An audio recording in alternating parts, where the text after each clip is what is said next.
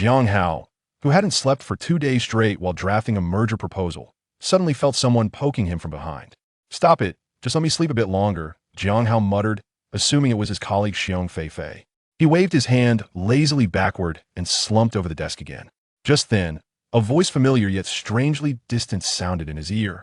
"This is your final exam of the semester, young man. If you want to sleep, please go home and do it there." Startled, Jiang Hao shot upright, eyes flying open. Before him stood a middle-aged woman, someone he both recognized and didn't. He knew her. This was Yang Yinling, the mother of his high school best friend Zhang Mu. But how could she look so young? As Jiang Hao instinctively reached to push up his glasses, he froze. His hand was thin, smooth, and delicate, not at all like the calloused, adult hands he remembered. All drowsiness vanished. He looked around wildly. One glance was enough. The exam paper on the desk, the rows of wooden desks, the chalkboard covered in equations. He was back. He had reincarnated 20 years into the past. He was in high school again. It was the final math exam of his second year of high school. "Sorry, Teacher Yang," Jiang Hao stammered, bowing his head slightly. "I stayed up late studying last night, so I dozed off during the exam." Yang Yinling nodded. "All right, this time I'll let it go. But if you do it again, you'll have to hand in your paper and leave." As a regular visitor to Jiang Hao's home and the mother of his best friend, she recognized him. Out of goodwill, she let the incident slide. Watching her walk away, Jiang Hao let out a quiet sigh of relief. Then, he turned and gave a grateful glance to Tao Jingjing, the classmate sitting behind him. They'd only been in the same class since second year and hadn't spoken much. Yet this girl had risked being accused of cheating just to wake him up.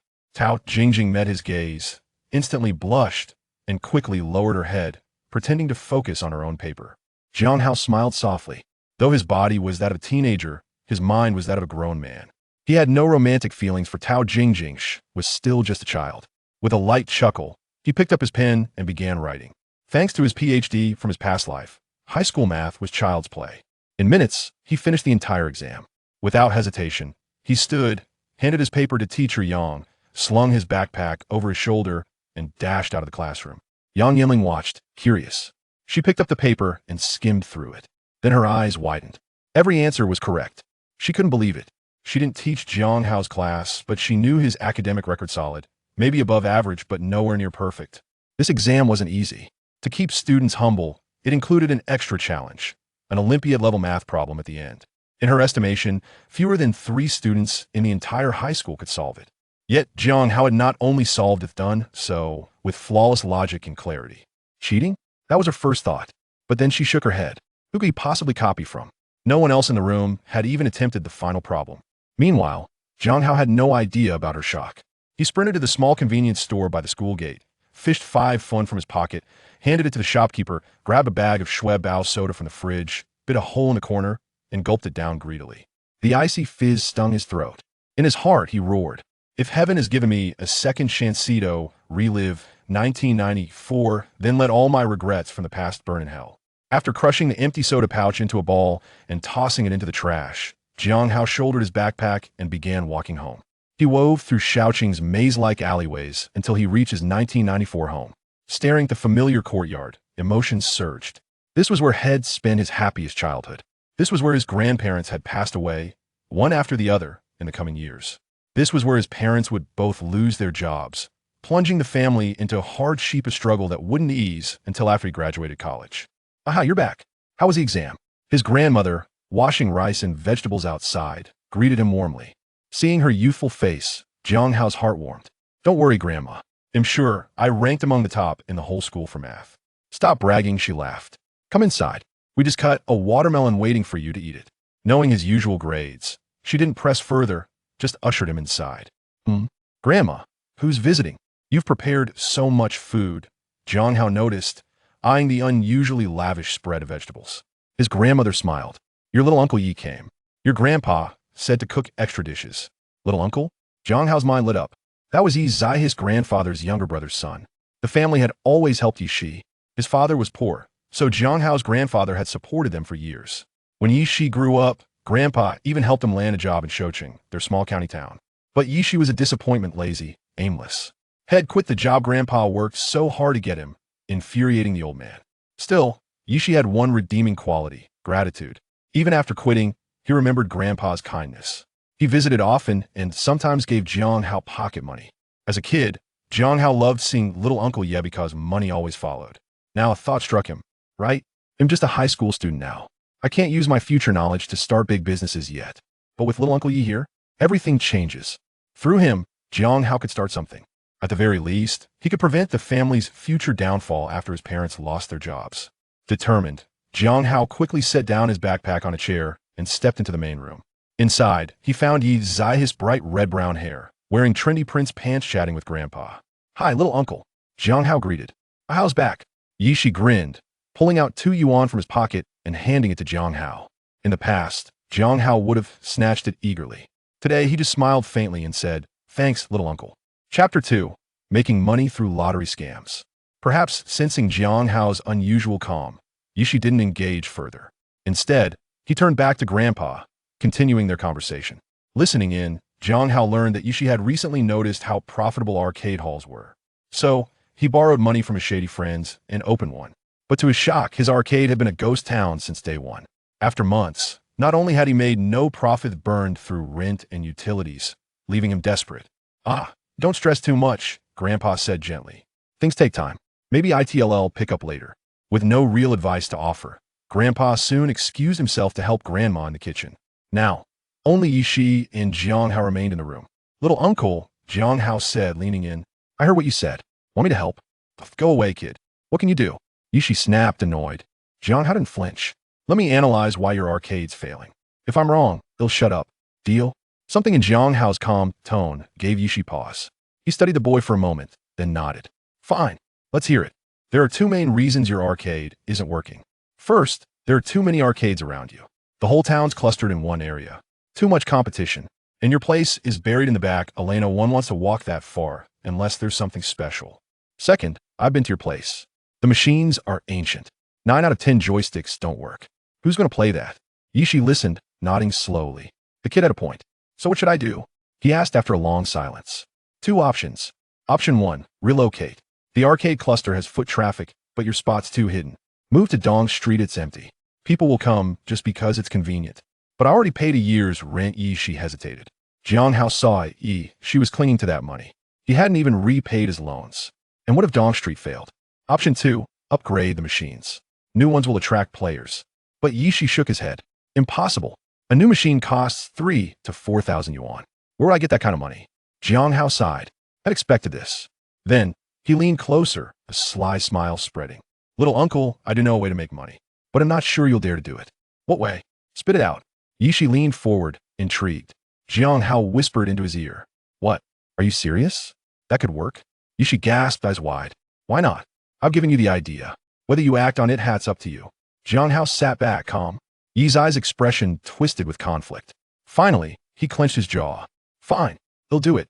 Jiang Hao nodded. Yishi might be lazy, but he had guts.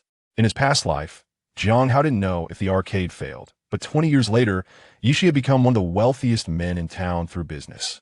"Then we shouldn't delay," Jiang Hao said. "Meet me tomorrow morning at 8 a.m. by the South City Wall." The next morning, Jiang Hao and Yishi stood atop the ancient city wall, gazing at the open field below.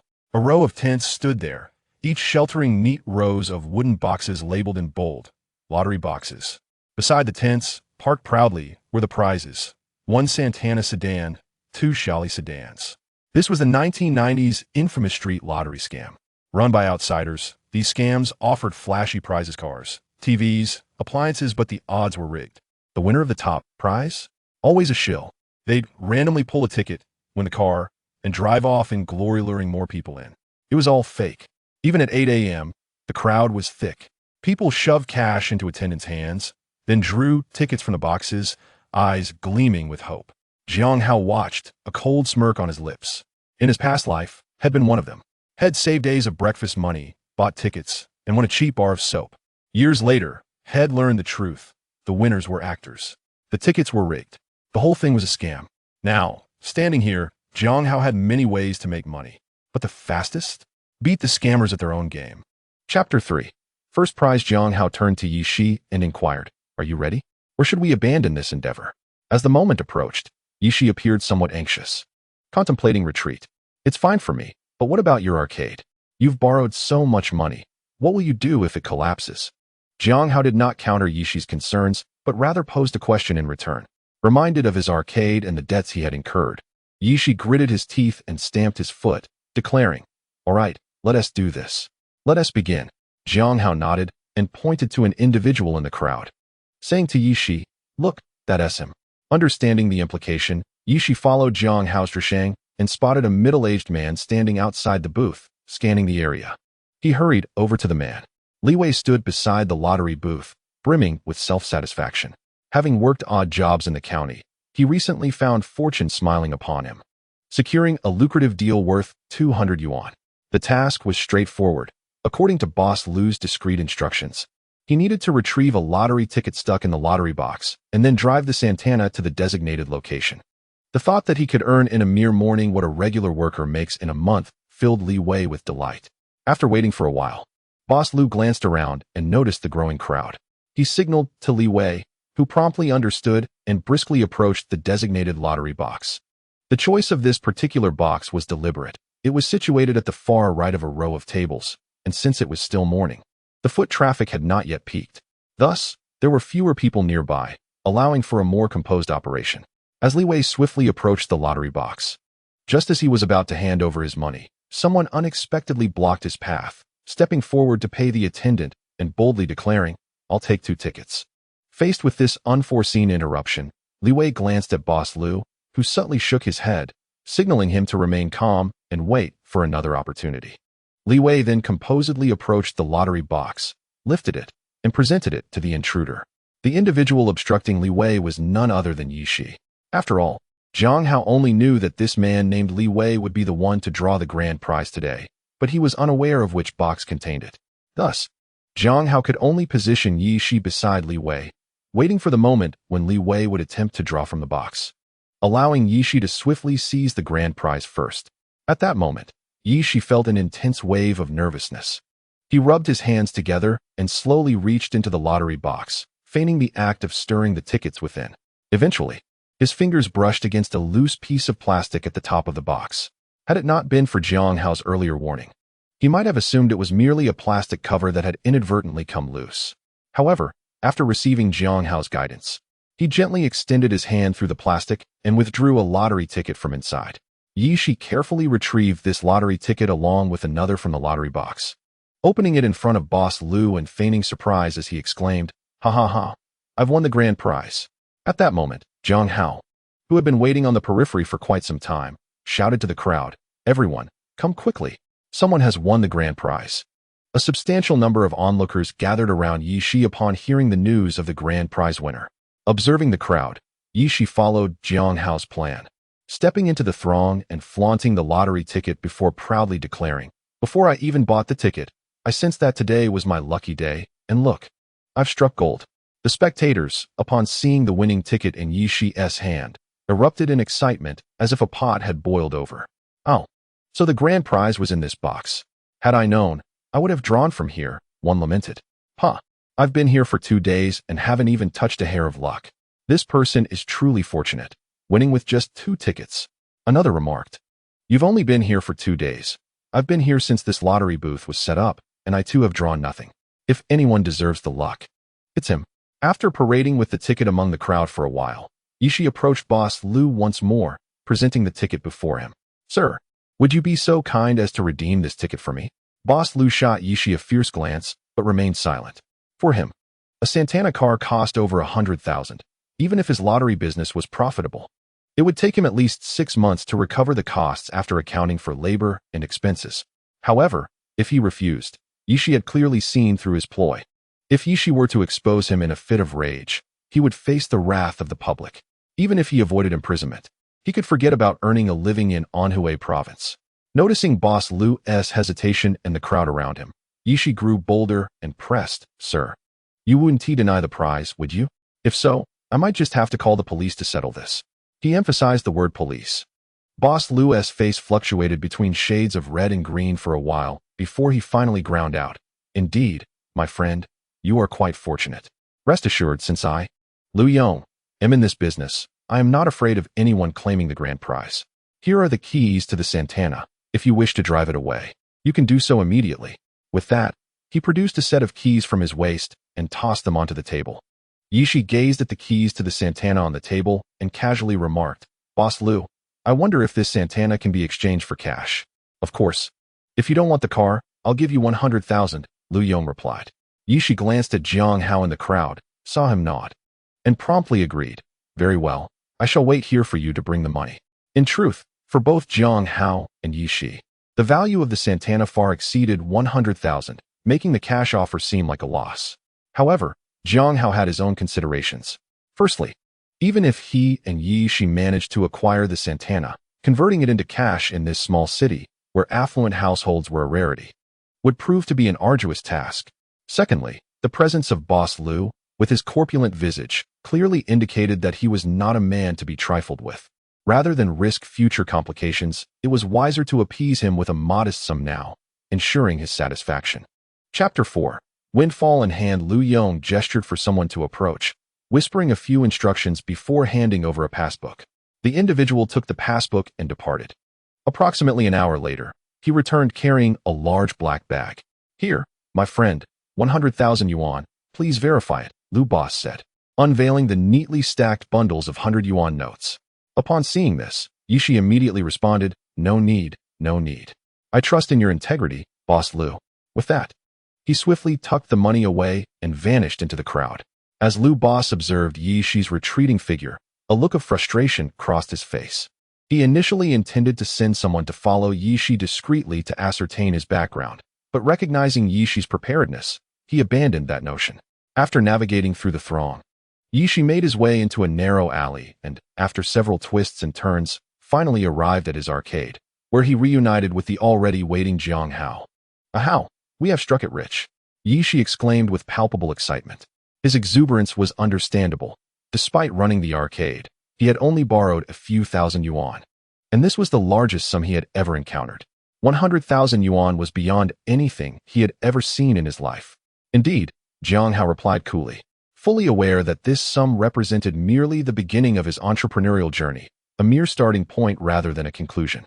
Furthermore, while this amount seemed substantial now, in a decade, it would be inconsequential. "Ahau, is it all right that we have taken so much money at once?" Yishi asked, his earlier excitement now tinged with concern. "Rest assured, my dear uncle, as long as you haven't been followed, there is nothing to worry about. As the saying goes, a powerful dragon cannot suppress a local snake. Those outsiders will struggle to locate us," Jiang Hao scoffed dismissively. "Moreover, their methods are rather crude, if we fear their pursuit. They too fear the revelation of their own secrets." Upon hearing Jiang Hao's words, Yishi exhaled deeply. "That is a relief, indeed." Jiang Hao smiled and remarked, "Look, uncle, now you have enough to purchase the machines, haven't you?" After a moment of contemplation, Yishi resolutely declared, "Ahau, this money is your doing. I have merely contributed a little. I cannot accept this money for myself." Jiang Hao waved his hand dismissively. "Uncle, do not be so polite with me. I will keep 20,000. The remainder is for you to use as you see fit." "Ahau, in that case, I shall consider you to have a 60% share. I believe I have already taken enough advantage of you. If you refuse to accept this, then I cannot justify using this money at all," Yishi declared resolutely after much contemplation. Very well, Jiang Hao recognized Yishi's character, understanding that if he did not accept this 60%, Yishi would never make use of the funds. Thus, he had no choice but to acquiesce. Upon hearing Jiang Hao's agreement, Yishi's spirits soared. "I will go find Lao He right now and discuss acquiring new machines." Lao He, as Yishi referred to him, was the wholesale distributor of gaming machines in the entire Lu City, the sole supplier for the region. "Wait a moment, uncle." Suddenly, Jiang Hao recalled something and halted Yishi's actions. Yishi, puzzled, inquired, "What is it, Ahau?" "Uncle, have you considered making a trip to Shenzhen to procure some machines for yourself?" Jiang Hao asked with urgency. Yishi appeared taken aback by Jiang Hao's suggestion. After all, in his mind, Shenzhen seemed so distant. In the first 20 years of his life, the furthest city he had ever visited was merely the nearby Huai city. Shenzhen had never even crossed his thoughts. Is that really necessary? It is quite convenient to source machines from Lao He. If something malfunctions, we can always have him repair it. Going to Shenzhen, we are unfamiliar with the area. We wouldn't even know whom to approach, Yishi stammered. "Uncle, your perspective is misguided. I have heard that Lao He ventured alone to Shenzhen to establish the gaming machine market. If he could succeed, why can't you?" Jiang Hao paused briefly before continuing.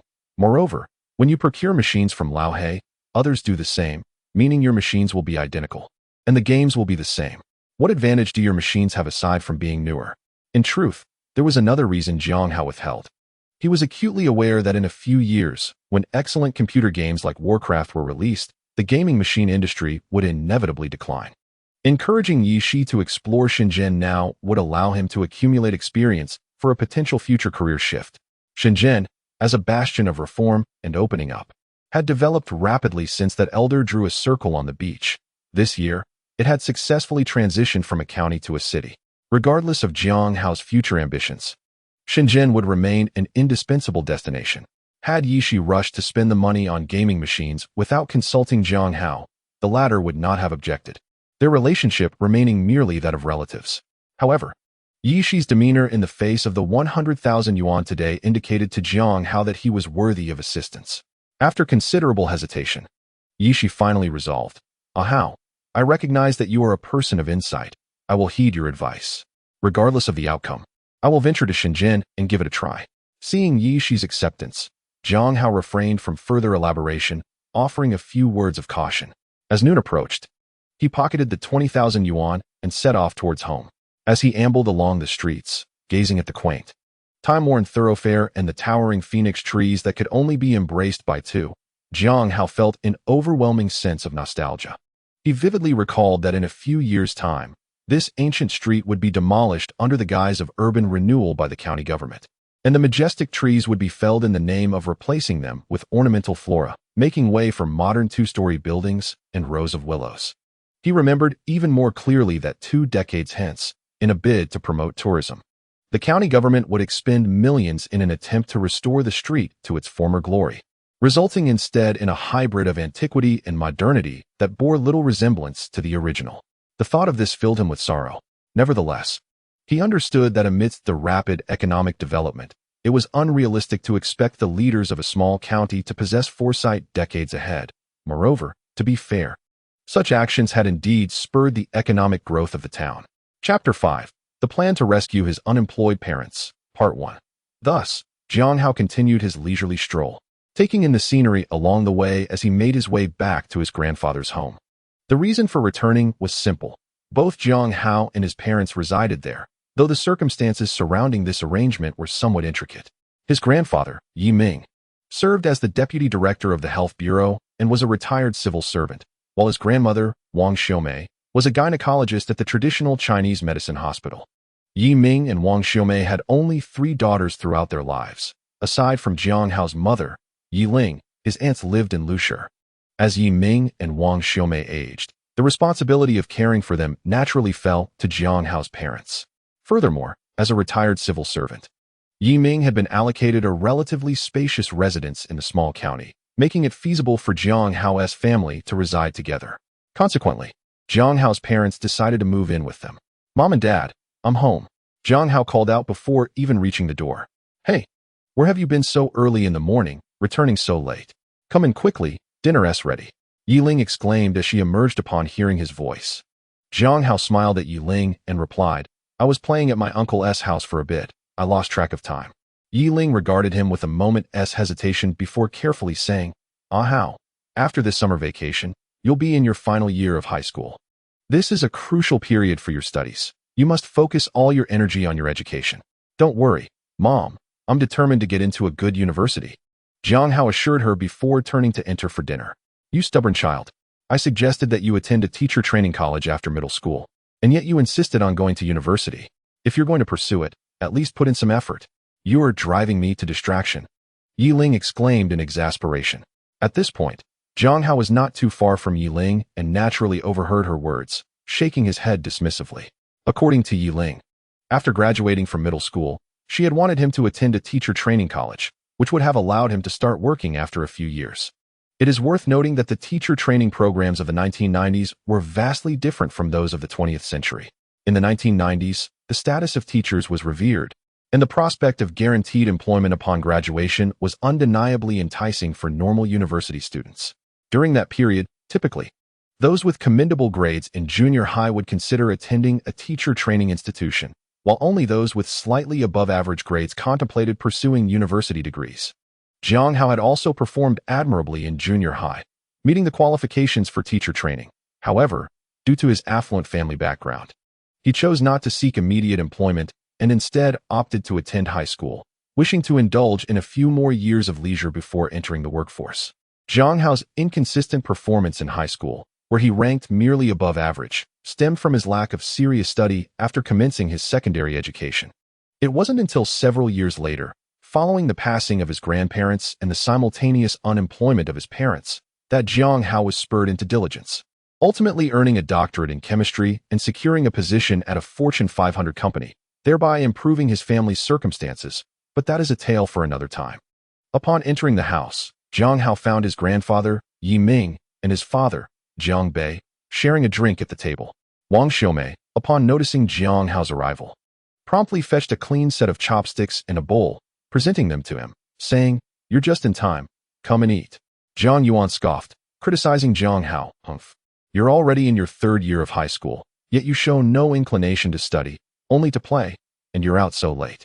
In a previous life, Jiang Hao, who had always had a strained relationship with Jiang Yuan, would have likely retaliated with an argument. However, in his current state, even the criticisms from family felt endearingly familiar to him. All right, let us discuss this after dinner," Wang Xiumei interjected, concerned about a potential quarrel. Hearing his mother-in-law speak, Jiang Yuan refrained from further comment and turned back to his drink with Yi Ming. "You visited your uncle today, didn't you?" Wang Xiumei inquired once Jiang Yuan fell silent. "Yes, Grandma. I went to spend time with Uncle," Jiang Hao candidly acknowledged, aware that he could not conceal his visit to Yi Shi from others. "Try to limit your interactions with your uncle. His carefree demeanor may lead you astray," Wang Xiumei advised. Indeed, during that era, individuals who forsook respectable employment for a life of frivolity were generally deemed untrustworthy. Cough. "I believe Yi Shi is fundamentally good-hearted. He simply enjoys leisure a bit too much." Encouraging him to spend time with Ahao isn't entirely detrimental, Yi Ming countered upon hearing Wang Xiumei's disparagement of his nephew. "Good-hearted? Is that so? He resigned from the decent job you secured for him without a word, and you call him good-hearted? What kind of person runs a gaming arcade? How many respectable individuals frequent such places?" Wang Xiumei retorted, clearly irked. Wang Xiumei's frustration with Yi Shi was palpable, as Yi Ming had leveraged numerous connections to secure that position for his nephew, only for Yi Shi to abandon it without notice, naturally inciting Wang Xiumei's disapproval. Jiang Hao listened to Wang Xiumei's words with indifference, fully aware that she was a sharp-tongued yet tender-hearted individual. Though her words were often harsh, she had done everything for Yi Shi, even supplementing her with her own allowance. If she were more temperamental, Yi Shi would never have dared to visit. At that moment, the door swung open, and Yi Ling entered, carrying a pot of soup. After placing it on the table, she took up her bowl and chopsticks to begin eating. After a while, as if recalling something, Yi Ling suddenly asked Jiang Hao, "Hao, don't go out this afternoon. We are going to your grandfather's house." "Is there something going on?" Yi Ming inquired curiously.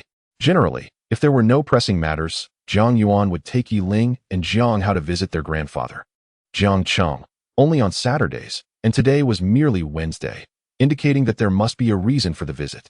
"Dad, it's nothing much. It's just that Grandfather Jiang is officially retiring, so we're going to pay him a visit," Yi Ling replied. Yi Ming nodded in understanding. "Oh, old Jiang has been in semi-retirement for so many years. It is indeed time for him to retire officially." "Dad, actually, my father has another matter for us." Jiang Yuan hesitated for a moment before continuing. Observing Jiang Yuan's demeanor, Yi Ming asked, "What else is there?" Jiang Yuan took a sip of wine and complained about Jiang Cheng. "It's just that my father wants to discuss transferring us to the first high school after his official retirement. Just think about it. I am doing well at the department store, and Yi Ling is already the deputy director at the grain station. What is the point of going to the first high school?" Chapter 6. The Plan to Rescue Parents from Unemployment, Part 2. Indeed. With one of you poised to become the head of the personnel department at the department store, and the other already a deputy director at the grain station, it is illogical to start over at the first high school, especially when it is not performing as well as they are. Yi Ming nodded in agreement with Jiang Yuan's perspective. As they chatted, Jiang Hao, seated nearby, was taken aback. Initially, he had believed that Jiang Yuan and Yi Ling's unemployment was a foregone conclusion and had anticipated profiting significantly from their situation. He thought they would merely feel a twinge of disappointment, their standard of living remaining unaffected. However, he had not expected such a twist to arise. As someone who had been reborn, he was acutely aware that despite the current stability of the grain station and the department store, they had been gradually declining in recent years. At present, they managed to maintain their status, the department store through rental income, and the grain station by relying on government policies. Yet in a few years, those policies would shift dramatically, leading to widespread layoffs among employees at both the department store and the grain station, with no one able to escape the fate. However, the first high school was a different matter entirely. Regardless of the era, schools remained the most stable institutions. Jiang Hao also knew that in 10 years, the first high school would rise to prominence by nurturing a provincial college entrance examination top score, elevating its status to that of a key provincial school. By that time, without a bachelor's degree in education, entering the first high school would be an impossibility. Who could argue otherwise? Jiang Yuan lamented, "But Dad, you know that after my father retires, he can pave the way for his children to take over his position. He has 3 sons. I am the eldest. The second son works at the Human Resources Bureau in Ping City, South Province, and is certainly unable to return. As for the youngest, he is employed at the Dingji Oil Factory, which boasts the best performance in our county. Hence he is also reluctant to come back. Our unit's efficiency has significantly declined in recent years, prompting my father to contemplate having me take over his position." Yiming nodded in understanding of Jiang Cheng's situation. "This is quite understandable. Your father has dedicated many years to the school's logistics, naturally forming a bond, which is why he wishes for you to succeed him. However, as long as you communicate effectively, he will respect your wishes."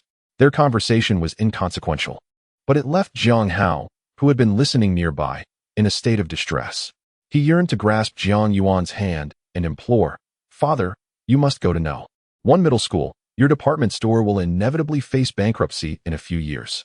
Yet, he was aware that even if he voiced the grim future of the department store now, no one would believe him. They might even suspect he had lost his sanity. Those not of this era might fail to comprehend the significance of a respectable job in their eyes. To this day, Jiang Hao vividly recalls the moment his grandmother retired in his previous life. She had not stepped outside for an entire month. When others inquired about her solitude, she lamented, "I am no longer employed. It is shameful." However, this opportunity was too rare to overlook. If Jiang Hao could persuade Jiang Yuan and Yi Ling to work at No. 1 middle school, then they would not succumb to despair due to unemployment years later, which could lead to ill health. He resolved to devise a plan. As Jiang Hao pondered, his gaze aimlessly roamed the room, and suddenly, he spotted his great-grandfather's memorial tablet, which sparked an idea. "Ah!" Jiang Hao exclaimed with feigned astonishment. "What is it?" Upon hearing his outcry, Wang Xiaomei and Yi Ling turned to him in haste. Feigning a sudden recollection, Jiang Hao continued, "Grandmother, grandfather, parents. After hearing you discuss this matter today, I was reminded of a dream I had last night." Wang Xiaomei and Yi Ling sighed in relief at his words. "What is so remarkable about dreaming, child?" "I had a dream last night related to this very issue." Jiang Hao persisted. "I saw a man with a scar on his left eyebrow who told me I must convince my parents to agree to go to No. 1 middle school, along with a multitude of reasons." Initially dismissive, Yiming's interest peaked when Jiang Hao described the man with the scar. He set down his chopsticks and exchanged a meaningful glance with Wang Xiaomei. "Wait, Hao, please describe the man you dreamed about in detail," Yiming inquired. Jiang Hao feigned contemplation before slowly articulating. "The man appeared to be in his 50s or 60s, slightly shorter than me, approximately 156 centimeters tall, slender, with a dark complexion and a scar on his left eyebrow." While recounting this description, Jiang Hao thought to himself, "You have never mentioned my great-grandfather's appearance. So once I describe him, you will have no choice but to believe." As for how Jiang Hao came to know the appearance of his great-grandfather, it was a fortuitous coincidence. After entering that prominent enterprise in his previous life, Jiang Hao swiftly earned enough money to purchase a new home. He acquired a residence in Haisher, the very city where the company was located, and brought along the frail Yi Ling and Jiang Yuan to live with him. During the moving process, they inadvertently uncovered the sole photograph of his great-grandfather. Remarkably, Yiming had once sought a portrait of his great-grandfather for a memorial, but had been unable to find one, only to discover it during the move. At that moment, Yi Ling had a realization and inquired of Yiming, "Father, could that individual be?" Yiming nodded, confirming Yi Ling's suspicion. Indeed, The person that Hao just described bears a striking resemblance to your grandfather. Not to mention, Hao mentioned that this man had a scar at the corner of his left eyebrow, which your grandfather also had. That scar was acquired during his youth when he encountered robbers while conducting business at Jinyang Pass. Furthermore, Yiming noted, your grandfather was indeed slender and dark-skinned, passing away at the age of 54. Upon hearing Yiming's words, Jiang Yuan set down his glass, hesitatingly remarking, this is rather uncanny.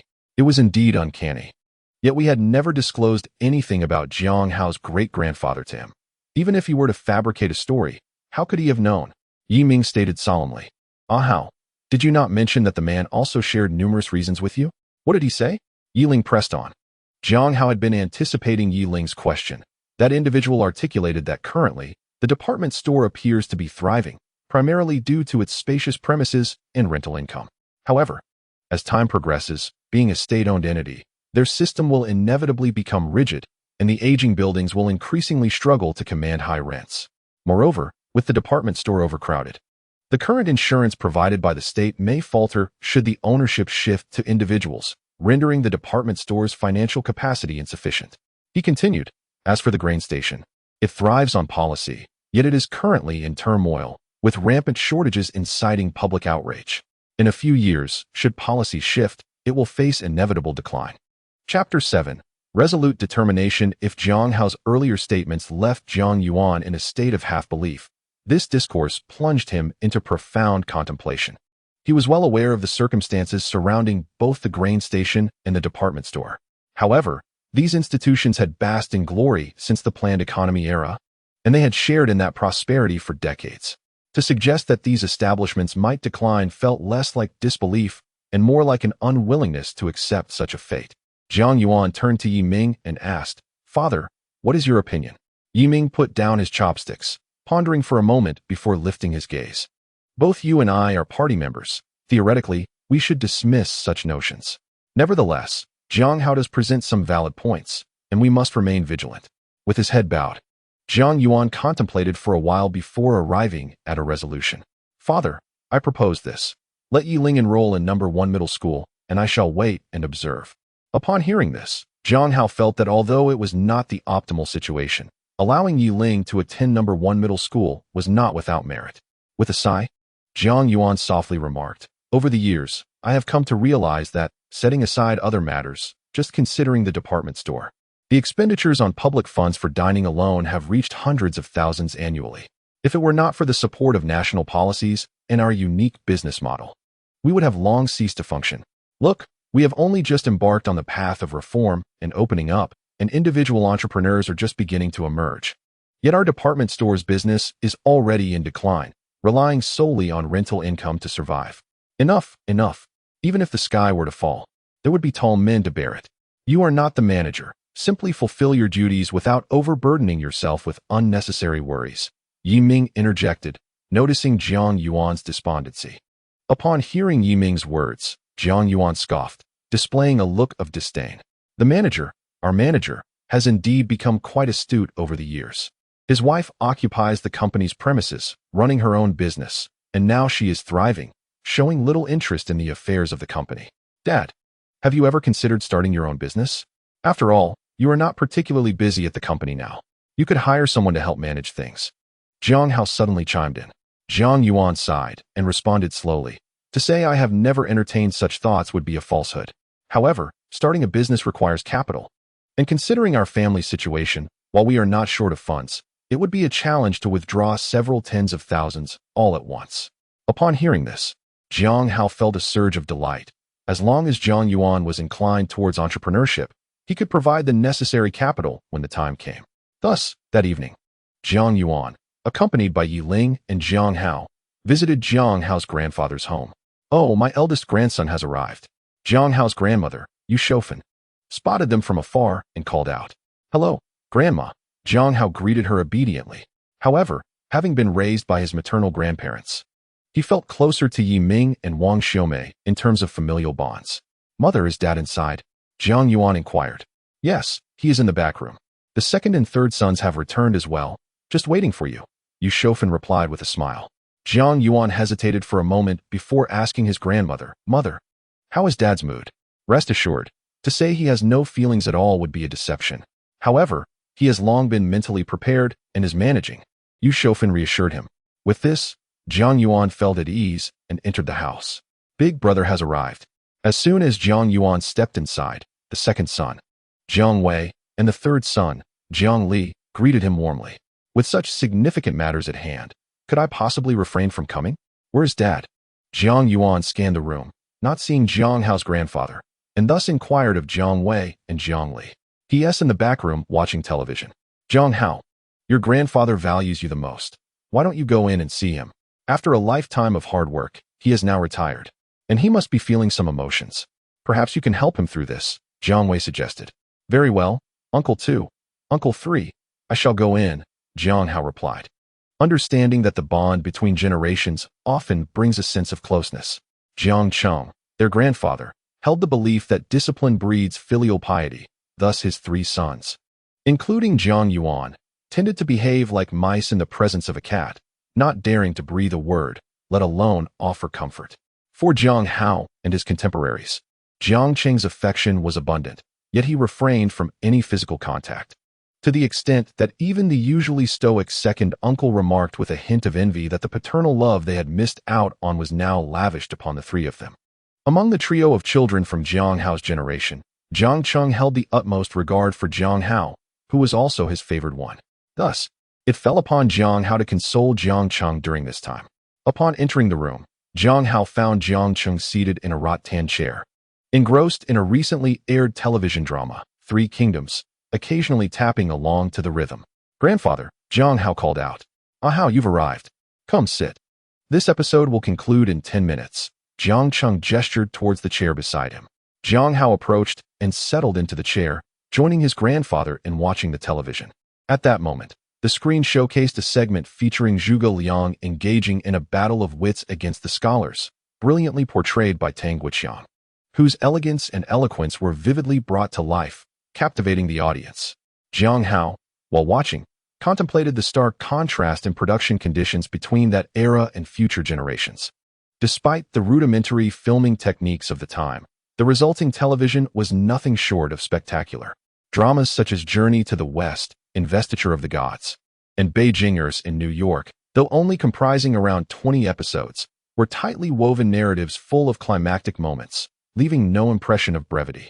Decades later, while filming conditions improved with the advent of film studios and computer-generated effects, the television dramas produced failed to leave a lasting impression on viewers, prompting deep reflection. Finally, as 3 Kingdoms concluded, Jiang Cheng suddenly inquired, "It was your second uncle and the others who sent you here, wasn't it?" "Grandfather, you are astute to have deduced that." Jiang Hao quickly flattered. "Humph, those boys lack the courage to come themselves, so they send you in." Quite the pair of achievers, Jiang Cheng huffed, expressing his annoyance. Not wishing to comment on the elders, Jiang Hao cautiously replied, "Grandfather, please do not be upset. My father and the others are only concerned for you, fearing you might become distressed and jeopardize your health. Enough of their praises. I am well aware of their characters. They were frightened of me since childhood. Worried I might embarrass them at this moment." Jiang Cheng sighed. "With age, one becomes more concerned about reputation, which I can understand." "Grandfather, are you all right?" Jiang Hao inquired with trepidation upon hearing Jiang Cheng's words. Chapter 8. Loyal friend Liang Peng. Jiang Cheng smiled faintly, donning his reading glasses. What could possibly be wrong? I have been a working individual since I was 13. Now, the organization has graciously allowed me to retire and enjoy some peace. How could I refuse? All right, let us go outside and not cause them unnecessary worry. Without waiting for Jiang Hao's response, Jiang Cheng rose and turned to leave, leaving Jiang Hao in a state of bewilderment. That evening, the Jiang family gathered for a meal, much to the delight of Jiang Hao's grandmother. Such a scene of the entire family dining together was a rarity, only occurring during the festive seasons. "Father, I raise a glass in your honor, congratulating you on your well-deserved retirement to enjoy life. Over the past few days, I noticed a fishing tackle shop has opened at the East Gate. You might consider visiting it." Uncle San stood up, lifting his glass towards Jiang Cheng. "Humph." Grandfather Jiang slammed his cup down onto the table, interrupting Uncle San before he could finish his thought, his gaze fixed sternly on Jiang Li. The atmosphere in the room grew tense, rendering Uncle San profoundly awkward. Jiang Hao secretly chuckled to himself. "Grandfather, despite claiming indifference, clearly harbored concern about this matter. As soon as Uncle Sin mentioned it, he immediately showed his displeasure. This left Jiang Wei in a particularly awkward predicament, his hand holding the glass suspended in midair, unsure whether to set it down or leave it aloft. Hao, you will be facing the college entrance examination next year. Which school are you considering? Uncle Jiang Wei, sensing the tension, quickly interjected to shift the conversation. Indeed. Hao, what are your plans? Grandfather Jiang inquired, genuinely concerned about his eldest grandson's academic pursuits. Uncle, I haven't decided yet. I plan to focus intently during my final year and aim for a good university, Jiang Hao replied earnestly. Perhaps you should consider Eagle City University in Ping City. It's quite reputable and conveniently located. You could visit my home during your free time, and it would be easier for us to support you if needed, Jiang Wei suggested. In truth, Jiang Wei was not overly worried about Jiang Hao's academic performance. He understood that Jiang Hao's average standing in class stemmed from a lack of effort rather than ability. His foundation was solid, and with diligence, gaining admission to a university would not pose a challenge. Let us defer this matter until after the examination. Until then, we cannot ascertain his results, Jiang Wei remarked, prompting a frown from Yiling. She had initially hoped Jiang Hao would attend a university within their province, allowing for frequent returns home and facilitating job placement in Shoqing or nearby cities. However, should he enroll in Eagle City University, job assignments would likely be in southern provinces. And in this era of limited communication, returning home would be a formidable challenge, even making a simple phone call difficult. Very well, we shall not dwell on this. However, I wish to make my position clear. Should Jiang Hao decide to attend my university, you and the eldest brother need not worry about anything else. I will take care of it all, Jiang Wei declared after taking a sip of his drink. Jiang Wei indeed had the merit to make such a statement. He was a legendary figure in the small county of Shoqing. During his high school years, he excelled academically, consistently ranking first in the county. It was anticipated that he would smoothly transition to university. Unexpectedly, however, he was reported twice by someone with a long-standing grudge against grandfather Jiang, who seized upon his youthful mischief, and in an era of stringent political scrutiny, he was rejected twice from university admission. After this, Uncle Tu, in a fit of anger, sought refuge with relatives of Jiangcheng in the southern province. There, under the intense pressure of the college entrance examination, he successfully gained admission to a university. Subsequently, he ascended to the position of deputy director at the Human Resources Bureau in Ping City, where he became a notable figure in the local community. Given his role in the bureau, it would be a simple matter for him to arrange a favorable position for Jiang Hao. All right, we shall discuss this matter later. By the way, Jiang Yuan, have you given any thought to your and Yiling's transfer to the first high school? Jiang Cheng inquired. Jiang Yuan set down his wine glass and replied slowly, Father, Yiling and I have discussed it. She will transfer to the first high school while I will remain at the department store for the time being. After all, if we both go, it may invite unwarranted gossip. Very well, I shall speak to the principal about this tomorrow. Once Yiling arrives, I will ensure she is placed under Yu Jia's supervision. He is an old subordinate of mine and will look after her well. Jiang Cheng, when broaching this topic, had not truly expected Jiang Yuan to agree, considering both he and Yiling were doing well in their current positions. However, upon hearing Jiang Yuan's willingness to transfer Yiling to the first high school, he felt a surge of satisfaction, pleased at the prospect of a promising future. Father, I had also been contemplating the first high school, Jiang Hao's third aunt murmured as she awkwardly stood up to toast Jiang Cheng. You have a good job at the canning factory. Why would you want to go to the first high school? Besides, you can barely read. What would you do there? Before she could finish her thought, Jiang Cheng interrupted her. Jiang Hao's third aunt, a fisherwoman by birth, was quite beautiful, yet she harbored a petty demeanor, unable to tolerate the success of others, which led to her unpopularity with Jiang Hao's grandfather. Had it not been for Jiang Hao's third uncle, Jiang Li, who stubbornly insisted on marrying her and even resorted to a hunger strike in protest, she would likely have been dismissed long ago. Enough, regardless of the circumstances. Jiang Cheng's retirement can be considered a splendid conclusion, and Jiang Hao is now embarking on his summer vacation. Since his visit to his grandfather's home, Jiang Hao had sequestered himself in his room, diligently studying. Despite having earned a doctorate in chemistry in his previous life, he needed to review much of the high school curriculum to achieve the best possible results in the college entrance examination. In Jiang Hao's plan, He did not need to study chemistry and biology, for a mere review would suffice. As for English and mathematics, both subjects were related to chemistry, so a brief study would be adequate. Regarding Chinese literature, he believed its scores were innate, with little impact from later efforts. However, physics was a subject he had neglected for decades and required thorough study. Fortunately, he had a year to prepare, and at that moment, Jiang Hao was at the peak of his memory capacity. Coupled with the comprehension skills he had gained in his later life, he anticipated no significant difficulties. Haoko, Haoko. Suddenly, a voice called from outside the window. Jiang Hao smiled, recognizing the voice and nearly guessing the identity of the visitor.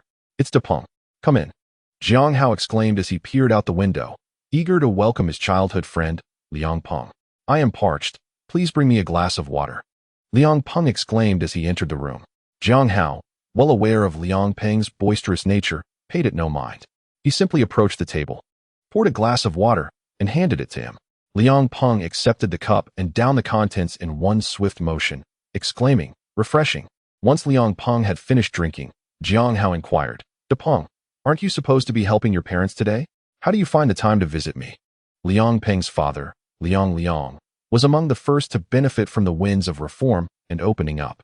After the reforms, Liang's father, once impoverished to the point of having barely a few tiles on his roof, made the bold decision to sell their home and relocate to a relative's house in Shanghai, where he stayed for 6 months to learn the craft of making egg cakes.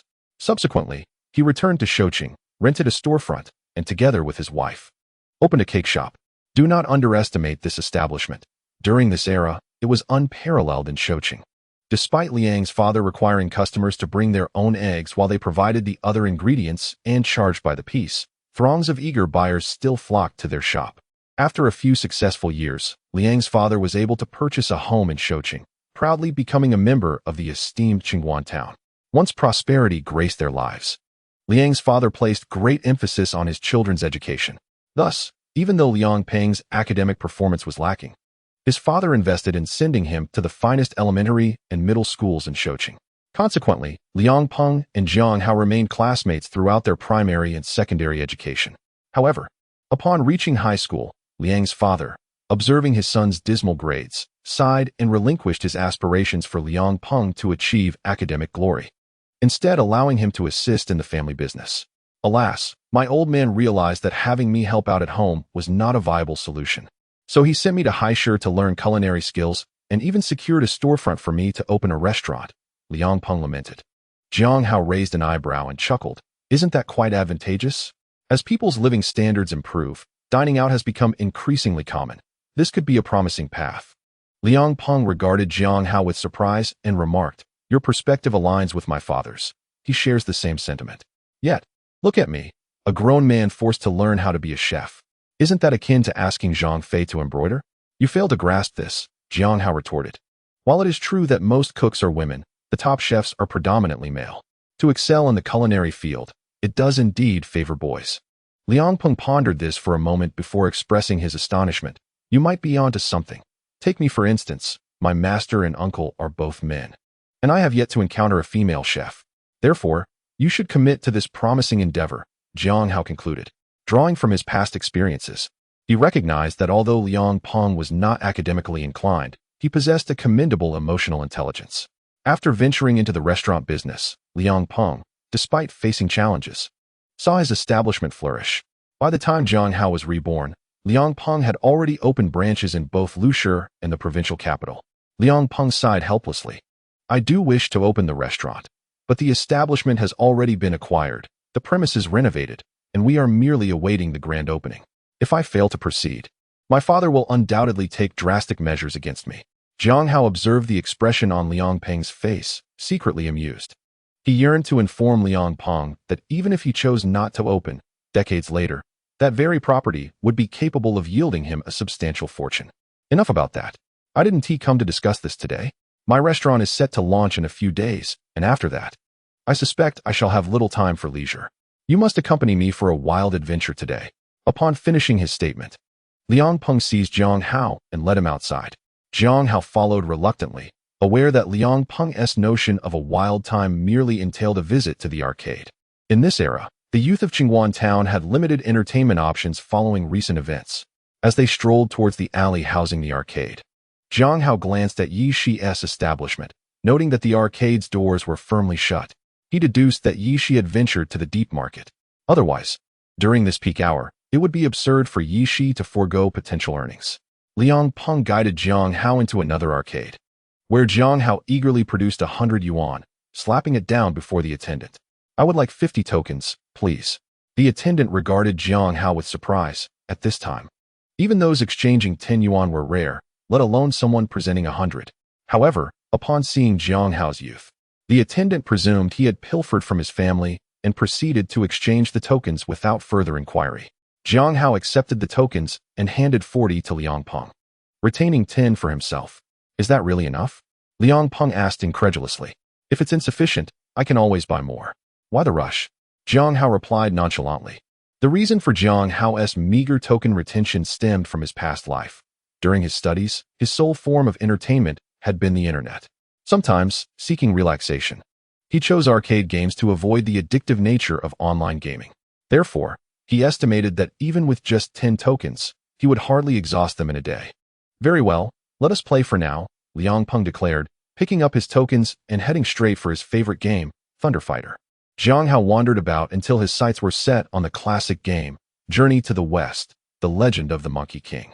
In 1994, this iconic game had just been introduced to the arcades of Shoqing, igniting a fervor for its gameplay. Any arcade without this title was destined for mediocre business. Just as Jiang Hao selected this game, the last player had vacated the machine. In this era, game tokens were a precious commodity, costing 2 for a single yuan. Thus, even with a game that allowed for token continuation, few opted to do so, preferring to wait for a fresh start instead. Jiang Hao settled onto the leftmost machine, testing the joystick and finding it satisfactory. After all, this machine was newly introduced. Although it had seen considerable use, the controls had yet to wear down. Subsequently, Jiang Hao secured the role of the White Dragon Horse. "Hey, brother, can you handle the White Dragon Horse? If not, let us swap. I wouldn't want to burden everyone," a brash young lad with yellow hair remarked. Chapter 10. The school beauty Lu Jing. Though the young lad's words were rather ungracious, he spoke the truth.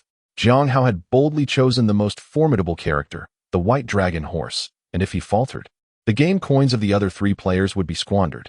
This young lad was a regular at the local gaming arcade and was familiar with several adept players of the White Dragon Horse, while Jiang Hao was evidently not among them. "Rest assured, stick with me, and I shall guide you to victory," Jiang Hao replied with a confident smile.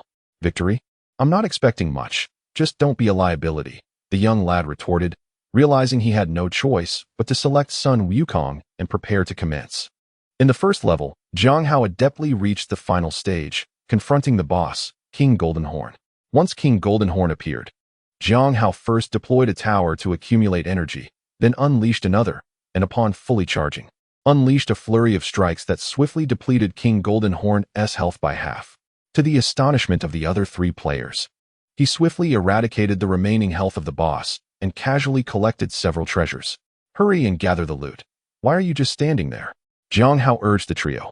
Snapping back to reality, the 3 collected the remaining items from the ground. Jiang Hao then led them through to the 4th level, the Sea Urchin King. However, due to various missteps, the other 3 players had exhausted their lives, leaving only Jiang Hao standing. Yet, they remained, fixated on Jiang Hao's screen, watching as he continued to progress through the levels. The previously skeptical young lad now gazed at Jiang Hao with eyes gleaming with admiration. And had it not been for Jiang Hao's ongoing success, he might have bowed to him as a master right then and there. Gradually, a crowd gathered around the arcade machine of Journey to the West, exorcising demons, as they watched Jiang Hao execute a dazzling series of combos, advancing from one level to the next, prompting murmurs of awe among the onlookers. Where did this expert come from? We, as a group of 4, could barely conquer the 3rd level, and he has single-handedly reached the 8th. Indeed, with his level of proficiency, one cannot fathom how many game coins he must have invested. "How many? Go ahead and try. I've contributed at least a few hundred coins on this machine, yet I can barely reach the 3rd level, given his current pace. It seems he is on the verge of completing the game."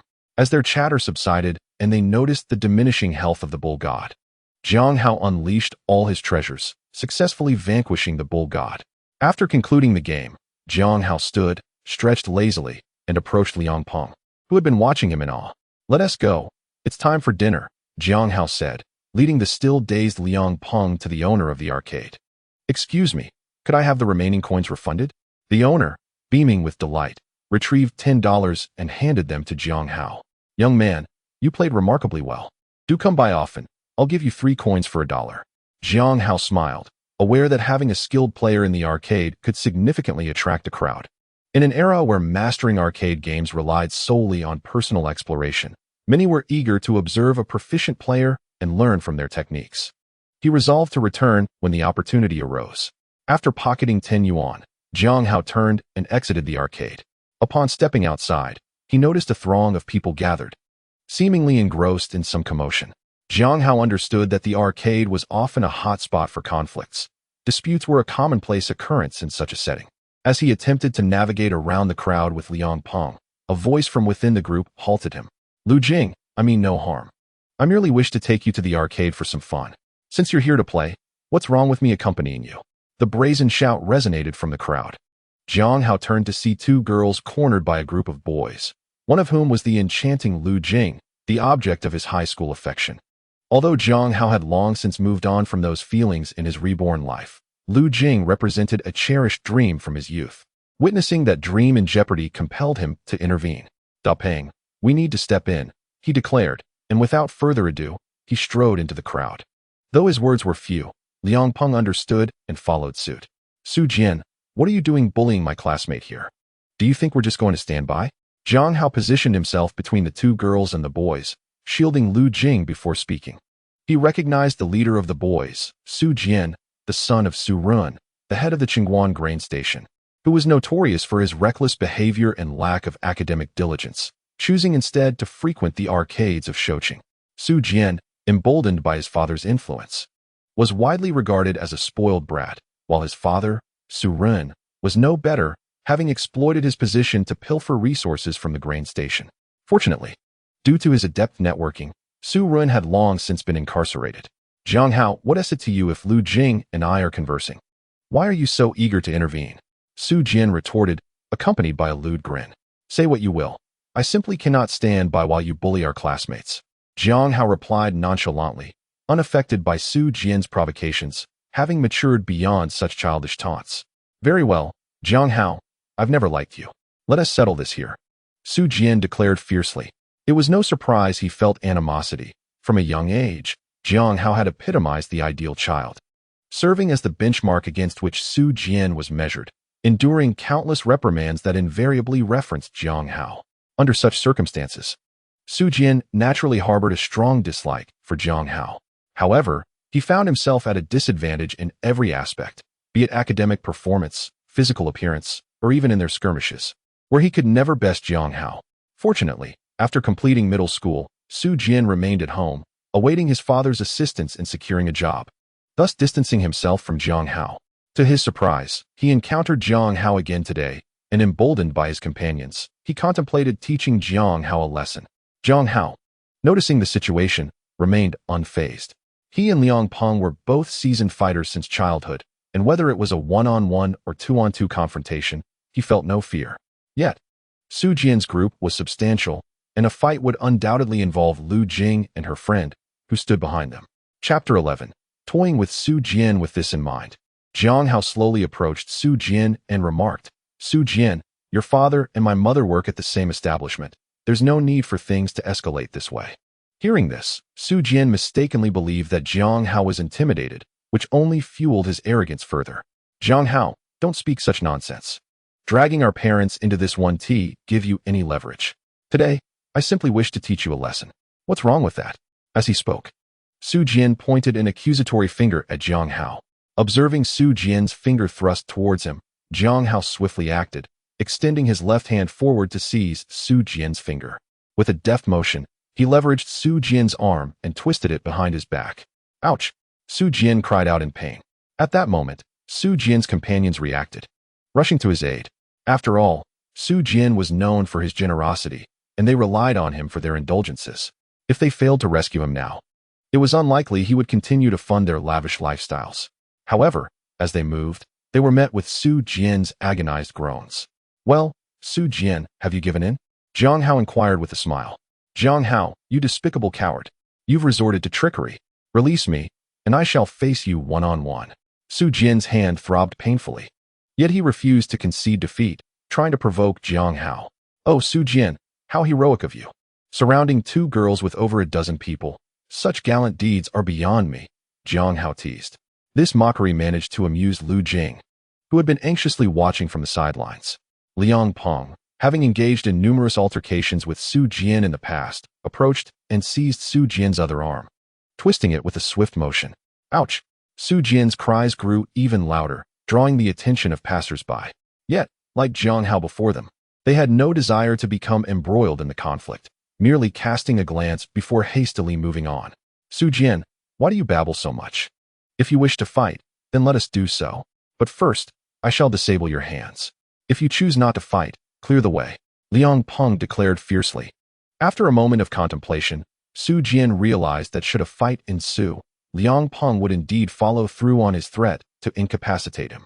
Thus, even if I were to beat Jiang Hao and Liang Peng, my hands would surely be fractured, making it an unwise endeavor. Very well, Jiang Hao, Liang Peng, I concede. Su Bao, allow them to depart. Upon hearing Su Jian's words, the individual named Su Bao hesitated for a moment before parting the way, signaling for Jiang Hao and Liang Peng to leave. Su Jian, I apologize for the inconvenience, but I must trouble you to accompany us.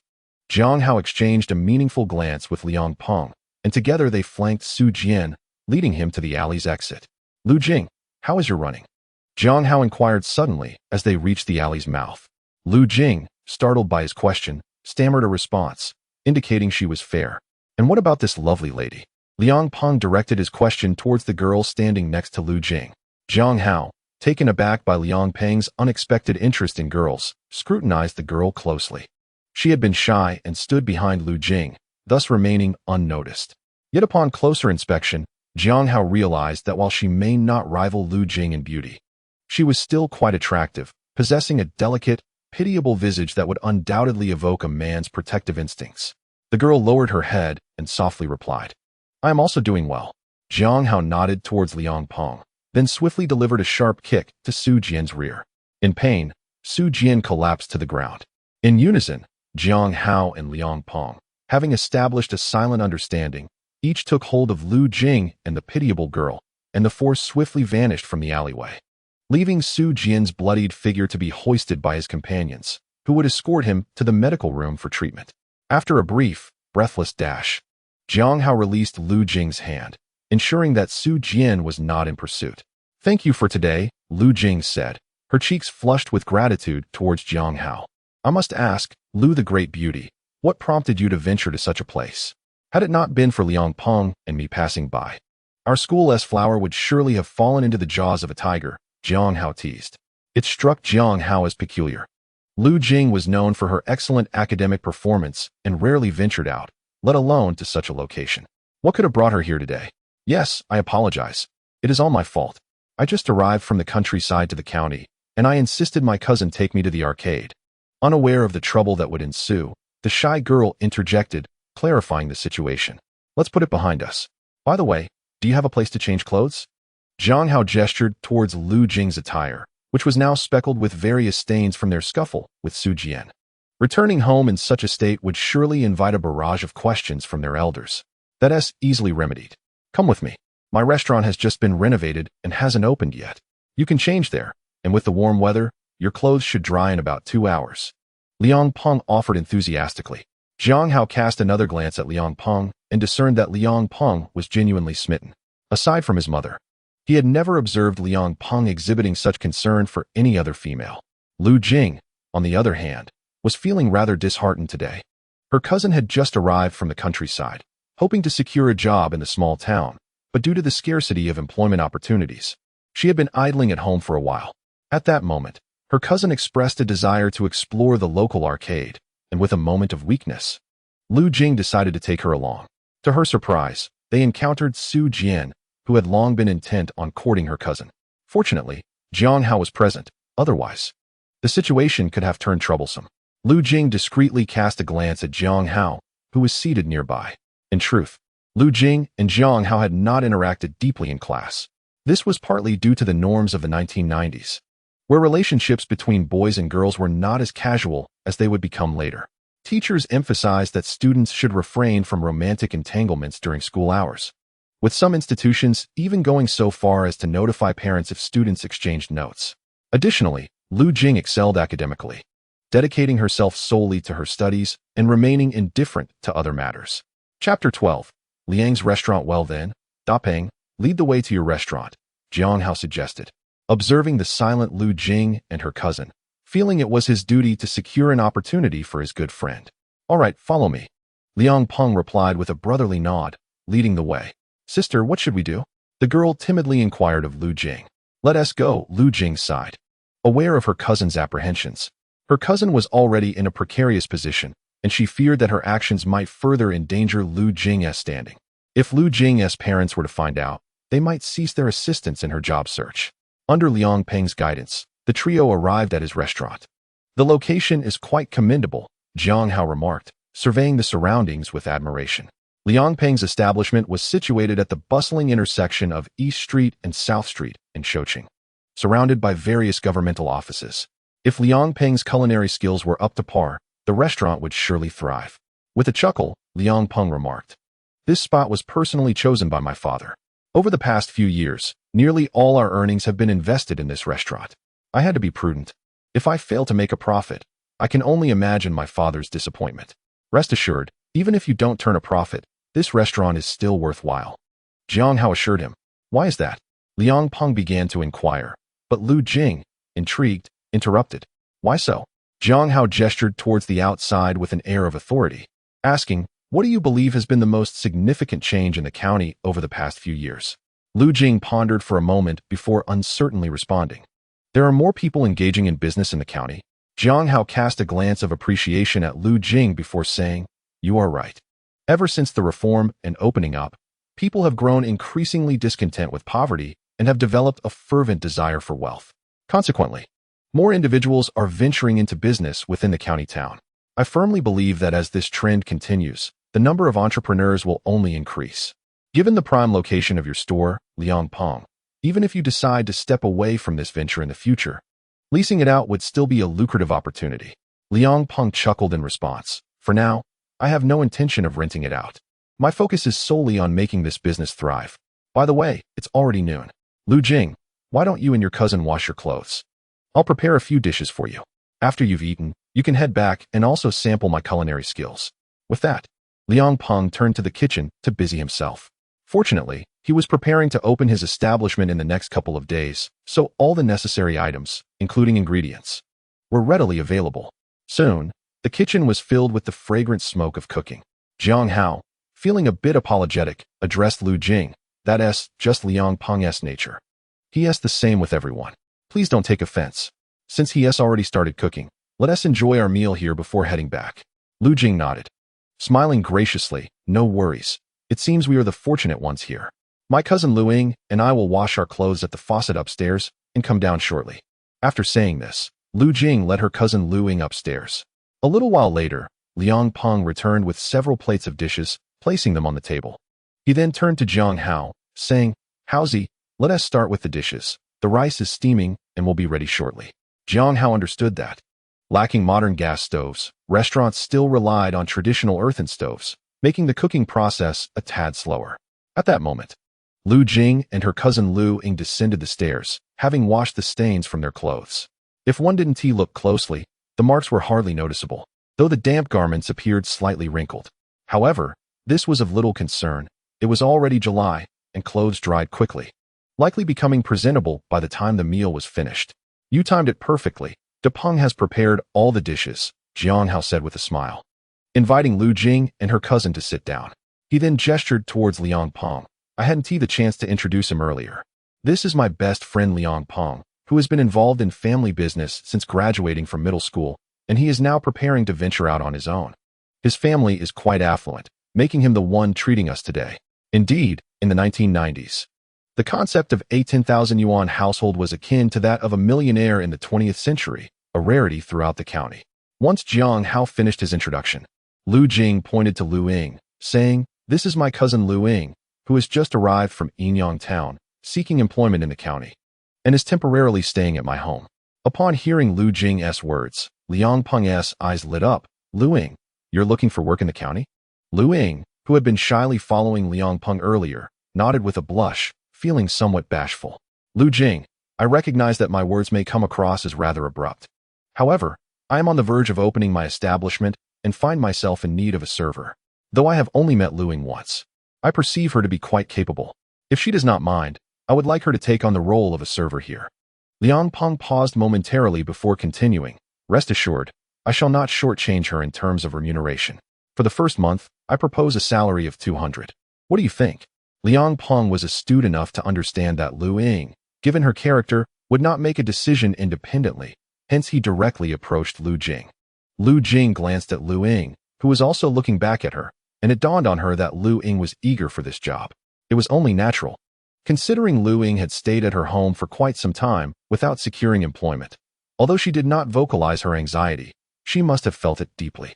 However, Lu Jing's parents could not be entirely blamed, as they were merely low-level civil servants and not influential figures. They could only offer Lu Ying a chance to try, without any guarantees of finding her a suitable position. With a sigh, Lu Jing replied, "How about this? I will consult with my parents, and if they agree, Lu Ying can give it a try here." "Very well," Liang Peng responded, "I shall await your news." Jiang Hao then pulled Liang Peng aside, signaling him to refrain from further persuasion. Liang Peng understood that he had been too hasty and awkwardly shifted the conversation. "All right, I will await your response, but first, do indulge in the dishes I have prepared. This braised pork is an authentic Shanghai dish, a specialty of my master." Chapter 13. Teaching you to cook. Upon hearing Liang Peng's words, Jiang Hao curiously picked up his chopsticks and sampled a piece of the lean braised pork. In this era, due to limited resources, most individuals preferred fatty meat for its satiating qualities. Jiang Hao, having been reborn, retained the palate from the resource-rich 20th century, favoring lean meat. After savoring the braised pork, he furrowed his brow and set down his chopsticks. "What is the matter?" Liang Peng inquired, noticing Jiang Hao's expression. After a moment of contemplation, as he observed Liang Peng's increasing discomfort, Jiang Hao finally said, "De Peng, I'm grateful you brought us here today. Otherwise, your business would surely flounder after opening." "Why? This dish has no faults. My master himself praised my skills, claiming to have imparted his true techniques to me," Liang Peng retorted. After tasting the pork again, he continued, "Indeed, my master acknowledged my proficiency." Jiang Hao managed a wry smile before asking, "That may be true, but tell me, when you first arrived in Shanghai, did you find the local cuisine to your liking?" Liang Peng's face paled as he murmured, "Are you implying?" At that moment, Jiang Hao provided clarity. "Indeed, your father learned the art of making egg cakes in Shanghai, which enabled him to establish a shop in Shoqing, a remarkable achievement. However, egg cakes are sweet, and thus their flavor is consistent nationwide, but dishes vary significantly. We are situated in the central region of Anhui, where our palate leans towards salty and spicy flavors. In stark contrast to the authentically sweet profile of Shanghai cuisine, it is unlikely that those from our area can readily adapt to the tastes of that locale." Subsequently, Jiang Hao turned his attention to Lu Jing and Lu Ying, saying, "Why not give it a try?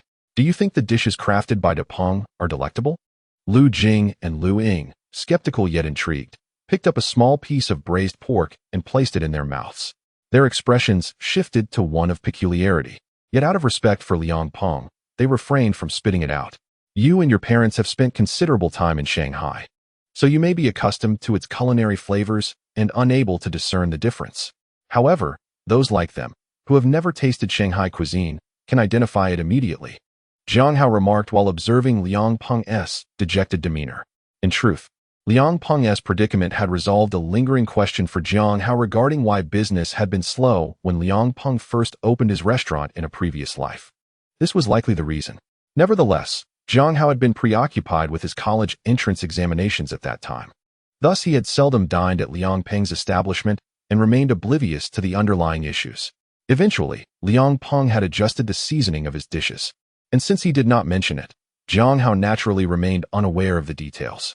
At that moment, Liang Peng bore an expression akin to having seen a ghost. Muttering to himself, "What should I do? The opening is just a few days away. If what you say is true, how can I proceed?" Jiang Hao responded with a confident smile. Why worry? I've got everything under control.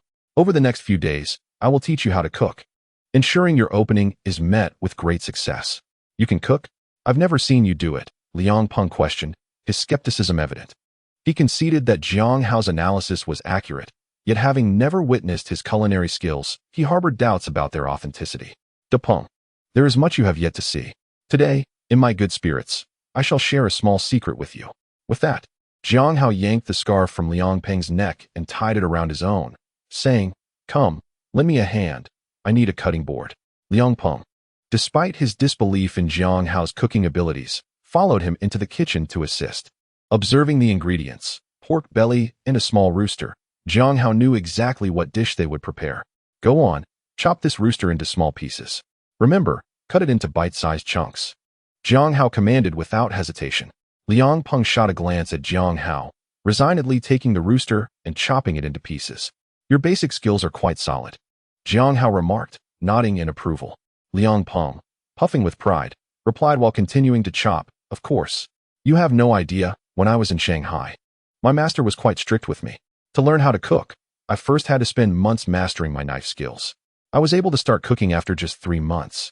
According to my master, I was the fastest learner among his apprentices. Don't get too cocky. Be careful not to cut your hand, Jiang Hao cautioned as he moved to the earthen stove, adding a ladle of water to the large pot and slicing some ginger and scallions.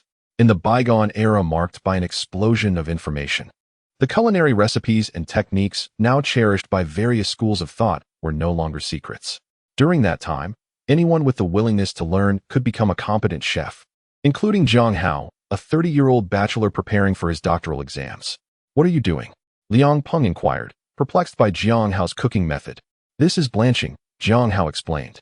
You see, this young rooster is covered in blood. If it goes into the pot like this, it will retain an unpleasant odor. Blanching helps eliminate blood and any off flavors from the meat. In the future, whether you're dealing with beef or lamb, you can always blanch it. Moreover, this technique allows for the adjustment of cooking times for different ingredients, thereby shortening the overall cooking duration.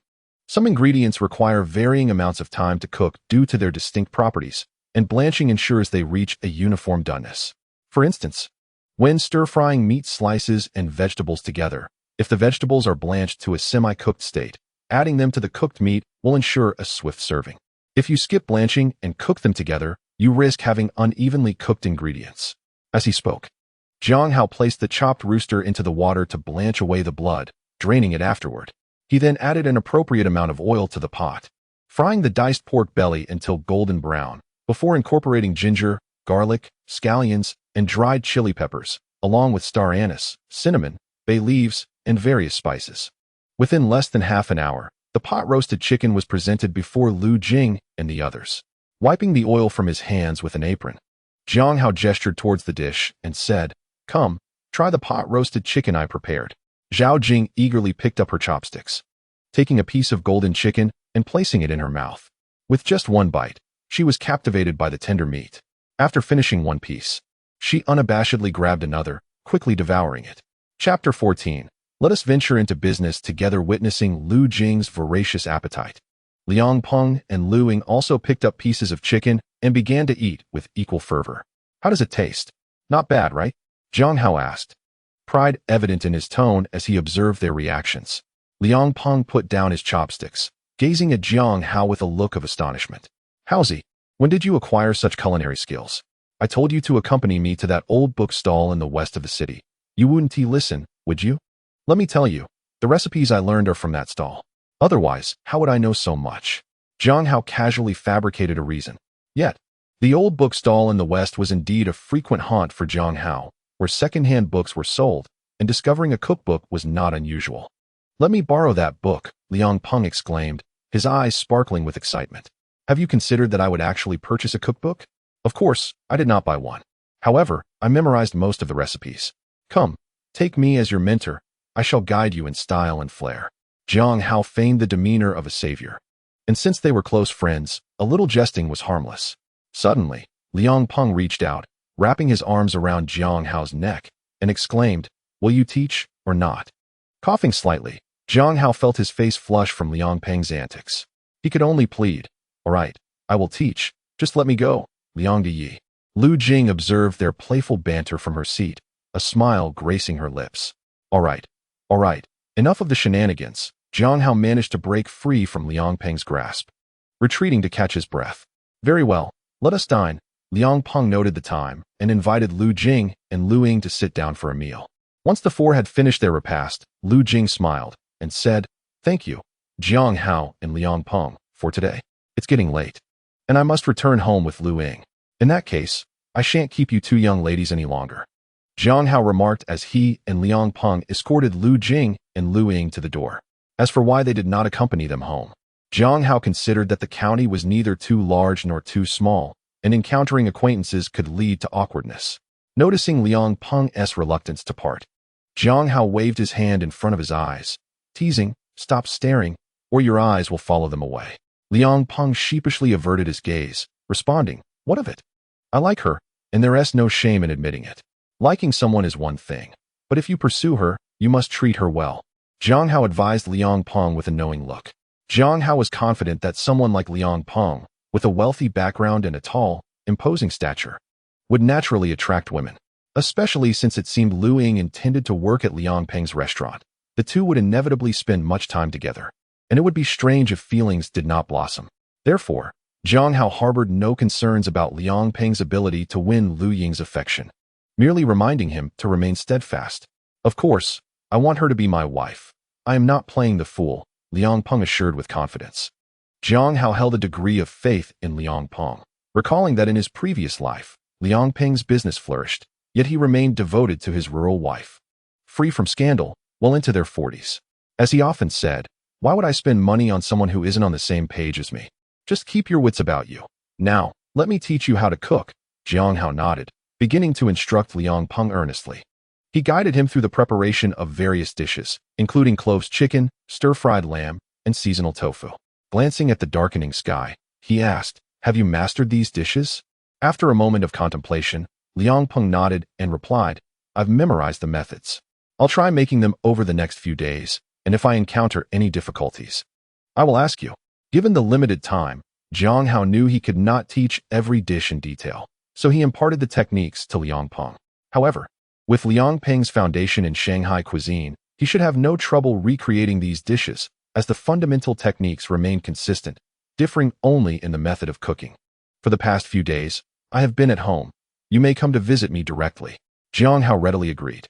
By the way, Jiang Hao suddenly recalled something and turned back just as he was about to leave. "Da Peng, I believe there are areas in your restaurant that require improvement." "Improvement? What do you mean?" Throughout the day, Liang Peng had come to trust Jiang Hao, so he asked without hesitation what needed to be enhanced. Jiang Hao paused momentarily before saying, "You see, the restaurants in our county all follow a similar model. Customers enter the kitchen to see what is available before ordering. However, I think you could implement a menu for ordering." Liang Peng, puzzled, looked at Jiang Hao and inquired, "What is an ordering menu?" "It's a list comprising all the dishes you can prepare. When guests arrive, they should proceed directly to the dining area, and Lu Ying can take the menu to them, allowing them to order from the comfort of their room. Lu Ying can simply jot down their requests," Jiang Hao explained, gesturing as he spoke. "Ah, I see. You mean that this ordering menu allows customers to avoid the smoke and heat of the kitchen, making it more convenient, correct?" Liang Peng grasped the purpose of the ordering menu immediately after hearing Jiang Hao's description. Jiang Hao regarded Liang Peng with admiration before stating, "Exactly. Consider this. As a newly opened restaurant, how will you attract customers to dine with you? Apart from offering unique dishes, the service must also be exemplary." After finishing his point, Jiang Hao waited for a response, but Liang Peng stood there in a daze, prompting him to ask, "What are you thinking about, Da Peng?" Liang Peng seemed to be roused from his reverie and chuckled.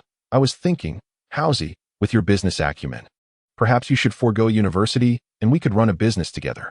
Upon hearing this, Jiang Hao felt a mixture of amusement and exasperation. "You mean I should quit university to join you in business? That would certainly upset my parents." Realizing the implications, Liang Peng nodded. Jiang Hao came from a privileged background, and his parents likely wished for him to secure a stable job rather than engage in business ventures. Consequently, Liang Peng offered an awkward smile and clarified, "I just thought it would be a pity." Jiang Hao pondered internally, "What is there to regret? I merely stated that I cannot abandon university for business, I never claimed I wouldn't pursue business after graduation. Chapter 15. The return of Yi Shi. There's one more matter, Jiang Hao said earnestly. Given your restaurant's proximity to government offices, many officials will dine here, and you must insist on cash payments from them. Why? Liang Peng asked, confused. Jiang Hao sighed with a wry smile and explained, Da Peng, think about it. When government personnel come to dine, they finish their meals, sign the bill, and leave without haggling or scrutinizing the charges. That money seems easy to earn, doesn't it? However, many of these entities settle their accounts only at year-end, meaning your funds could be tied up for an entire year. When you go to collect, it may not be straightforward. Typically, accounts like yours are settled last, and if an organization runs out of funds, delays of several years are not uncommon. Can you sustain that? Jiang Hao's concerns were by no means unfounded. From his knowledge, many restaurants in his previous life had been ruined under similar circumstances. At that time, it was commonplace for government entities to be financially strapped, and it was equally normal to dine without funds, often leading to years of unpaid bills. This is precisely why Jiang Hao had preemptively cautioned Liang Peng.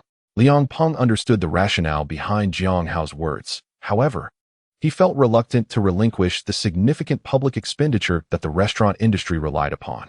Jiang Hao recognized Liang Peng's sentiments and dismissively remarked, "Rest assured, the restaurant business is unique. As long as your dishes surpass others in flavor, the patrons will still come." "All right, Haozi, I trust you. I won't let you down," Liang Peng conceded, albeit with some hesitation. "Come on, don't be so serious. I have faith in you. Let us set a modest goal. Expand the restaurant to the Hezhong nation and earn some foreign currency," Jiang Hao jested. "Don't joke around. That modest goal is quite daunting," Liang Peng exclaimed, startled by Jiang Hao's suggestion. Initially, he had been attentive to Jiang Hao's proposed goal, but he was taken aback by the scale of what Jiang Hao considered small. Jiang Hao pondered for a moment before stating earnestly, "Liang Peng, you must understand that the reform and opening up has only just begun. This is a rare opportunity that may not present itself for decades, even a century. As the saying goes, a favorable wind propels me towards the heavens. The winds of reform and opening are precisely that favorable breeze. If we dare to dream and are willing to act, there is nothing we cannot achieve." With that, Jiang Hao turned and walked away, disappearing into the vastness of the night, leaving Liang Peng in a contemplative state.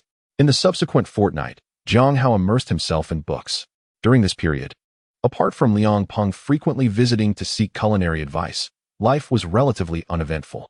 However, Jiang Hao's transformation did not go unnoticed by Jiang Yuan and Yi Ling, who were secretly pleased and diligently provided logistical support for him. One morning, Jiang Hao awoke from his slumber, stretched lazily, and proceeded to the courtyard to practice a set of Tai Chi. Since his rebirth, the 40-year-old Jiang Hao had placed greater emphasis on physical fitness, determined not to suffer from various ailments as he had in his previous life upon reaching the same age. "Hao, you're up." At that moment, Wang Xiaomei was also awake, preparing breakfast. This was typical in their era, where breakfast was invariably consumed at home. Those who dined out daily would be whispered about for squandering their family's resources. Before long, Wang Xiaomei's voice echoed in the courtyard. "Hao, stop practicing and come eat."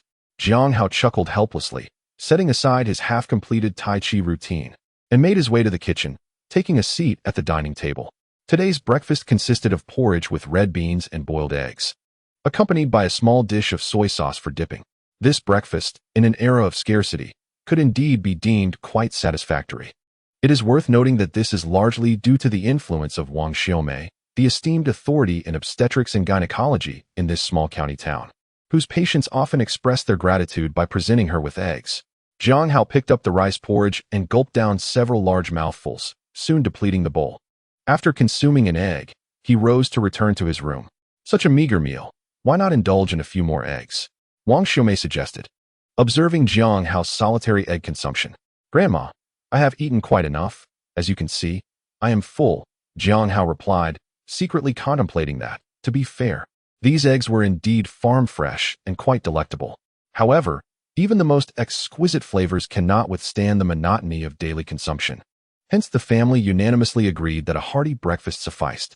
Seeing that her persuasion had failed, Wang Xiaomei allowed him to depart. "Uncle, aunt," a voice interrupted from the side. It was Yi Shi. "Yi Shi, have you eaten breakfast? If not, come and have a bite," Yi Ming called out upon hearing him. Without hesitation, Yi Shi seated himself, filled a bowl to the brim with porridge, and began to eat. It's been a while since your last visit. What have you been up to lately? Yi Ming inquired. Uncle, I recently ventured to Shenzhen, and let me tell you, it was quite an eye-opener, Yishi replied, regaling them with tales of towering buildings and lavish amenities, contrasting them with their own humble surroundings, where even the toilets remained rudimentary pit latrines. Unlike the flush systems in Shenzhen. At that moment, Jiang Hao emerged upon hearing Yishi's voice, glanced at him, and then leisurely retreated into his room. Yishi promptly stood up, feigning a sudden recollection. Oh dear, how could I forget? I brought back some gifts from Shenzhen. Uncle, this is your razor, and here is a hair dye that will surely take years off your appearance. And for Jiang Hao, just wait, I will fetch it. With that, Yishi concocted an excuse and slipped into Jiang Hao's room. Wang Xiaomei contemplated stopping him, but, upon seeing the hair dye, refrained, letting out a sigh as she turned to tidy up the disheveled breakfast table. Ah Hao, Yishi greeted upon entering the room, though he was Jiang Hao's uncle. He appeared to adopt the demeanor of a younger relative in his presence. Yes, uncle, back from Shenzhen, Jiang Hao acknowledged. Indeed, this trip has truly broadened my horizons.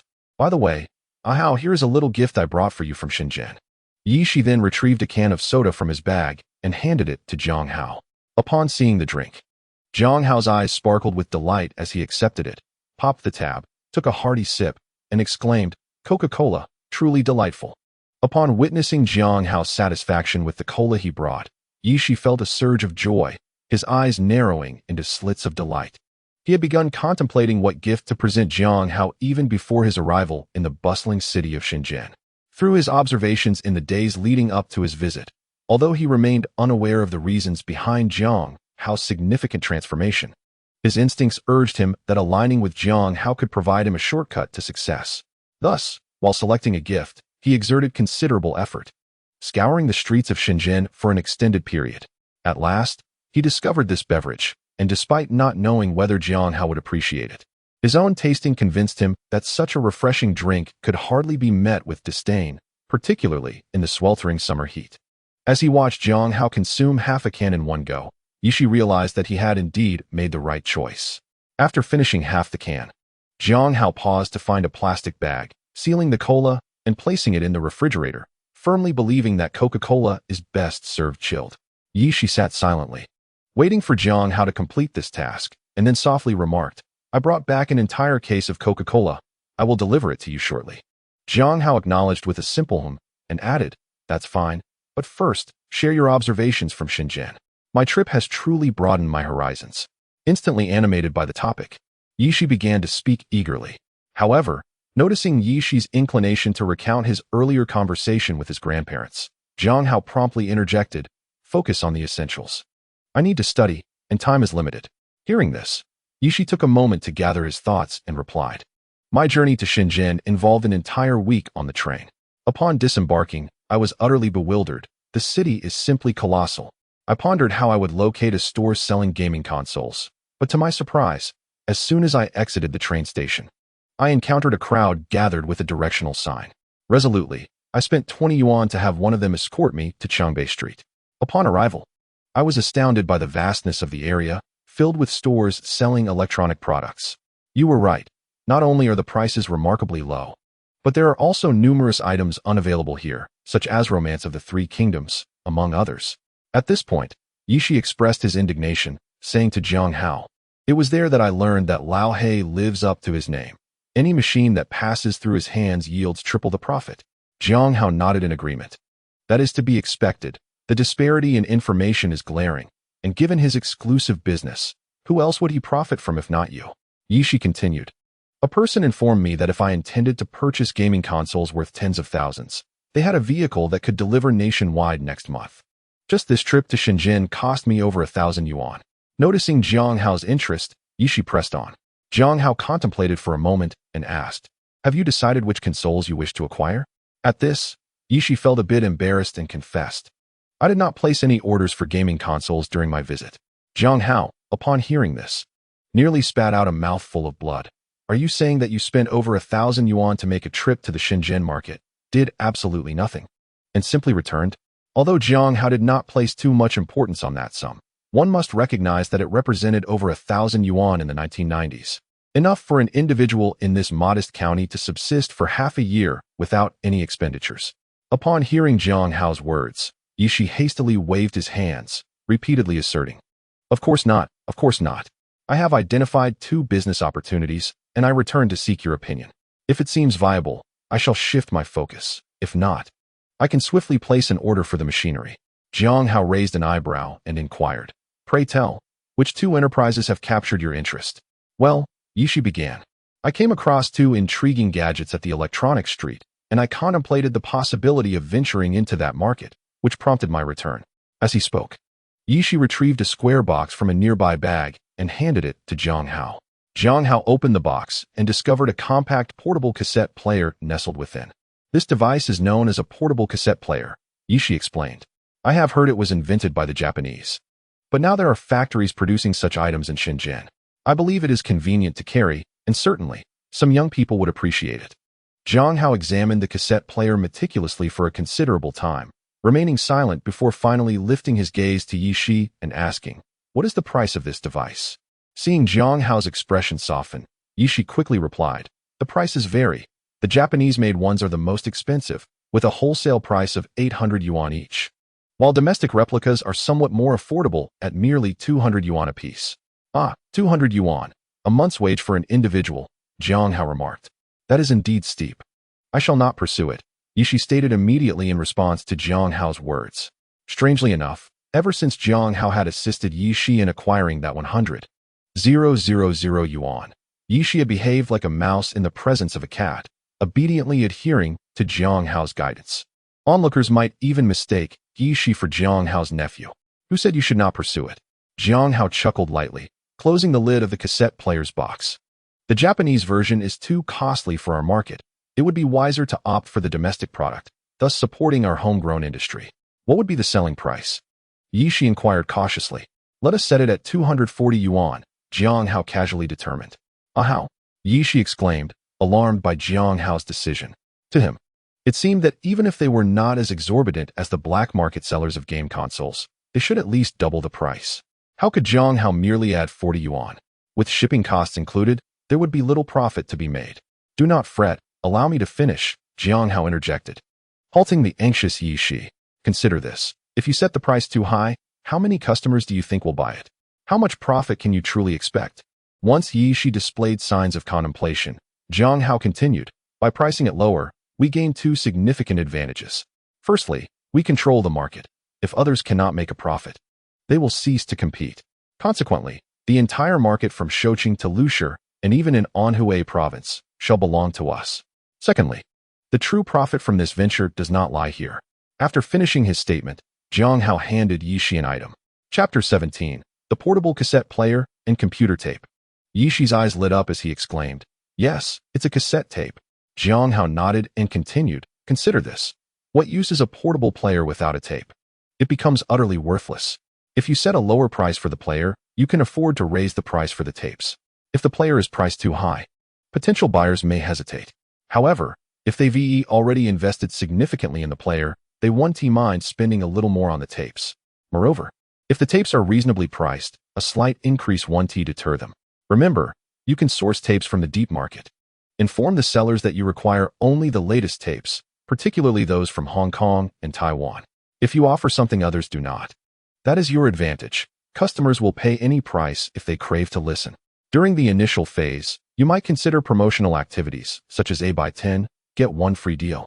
But that's for you to decide. Additionally, recruit some individuals to play music with the portable players in crowded areas to build your reputation. As Jiang Hao shared this series of ideas, Yishi was left speechless. Although these tactics had become commonplace in later times, they were groundbreaking innovations in this era. "What are you thinking about, uncle?" Jiang Hao asked, noticing Yishi's prolonged silence. Yishi snapped out of his astonishment and remarked, "Ah, how? If you venture into business, what will become of our livelihood?" Jiang Hao placed the box containing the portable player on the table and inquired, "By the way, what is this other business of yours?"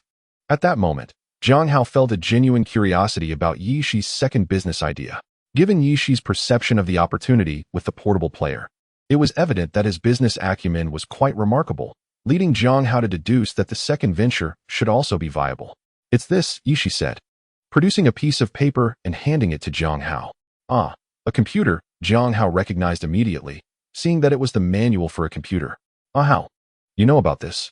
Yi Shi, noticing Jiang Hao's expression, responded with excitement. This is something fresh on Xiangbei Street.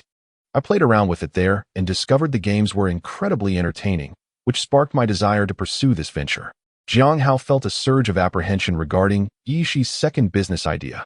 He was aware that for the next 2 decades, internet cafes would prove to be a lucrative enterprise. Even after personal computers became commonplace, internet cafes would merely see a reduction in profits rather than a complete loss. However, according to Jiang Hao's recollections, the first internet cafe in Shouqing would not open until 1997, 3 years later than this moment. He pondered the potential outcomes, uncertain of what the future held. After a moment's contemplation, Jiang Hao resolved to gather more information before proceeding. What kind of games were you playing at the time? How many types of games does this computer have? Jiang Hao began his inquiry. Yi Shi pondered for a moment before softly stating, the game I play on Xiangbei Street is called Monopoly. I heard from Boss Lee that there is another game named Red Alert. Yes, with these 2 games, we should be in good shape. Jiang Hao understood immediately. No wonder Yi Shi was so enamored with gaming, as these 2 titles had recently entered the market.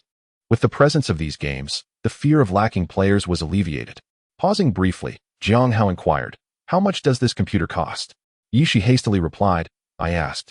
And it's 12,800 yuan. Jiang Hao gazed at Yi Shi in astonishment, exclaiming, Uncle, you certainly possess a remarkable audacity.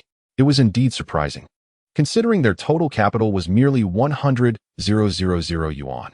Even if they purchased computers entirely, they could afford only 8. The fact that Yi Shi, who had never possessed more than 10,000 yuan, dared to embark on such a venture left Jiang Hao with newfound admiration for him. Feeling a bit bashful, Yi Shi lowered his head and murmured, I'm not sure if it's the right decision, but upon seeing this, I felt it could be profitable, which is why I wanted to discuss it with you. You are correct. Such items can indeed yield profit. Jiang Hao nodded in agreement.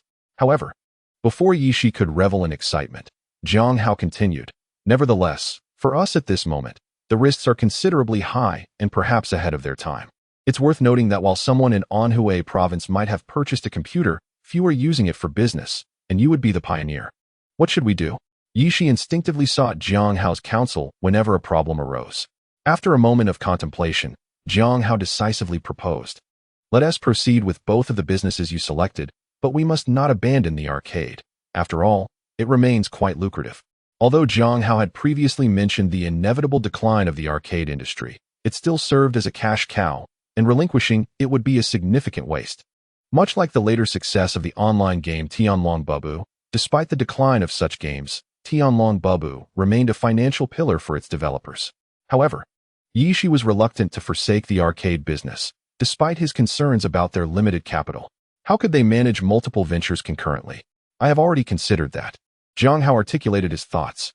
For the arcade, we simply need to replace a few machines. Remember, quality is more valuable than quantity. If our machines are unique, players will surely come. I'll draft a list for you, and with approximately 20,000 yuan, we should be set. As for the computers, we can partition half of your arcade space for them. Regarding the pricing, aim for a cost reduction of 50%.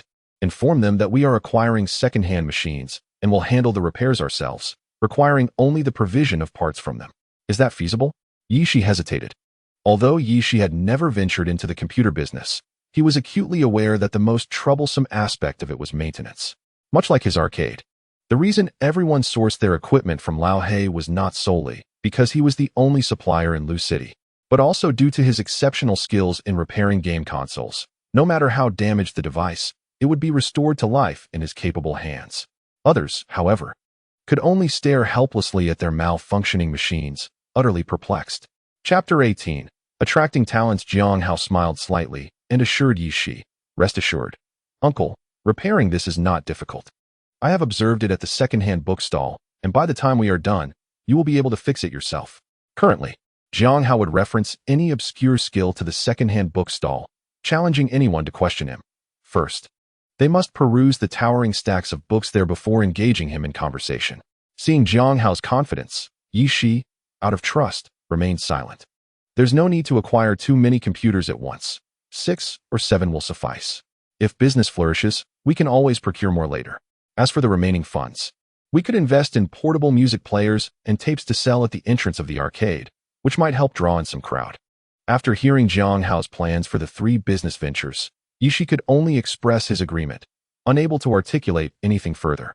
I will find a construction team tomorrow to renovate my arcade, Yishi declared, to which Jiang Hao nodded and responded, tomorrow, have the foreman come. I will design the arcade's transformation, and you must follow my instructions. Understood. With that, Yishi slung his bag over his shoulder and said to Jiang Hao, I'm off now. Let us meet at the arcade entrance at 8 a.m. tomorrow.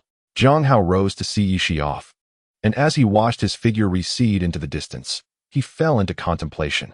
From this incident, it was clear that Yishi possessed both the courage and vision, as evidenced by his immediate recognition of the profitability of portable music players and computers.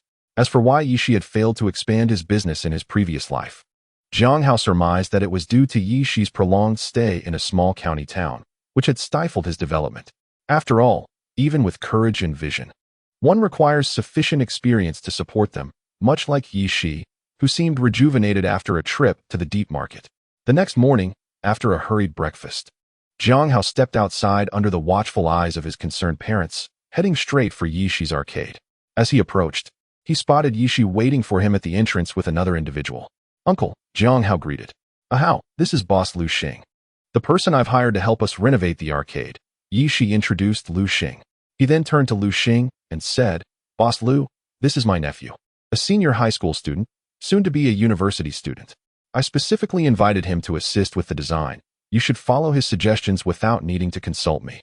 Hello, Boss Lu, Jiang Hao greeted warmly. Jiang Hao observed Boss Lu, whose complexion appeared aged, skin darkened, and calloused fingers bore testament to hard labor. Clad in a blue work uniform caked in mud, he embodied the image of a dedicated worker. Although Yishi claimed Lu Xing was the boss, Jiang Hao, through keen observation, surmised that during the house renovation, this so-called boss would likely toil alongside ordinary laborers. After all, it was evident that the truly large construction teams were beyond Yishi's current reach. Even if they could be engaged, there was no necessity to do so. Hello, Lu Xing faltered, unsure of how to address Jiang Hao. Referring to him as boss felt inappropriate, while directly using his name seemed impolite. Sensing Lu Xing's hesitation, Jiang Hao replied gently, You may call me Hao, Boss Lu. Let us discuss the renovations. He then stepped into the game room, surveying the dim and damp space filled with gaming machines. A slight frown creasing his brow. Pointing towards the entrance, he instructed Lu Xing, Here, we need to install a cabinet, about half a person's height, with numerous drawers and sturdy locks. Additionally, we should affix several rows of shelving along the back wall. Is that feasible? After assessing the area and taking measurements, Lu Xing responded, That is certainly doable. One of our team members is a carpenter with extensive experience working for the local government. His skills are exceptional. That's wonderful. Jiang Hao replied, turning to Yishi. Uncle, this will serve as the reception area, and we should place snacks and beverages on the shelves at the back. Hao, please hold on, Yishi exclaimed, promptly retrieving a notebook from the game room to meticulously jot down Jiang Hao's suggestions before declaring, We can commence now. Jiang Hao found Yishi's actions both amusing and bewildering, thinking to himself, I am not an emperor. Why take notes when listening suffices? Nevertheless, he refrained from voicing his thoughts, recognizing that Yishi's diligence represented a serious commitment, which in turn instilled Jiang Hao with greater confidence in their business venture. Next, Boss Lu, I wish to add several windows to this game room, fitted with transparent glass to enhance the brightness of the space, Jiang Hao continued. Lu Xing glanced around before shaking his head and pointing to a few spots, saying, This room certainly lacks windows. No wonder it feels so dim. Rest assured, I will install 3 windows here to illuminate the entire area. I also intend to partition the game room, Jiang Hao elaborated. Thus, he meticulously conveyed his vision for the game room to Lu Xing and Yishi. In truth, Jiang Hao's ideas were undeniably avant-garde for this era, which was still grappling with the basics of creation from nothing. Yet, he was already contemplating refinement from what existed. This foresight was one of Jiang Hao's greatest assets as a reincarnated individual. He understood the trajectory of developments and could propose a simplified version in advance. Perhaps, a decade hence, his initiatives might seem rudimentary, but in this industry, they represented a groundbreaking achievement. After concluding his remarks, Jiang Hao summarized, "Oh, there's one more thing regarding the smoking ban. Anyone playing games here must step outside to smoke. We must maintain a pleasant environment inside. For now, that's all. Uncle, Boss Liu, does that sound acceptable?" "I have no objections. I am entirely at your disposal." Yishi expressed his agreement. Well, while this approach is feasible, it does complicate the pricing for Lu Xing. He had anticipated that this minor project wouldn't demand much expenditure, thus he provided a significantly lower initial quote. However, if we adhere to Jiang Hao's stipulations, his previous quotation would be untenable. Let's base the pricing on actual costs. That is fine. Yet, I must emphasize that the project must be executed precisely as I instruct. Otherwise, do not expect me to pay. Jiang Hao waved dismissively. To attract prosperity, one must first invest. Rest assured, I will ensure that this project is executed beautifully. Lu Xing responded with great enthusiasm. Chapter 19. Gathering machines with matters settled. Jiang Hao declared, "You all continue with your tasks. I must return home to study." He shouldered his backpack and departed in the direction of his residence. After watching Jiang Hao walk away, Lu Xing discreetly wiped his brow and remarked to Yi Shi, "Boss Yi, this truly is your nephew." "Indeed, what of it?" Yi Shi inquired with curiosity. Lu Xing sighed. "To be frank, Boss Yi, although my past 2 years have been rather lackluster, I have traveled extensively and consider myself somewhat worldly. However, your nephew imposes an immense pressure on me. Being in his presence feels akin to associating with high-ranking executives. This is my nephew. I cannot fathom how, after just one summer, he has transformed so drastically." Yi Shi resonated deeply with Lu Xing's sentiments. With a sigh, Lu Xing continued, "Perhaps this is a testament to your family's noble lineage. Producing such an exceptional individual bodes well for your family's fortune. Now then, let us get to work. By the way, I forgot to give him a box of cola. You start your tasks, and I will deliver the cola to Jiang Hao," Yi Shi said, hastily turning to leave.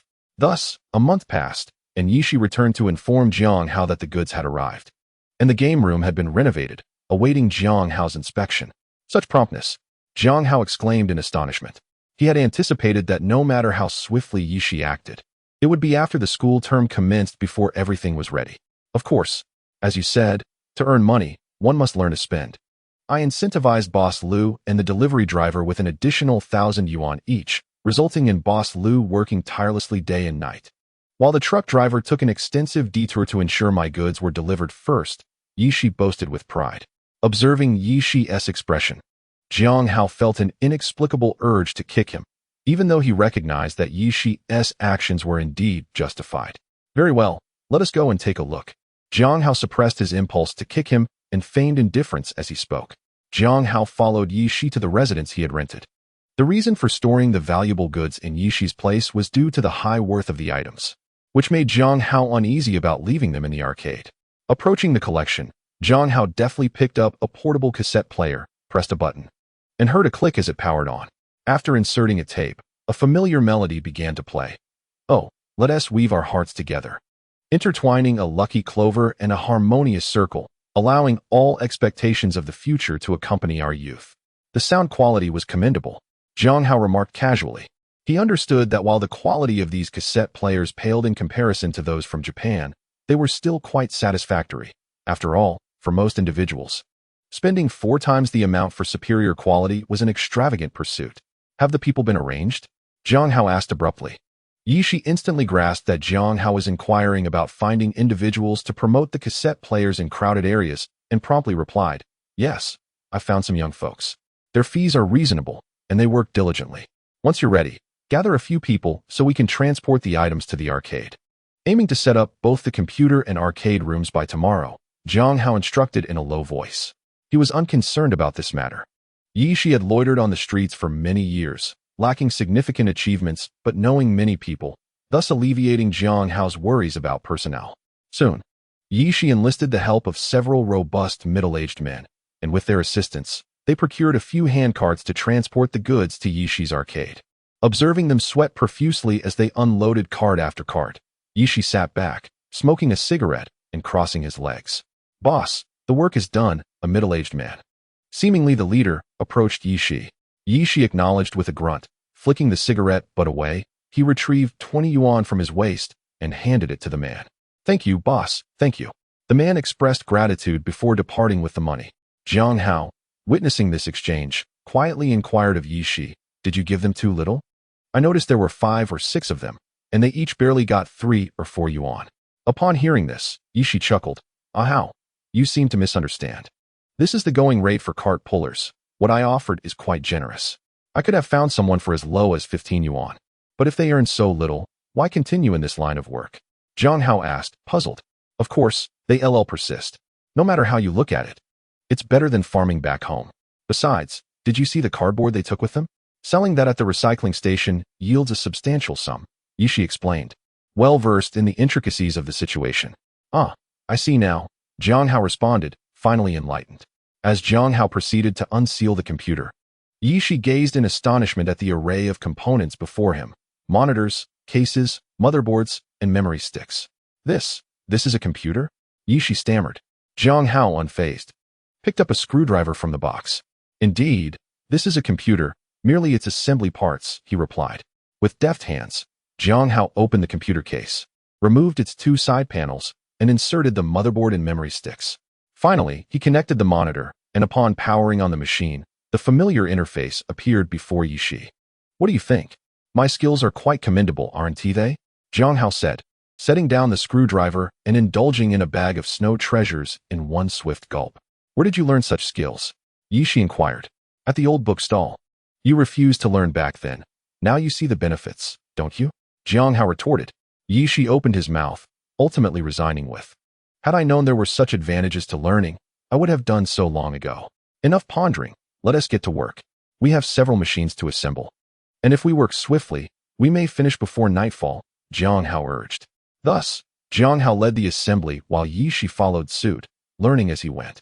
Initially, Jiang Hao's pace was moderate, but as they progressed, Yishi began to grasp the nuances, enabling him to assist Jiang Hao in a more meaningful manner.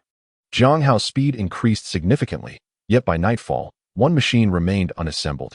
Chapter 20. The business opens. Jiang Hao set down his screwdriver and addressed Yishi, "Uncle, you can practice on this last unit. I'm not sure I can handle it. You should do it. I'll wait for the next batch to practice," Yishi replied, retreating with a wave of his hand. For Yishi, practice was essential.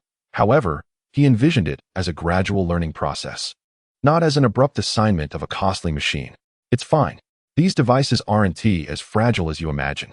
Just avoid forcing anything. At worst, you'll merely fail to assemble it properly," Jiang Hao dismissed with a wave. Jiang Hao's decision to involve Yishi was deliberate. Although he possessed the ability to repair machines, he lacked the time to do so. Thus, imparting this skill to Yishi was the most prudent choice. Upon hearing Jiang Hao's reassurances, Yishi decided to remain silent. The following morning, the youths arriving at the arcade were taken aback to find Yishi's establishment had reopened. "Old Yi, congratulations. The arcade is back in business," a familiar young man exclaimed, cupping his hands in greeting. "Congratulations to you as well, Wang Jinlai. It's been a while since you last visited," Yishi responded promptly. "What could I do? I recently made a trip to He City to sell socks. It took a few days, and here's 10 coins for you," Wang Jinlai said, handing over the money. Deep down, he felt quite vexed. Being acquainted with Yishi meant that as long as Yishi's arcade was operational, he found it impossible to enjoy other establishments. However, he was also aware of the inferior quality of Yishi's machines, which rendered the gaming experience far from satisfying. "All right, I'll exchange this for you," Yishi declared. Yishi spoke as he handed 10 coins to Wang Jinlai, simultaneously addressing the young individuals behind him. "The time is nearly upon us. You may now venture out to distribute the flyers." "What flyers?" Wang Jinlai inquired, curiously snatching a flyer from one of the young men and glancing at it. His eyes widened in astonishment as he exclaimed to Yishi, "What? You're offering 50 coins for a purchase and giving away an additional 10? For 100. It's 30 coins. "Indeed," Yishi replied with a cheerful smile. "I, Yishi, am a man of my word. Were you out of your mind, old Yi? Aren't you concerned that people will take those coins to other gaming arcades?"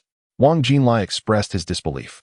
Given that all gaming machines in Lu City were sourced from Old Hay, it was theoretically possible for the game coins to be interchangeable. Thus, they had to maintain a uniform price for the coins. Otherwise, many individuals would use the coins purchased from Yishi and other establishments. Rest assured, take a closer look. These machines were directly imported from Shin City, and the coins are distinct from those elsewhere. they won't be able to use them, Yishi clarified. You went to Shin City? Of course. You wouldn't believe how much Shin City has transformed. Yishi recounted his experiences in Shin City to Wang Jinlai. Upon learning that Yishi's gaming machines were sourced from Shin City, Wang Jinlai felt a renewed sense of confidence in Yishi's arcade. As he stepped inside, he was immediately taken aback by the array of machines. Although there were only 20 machines in total, they housed not only popular games like Journey to the West, but also numerous titles he had never encountered, such as Samurai Showdown and King of Fighters.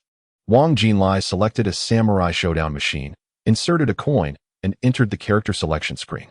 Once he completed his selection, he plunged into the game. Oh, it's a fighting game. As a seasoned gamer, Wang Jinlai swiftly acclimated himself, even if he was unfamiliar with executing combos. To his surprise, after merely directing his character to strike for the first time, he exclaimed, "This feels fantastic." This game offered an experience unlike others. With each strike, blood splattered on screen, delivering an exhilarating sense of carnage. As he continued playing, he discovered that the character combos in Samurai Showdown were extraordinarily splendid, far surpassing those in other games. In less than an hour, Wang Jinlai had relinquished his coins to Yishi. After all, indulging in new experiences comes at a price, that price being the game coins. However, as a businessman, he was indifferent to the monetary loss, valuing instead the opportunity to unwind. "Old Yi, quickly give me another 10 coins." Wang Jinlai approached Yishi's counter once more, urging him as the number of patrons in the arcade began to swell. "Why not purchase a bit more? Buying 50 is considerably cheaper," Yishi suggested. "I need to head back for lunch and find it bothersome to exchange. Let's keep it simple," Wang Jinlai replied. Upon hearing this, Yishi smiled and produced a notebook. "This is not an issue," he said. "Have you seen this notebook? Once you purchase game tokens, I will record them in this book. Whatever amount you require, I shall provide, and all transactions will be logged, allowing you to access them at your convenience." Wang Jinlai responded, "But how will I know how much I have taken?" Yishi pointed to the notebook and replied, "Look, every time you take a sum, I will note it down, and you will sign beside it. Thus, the total amount you have taken will be crystal clear." Reassured by Yishi's explanation, Wang Jinlai said, "All right, I will buy 100 tokens. Please give me 20 tokens to start." However, upon returning to the Samurai Showdown arcade machine, he discovered that his spot had been occupied by 2 young men who were enthusiastically engaged in a match. Observing the tokens in their hands, Wang Jinlai could only smile wryly as he stood behind them, waiting in line. Soon, news of the new machines at Yishi's arcade spread like wildfire throughout the alley.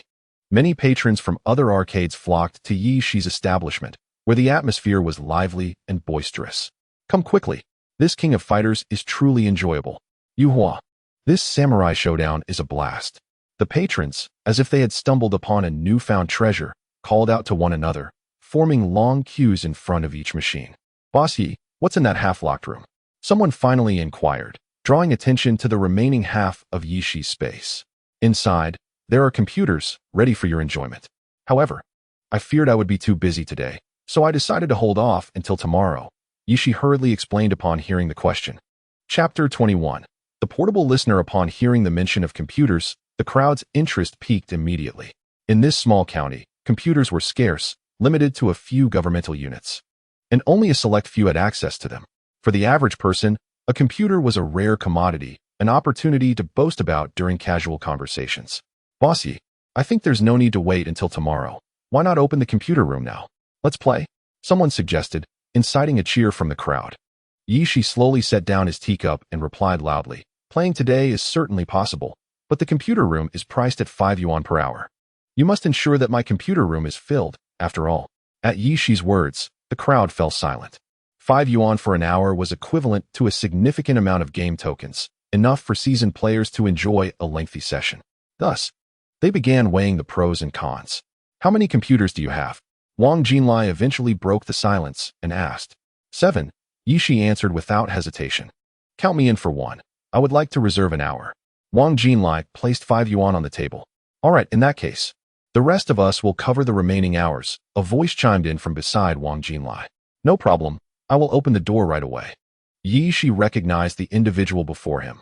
This man was Gu Liang, the son of the deputy county head, who held a nominal position within the government.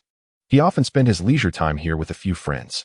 Given his endorsement, it was undoubtedly a matter of assurance. Seeing Yishi agree readily, Guliang placed 100 yuan on the table.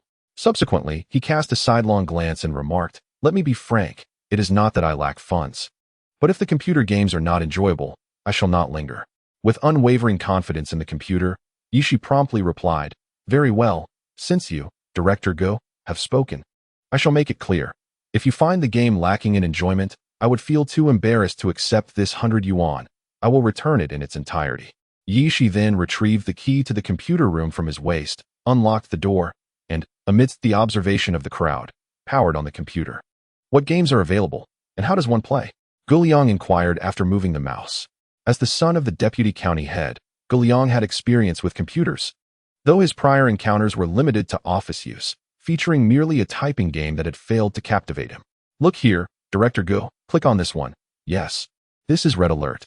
You need to select an enemy first. It's quite simple. Begin by harvesting resources and then train your troops. Yes, you can also produce tanks." Yishi patiently guided Guliang through the process. "This is rather intriguing," Guliang mused, stroking his chin.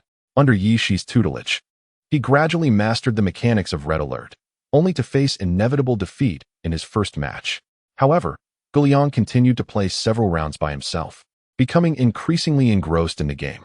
As he became absorbed in his gameplay, Yishi also instructed the others present. Noticing that they had all grasped the basics, Yishi suggested, "Director Go, this game also allows for online battles. Why not give it a try?" Guliang's eyes lit up at this prospect, and he eagerly responded, "Now that sounds even more exciting. Taozi, let us all connect online." Under Yishi's guidance, they swiftly established a network connection, each selecting a nation to engage in combat. By the time Guliang emerged from Yishi's gaming room, night had fallen. He glanced at the darkening sky and declared to his companions, "This is unacceptable. I refuse to concede defeat. Let us reconvene tomorrow morning for a rematch." His companions readily agreed, expressing their intent to return the following day. Yishi's gaming room remained open until 8 in the evening, reluctantly closing its doors amidst the patrons' protests. Ignoring his hunger, Yishi quickly calculated the day's earnings before heading to share the good news with Jiang Hao. "Aha, WeVE struck gold. Just look at this. In a mere day, WeVE made nearly 400 yuan, Yishi exclaimed, brimming with excitement. Jiang Hao reviewed Yishi's accounts and replied, "Uncle, do not get overly excited. This is only the beginning. Once the business for the portable music players gains momentum, our profits will soar even higher. For now, your priority should be to save this money. In a few months, we shall venture to Lu City to establish our own computer room." Before this moment, Yishi had never contemplated engaging in business in Lu City, so when Jiang Hao's words escaped his lips, he was momentarily stunned. "What is the matter, uncle? You should broaden your horizons. Not only Lu City, but our future ventures must also extend to He City and even to the bustling markets of Shin City and Hai City. This is merely the beginning." Jiang Hao envisioned an ambitious goal for Yishi. After pondering the blueprint Jiang Hao had painted for him, Yishi replied, "Forget it. I don't wish to think that far ahead. I will follow your lead." Jiang Hao said nothing further, merely nodding slightly, as he was quite pleased with his uncle's execution. "We shall commence selling the portable music players tomorrow. Uncle, you've worked hard all day. You should return home and rest." Jiang Hao yawned and waved his hand. The following day, in Shoqing Square, a group of young people raised their arms high, dancing joyfully, while melodious songs floated through the air, some in Mandarin, others in Cantonese, and even a few in Japanese, drawing a crowd of onlookers. Many stood watching, bewildered. How could they hear music when there were no visible speakers? Finally, one bold young man approached, walking over to a dancer who was taking a break to drink water. He first fished out a pack of cigarettes from his pocket, offering one to the dancer. "Brother, may I ask where the music is coming from?" The dancer accepted the cigarette, then proudly pulled out a portable music player from his pocket, exclaiming, "Brother, see this? The sound emanates from here. It's called a portable music player, and I just bought it." Listening to the songs emanating from the device, he inquired, "Whose song is this? It's so beautiful." "This is Love Like Tides by Zhang Xinjia, just released. I got it along with the player," the dancer responded. "Where did you purchase it?" The inquisitive young man pressed on. "In that alley near the arcade. At the Yi family shop. They only started selling it today, but I'm familiar with the owner, so he sold it to me in advance." "How much does it cost?" The young man was unable to contain his eagerness. Such a convenient device and such delightful music were too enticing to resist. "This isn't expensive," Merely 240 yuan, the dancer replied. Ah, that's rather pricey, the young man retorted, suddenly anxious. Expensive? Do you know? I heard Boss Yi say that the cost price for this player is already 200 yuan. Selling it for 240, is that exorbitant? The dancer shot a disdainful glance at the young man. In truth, while the cost price of 200 yuan and a selling price of 240 yuan might seem reasonable, 240 yuan represented an entire month's salary for him, leaving him reluctant. Well, take your time to think it over. I'm off to dance, the dancer said. Noticing the young man's hesitation, and leisurely walked away. Watching the dancers and hearing the enchanting music, the young man clenched his teeth and stomped his foot, deciding to return home to fetch the money. Upon the dissemination of the news, despite Yi Shi and Jiang Hao's prior mental preparations, the sales velocity of the portable music players exceeded all expectations. Yi Shi had procured nearly 100 units, yet before the evening arrived, nearly 50 had already been sold. Contact the Shenzhen branch and arrange for another 100 shipments, Jiang Hao sighed. Although he had anticipated their popularity, the swiftness of the sales took him by surprise. How? I believe today's surge in buyers is substantial, but this device is not one that will wear out in a day or two. Once the initial excitement wanes, sales will likely decline. Is it wise to stock so many now? Yi Shi expressed his concern, wary that Jiang Hao might be dazzled by the current circumstances. Uncle, you need not worry about this. You must adopt a long-term perspective, Jiang Hao elucidated. In our locality, 200 units may pose a risk. Yet let us not forget about Lusher and the entirety of Anhui province. This is an exclusive venture. Anyone wishing to sell in Anhui will have to go through you. Soon, you shall be awaiting the influx of revenue. Very well, I shall heed your advice. While I have no other connections, Jiang Hao and Lusher is my friend. I can consult him to test the waters. Upon hearing Jiang Hao's reasoning, Yi Shi swiftly adjusted his mindset. You'll have to bear the brunt of the labor for a while, uncle. I need to focus on my studies and cannot be absent, Jiang Hao remarked, silently admiring his uncle's ability to adapt his thinking. That is only right. Rest assured, I will manage the business adeptly. Yi Shi then recalled that Jiang Hao was a senior in high school and needed to study. Aware of the expectations his family held for him, he resolved to minimize interruptions during this period, granting him ample time to revise. Time flew by, and before long, summer vacation had slipped away. On the first day of school, Jiang Hao arose early, methodically organizing his backpack. How, breakfast is ready. It's the first day of school, be sure not to be late. Called his grandmother, Wang Xiumei. Coming, Jiang Hao replied, bringing his meticulously arranged backpack to the kitchen and promptly devouring the breakfast laid out before him. As his grandmother watched him eat, she inquired, have you packed all your books? Don't forget anything and have to return for it later. Jiang Hao quickly swallowed a few spoonfuls of porridge before pausing his chopsticks. I've packed everything, you can rest easy. Fearing further admonitions from his grandmother, he hastily finished his meal, slung his backpack over his shoulder, and made his way to Shoqing No. 1 High School. Upon arriving at the school gate, he gazed at the plaque of Shoqing No. 1 High School, filled with myriad sentiments. His grandfather served as the director of the logistics department there, and having grown up in this institution, he felt an inexplicable sense of familiarity. However, this century-old school was set to be entirely relocated outside of Shoqing within a decade, and in his previous life, he had been unable to find traces of his childhood memories. What are you looking at, Haozi? As he was lost in thought, a sudden pat on his shoulder jolted him. Without needing to turn, Jiang Hao recognized the voice of Zhang Mu, one of his closest friends from high school. Jiang Hao turned his head and replied with a smile, what else is there to see?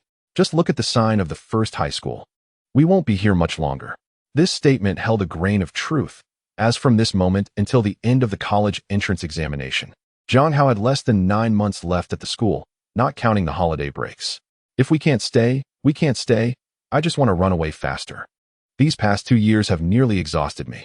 I've heard that university life is much easier, Zhang Mu remarked nonchalantly.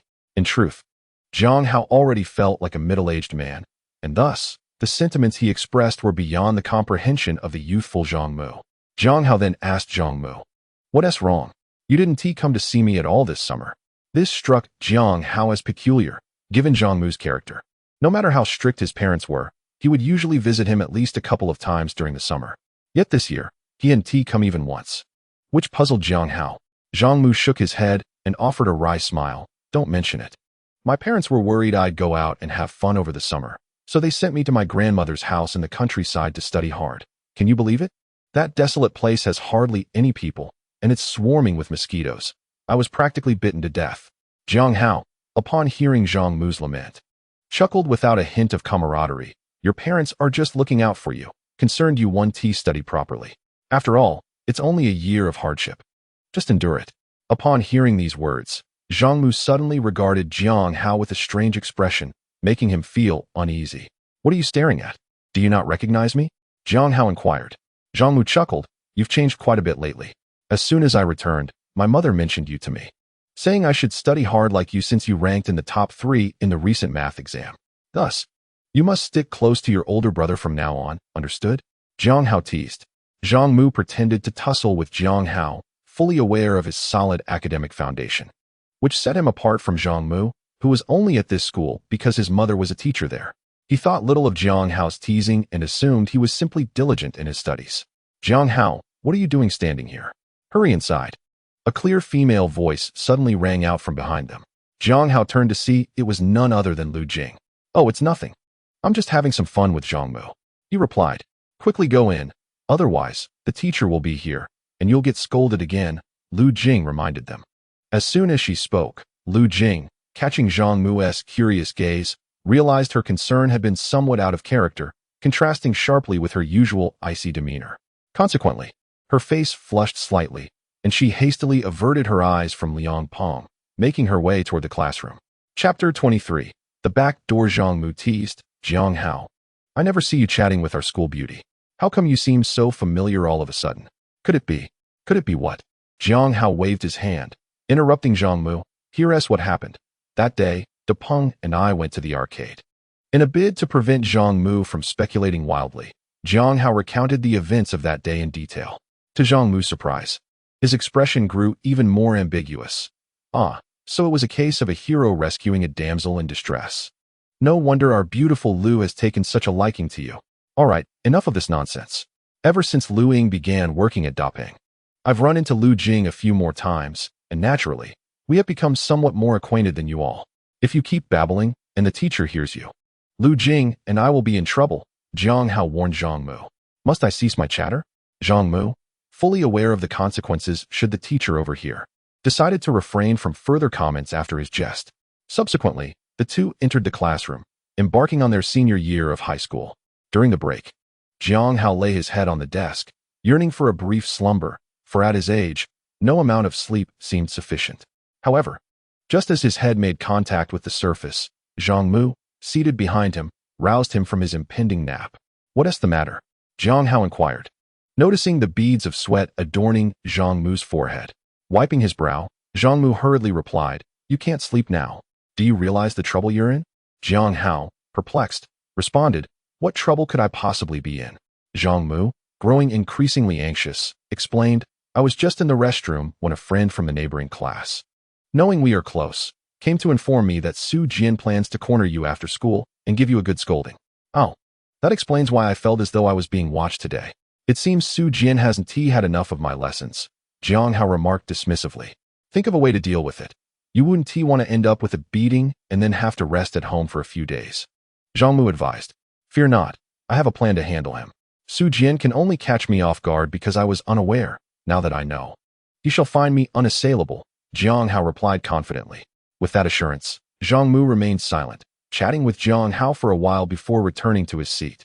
The interruption from Zhang Mu had effectively dispelled Jiang Hao's drowsiness. He rummaged through his backpack, retrieving his portable cassette player and a tape, and began to listen. Soon, the resonant melodies of Beyond's Boundless Sky filled the air. Jiang Hao, eyes half closed, listened intently. This song was crafted by the band to commemorate their 10th anniversary, and it gradually evolved into a symbol of spirit and a steadfast commitment to ideals, becoming Jiang Hao's favorite song in later years. Where did you get that portable player? Zhang Mu, having returned to his seat, quickly leaned over to inquire upon hearing the music emanating from Jiang Hao. Jiang Hao produced the player and explained, This little device belongs to my uncle, Yishi. I borrowed it for a couple of days. Your uncle is quite generous to lend you such an expensive item, Zhang Mu said enviously, taking the player and fiddling with it. My dad just bought one too, but he keeps it locked away like a treasure and won't let me touch it. Seeing Zhang Mu's envious expression and his reluctance to leave, Jiang Hao chuckled and consented to lend him the portable player for a few days, successfully coaxing Zhang Mu away.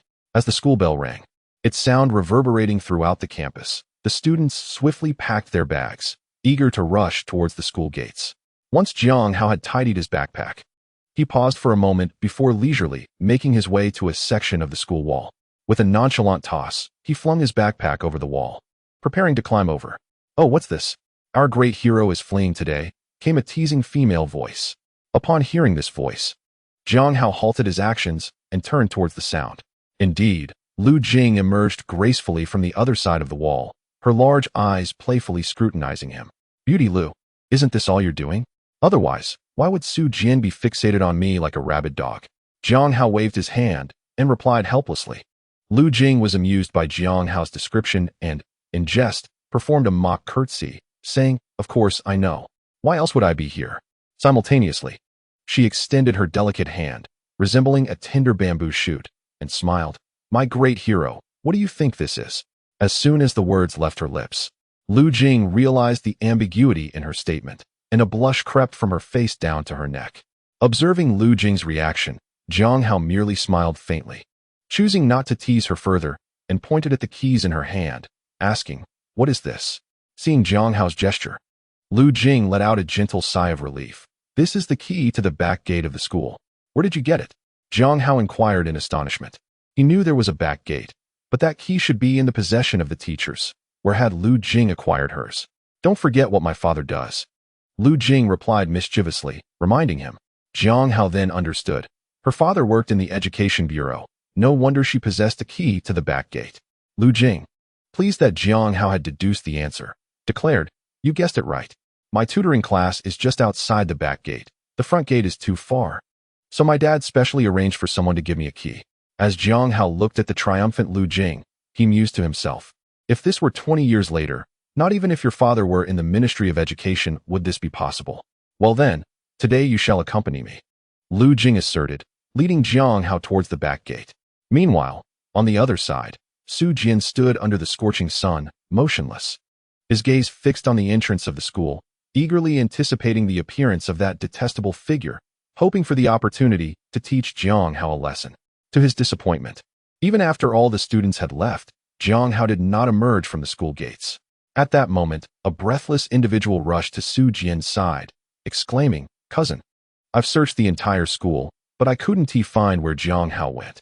Hearing his cousin's words, Su Jian glanced at the blazing sun above, feeling as though he had thrown a punch into thin air, utterly disheartened. "Let us go?" Despite his reluctance, Su Jian knew it was futile to seek out Jiang Hao any longer, and he begrudgingly addressed his group of friends. Simultaneously, Su Jian muttered fiercely towards the direction of the school, "Jiang Hao, you may evade me now, but you cannot escape forever. I shall see just how long you can hide from me." Chapter 24, going to play on the computer on the other side. Jiang Hao and Lu Jing strolled toward the back door, engaging in cheerful conversation. "Is your cousin doing well with Depeng? If he mistreats her, just let me know, and I shall avenge her," Jiang Hao said with a smile. Upon hearing Jiang Hao mention this matter, Lu Jing hurriedly replied, "Don't say such things. Liang Peng treats Lu Ying very well, and Lu Ying is quite satisfied with him. She has only been there for a little over a month, and her salary already surpasses that of my parents." In truth, Lu Jing's parents were also quite pleased with the situation, as Lu Ying had been living with them for several months, being merely small officials in a government agency with limited capabilities. They had been unable to secure a suitable job for her. Each day, upon their return home, they were met with the unspoken pressure reflected in Lu Ying's eager gaze, which left them feeling quite oppressed. Therefore, when Lu Jing brought up the matter, after assessing Liang Peng's establishment and character, they readily agreed to support Lu Ying. Jiang Hao, of course, refrained from discussing the merits of being a civil servant, particularly regarding benefits over salary, since if Lu Ying were to marry Liang Peng, the entire restaurant would be hers, rendering such concerns trivial. Thus, he merely nodded in agreement.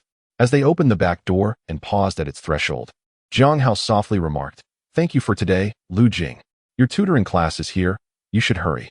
"How did you know my tutoring class was here?" Lu Jing exclaimed, looking up in surprise to find they had indeed arrived at the entrance of her class. Curiously, she inquired further. Jiang Hao, naturally. would not divulge that in his previous life, he had harbored a crush on Lu Jing, which led him to know everything about her. Instead, he casually replied, "It's quite easy to guess. This is the only tutoring class in the vicinity." Lu Jing stuck out her tongue playfully. "Congratulations, you guessed correctly. But you also guessed wrong." Observing Lu Jing's mischievous demeanor, Jiang Hao shook his head, realizing that in his past life, he had never seen this side of the campus belle. "Pray tell, Miss Lu, what did I guess right, and what did I guess wrong?" he asked. Lu Jing blinked her beautiful large eyes and proudly stated, "You guessed correctly that I am indeed at this tutoring class. You guessed wrong because today, the teacher has a prior engagement, so there is no class." "Then are you heading home?" Jiang Hao inquired, unable to resist asking. "Of course not. This young lady, in gratitude for your previous rescue, has specially invited you to experience something novel, computers," Lu Jing declared, reveling in Jiang Hao's helpless expression. Upon hearing this, Jiang Hao was taken aback. "You dare to go to such a place? What is there to fear, aside from Su Jian? Who would stoop so low as to harass a girl?" Lu Jing replied nonchalantly. Hastily, Jiang Hao cautioned, "But what if you encounter Su Jian again?" At this, Lu Jing burst into laughter. "Oh, great hero, don't you think? Su Jian stood under the scorching sun for so long.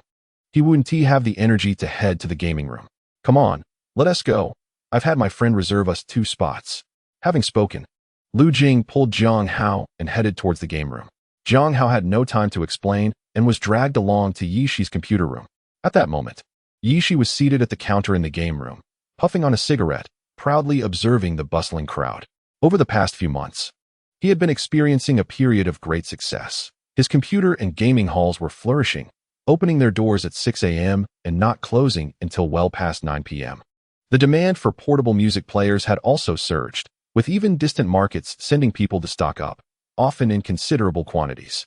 The booming business naturally reflected in his lifestyle, as evidenced by the shift in how people referred to him, evolving from Shizi to Shigo.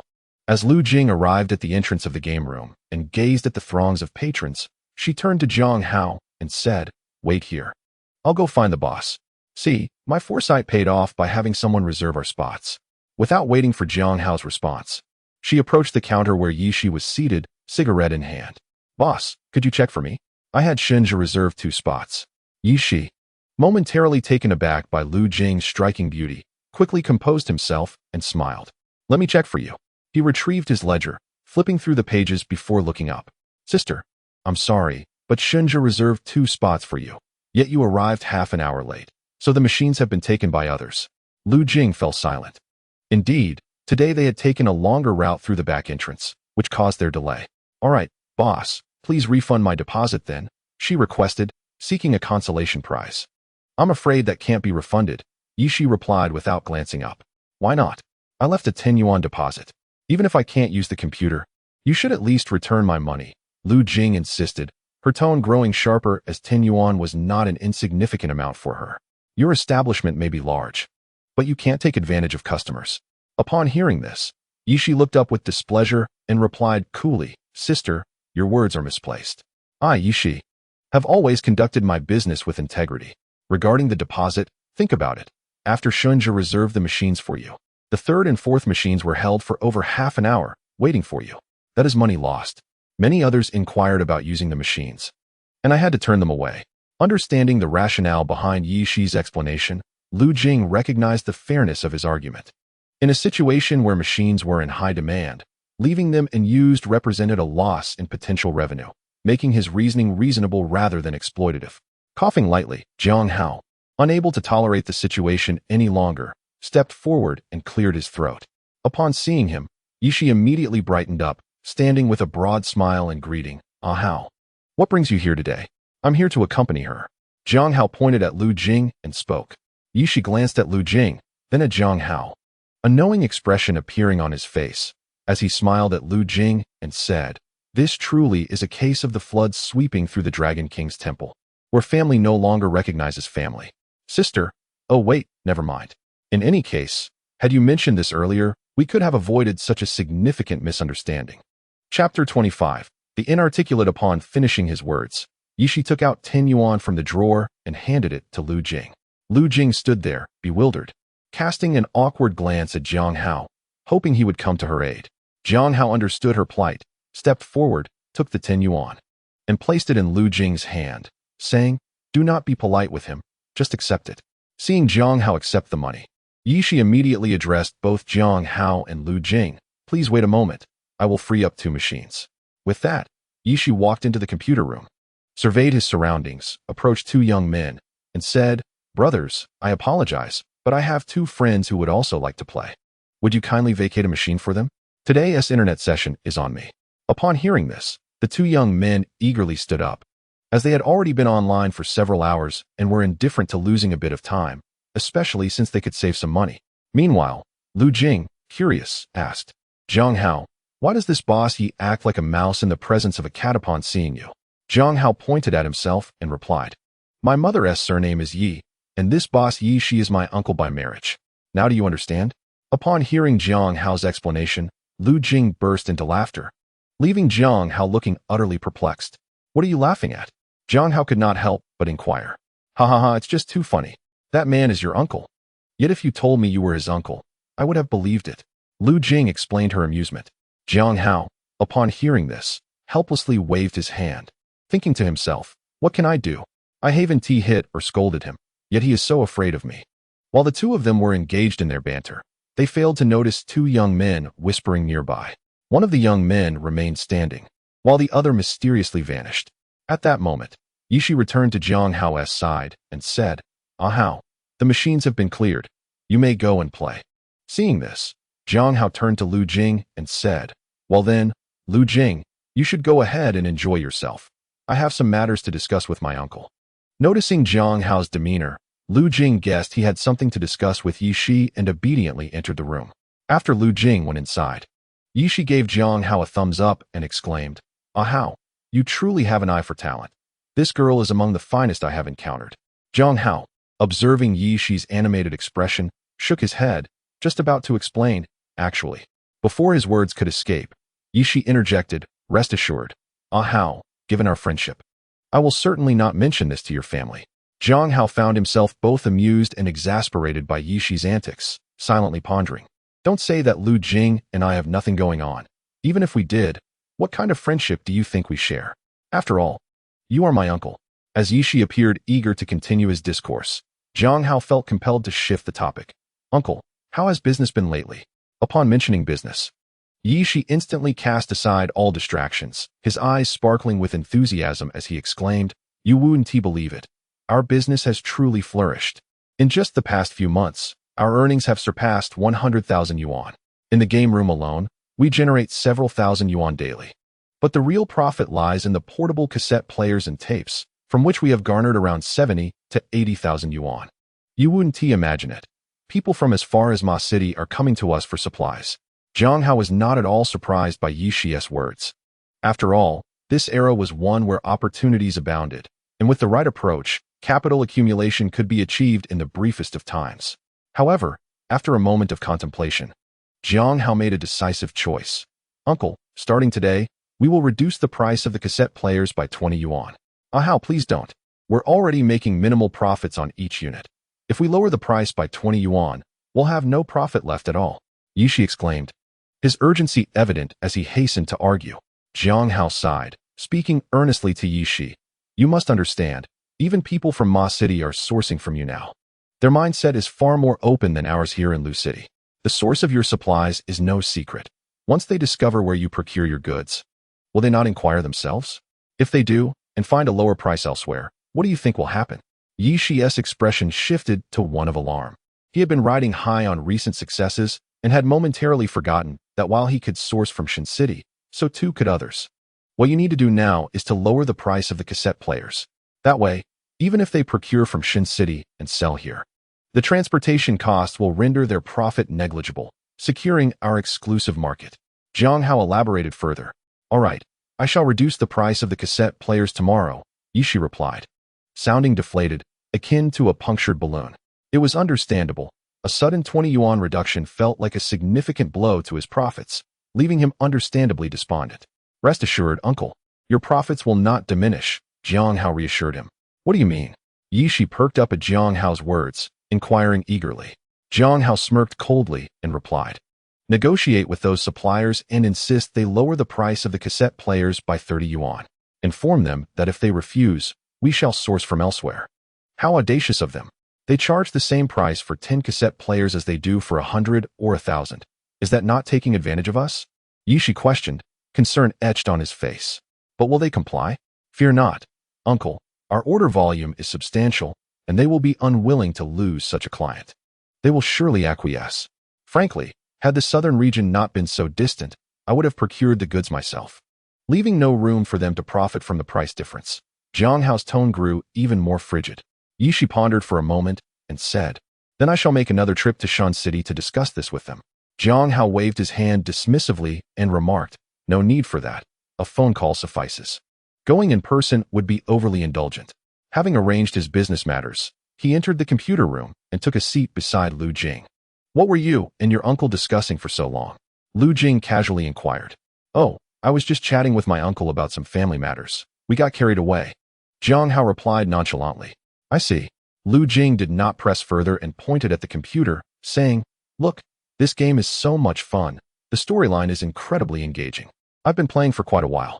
Chapter 26. The King of Shou City. Jiang Hao glanced at the screen, realizing it was none other than the classic single-player game The Legend of Sword and Fairy. It seemed that Yishi had not been idle this month, which secretly pleased Jiang Hao. "Look at this Li Xiaoyao, he is quite amusing. He accidentally saw Zhao Linger bathing and ended up getting knocked out. And his sister-in-law is formidable. She swiftly defeated those people from Miaojiang." Lu Jing enthusiastically introduced the game to Jiang Hao. Her enthusiasm sparked Jiang Hao's interest, prompting him to play The Legend of Sword and Fairy as well, relishing the chance to revisit a classic, thanks to his memories from a past life. He progressed swiftly and soon caught up with Lu Jing. "How come you're advancing so quickly?" Lu Jing exclaimed, astonished. Jiang Hao had played for nearly half an hour less than she had, yet their progress was nearly equal. "I've played this at my uncle's place, so of course, I'm faster. However, Ludemain, shouldn't you consider heading home?" Jiang Hao smiled slightly, setting down the mouse as he teased her. Reminded by Jiang Hao's words, Lu Jing looked up and suddenly realized that night had fallen. Glancing at the clock, she gasped, "Oh no, it's already 6 o'clock. I need to go." Jiang Hao stood up and offered, "Then let me walk you back." At that moment, Lu Jing's face flushed crimson, resembling a startled rabbit as she instinctively distanced herself from Jiang Hao and replied, "No need, I can go back by myself." Without waiting for Jiang Hao to respond, she hurriedly dashed out of the game room. At the counter, Yishi noticed this and quickly called over a young man, instructing him, and he promptly exited the game room. Yishi approached Jiang Hao and said, "Hao, I've sent Li Su to follow her. She'll be fine." Then, with the wisdom of experience, she sighed and added, "Hao, don't take it to heart. I think she's just shy." Shy? What a notion! If Jiang Hao had any feelings for Lu Jing before his rebirth, after his return, he only felt admiration. Yet, after Yishi's interpretation, ripples of emotion stirred within him. Jiang Hao was lost in thought for a while before breaking into a faint smile. He saved Lu Jing's game progress and asked Yishi to keep an eye on it, ensuring no one disrupted her game. With that, he slung his backpack over his shoulder and exited the game room. As he stepped out, he found himself surrounded by several figures. As Jiang Hao stood in astonishment, a middle-aged man, approximately in his 30s, slowly emerged from the shadows of the alley. He leisurely retrieved a metallic cigarette case from his pocket, extracted a cigarette, tapped it against the case a few times, and then placed it in his mouth to ignite. "My good sir, may I inquire about your intentions?" Jiang Hao composed himself and inquired. The middle-aged man chuckled softly, holding the cigarette in his hand before replying, "Nothing much. I simply wish to invite you to a certain place, if you would be so inclined." Jiang Hao glanced around at the imposing figures nearby, all robust men standing around 178 meters tall, and with a wry smile, he asked, "Am I permitted to decline?" Upon hearing Jiang Hao's words, the man laughed. Of course, that would not be an option. Thus, under the man's escort, Jiang Hao made his way to a 2-story building outside Shouqing. Upon reaching the entrance, the middle-aged man pressed the doorbell, and a young man promptly appeared to usher them inside. Following the man, Jiang Hao ascended to a room on the 2nd floor, which housed only a billiard table where another middle-aged man was playing. The middle-aged man stepped forward respectfully, saying, "Brother Zhua, the guest has arrived." The billiards player looked up, and Jiang Hao beheld a rather ordinary face, save for the man's extraordinarily sharp eyes, which seemed to penetrate any facade. "Tiger, you've worked hard. You may leave now. I have matters to discuss with this young brother," the billiards player commanded. With that, the man named Tiger swiftly exited the room, leaving Jiang Hao alone with the middle-aged man. "Do you know how to play?" The middle-aged man gestured towards the billiard table. "I know a little," Jiang Hao nodded. Both in his past life and this one, Jiang Hao had always held a keen interest in billiards. However, the uneven and dilapidated tables in Snatching had dulled his enthusiasm, leading him not to play since his rebirth. Yet, this table was different. In Jiang Hao's discerning eyes, it was evidently a professional-grade table. "First, let us play a game," the man offered, handing Jiang Hao a cue. Embracing a sense of acceptance, Jiang Hao took the cue and began to play. He broke the rack, and the white ball surged forward like a dragon emerging from its lair, scattering the colored balls. "Good shot," the man remarked, his eyes sparkling with delight. Thus, they exchanged shots for several rounds, and upon concluding, it became clear that Jiang Hao had the upper hand. "Excellent, excellent. Today has been a thrilling match. I must confess, within Snatching, few can claim victory over me." Wang Zhua, at the billiard table, the man boasted, exhilarated. At the mention of Wang Zhua, Jiang Hao's heart trembled, as he finally discerned the man's identity. Wang Zhua, a legendary figure from Lushi, was born and rose to prominence in Snatching. Due to his impoverished background, Wang Zhua ventured to Snatching during the era of planned economy, engaging in clandestine trade and earning his initial fortune through the resale of agricultural products. Following the onset of the reform and opening up policy, Wang Zhua expanded his business significantly, establishing a presence throughout Anhui province and becoming one of its most notable tycoons. However, in recent years, his business focus has gradually shifted to the provincial capital, Hefei, resulting in his infrequent returns to Snatching. Although Jiang Hao harbors no fear of Wang Zhua, the true motive behind the invitation extended to him by this legendary figure from Snatching perplexes him. Observing Jiang Hao's demeanor, Wang Zhua offered a subtle smile. "You must have heard of my name." "Indeed, but I am uncertain as to why you summoned me," Jiang Hao acknowledged. In response to Jiang Hao's inquiry, Wang Zhua refrained from answering directly and instead approached a cabinet, asking, "What would you like?" "A can of cola," Jiang Hao replied without hesitation. "Here you go," Wang Zhua said, retrieving a can of cola and handing it to Jiang Hao, who accepted it and consumed it in one go. Chapter 27. I seek your counsel prior to your arrival. I was quite curious about the identity of the individual capable of assisting Yi Shi in making a remarkable rise within Snatching's business community, only to discover that it was a seemingly unassuming student. As Jiang Hao downed the cola without reservation, a glimmer of appreciation flickered in Wang Zhua's eyes. Suddenly, he spoke. "I couldn't help but notice your unreserved consumption of that cola." Jiang Hao gently set down the can, struggling to conceal the tumultuous emotions within him. He believed he had kept his strategic counsel for Yi Shi well hidden. Even his grandparents were unaware. Yet, Wang Zhua had effortlessly unveiled this secret, leaving Jiang Hao astonished. "Would you like to know how I came by this knowledge?" Wang Zhua asked, a mysterious smile playing at the corners of his mouth, intrigued. "Indeed," Jiang Hao replied without hesitation, implicitly acknowledging Wang Zhua's assertions. "Snatching is my birthplace and my foundation, hence I naturally pay close attention to the business dynamics here. Recently, the news of Yi Shi's sudden rise reached my ears. You may not be aware, but before he took over this arcade, Yi Shi was working for Huzi.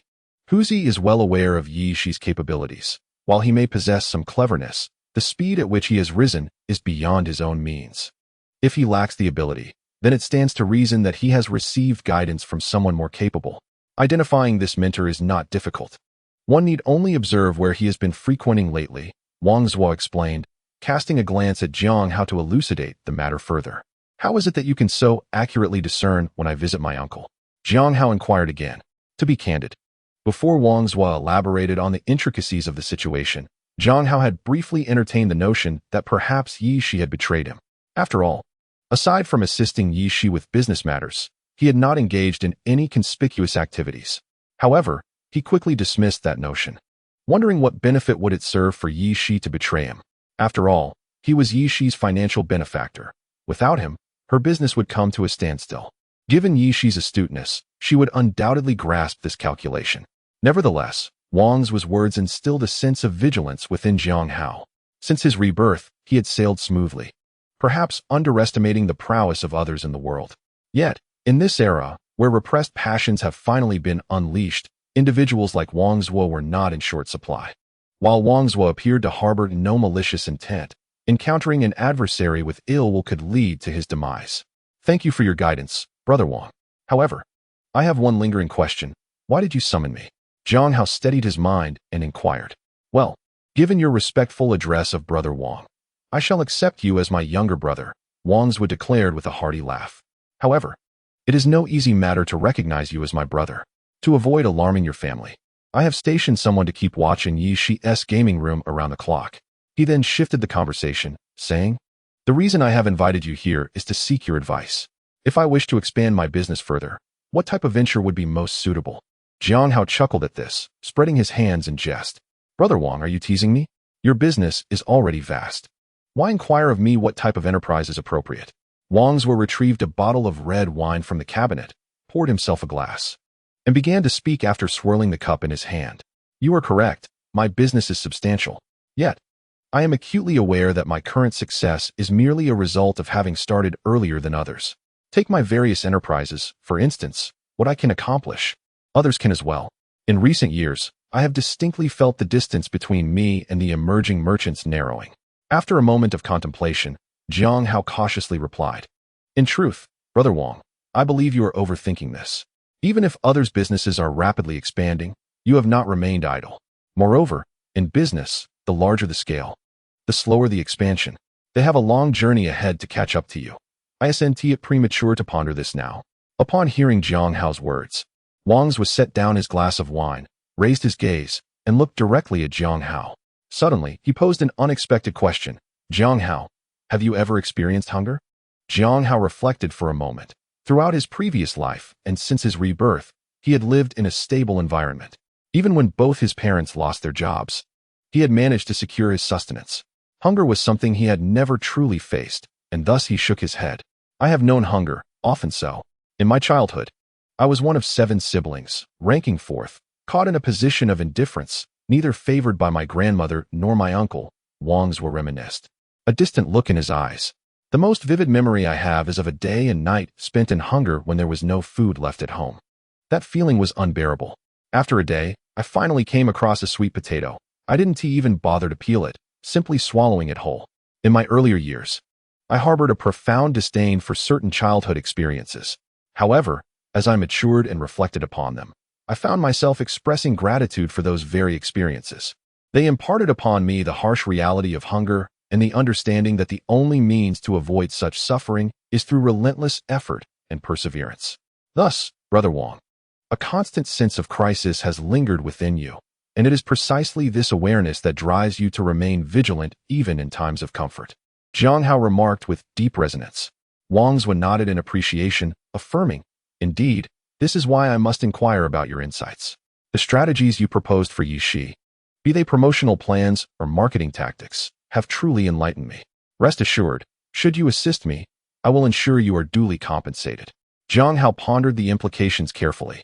Refusing Wang Zuo would neither offend him nor secure his favor, yet it would sever potential opportunities in the business landscape of Wan Province, where Wang Zuo represented an insurmountable challenge. Conversely, aiding Wang Zuo could forge a beneficial connection for future endeavors. With this in mind, Jiang Hao found his choice simplified. With a measured tone, he replied, since Brother Wang holds me in regard, I shall not decline your request. However, I must ask for a moment to deliberate. Of course, Wang Zuo responded, take your time to contemplate. Once you reach a decision, please contact Huzi, and he will bring you to me. Upon concluding his words, Wang Zuo pressed the doorbell on the wall, and shortly thereafter, Huzi appeared at the entrance. Huzi, please escort Jiang Hao back. Share your contact information with him. And if he seeks you out, bring him to see me, Wang Zuo instructed. Understood, Brother Zuo, Huzi replied softly. Well then, Brother Wang, I shall take my leave. After all, I am still a student, and returning late would not reflect well, Jiang Hao declared, promptly rising to bid farewell. Wang Zuo waved his hand, signaling that Jiang Hao could depart. Just as Jiang Hao was about to step through the door, Wang Zuo suddenly interjected. There is one matter I neglected to mention. Lao He has been looking to cause you trouble, but I have intervened. However, I sense he remains unsatisfied. So do exercise caution. Upon hearing this, Jiang Hao felt a chill run down his spine, silently rebuking his own oversight. The greatest threat to his business with she stemmed from Lao He, who dominated the gaming market in Lu City. As the saying goes, to sever one's means of livelihood is akin to slaying one's kin. Having disrupted Lao He's revenue stream, it would be peculiar for him not to seek retribution. Jiang Hao understood Wang's was timing. Had he not agreed to assist, there would have been little reason for Wang's to protect him from Lao He, who was a significant player in Lu City. Jiang Hao's hand trembled momentarily, but he quickly regained his composure and calmly addressed Wang's. Please convey to Lao He that our gaming machines will henceforth be for personal use only and will not be sold externally. He may rest assured. Though Jiang Hao maintained a facade of tranquility, his mind raced. In his view, offending Lao He over a business venture of questionable importance, especially when he was still vulnerable, was not a prudent decision. Thus, he resolved to relinquish that particular business opportunity. Wang's smiled faintly and reassured, "Rest assured, I will convey your message. And I guarantee that Lao He will no longer trouble you." "Thank you, Brother Wang." Jiang Hao expressed his gratitude before following Hu Zi out of the room. After Jiang Hao departed, the side door of the room suddenly swung open, revealing a middle-aged man with a square face. "Chi Fei, what do you think of this young man?" Wang's inquired nonchalantly, taking a sip of the red wine on the table. If Jiang Hao were present, he would undoubtedly recognize Chi Fei as Wang's right-hand man. While Hu Zi represented Wang's strength, Chi Fei symbolized his intellect. This child is perceptive and knows when to advance or retreat. He possesses talent. However, judging by his demeanor, he is unlikely to content himself as your subordinate. "Fighting for your cause," Chi Fei remarked. "That is of little consequence, as long as he can be of use to me now. There are countless talented individuals in the world, and not everyone can be my subordinate." Wang's responded dismissively. "You should pay a visit to Lao He and convey Jiang Hao's words. Ask him to give me some face. Let this matter rest here." "Understood, Brother Zhua," Chi Fei replied before withdrawing, leaving Wang's alone to savor the exquisite wine. Meanwhile, Hu Zi escorted Jiang Hao along the same path they had taken, leading them out of the villa, where a Santana awaited them. Jiang Hao and Hu Zi entered the car, and once inside, Hu Zi handed Jiang Hao a business card. "Jiang Hao, this is my number. If you need to reach me, just call this." "All right, Hu Gu." Jiang Hao accepted the card and examined it closely. It bore a simple name, Lin Hu, followed by a landline number. Thus, Jiang Hao and Lin Hu remained silent during the ride until they arrived at the alley near Jiang Hao's home. "Well, I can only take you this far," Lin Hu said to Jiang Hao. "Thank you, Hu Gu," Jiang Hao acknowledged, aware that proceeding further might attract the attention of acquaintances, so he obediently exited the vehicle. As he was about to leave, Lin Hu hesitated, his mouth moving as if to say something, before finally articulating, "Jiang Hao, it is evident that Brother Zhua holds you in high regard. I hope you do not disappoint his appreciation." "I understand, Hu Gu," Jiang Hao succinctly replied. Lin Hu cast one last glance at Jiang Hao before returning to the car, with his backpack slung over his shoulder. Jiang Hao gazed at the sky and jogged back to his grandfather's house. Upon reaching the entrance, he curiously glanced inside. On previous occasions, his grandmother would have been waiting at the door for him, but today was different. The lights in the main room were on, and several figures were moving about. "Grandma, Grandpa, I'm back," Jiang Hao announced as he set down his backpack and called into the main room. As if hearing his voice, the door to the main room opened, and his grandmother, Wang Xiumei, emerged. "You're back, are you? I made dinner for you," she said, attempting to appear calm. Yet Jiang Hao keenly sensed a hint of sorrow etched upon her brow. "What's wrong, Grandma?" Jiang Hao inquired with curiosity. Children should not pry into the affairs of adults. It is better to focus on one's studies. Wang Xiumei did not respond to Jiang Hao's words. Yet her silence indirectly confirmed his suspicion that something was amiss at home. "Grandmother, I shall return to my room now. I have already dined at my uncle's," Jiang Hao remarked. Realizing he would glean no further answers from Wang Xiumei, he turned and made his way back to his room. Upon entering, instead of studying, Jiang Hao opened the window facing the main hall, and immediately, the sounds from the hall reached his ears. Alas, there is no point in discussing it. The situation has escalated to this extent. What can I do? A low, somber male voice resonated. His father, Jiang Yuan. "Why shouldn't I speak? Why do you think I should remain silent while others do not? Now look where we stand. A well-respected deputy director of human resources has been relegated to the logistics department. The voice of Yi Ling interjected. What do you mean? I should remain silent? Consider this. Before, Mei Haoman merely rented out company property for his wife's small business, but now his ambitions have grown. He intends to sell company assets at a pittance to his brother-in-law and forcibly insert his relatives into our department. As the Deputy Director of Human Resources, how can I acquiesce to that? Jiang Yuan sighed heavily. You must also consider that your department head has likely been informed of these developments, which is why he opted out of that meeting, delegating you instead. Otherwise, even with only a year left until retirement, would he miss such a crucial meeting? Yi Ling's tone softened, tinged with concern. Though the department is under Mei Haoman's authority, I must uphold my duty to the state. Regardless of the circumstances, I must voice what must be said and reject what is unacceptable, Jiang Yuan asserted with unwavering resolve. Very well. Your heroism has led Mei Haoman to reassign you to the logistics department. What now? At this rate, he will persist in targeting you. Yi Ling expressed her worries. Let him do as he pleases. Can he truly dismiss me? Jiang Yuan retorted defiantly. Just as the tension between Jiang Yuan and Yi Ling reached a climax, Jiang Hao's grandfather interjected. In my view, Jiang Yuan has acted rightly. If he concedes now, Mei Haoman would be pleased, but this would betray our principles. Furthermore, can you ensure that no one will pursue this matter in the future? He then shifted his focus. However, Jiang Yuan, Yi Ling's argument holds merit. If you remain in the department, you risk further retaliation from Mei Haoman. Thus, it would be wise to seek a transfer to the first middle school. Silence enveloped the room, and after a considerable pause, Jiang Yuan finally replied, Very well, I shall approach my father tomorrow. Upon hearing this, Jiang Hao closed the window, as he had gathered the gist of the unfolding events. The manager of the department store, Mei Haoman, intended to sell company assets at a bargain to his brother-in-law while forcibly inserting his relatives into the department, facing opposition from his father, which ultimately thwarted his plans. However, this action incensed Mei Haoman, prompting him to seek a pretext to reassign Jiang Yuan to the least prestigious logistics department, though ostensibly a lateral move.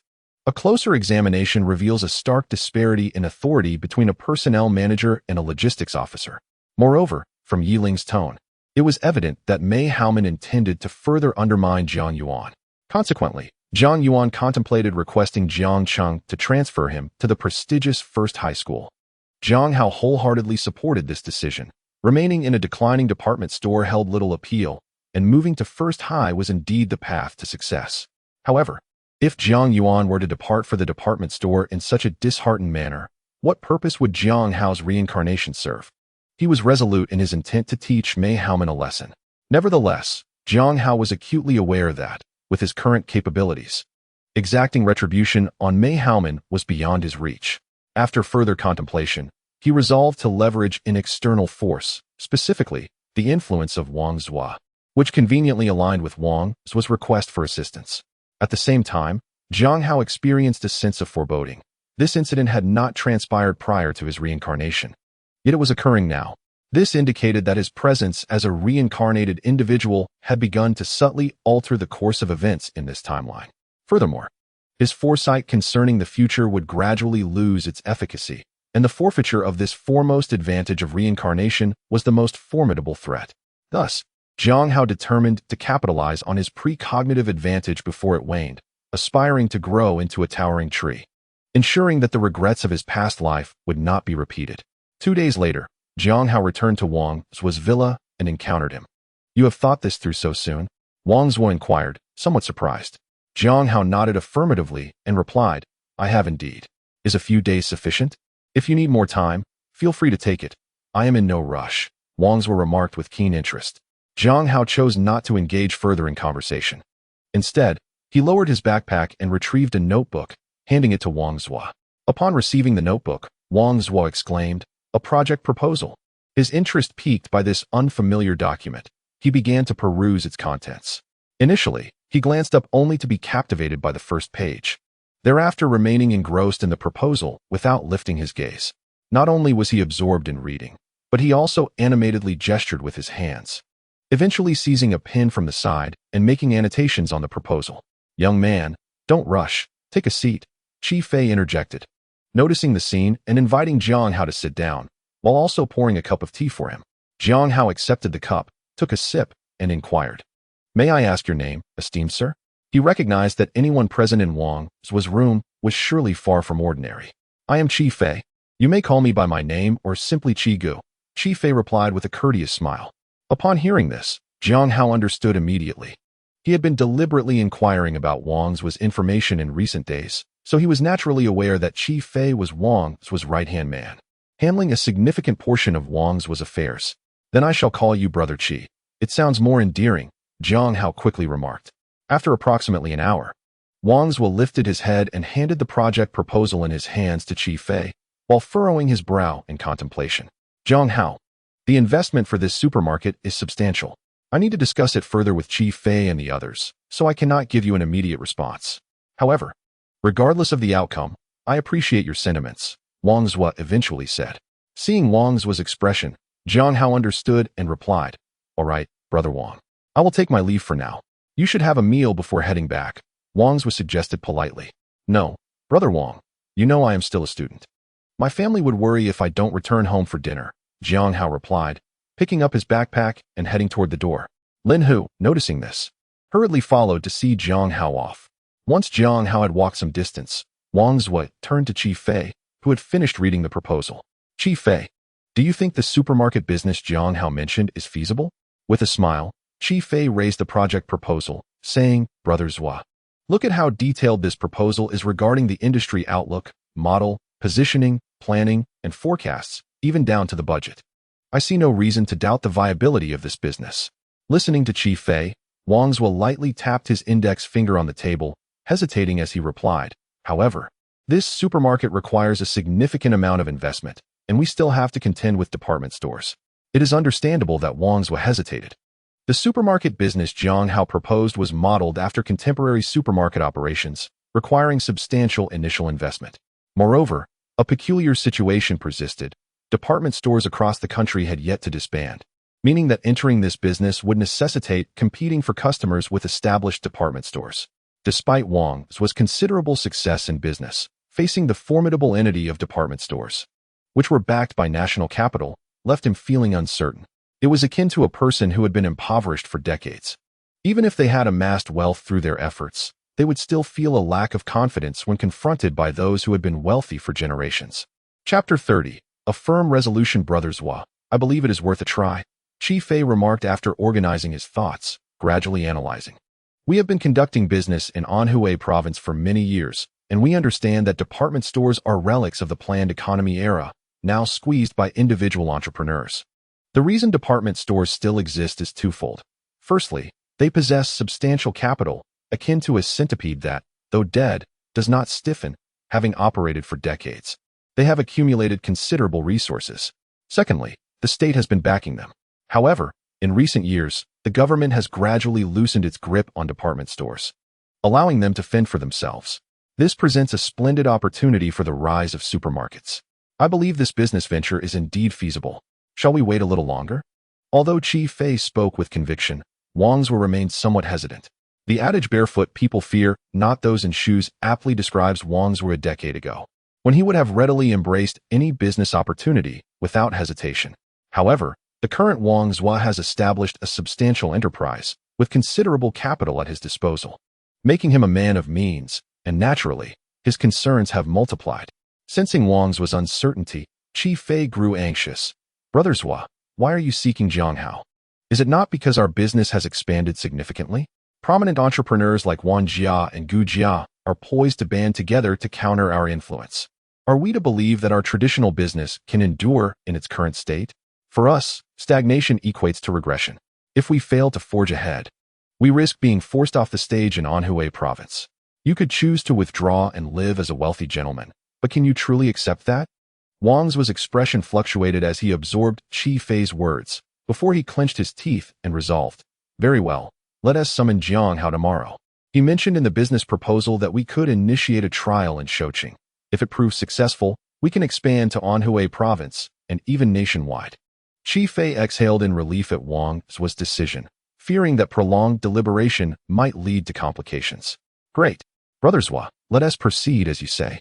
I'll fetch Jiang Hao first thing in the morning."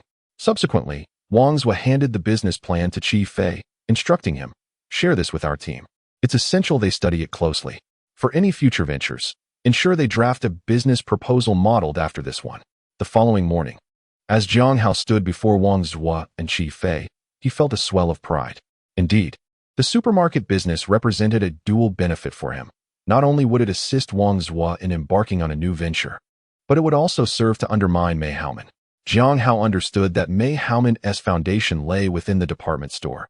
Despite his extensive connections, they were contingent upon his status as manager. Should the department store decline, so too would his influence. Once the supermarket opened, it would inevitably disrupt the department store's patronage. Wang Zhuo's urgency in summoning him indicated that his proposal had piqued Wang Zhuo's interest. Jiang Hao, do you possess confidence in the supermarket venture? Wang Zhuo inquired nonchalantly.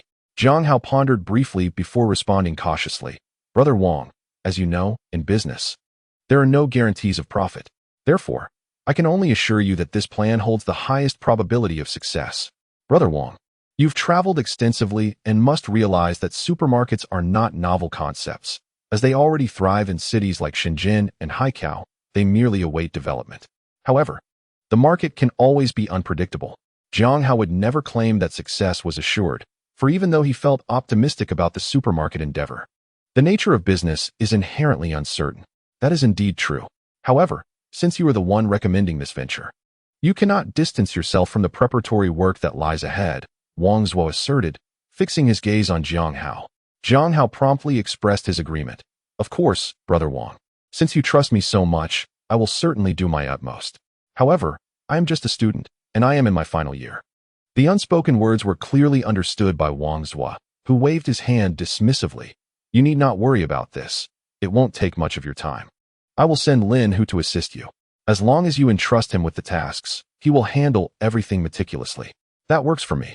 I am available on Saturdays and Sundays. Jiang Hao replied affirmatively. Rest assured, since you are helping me, I will not let you suffer. You will receive a 30% stake in the supermarket in Shouqing. If it flourishes in the future, you will also have a 10% share in the supermarkets of other cities, Wang Zhuo proclaimed grandly. Jiang Hao was taken aback by Wang Zhuo's statement. Although a 10% share may seem modest, once the supermarket scales up, the returns could be substantial.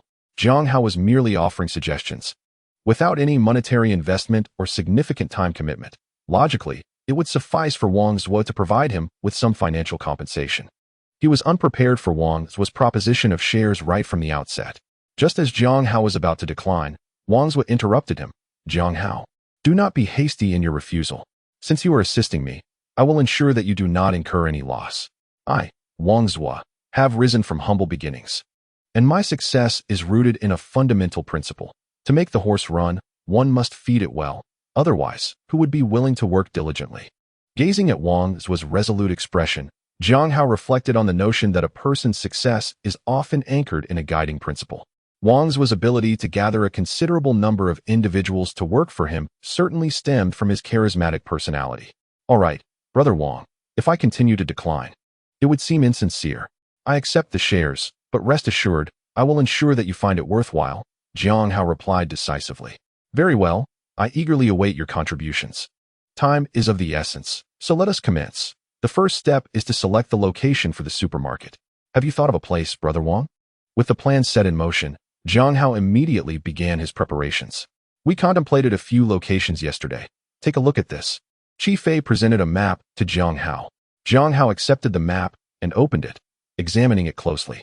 He could not help but admire the discerning judgment of Wang Zhuo and Qi Fei.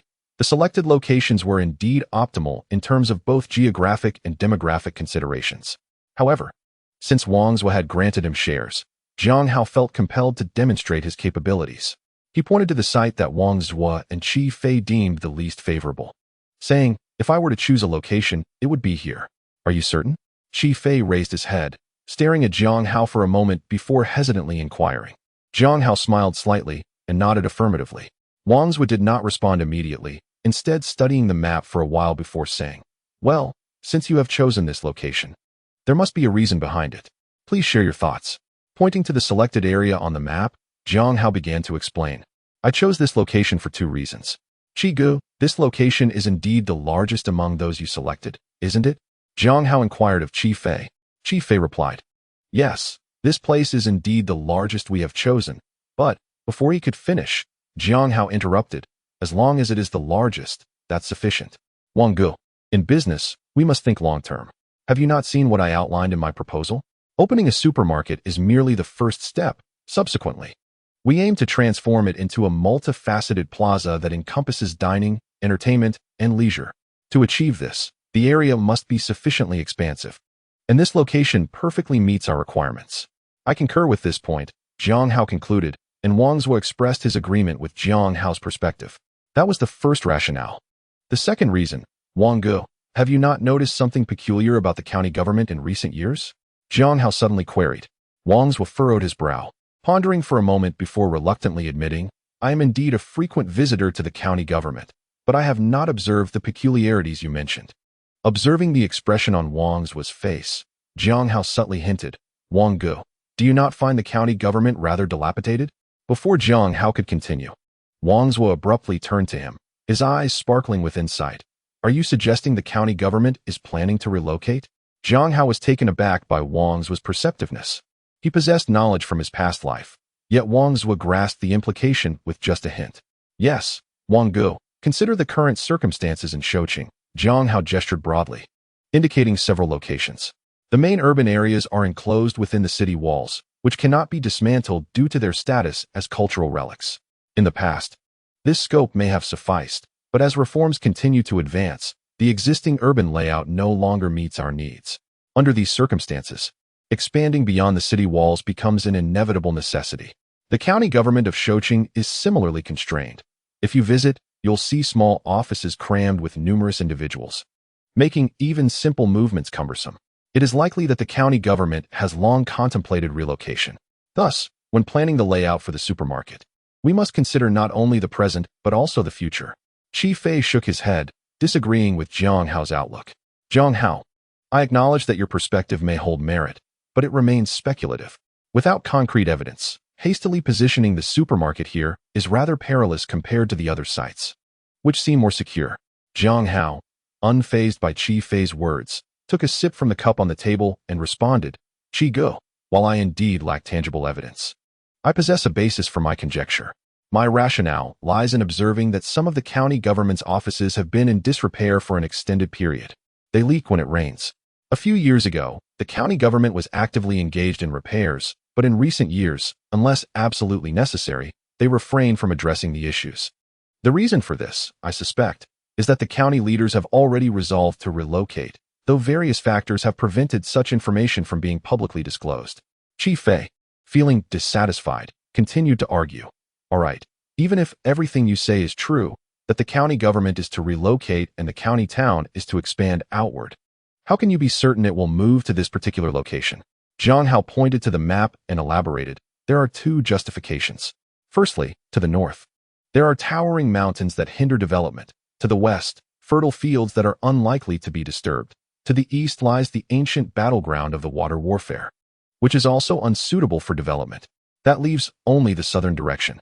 Moreover, several establishments have already constructed buildings there, providing a solid foundation for further expansion.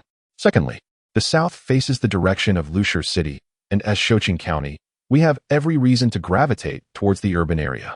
Qi Fei was about to counter Jiang Hao again when Wang Zhuo intervened, stating, All right, Qi Fei, Jiang Hao is correct. Allow me to add a point. Prompted by Jiang Hao's insight, I recalled that several leaders from the county government have purchased homes in the southern area in recent years, which I suspect is related to this matter. This risk is worth taking. Let us proceed as Jiang Hao suggested. Upon hearing this, Jiang Hao smiled slightly and addressed Wang Zhuo. Then, Brother Wang, the location is settled. If you have any further requests, please speak up. I will do my utmost to accommodate them. Wang Zhuo, displaying remarkable decisiveness, was resolute once a decision was made. Jiang Hao pondered for a moment and then expressed, I do have a few requests. Firstly, I find my uncle Yi Shi quite capable, and I hope to have him on board. No problem, let him come and assist. Wang Zhuo readily agreed with a wave of his hand. Additionally, I would like my father to be involved, but I wish for him to remain unaware of my involvement in this matter. Jiang Hao further elaborated that he wanted his father to personally exact revenge before attending the first middle school.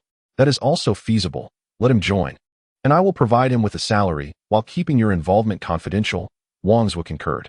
In this era, It was commonplace for individuals to engage in private work during their free time, and Wang Zuo assumed Jiang Hao merely intended for his father to earn some extra income.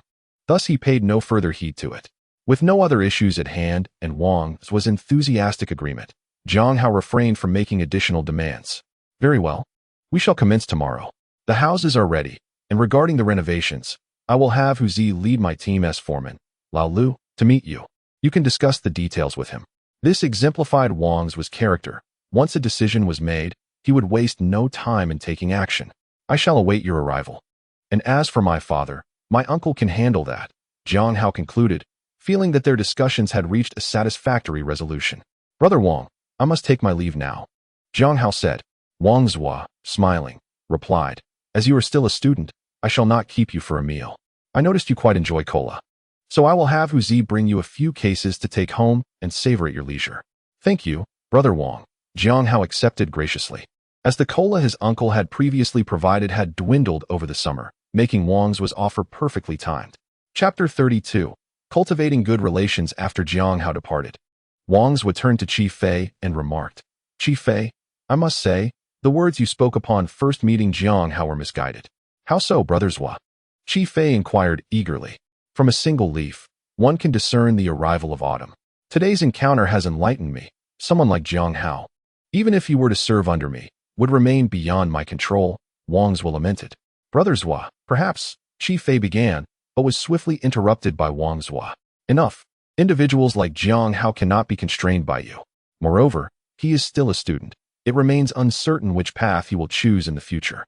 Let us merely regard this as an opportunity to cultivate a favorable relationship. Meanwhile, after leaving Wang's villa, Jiang Hao instructed Lin Hu to escort him directly to Yishi's arcade.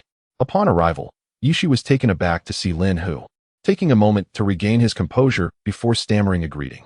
Previously, Wang Zuo had elevated Yishi's status by claiming he worked alongside Lin Hu. In reality, Yishi was merely performing menial tasks under Lin Hu's subordinates. Although Lin Hu might not recognize Yishi, the latter held a profound impression of Lin Hu, the superior of his superior. Thus, upon Lin Hu's arrival with Jiang Hao, Yishi immediately recognized him, despite the silence.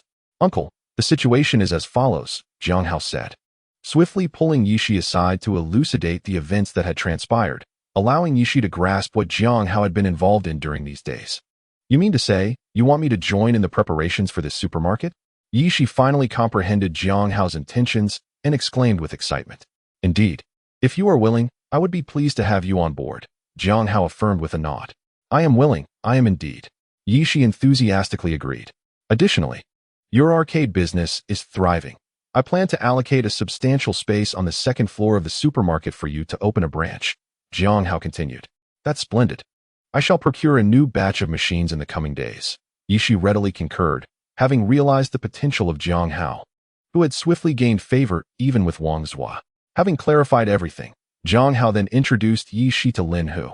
Brother Hu, I hope you will look after him, Jiang Hao said. Before Lin Hu, Yishi felt somewhat restrained, addressing his former superior's superior. Well, do your work diligently from now on, Lin Hu replied, gazing skyward. His tone indifferent. Were it not for Jiang Hao's presence, Lin Hu would have had little interest in acknowledging Yishi, who was merely a subordinate of his former subordinate. That will be all, Brother Hu. I can return on my own, Jiang Hao concluded, allowing Lin Hu to depart while he remained to discuss a few matters with Yishi. The following day, Yishi appeared at the Yi residence. Brother-in-law, I haven't seen much of you lately. What have you been up to? Yishi casually inquired upon spotting Jiang Yuan at home. Nothing much. I have recently been reassigned to the first middle school, so I've been idly waiting at home for the transfer of my files, Jiang Yuan replied. Despite their familial ties, Jiang Yuan remained reluctant to share his personal matters with Yishi. He deftly shifted the conversation, saying, By the way, Yishi, I've heard that your business is thriving remarkably. Even my friends are aware that there is a successful entrepreneur in our family. Brother-in-law, you flatter me too much. My current success is largely due to the support of my uncle and you two as a couple, Yishi replied modestly. If anyone else had made such a statement, Yishi would have been flattered, but in the presence of Jiang Yuan, he dared not become complacent. Please, don't mention it. Speaking of which, you truly possess a sharp mind, recognizing that business can yield quick profits. If I were a few years younger, I might have joined you in venturing into business. Jiang Yuan remarked wistfully. Taking his own workplace as an example, he noted that although state-owned enterprises boast excellent benefits and compensation, the reality is that, within the industry, his salary as the Deputy Director of Human Resources after over 20 years of service is still less than that earned by a small contractor. Brother-in-law, this reminds me, since you have some free time, there's an opportunity to earn some extra income. Would you be interested? Yishi said, feigning a sudden recollection as he tapped his head. Intrigued by Yishi's proposition, Jiang Yuan felt a spark of interest. Not only was he restless at home, but the prospect of earning a little extra for household expenses was an enticing temptation he could hardly refuse. There's a big boss named Wang Zhua. You know of him, right? Yishi began. Jiang Yuan nodded and replied, of course, he's a well-known entrepreneur in Shouqing. His reputation resonates not just in Lu City, but throughout the entire Anhui province. Seeing that Jiang Yuan was familiar with Wang Zhua, Yishi continued, it's good that you know him. The opportunity one mentioned is related to Wang Zhua. He is looking to open a supermarket in Shouqing and needs considerable assistance with the preparations. I happen to know the person in charge of this undertaking. I thought, since you have experience in the department store sector, it would be a good fit for you to lend a hand. Rest assured, the compensation will be quite satisfactory. Those supermarkets are a relatively novel concept for the Anhui province. Jiang Yuan, due to his advantageous position, had traveled extensively and understood what supermarkets entailed. However, at that moment, instead of readily agreeing to Yishi's proposal, he fell silent. After a pause, he pulled out 2 cigarettes from his pocket, offering one to Yishi while lighting the other for himself. After taking a few deep puffs, Jiang Yuan finally said, Yishi, I'm afraid I must decline this opportunity. Yishi, upon hearing this, grew anxious. Jiang Hao had entrusted him with the task of persuading Jiang Yuan to join the supermarket preparation team, and if Jiang Yuan refused, it would reflect poorly on Yishi in Jiang Hao's eyes. Brother-in-law, please reconsider. This opportunity is indeed rare. If it weren't for my connection with the preparatory team, you wouldn't even have a chance. Many others would be eager to seize this opportunity, but cannot. Yishi urged fervently. Yishi, I am fully aware of your sentiments. However, should this supermarket come to fruition, it would inevitably compete with the department store. Although I have departed from the department store, my affection for it remains intact. Such an endeavor is something I cannot undertake. Jiang Yuan sighed, resolutely stating. This only intensified Yishi's anxiety. Upon glancing up, he noticed Jiang Hao had unexpectedly appeared beside him, and he thought that perhaps Jiang Hao had a solution. Unbeknownst to him, Jiang Hao was equally troubled. He understood Jiang Yuan's disposition well. Once he set his mind on something, it was as if 10 stubborn oxen could not budge him. If he had decided against it, his determination was unwavering. Just as Jiang Hao felt the weight of urgency, a fleeting figure at the entrance caught his attention, prompting him to abandon Yishi and Jiang Yuan and hastily enter the room. Chapter 33. Mother takes charge. Upon entering, Jiang Hao immediately spotted his mother, Yi Ling, tidying up freshly dried clothes. He approached her briskly and said with a charming tone, Mom, let me assist you. Yi Ling cast a glance at him, then replied with impatience, You should be studying. If you help me, I'll only have to reorganize everything again, which is more troublesome. Mom, your words wound me. Jiang Hao retorted playfully as he sat beside her, grabbing clothes to assist. Yi Ling set down her garments and regarded him. Speak. What is it you wish to discuss? Jiang Hao was taken aback and asked, Mom, how did you know I had something on my mind? Isn't it obvious? Whenever you act this way, it's because you need something. So what is it? Yi Ling unveiled the truth. Jiang Hao chuckled wryly. Indeed, no one understood him better than his mother. Mom, have the arrangements for you and Dad to transfer to the first high school been completed? Jiang Hao inquired. I've taken care of mine. But contrary to what your grandfather believed, I wasn't moved to the logistics department, but rather to the office, Yi Ling replied with pride. That's wonderful news. Did grandfather facilitate this? Jiang Hao exclaimed joyfully, as the office is an immensely significant department in any organization, requiring individuals of considerable capability to operate effectively. Upon hearing Jiang Hao's question, Yi Ling beamed with even greater pride. Of course not. It was Principal Wang who suggested that having a vice station master of the grain station in logistics would be an underutilization of talent. Since a young lady in the office is going on maternity leave, I was transferred there instead. The principal possesses true discernment. How could my mother, the vice station master of the Chengguan grain station, not be placed where her talents could shine? Observing Yi Ling's delight, Jiang Hao continued to flatter her earnestly. There was no other way. Yi Ling's character was such that opposing her would be futile. Nothing could be achieved in her presence, not even by her own son. Yet, if one aligned with her, she proved to be quite accommodating. And your father? His transfer will take a few more months as it is still in process. Yi Ling added after reveling in her own success. In that case, Mom, while I was outside, I overheard my uncle discussing a matter with Dad. Jiang Hao swiftly returned to the subject at hand. What transpired between the two of them? Yishi's business was thriving. Yet your father could not possibly engage in business with Yishi. Yi Ling inquired, perplexed, of Jiang Hao. Jiang Hao cast a glance out the window and, feigning an air of mystery, responded, I just overheard my uncle mention that he knew Dad was at home, so he sought out a task for him to undertake, allowing him to earn a little extra income to supplement the household. What task? Yi Ling, intrigued, set down the garments she held. It should be noted that during these past few months of transitioning, Zhang Yuan had not received a single penny in wages, and Jiang Hao, being a high school student, was in a phase of frequent expenditures, leaving Yi Ling quite troubled. Although both Jiang Hao's grandfather and maternal grandfather had offered some assistance, they too had other grandchildren to consider, limiting their ability to provide support without inciting discontent among the others. Therefore, hearing Jiang Hao mention this matter was akin to a stroke of fortune for Yi Ling. Well, my uncle knows someone who is opening a supermarket and would like my father to assist with the preparations. However, my father was not agreeable to the idea. Sensing Yi Ling's interest, Jiang Hao hastened to elaborate. Why was he not agreeable? Yi Ling inquired, increasingly puzzled, for this endeavor seemed to pose no challenge for Jiang Yuan. My father said that opening this supermarket would mean competing with department stores, which he prefers to avoid. Observing Yi Ling's expression, Jiang Hao subtly fanned the flames. Mother, you are aware that I just heard my uncle mention that for merely a month of assistance, the payment would be at least this amount. With that, Jiang Hao extended 2 fingers toward Yi Ling. 200? Although not astonished by the figure, Yi Ling felt a sense of satisfaction. After all, earning the equivalent of a month's salary for just 1 month of work was undeniably appealing. No, it is 2,000. Jiang Hao revealed a figure that left Yi Ling utterly astonished.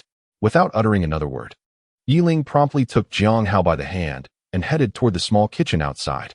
Upon entering the kitchen, they found Yi Shi, drenched in sweat, and Jiang Yuan.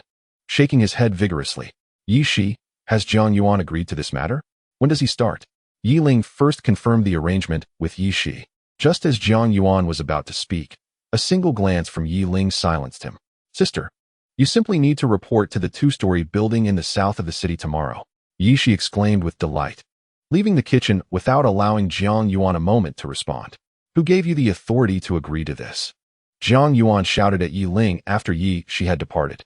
This was typical of Jiang Yuan. When others were present, he always deferred to Yi Ling's judgment, only to voice his dissent when they were alone. According to Jiang Yuan, Yi Ling was, after all, a leader, and if he did not show her respect, how could he expect others to do so? What is it? Do you believe you have a valid argument? Pray tell. Where could one find such a generous offer of 2,000 for merely a month of help?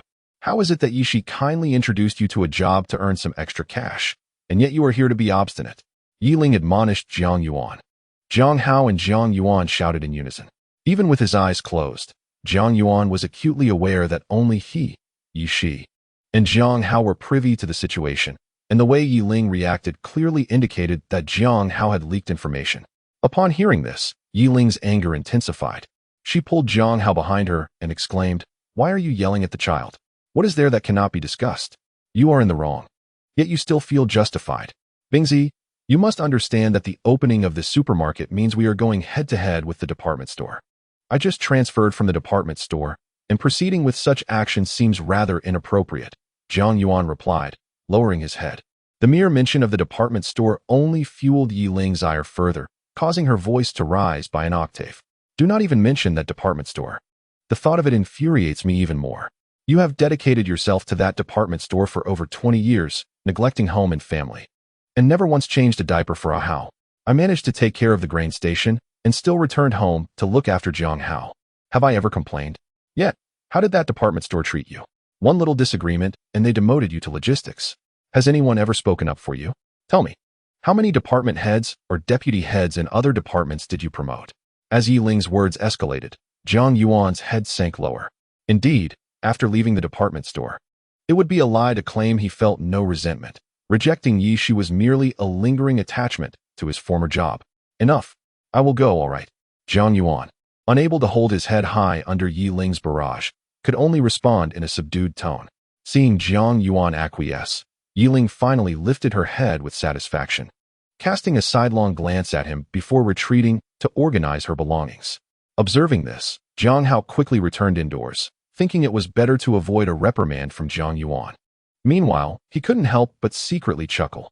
Jiang Yuan, the deputy head of personnel at the department store, was a notable figure in their small county. Yet he found himself unable to raise his head in front of Yi Ling. The following day, Jiang Yuan was urged by Yi Ling to report to the supermarket in the south of the city at the crack of dawn. Are you Director Jiang Yuan? It is truly an honor to have you here. Qi Fei personally welcomed him, knowing Jiang Yuan was Jiang Hao's father. Not at all. I am merely here on a part-time basis. Please feel free to give me any instructions, Mr. Qi. Jiang Yuan, aware that the supermarket was owned by Wang Zhua, refrained from adopting an air of superiority. Director Jiang, let's get down to business. For this month, you will be in charge of employee management and the daily preparations at the supermarket. Given your experience as a personnel head at the department store, this should be quite familiar territory for you, Qi Fei said with a smile. Upon hearing Qi Fei's words, Jiang Yuan breathed a sigh of relief. This task was exceedingly simple for someone of his background. Additionally, here are some preliminary management regulations we have drafted. Please take a look and feel free to voice any opinions, Qi Fei added, handing Jiang Yuan a sheet of paper. Jiang Yuan took the paper and was taken aback. This management system meticulously addressed the employees' work attitudes, standardizing their operational conduct and behavioral guidelines in great detail. What do you think? Qi Fei quietly awaited Jiang Yuan's completion of the document before inquiring. It is exceedingly thorough. The individual who drafted this policy is undoubtedly a genius. At least from my perspective, there appears to be little room for modification, Jiang Yuan remarked, setting aside the management system in admiration. The genius is your son, Qi Fei thought to himself. However, since Jiang Hao had already indicated a desire for Jiang Yuan to remain unaware, Qi Fei had no intention of revealing the truth about Jiang Hao. Since you, Section Chief Jiang, have no objections, we shall proceed as such. Your task will be to implement this policy meticulously, Qi Fei stated to Jiang Yuan. Jiang Yuan readily acquiesced, no problem. At that moment, the door to the room swung open, and Yi Shi and Jiang Hao entered. Ah Hao, what brings you here? Jiang Yuan inquired, somewhat perplexed to see Jiang Hao present. Jiang Hao smiled and replied, Dad, my uncle asked me to work here for a few days to earn some pocket money. Given that Jiang Hao frequented the supermarket, he felt it necessary to concoct a plausible excuse. Nonsense, Jiang Yuan retorted, disregarding Qi Fei and Yi Shi's presence as he vocally chastised. You are in your senior year now, your studies are demanding, and you have no time for this part-time work. Jiang Hao, unfazed, responded, Dad, rest assured. I am studying diligently. I will only be here for a few days. It won't disrupt my progress. That is unacceptable. Every moment is invaluable at this stage. Jiang Yuan firmly opposed Jiang Hao's intentions. Observing his father's steadfastness, Jiang Hao quickly proposed, How about this, Dad? I recently took a monthly exam. Once the results are out, if I am not in the top 10 of my class, I will cease working here. If I am, you will allow me to continue. Seeing Jiang Hao's determination, Jiang Yuan sighed. Very well, it's a deal. However, even if you achieve a top 10 rank, should your grades decline afterward, you will not be permitted to continue. You need not worry, Dad. That will not happen, Jiang Hao assured him. Yi Shi, please guide Section Chief Jiang to familiarize him with the work environment. I need to discuss his responsibilities with Jiang Hao, Qi Fei instructed Yi Shi. Understanding that Qi Fei had matters to discuss with Jiang Hao, Yi Shi promptly led the concerned Jiang Yuan to explore the supermarket. Brother Qi, how are the preparations coming along? Can we commence tomorrow? Jiang Hao inquired once Jiang Yuan had departed. Everything is nearly in order. The blueprints you provided have been submitted to the engineering team, specifically to Lao Lu. There should be no issues, Qi Fei explained. All right, but I cannot be here every day. I will entrust this matter to Lin Hu and Yi Shi. I will speak with them shortly to ensure that Lao Lu adheres strictly to my designs and does not make any unauthorized alterations. Jiang Hao nodded in agreement. Rest assured. Brother Zhua, fearing that Lao Lu might object to you, specifically summon Lao Lu to ensure he adheres to your directives. Lao Lu is most compliant with Brother Zhua's wishes, so there should be no issues. Qi Fei alleviated Jiang Hao's concerns. Brother Wang is indeed meticulous. Jiang Hao marveled at how even this trivial matter had been considered by Wang Zhua. What about the personnel? Qi Fei inquired. I will personally handle the training. You need not interfere, Jiang Hao replied, waving his hand. He understood that to successfully manage the supermarket, it was imperative to have a comprehensive inventory and exceptional service. Thus, he resolved to take charge of the personnel training himself. By the way, the suppliers have arrived. Would you like to meet them? Our future inventory will depend on them, Qi Fei mentioned regarding procurement. No need, Qi Gu, you can handle this matter. Just report our required goods to them and have them provide their prices. The lowest bid will be our supplier. Jiang Hao shook his head. Our supermarket has yet to establish scale, and the external supply is also insufficient. I suspect that even if the prices are low, they won't be significantly reduced. Once our supermarket expands, they will inevitably seek us out. Then I will discuss it shortly. The supermarket staff is downstairs. I will take you down, Qi Fei said, leading Jiang Hao downstairs to a room. At that moment, a young man was animatedly addressing a group of young women.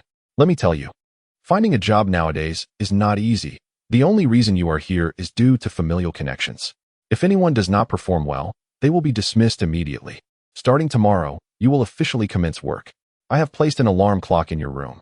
When it rings, you must rise and resolve your matters within half an hour. If anyone is late, the first infraction results in a month's salary being docked, the second, and you may as well pack your bags and leave. Chapter 35. Do you understand? Ahem.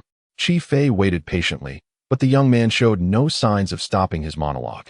Finally, Qi Fei could no longer contain himself, clearing his throat several times to regain the young man's attention. Brother Qi, what brings you here? The young man exclaimed, rushing to greet Qi Fei, utterly disregarding Jiang Hao behind him. Qi Fei smiled and gestured towards the young man, saying to Jiang Hao, this is Wang Ming. He will assist you in managing the newly hired employees. Feel free to give him any instructions without hesitation.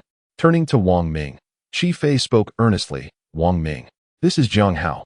From now on, these individuals will be under his supervision, including you. Wang Ming, taken aback by Qi Fei's solemnity, glanced at Jiang Hao, a rather handsome youth, evaluating him.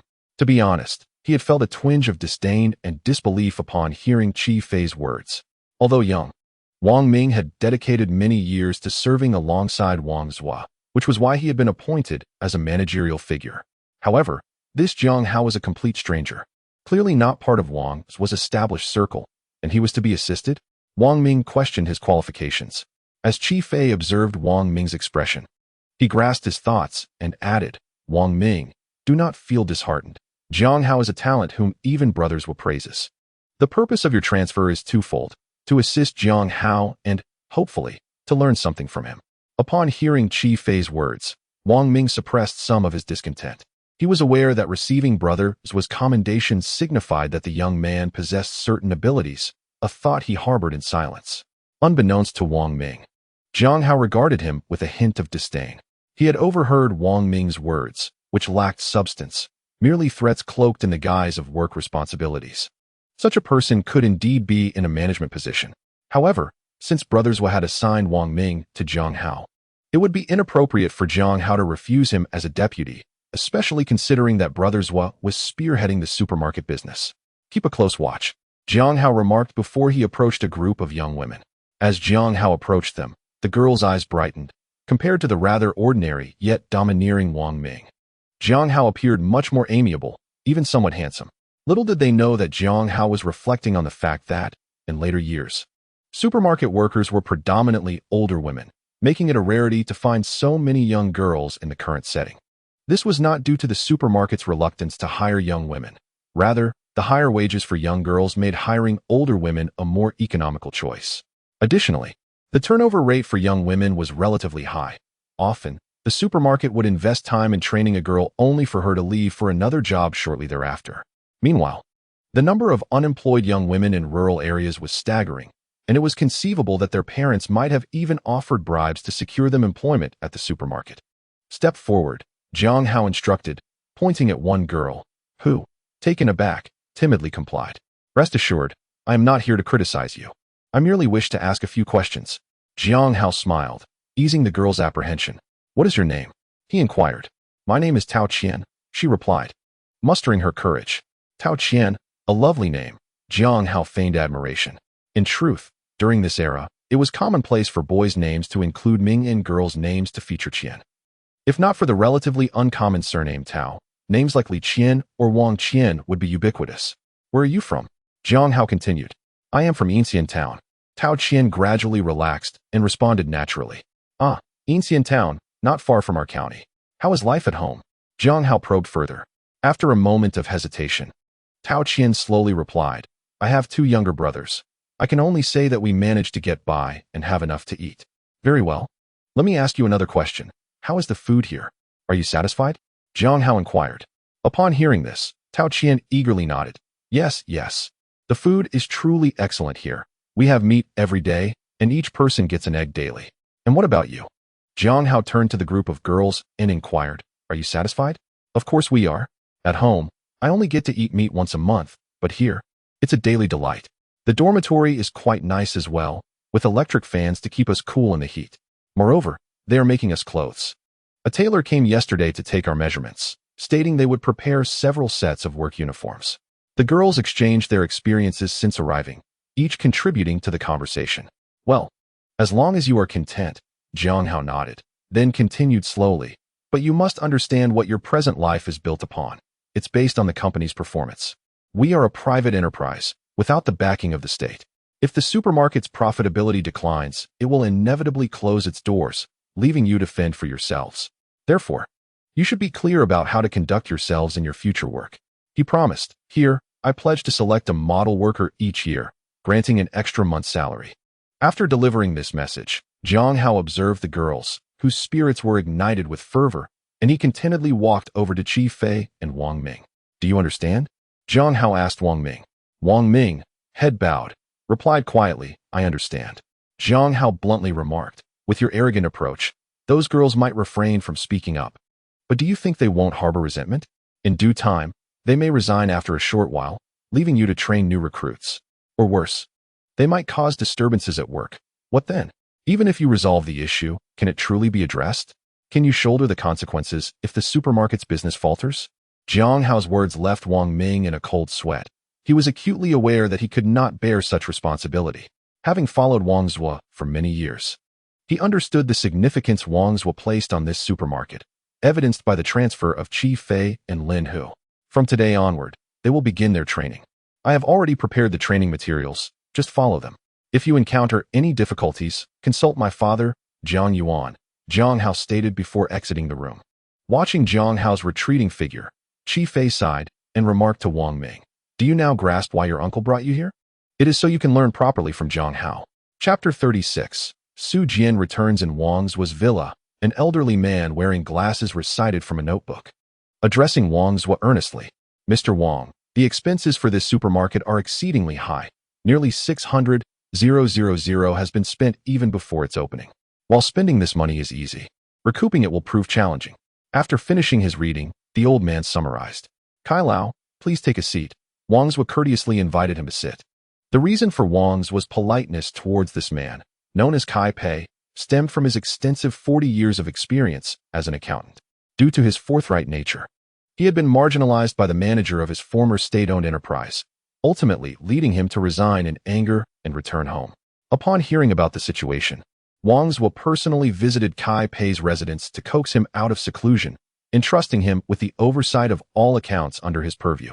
Kai Pei, living up to Wang Zhuo's expectations, meticulously organized the chaotic accounts that Wang Zhuo had previously managed, earning his profound respect. Mr. Wang, I am equally anxious. The expenditures this time have been exorbitant.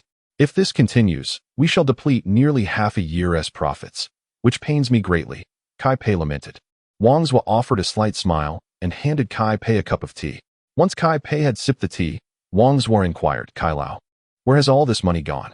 Purchasing equipment, renovations, inventory acquisition, employee training, and various aspects of daily management and logistics, Kai Pei replied without hesitation. Is there any unnecessary spending? Wang Zhuo asked with a twinkle in his eye. Not exactly, but Mr. Wang, some items have been excessively priced, such as the floor tiles. There are cheaper alternatives, yet they insist on acquiring the most expensive ones. Moreover, the meal standards for employees are better than those of some managerial staff in our other businesses, which is entirely unwarranted, Kai Pei complained about Jiang Hao's spending habits. Kai Lao, you truly deserve the title of my esteemed steward. Please, do not hold back. Bring any issues directly to me. This is precisely why I have called upon you to assist me. Wang Zhuo praised Kai Pei's dedication. I am unworthy of such flattery, Kai Pei replied modestly. Although he was forthright, he understood that such candidness could cost him his position under a less discerning employer, much like his previous experience as a manager in a state-owned enterprise. To this day, only Wang Zhuo could regard him with such generosity and delegate significant responsibilities. However, Kai Lao, your role is solely in financial matters, while I must consider the broader picture. Wang Zhuo paused and continued. Jiang Hao informed me prior to launching this supermarket that the initial establishment would undoubtedly incur the highest costs. This is due to two considerations. Firstly, as you mentioned, expenses for equipment, inventory, and renovations will be substantial, as this first supermarket is our prototype, and we must strive for excellence, which inherently requires significant investment. However, in the future, once we have established a mature system, these costs will decrease. Secondly, concerning personnel, we have raised employee compensation because the supermarket model places great emphasis on management. Should we offer insufficient remuneration, we risk losing talent to competitors before we achieve a stable scale. So for now, employee compensation must remain high, at least until we reach a certain scale. Listening to Wang Zhuo's rationale, Kai Pei sighed. Very well, Mr. Wang. Rest assured that I will allocate whatever funds are necessary for this matter without a word of protest. Wang Zhuo contemplated for a moment and said earnestly, Kai Lao, since we have chosen Jiang Hao, we must place our trust in him. As long as he refrains from reckless spending, we shall allow him to proceed. Meanwhile, Jiang Hao remained unaware of these discussions. After 2 days of intense labor, having set the supermarket staff training on the right track, he finally anticipated returning to school on Monday to commence a week of studies. Upon arriving at school, I had yet to exchange a few words with Zhang Mu when the bell for class rang. Their homeroom teacher, Bai Shuang, entered with a stack of examination papers. Classmates, these are the results of the recent monthly exam. Now, I will call out the names of those who should come up to collect their papers. Lu Jing achieved scores of 132 in mathematics, 119 in Chinese, 121 in English, and 261 in comprehensive science. Each student summoned by Shuang approached the front to receive their exam papers. With the impending college entrance examinations, both high and low achievers were under immense pressure, striving to improve their scores during this critical period to secure admission to reputable universities. It is noteworthy that, even at the best high school in the county, the dropout rate is alarmingly high. Out of 100 students, only 20 or 30 may successfully enter university, which is a cause for gratitude. Jiang Hao sat there, squinting as he listened to Bai Shuang announce the scores. Lu Jing, the top student in their class, consistently ranks among the top 5 in the grade. Given her scores in this monthly exam, gaining admission to a first-tier university seems well within her reach. As for Zhang Mu, however, his situation appeared precarious, with scores teetering between vocational and undergraduate thresholds. A good performance could secure him a spot in an undergraduate program, while a poor one might relegate him to a vocational college.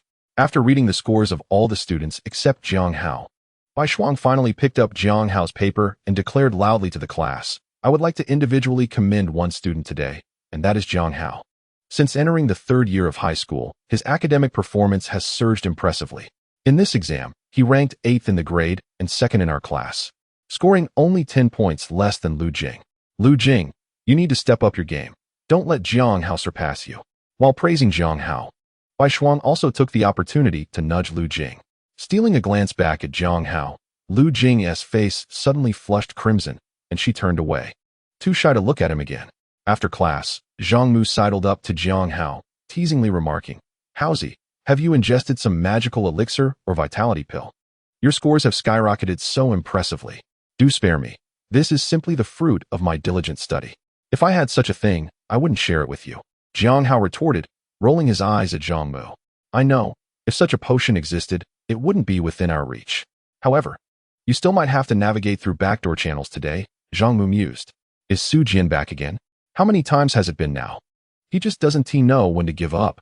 Jiang Hao frowned, expressing his disdain. Give up? Consider this. After the humiliation he faced that day and his repeated failures to confront you, how could he possibly relent? In his eyes, even Lu, the school beauty, Pales in comparison to your allure, Zhang Mu teased lightly. Chapter 37. Once again, I prevail. Why not put our school beauty through a little more trouble? After so many encounters with Su Jian, Zhang Mu had come to understand the reason behind Jiang Hao's scathed demeanor, thus offering a reminder.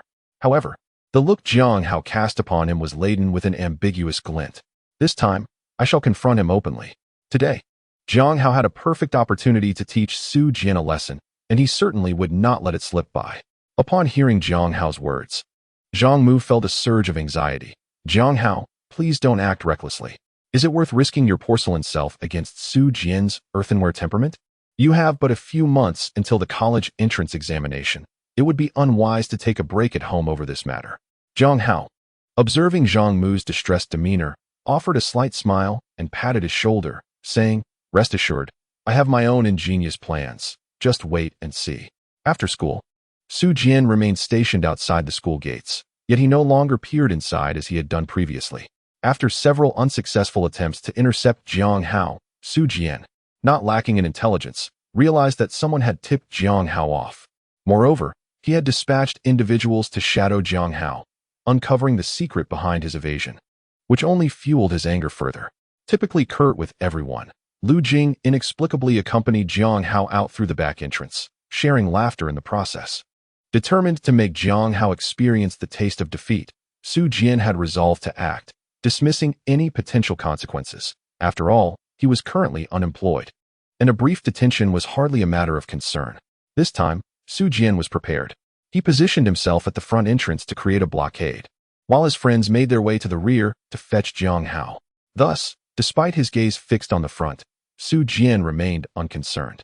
"Su Jian, look, isn't that Jiang Hao?" Suddenly, one of his friends pointed towards the front, astonished. Upon hearing this, Su Jian scoffed. "What nonsense! Does Jiang Hao dare to emerge from the front entrance?" "Indeed, that is Jiang Hao," his friend insisted, pointing affirmatively. Seeing his friend's certainty, Su Jian finally turned to look. And lo and behold, his old rival, Jiang Hao, strolled out with his backpack slung casually over his shoulder.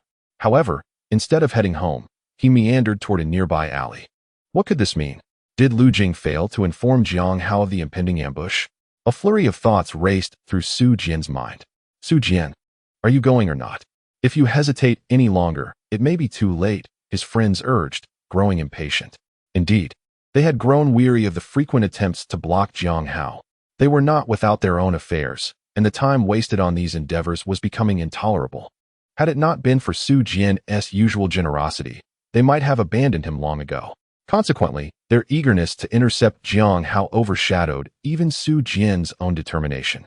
"Let us go," Su Jian finally declared, gritting his teeth as he looked around at his companions. Upon receiving Su Jian's command, his friends swiftly followed him into the alley. As they pursued Jiang Hao, he ambled leisurely through the narrow passage, neither allowing them to catch up nor losing sight of him. Ultimately, they cornered Jiang Hao in a cramped alleyway. "Ha ha ha, Jiang Hao, this time I have truly trapped you," Su Jian exclaimed triumphantly, reveling in the moment as he surveyed the encircled Jiang Hao. "What do you intend to do, Su Jian?" Jiang Hao inquired nonchalantly, stifling a yawn. The yawn was unintentional. Jiang Hao had been overwhelmed with an abundance of tasks recently, preparations for the supermarket, studying, resulting in a severe lack of sleep, causing him to yawn frequently. However, to Su Jian, this action appeared to be a provocation. "Jiang Hao, I have found you irksome for quite some time now, and it seems the heavens have finally granted me this opportunity to confront you." Su Jian gritted his teeth and declared, "Do not say I am not giving you a chance, Jiang Hao. You have two choices.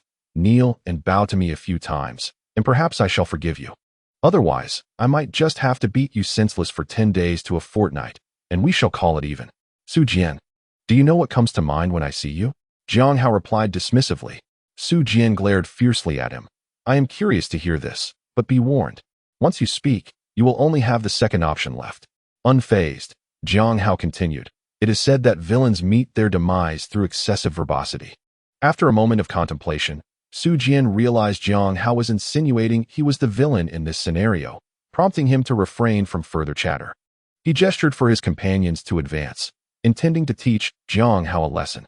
However, before they could approach, they were halted by a burly man. Turning to resist, Su Jian's resolve wavered upon seeing the imposing figures of these men.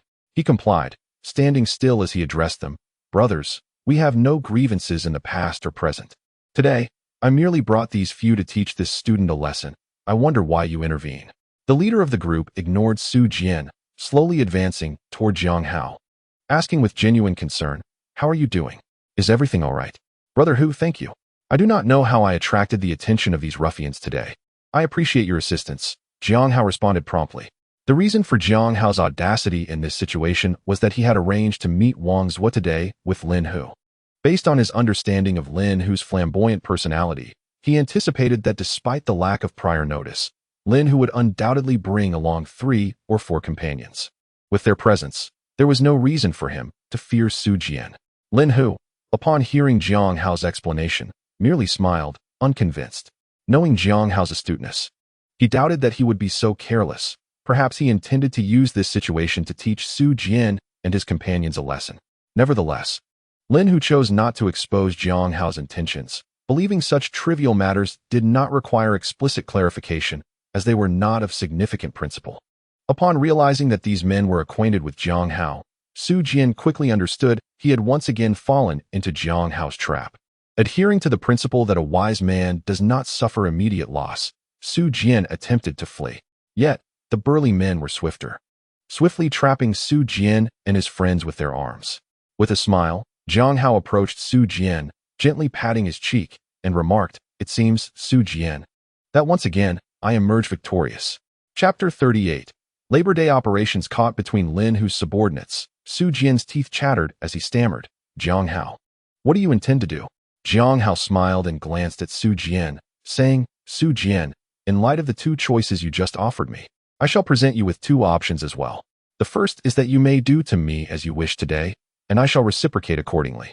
The second option is to heed my arrangements. Rest assured, I shall not subject you to any physical discomfort." Su Jian pondered for a moment, then raised his head and declared loudly, "All right, I will follow your arrangements. Go ahead."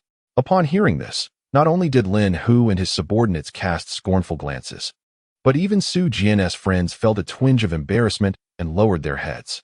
Initially, Su Jian had confronted someone and had been outmaneuvered. At worst, he would have endured a beating. However, his choice to opt for the second path out of fear of physical pain was simply contemptible. "Very well, what about you all?" Jiang Hao turned his gaze towards Su Jian's friends. "We will follow your arrangements," they replied in unison, realizing that since Su Jian had already conceded, there was no need for them to resist further. "Then please, follow me," Jiang Hao instructed, gesturing grandly as he led the group towards a small convenience store. "Oh, Hao, why have you brought so many people today?" The store owner, who recognized Jiang Hao as a regular, greeted him courteously. "Old Wang, the weather has turned warm, and I would like to treat these friends to some drinks. Do you have xiaobao?" "Bring me 3 boxes," Jiang Hao replied with a nod. "There is indeed. But given your numbers, 1 box should suffice." 3 boxes might be excessive. Old Wang hesitated, assessing the situation. While a deal of that magnitude was enticing, he knew that such a quantity would likely go to waste, making returns troublesome. "Fear not, Old Wang. We have many more people coming. Look, we won't be drinking here. We'll take it to another location." Jiang Hao discerned Old Wang's concerns and offered a subtle explanation, discreetly placing a 100 yuan bill into his hand. Upon hearing Jiang Hao's reassurances, Old Wang finally relaxed and brought out 3 boxes of xiaobao from the back. "Su Jian, I must trouble you with this." Jiang Hao indicated the 3 boxes of xiaobao. "I'll carry it myself," Su Jian said, gazing at the 30-odd pounds of beverages, feeling disheartened. A person of his stature was certainly not accustomed to manual labor, making the task a formidable challenge. "What's this? Did you not just declare your intent to follow my arrangements? Are you now having second thoughts and wishing to select the second option?" Jiang Hao shot him a glance, issuing a subtle threat. "You're quite ruthless," Su Jian retorted, casting Jiang Hao a defiant look.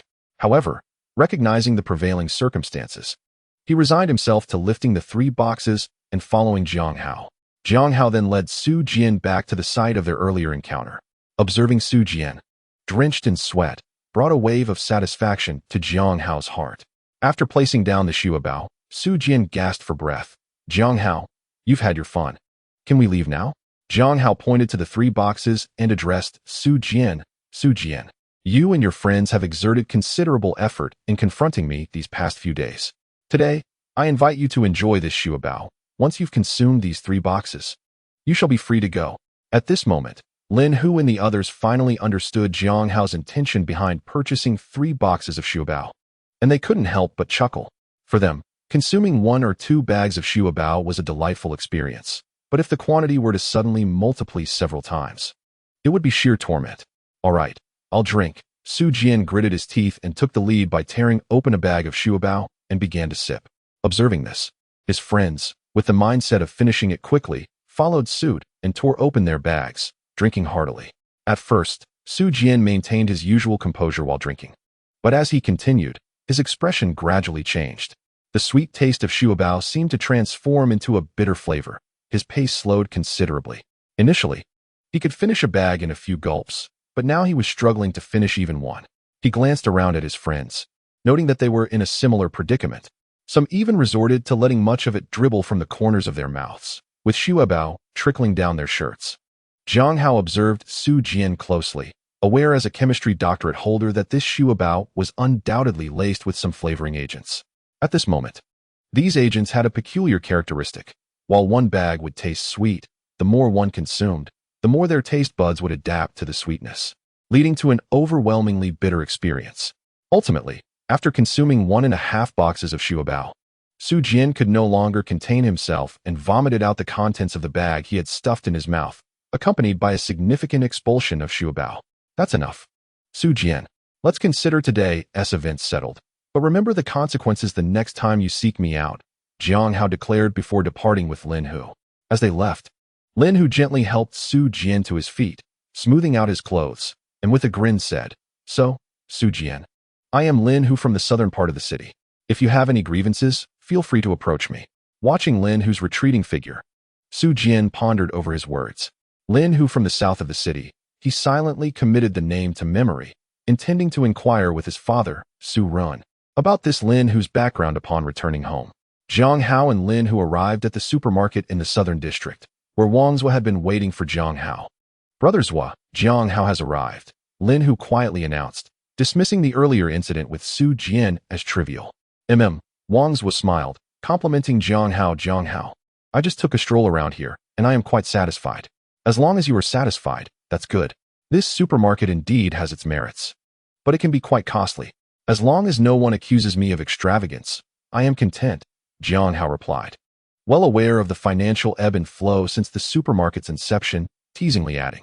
Wang Zhua waved his hand, chuckling, "I knew I couldn't hide it from you. However, when it comes to achieving great things, spending is inevitable. You have my full support on this matter." He then inquired, "When do you think this supermarket will be operational?" Jiang Hao contemplated for a moment before responding. Given the current pace of preparations and staff training, it should be ready by the May Day holiday. Wang Zhua clapped his hands, establishing the commencement of business. "All right, we shall commence operations on May Day, and I sincerely hope this venture will make a resounding impact. Rest assured, Brother Wang, if this doesn't succeed, then all my efforts over these days will have been in vain," Jiang Hao replied with a slight smile, exuding confidence. Wang Zhua was momentarily taken aback, but upon locking eyes with Jiang Hao, they both erupted into hearty laughter. Chapter 39. The Grand Opening of the Supermarket, Part 1. In the office of the department store's manager, Mei Haoman lounged with a self-satisfied expression. His feet propped up on the desk, humming a cheerful tune. His contentment was well-deserved. Ever since he had successfully maneuvered to oust Jiang Yuan, the thorn in his side, to a different school, he had felt unencumbered. He effortlessly placed his relatives within the department store and was now in the process of selling company property at a bargain price to his brother-in-law. Suddenly, a knock echoed through the office, followed by the head of a middle-aged man peeking in. "Xiaotang, what brings you here?" Mei Haoman inquired, remaining in his languid posture. The man, referred to as Xiaotang, hurried over, producing a pack of Hongqi Canal cigarettes from his pocket, offering one to Mei Haoman, and thoughtfully retrieving a box of matches to light it for him. After taking a puff, Mei Haoman leisurely remarked, "So, how has your role as the deputy head of the personnel department been these past few days?" "Thanks to you, Manager Mei, I've essentially taken over Jiang Yuan's responsibilities. Additionally, I must report that the arrangements for Mei Cheng and Mei Xian have been finalized. They will start working in the storage department tomorrow," Xiaotong replied. His head bowed in flattery. Excellent. I am quite pleased with this development. By the way, Xiaotong, you must give it your all. The head of your department will retire in a year or two. As for the position of department head, Mei Haoman wore a knowing smile. The man named Teng Yi, known for his sycophantic nature, had quickly seized the opportunity to elevate himself to Jiang Yuan's former position, facilitating the placement of his own relatives within the company. Despite the personnel department head's visible displeasure, Teng Yi continued to arrange for Mei Haoman's relatives to be hired, all to lucrative positions, much to Mei Haoman's delight. Noticing Mei Haoman's satisfaction, Teng Yi eagerly interjected, I owe my thanks to your promotion, Manager Mei. Indeed, Mei Haoman replied, contentedly closing his eyes. After a moment, he noticed Teng Yi still standing there, motionless, which prompted him to ask curiously, Xiaotong, is there something else on your mind? Seeing Mei Haoman turn back to him, Teng Yi cautiously said, Manager Mei, there is indeed one more matter, though I hesitate to mention it. Mei Haoman waved his hand dismissively, encouraging Teng Yi, there is nothing between us that cannot be discussed. Speak freely. Manager Mei, the situation is as follows. Recently, I inadvertently learned that Section Chief Jiang has gone to the supermarket in the southern part of the city to undertake some preparatory work. The subsequent conversation was left unspoken, as he believes that Mei Haoman will understand. Upon hearing Jiang Yuan's name, Mei Haoman's eyes widened momentarily, but he quickly dismissed it, saying, it is likely that Jiang Yuan is in need of money. After all, he was once the deputy chief of our department at the department store, assisting a private enterprise. However, Manager Mei, that supermarket also sells general merchandise, and I fear. Teng Yi expressed his concern. To his surprise, before he could finish his sentence, he was interrupted by Mei Haoman, who said, Xiaotong, you must possess a broader perspective. We are a state-owned enterprise. Let those private enterprises come as they wish. What threat could they possibly pose to us? Hearing this, Teng Yi chose not to respond, quietly retreating and closing the door behind him. On the morning of May Day at 6 a.m., in front of the Mingxing supermarket, Wang Zhua, Jiang Hao, Qi Fei, Lin Hu, and others had long awaited, engaged in the final preparations before the opening. The name Mingxing was proposed by Jiang Hao, who envisioned the supermarket as a sky adorned with countless stars. Once he presented this idea, Wang Zhua immediately endorsed the name. However, opening on May Day was not an easy feat. The most significant challenge lay in obtaining the necessary permits and business licenses. Given that supermarkets are a novel concept with a broad operational scope, the Industrial and Commercial Bureau was somewhat hesitant upon receiving the application. Fortunately, Wang Zhua's influence proved substantial, and through his efforts, the procedural hurdles were smoothly overcome. Wang Ming, have all the promotional activities been arranged? Jiang Hao turned to Wang Ming to confirm. Although the supermarket was set to open on May Day, the promotional work had already been entrusted to Wang Ming. Located in the southern part of the city, which was not yet bustling, attracting a considerable flow of customers relied heavily on effective marketing. Upon hearing Jiang Hao's inquiry, Wang Ming promptly replied, rest assured. I dispatched personnel 3 days ago to distribute the promotional flyers you prepared. I can guarantee that the entire Shouqing is now aware of our supermarket's impending opening. Moreover, we have exciting activities such as a lottery and a promotion of buy 20, get an egg free, ensuring that no one will be disinterested. Over the past few days, Jiang Hao had developed a satisfactory rapport with Wang Ming, thus imparting him some insights, which left Wang Ming in awe of Jiang Hao, who he now regarded with utmost respect. Have no worries, Jiang Hao. Just look outside. See how many people are already queuing, Wang Zhua remarked with a smile. Gesturing towards the crowd below, Jiang Hao glanced outside and smiled faintly. It was only 6 a.m.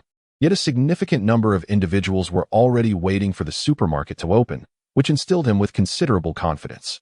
Time passed, and as the clock struck 8, the 2 glass doors of the supermarket opened punctually, leading to a rush of eager patrons, all wishing to explore this novel establishment.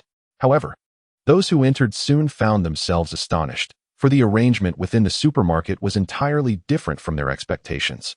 In Shouqing, let's take the department store as an example to explore how goods are sold. The merchandise is displayed within glass cabinets, and when a customer wishes to purchase an item, they must first call upon the sales attendant to retrieve it from behind the glass. After a brief glance, they are permitted only a fleeting touch before being compelled to make a decision. Should a customer linger in indecision, they may find themselves reprimanded by the attendant, leaving them feeling belittled. In contrast, within this supermarket, Rows of products are neatly arranged upon shelves, devoid of any glass barriers. Anyone can freely take an item, examine it closely, and deliberate before making a purchase. Observing a hesitant crowd, a confident young lady approached, guiding an elderly woman with warmth, saying, "Dear elder, what do you wish to buy? I am a sales assistant here and would be delighted to assist you." Chapter 40. The Opening of the Supermarket, Part 2. The elderly woman opened her mouth slightly and replied, "My dear, I would like to purchase a box of snowflower cream." The sales assistant responded, "Then please follow me."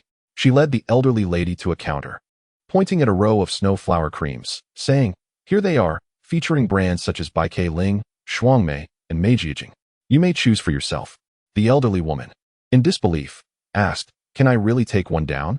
"Indeed," the sales assistant assured her with a smile. "If you decide not to purchase it, simply return it to its place." Furthermore, she explained, "The price for the snowflower cream is clearly marked on the paper beneath the shelf. We practice transparent pricing."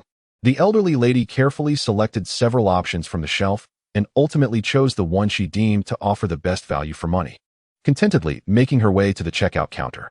Witnessing the ease with which the elderly woman secured her desired item, the crowd could no longer contain themselves and began to approach the sales assistant, inquiring about the locations of their own desired products. With a sweet smile, the sales assistant patiently addressed each question posed by the eager customers, guiding them to the items they sought. "There aren't enough people. Let the remaining ones leave," Jiang Hao remarked to Wang Ming upon observing the situation from above. In truth, employing numerous sales assistants was a necessity for Jiang Hao, as the supermarket was a novel concept. If left to navigate on their own, customers might struggle to locate what they needed or grasp the rules of supermarket shopping. Moreover, these assistants had an additional role: theft prevention. Unlike the future, where surveillance cameras abound, reliance on human vigilance was essential. Fortunately, labor was still relatively affordable in this era, making it a manageable expense. "Very well, I will instruct the remaining individuals to depart," Wang Ming promptly replied. Suddenly, a shrill scream erupted as a group of girls, akin to discovering a new world, stood before rows of shelves adorned with beautiful garments, their eyes gleaming with excitement. A sales assistant, observing the scene, approached and picked up a garment, addressing the girls. "Our clothing here is sourced from both Shenzhen and Haikou, featuring the latest international styles. Do take a look and see if anything catches your fancy. Today, in celebration of our grand opening, we are offering a special discount of 5 off. If you wait until tomorrow, the prices will revert to their original rates." Upon hearing this, one girl immediately seized a piece of clothing, cautiously draping it over herself. However, this action was quickly halted by the sales assistant. "My dear, how can you ascertain if it fits properly? Follow me." The assistant guided the girl to a fitting room, saying, "You may try it on here. If it suits you, proceed to pay. If not, simply return it to me." "Is that truly permissible?" the girl inquired, somewhat incredulous at such a generous offer, where she could try on clothing without obligation to purchase. "Rest assured, we have a policy in place. If you wish to buy, you may, but there is no pressure. Should I attempt to coerce you into a purchase, feel free to lodge a complaint with the manager," the sales assistant stated, displaying her name badge prominently. Hearing this, the girl felt reassured and replied cautiously, "I will try it on then. Do not worry. I will be careful not to damage the garment. Go ahead. Our manager has mentioned that if anyone finds the clothing unflattering, we won't insist on a sale." The assistant teased. The girl chuckled at this remark. Surely, it's absurd to think one would not sell clothing simply because it looks unappealing. Despite her jest, she turned and entered the fitting room with the dress in hand. Shortly thereafter, she emerged from the supermarket, proudly clutching her beloved purchase. The excitement continued as people pondered how to scrape together 20 yuan for a dozen eggs when suddenly, a voice rang out. "Ah, I've won the grand prize." Those nearby quickly gathered around, witnessing a young man dancing with exuberance. Soon, a staff member carrying the lottery box approached, examining a ticket before nodding at the young man. "Congratulations, sir. You have won the grand prize. You may choose between a portable music player or a fan. Which would you prefer?" Upon hearing the staff member's words, the young man eagerly replied, "The music player, of course." He had long desired one, but had never had the funds to purchase it. This opportunity was too good to pass up. The staff member handed him a piece of paper and a pen, requesting, "Please provide your personal information so you can take home the music player." The young man promptly filled out the form. after which the staff member handed him the coveted device. Staring incredulously at the music player in his hands, he stumbled out of the supermarket, still in disbelief. Observing this spectacle, Wang's was stretched and stood up, declaring, "Let us take a break. We shall reconvene for the evening's tally." After concluding their conversation, Wang's led Jiang Hao and the others to the lounge on the second floor of the supermarket. Since the second floor had not yet been fully rented out, Wang's arranged a few rooms simply, ensuring that Jiang Hao and his companions had a place to rest. Thus, they all gradually succumbed to slumber, as it was only natural to be fatigued after a night devoid of sleep in preparation for the opening. As night fell, everyone emerged from their rooms. "How did you all sleep?" Wang's inquired with a smile. "Not well," Lin Hu yawned slowly. "The morning was tolerable, but by afternoon, word had spread that there were gaming and card rooms upstairs, and people flocked in. Under such circumstances, it's impossible to rest well. Let us not complain. This indicates what? It signifies that our business is thriving. Now we await the surprises from old Kai." Wang's responded to Lin Hu without much formality. Just as he mentioned Kai Pei, the man himself approached, holding an account book. "Old Kai, how did we perform today?" Lin Hu asked eagerly upon seeing Kai Pei. Kai Pei, typically stern-faced, offered a rare smile as he handed an account book to Wang Zhua. "Mr. Wang, we grossed approximately 100,000 today. I just roughly calculated the net profit after deducting personnel costs, which is about 20,000. What? This supermarket made 20,000 in a single day?" Chi Fei, too, was unable to contain his excitement. He contemplated the significance of 20,000 a day, translating to 6 or 7 million a year. And that was merely for a county supermarket. If it were a supermarket in Lu City, wouldn't the profits be even greater? Actually, it's not as exaggerated as you think. The initial opening generates more profit, but I estimate that tomorrow it will taper off to about 10,000. Jiang Hao gently corrected Chi Fei's misconception. "Even that is quite substantial," Lin Hu muttered. "Indeed, it seems sufficient. Given this, we could expand the supermarket into Lu City," Wang's was said with ease. In recent days, Wang's had felt considerable pressure, as a significant amount of capital had been invested in this project. Should it fail, not only would it affect his credibility greatly, but it could also lead to a rupture in the financial chain. Moreover, we aim to extend along Anhui province and Jiangsu province all the way to Haishu, and then turn to invade the Magic City, Jiang Hao added with a smile. "Isn't that a bit hasty?" Wang's expressed surprise at Jiang Hao's audacity, though he felt a twinge of concern at such an expansive vision. "This is merely a plan. We must take it step by step and handle matters incrementally," Jiang Hao clarified. "You've worked hard these days, Jiang Hao. Have you considered?" Wang's began, knowing in his heart that Jiang Hao would likely decline. However, he had observed Jiang Hao's performance over the past few days and felt compelled to see if he could persuade him. Jiang Hao slung his backpack over his shoulder and reminded Wang Zhua, "Brother Wang, my primary task right now is still my studies." Wang Zhua sighed, "All right, I won't press you." 3 days later, in the manager's office of the department store, the sales director, Go Jianming, hurriedly entered. "What is all the fuss about?" Mei Haoman exclaimed, feeling disgruntled. He had just returned from the May Day holiday and was looking forward to a moment of respite in his office, but unexpectedly, in that brief interval, Go Jianming barged in. "It's terrible, manager. A catastrophe has occurred." Go Jianming panted, clearly distressed. "What catastrophe? Speak plainly," Mei demanded.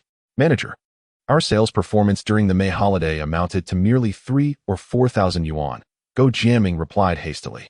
Upon hearing this, Mei Haoman recognized the gravity of the situation and immediately stood up. "How could it be so low? What sort of sales director are you?" he questioned sternly. Having once ascended from a humble sales clerk to the position of department store manager, he understood the underlying issues well.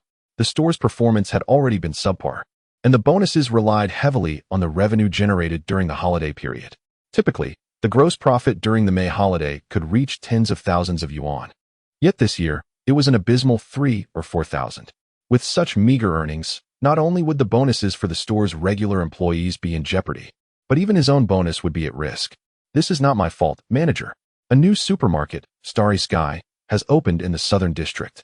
Their prices are low and their selection abundant, siphoning off most of our clientele," Go Jianming lamented, his face a picture of despair. Incompetence. Mei's fury intensified as he beheld Go Jianming's demeanor. He seized his coat from the chair and declared, "Let us go. I must see what this supermarket offers that compels customers to abandon our state-run establishment." Thus, Mei Haoman and Go Jiaming ventured to the Starry Sky supermarket, wandering through its aisles until darkness fell before they returned to their office. What a treacherous ingrate, Jiang Yuan. Has he forgotten how we nurtured him at our department store? He transitions to the first middle school and then bites the hand that fed him, truly a wolf cub that refuses to be tamed. After perusing the Starry Sky supermarket, a sense of helplessness engulfed Mei Haoman. To vent his frustration, he cursed Jiang Yuan, the former deputy director of human resources who was now assisting at the supermarket, conveniently overlooking his own past actions and excluding Jiang. Indeed, manager, Jiang Yuan is nothing but an ungrateful wretch. However, what shall we do now? If this Starry Sky supermarket continues to thrive, we may find ourselves unable to distribute bonuses at all, Go Jiaming chimed in after joining Mei in his tirade. Mei Haoman lifted a cup, taking a deep swig of plain water before setting it down. Here's the plan. Tomorrow, we will hold a promotional sale at our department store, slashing prices to cost. Let us see how they compete with us, he instructed. But manager, Go Jiaming interjected anxiously. Slashing prices to cost is conceivable, yet it would leave us with virtually no profit, or worse, a loss. What purpose would that serve us? First, let us vanquish them. Once they are defeated, we shall accept our temporary lack of profit. Guo Jiaming was well aware of Mei Haoman's sentiments, who had, in his heart, already bled for the losses incurred by reducing prices to the cost level. Nevertheless, in the pursuit of dismantling the mysterious Star supermarket, he set aside his concerns. Very well, I shall attend to it immediately, he declared. Upon hearing Mei Haoman's words, Guo Jiaming rose to execute the instructions. Indeed, the very next day, news of the department store's promotional price cuts created a stir in the county, drawing throngs of people eager to purchase their desired goods. Meanwhile, in the office of Wang Zhua on the second floor of the mysterious Star supermarket, he inquired of Jiang Hao, who had come specifically for this discussion. What are your thoughts on this matter? After a moment's contemplation, Jiang Hao replied slowly, Mei Haoman has certainly seized upon their greatest advantage. They are a department store, a state-owned enterprise, which, in the hearts of the populace, guarantees quality. Despite their subpar service, when faced with comparable prices and quality, people will inevitably lean towards purchasing from them. Moreover, they have reduced prices below cost and show no fear of losses. That's not fair, Lin Hu interjected vehemently. Setting his teacup down, Jiang Hao addressed Lin Hu. You are correct. They are unafraid of losses, backed as they are by the government. Regardless of circumstances, the government will provide a safety net for them. While this strategy may seem foolish, one cannot deny its efficacy. Wang's was scoffed lightly, offering his critique. Indeed, it is effective. However, we are not without preparation. Are we, Brother Wang? Jiang Hao responded with a smirk. This tactic, though not novel, had been employed against the private enterprises that threatened the department store's standing in Shoqing over the years. In Mei Haoman's eyes, these private enterprises might scrape by on the remnants of his success, but should they pose a threat to his position, they would be swiftly subdued. Nonetheless, both Jiang Hao and Wang Zhua had anticipated this maneuver from Mei Haoman and had already devised a counter-strategy. It appeared that the moment had arrived to unleash their plan.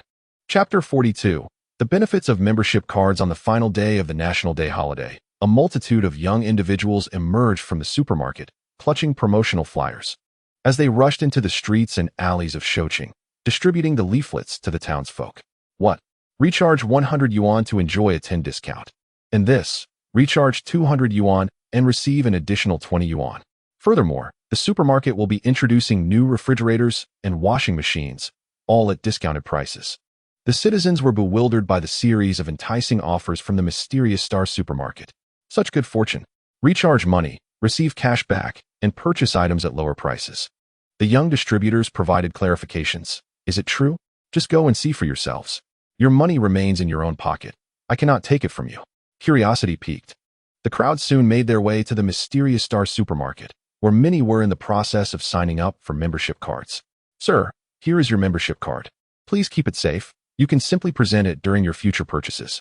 A young lady handed the membership card, bearing the number 002, into the hands of the individual. In front of a gathering, the person purchased items worth 220 yuan and left with a sense of satisfaction.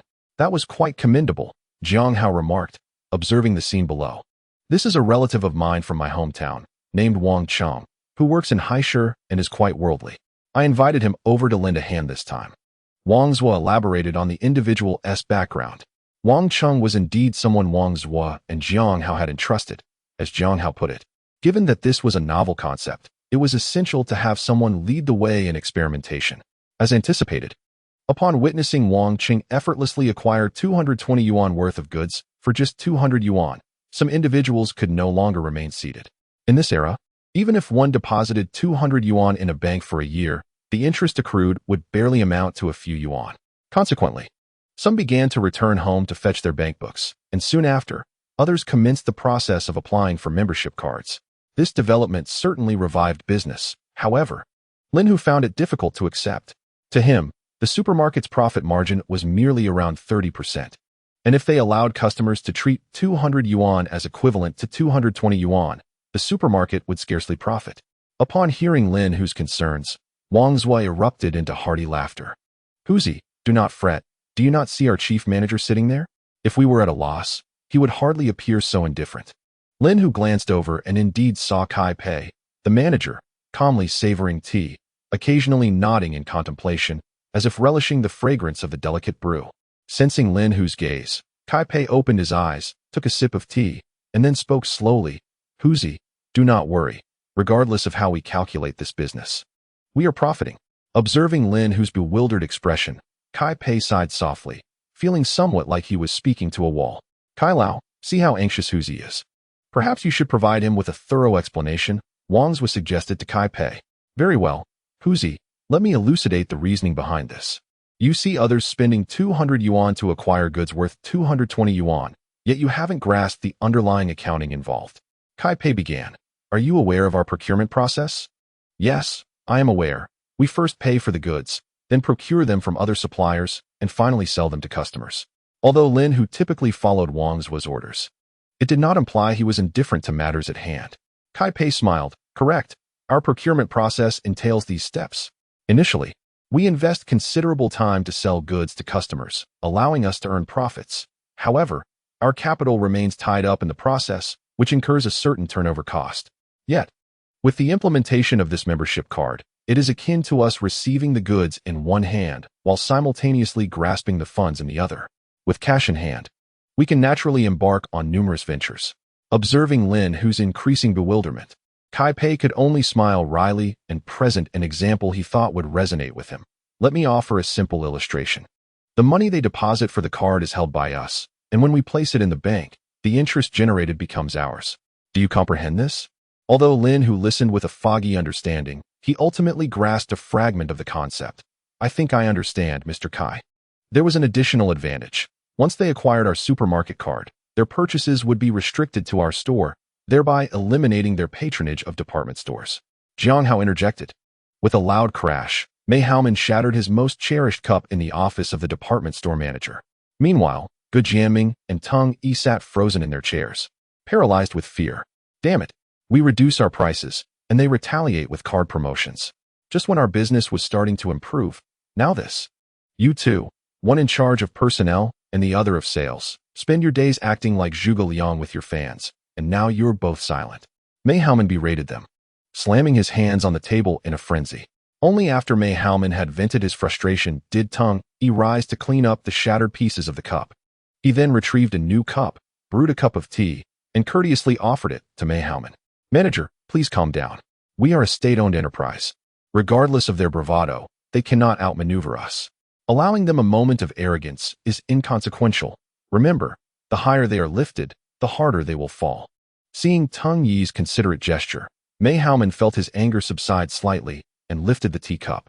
"While that may be true, you must understand that we have state backing. However, we still rely on our operational revenue for bonuses. We cannot expect our employees to survive solely on their basic salaries." Teng Yi and Gu Jianming exchanged glances, a mutual understanding passing between them. They both recognized that Mei Haoman was not genuinely concerned for the employees, but rather for the realization of his year-end bonuses. "Perhaps we should involve the county," Gu Jianming suggested cautiously after a moment of silence. However, as soon as he voiced this proposal, Mei Haoman swiftly dismissed it. "No way. That business belongs to Wang Zhua. Over the years, he has contributed significantly to the county by building bridges and repairing roads. The county practically venerates him. They would never risk offending Wang Zhua for our sake." In truth, Mei Haoman had an unspoken thought. for years. The basic salaries of department store employees had been subsidized by the county, which had long harbored grievances regarding this arrangement. Thus, even if a complaint reached the county, it remained uncertain whom they would choose to support. Chapter 43. Troubles arise. Let's set this matter aside for now. Jiang, keep an eye on the company. Tong, stay here. After much contemplation, Mei Haoman finally spoke. Upon hearing this, Go Jiang felt a great sense of relief and swiftly rose to his feet. Manager, please continue with your work. I shall keep an eye on the company for now. After Go Jiang departed, Mei Haoman glanced at Tong Yi, who appeared restless, and cleared his throat before inquiring, Tong, since your arrival at the company, how have I treated you? Mei Haoman's question prompted Tong Yi to stand up and express his gratitude. Manager, what are you saying? You personally promoted me to the position of deputy section chief. You have certainly treated me well. Very well, Tong Yi. You are aware of the current situation at our department store, so it is imperative that the Mingxing supermarket does not thrive. I have heard that you have a good relationship with Lao Meng from Fuxiangji, Mei Haoman said slowly. Although Mei Haoman did not finish his sentence, Tong Yi understood the implication. Rest assured, manager, I will handle this matter appropriately. Mei Haoman nodded in satisfaction and then fell silent. After the May Day holiday, Jiang Hao immersed himself in his studies with unwavering focus. In his eyes, attending university was essential not only for his own sake, but also to bring joy to his parents, and he aspired to enroll in a prestigious institution. Jiang Hao, someone is looking for you at the door. Just as Jiang Hao was engrossed in his mock exam, Bai Shuang entered and informed him. All right, teacher Bai. I will step out for a moment. Although Jiang Hao was unaware of who was seeking him, he assumed it must be urgent. So he requested a brief leave from Bai Shuang and stepped outside. Upon exiting the school gate, he spotted Lin Hu, drenched in sweat, scanning the area for Jiang Hao's figure. Brother Hu, what brings you here? Is there something wrong? Jiang Hao inquired, curiosity evident in his voice. The supermarket has encountered a problem. There is no time for explanations. Come with me, Lin Hu urged, pulling Jiang Hao towards his vehicle. Brother Hu, you should at least let me request a leave, Jiang Hao replied, gently freeing himself from Lin Hu's grasp. After saying this, he turned back to the school, sought permission from his homeroom teacher Bai Shuang, and, after much reluctance on her part, secured a leave before finally joining Lin Hu in the car. What exactly has happened? Jiang Hao asked once settled in. Don't ask. The entire supermarket is in chaos. Someone purchased a 2-year expired mung bean cake from our store and has suffered food poisoning. They are currently blocking the entrance and causing a scene. Lin Hu succinctly explained the situation. How could this happen? I have stressed that every batch of goods must be meticulously inspected. Expired items must never enter the store. Jiang Hao exclaimed, taken aback by Lin Hu's revelation. Lin Hu scratched his head sheepishly and replied, this isn't entirely Wang Ming's fault. We usually check every batch thoroughly. However, as you know, business has been booming lately, and the influx of perishable goods has been overwhelming. Inspecting each item has become quite challenging. Seeing Lin Hu's demeanor, Jiang Hao inferred that the problematic batch had likely been inadequately checked before being placed on the shelves. What about Wang Gu and Qi Gu? Jiang Hao inquired further. If Wang Zhua and Qi Fei were here, with their extensive experience, how could the situation have escalated to this level?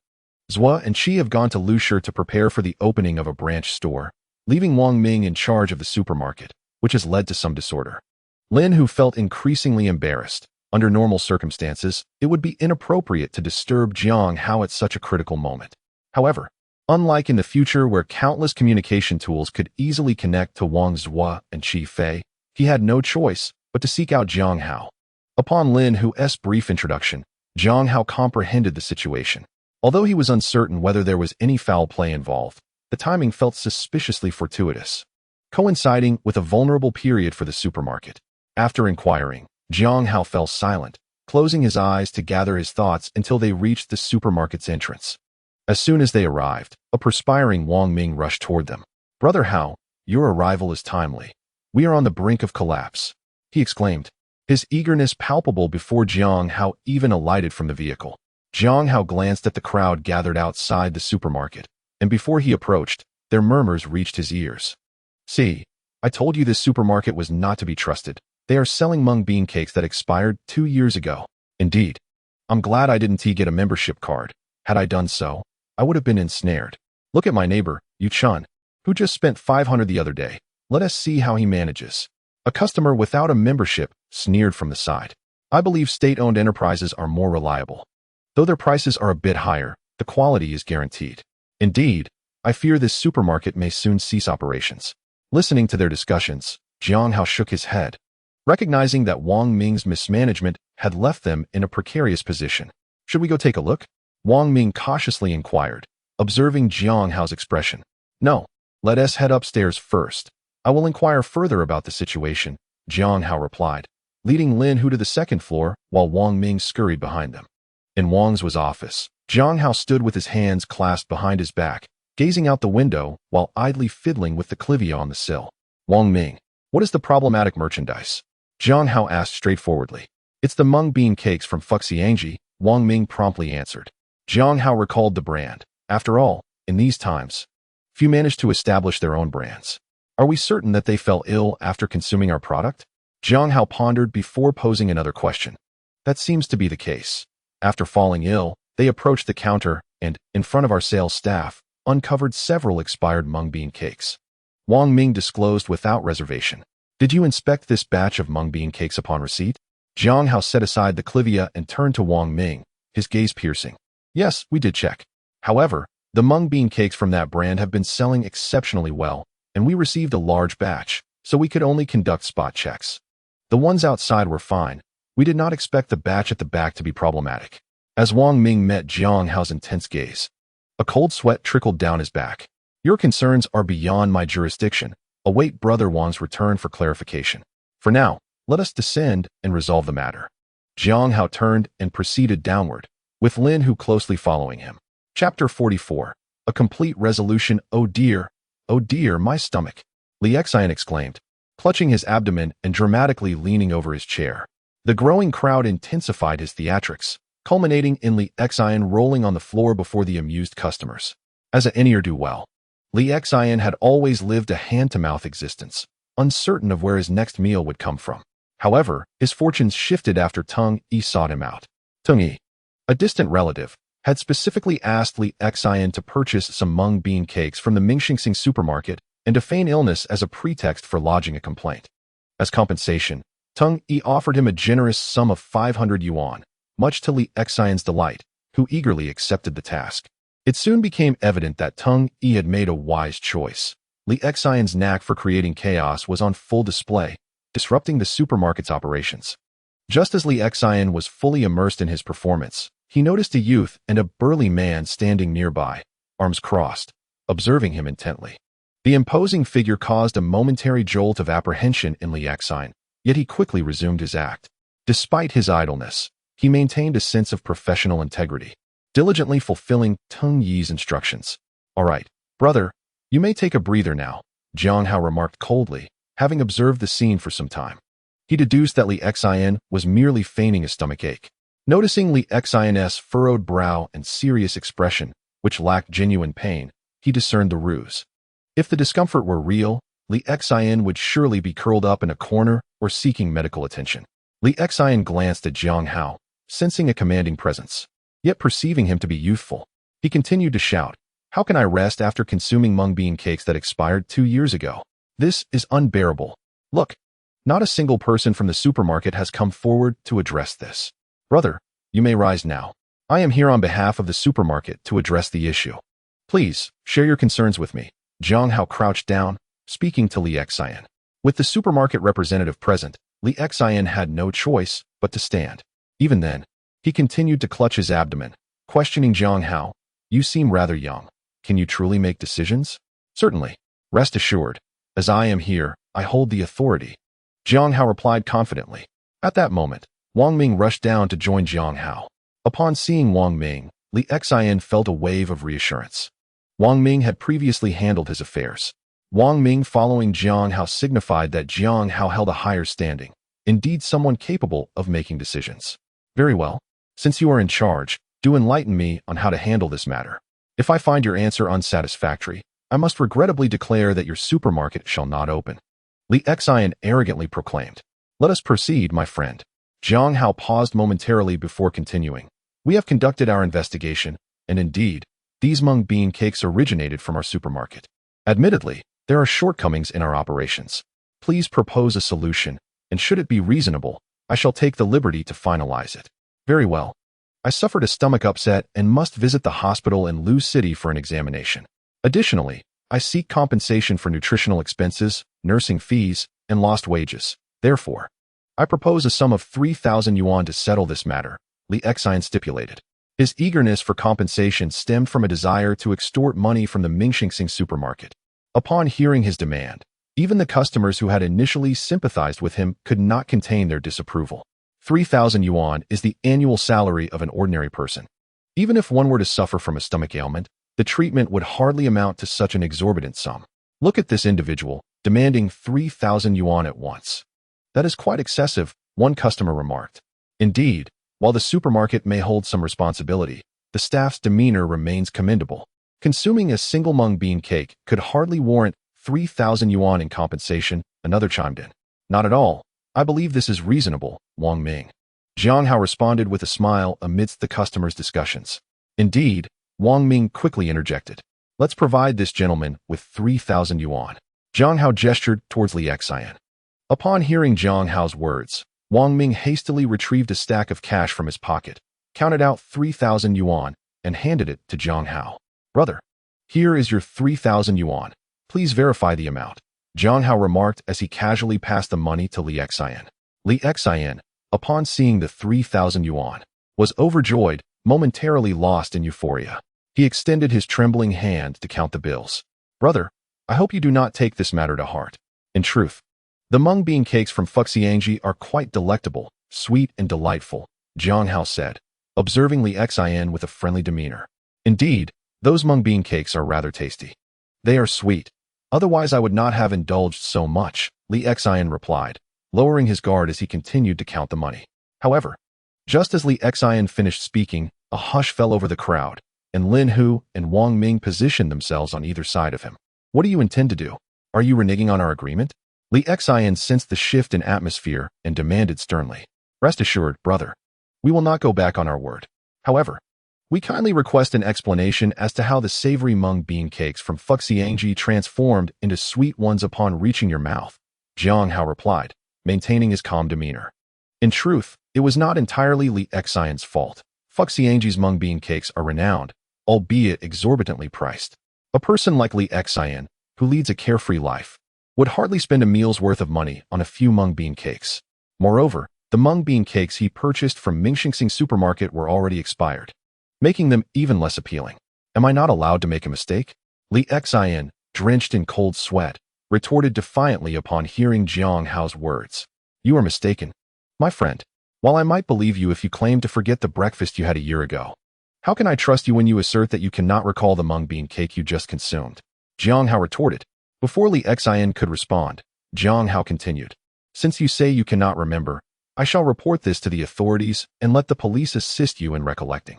Upon hearing this, Li Xian swiftly extricated himself from the encirclement of Lin Hu and Wang Ming, retreating while exclaiming, Very well. Are you not abusing your power at the Mengtiangsing supermarket? Just wait. Lin Hu and Wang Ming had intended to pursue Li Xian as he retreated, but at a glance from Jiang Hao, they understood and halted their steps, allowing Li Xian to depart unimpeded. Chapter 45. Do not blame me. Once Li Xian had fled, Jiang Hao picked up the money he had dropped on the ground and handed it to Wang Ming, instructing, Wang Ming, secure this money and tidy up the place promptly. We must resume operations without delay. Understood, Brother Hao. You go upstairs and rest for a while. I will join you once I have tidied up, Wang Ming promptly replied. Jiang Hao nodded and ascended the stairs with Lin Hu. The surrounding crowd, having witnessed the farce come to an end, gradually dispersed, returning to their respective affairs. After a short while, Wang Ming rushed upstairs and reported to Jiang Hao, who was seated and occupied with his homework. Brother Hao, everything has been cleaned up downstairs, and the supermarket has reopened. Have you called the police? Jiang Hao inquired without lifting his gaze. Report to the police? Did you not let Li Xian escape? Why would we still need to call them? Lin Hu asked, perplexed. Jiang Hao raised his head and explained to Lin Hu. It is evident that Li Xian was merely a pawn in someone else's scheme. The supermarket has just commenced operations, and stability is crucial at this juncture. Getting involved haphazardly would be detrimental to our business, which is why I allowed him to leave. However, My leniency does not imply that I shall forego accountability. It is prudent to have a record of this incident with the police, lest we be perceived as the perpetrators ourselves. Lin, who stroked his chin, pondering. But how then can we ascertain who orchestrated this? Jiang Hao smirked disdainfully. Is it necessary to investigate who is behind this? Consider our supermarket's success. What motive would Meng Yuan from Fuxiangji have to conspire against us? Lin, whose eyes lit up as he exclaimed, the department store. Jiang Hao nodded in affirmation, stating, indeed, they are our likely adversaries. Only they possess both the motive and the means to entrap us. Wang Ming, hearing this, wiped the sweat from his forehead and said, fortunately, the matter has concluded. Concluded? Wang Ming, do you truly believe it has ended? Jiang Hao set down his pen and spoke sternly. Look at what has transpired under your brief management of the supermarket. Although a trap was indeed laid today, do you bear no responsibility? In the mere days I have stepped back, the regulations of the supermarket have become mere formalities. All food items were supposed to be meticulously inspected, yet you opted for a random check, allowing them to exploit this oversight. Had you adhered to the established protocols, would they have had the opportunity to ensnare us? Matters have transpired as they have. Look at what you have done, leaving others to block the entrance for an interminable duration. While you possess no means to address the situation, had I not arrived, were you prepared to close your doors permanently? Now that the issue is resolved, you, Wang Ming, consider yourself a great benefactor, do you not? Perhaps a reward is in order for you. Wang Ming, chastised by Jiang Hao's reprimand, lost all semblance of defiance, bowing his head in submission to Jiang Hao's scolding. All right, Wang Ming, heed my words. From this moment forth, you shall diligently restore order to the supermarket. The enforcement of regulations must be re-established without the slightest negligence. After reprimanding Wang Ming, Jiang Hao felt a measure of relief as his pent-up frustrations began to dissipate.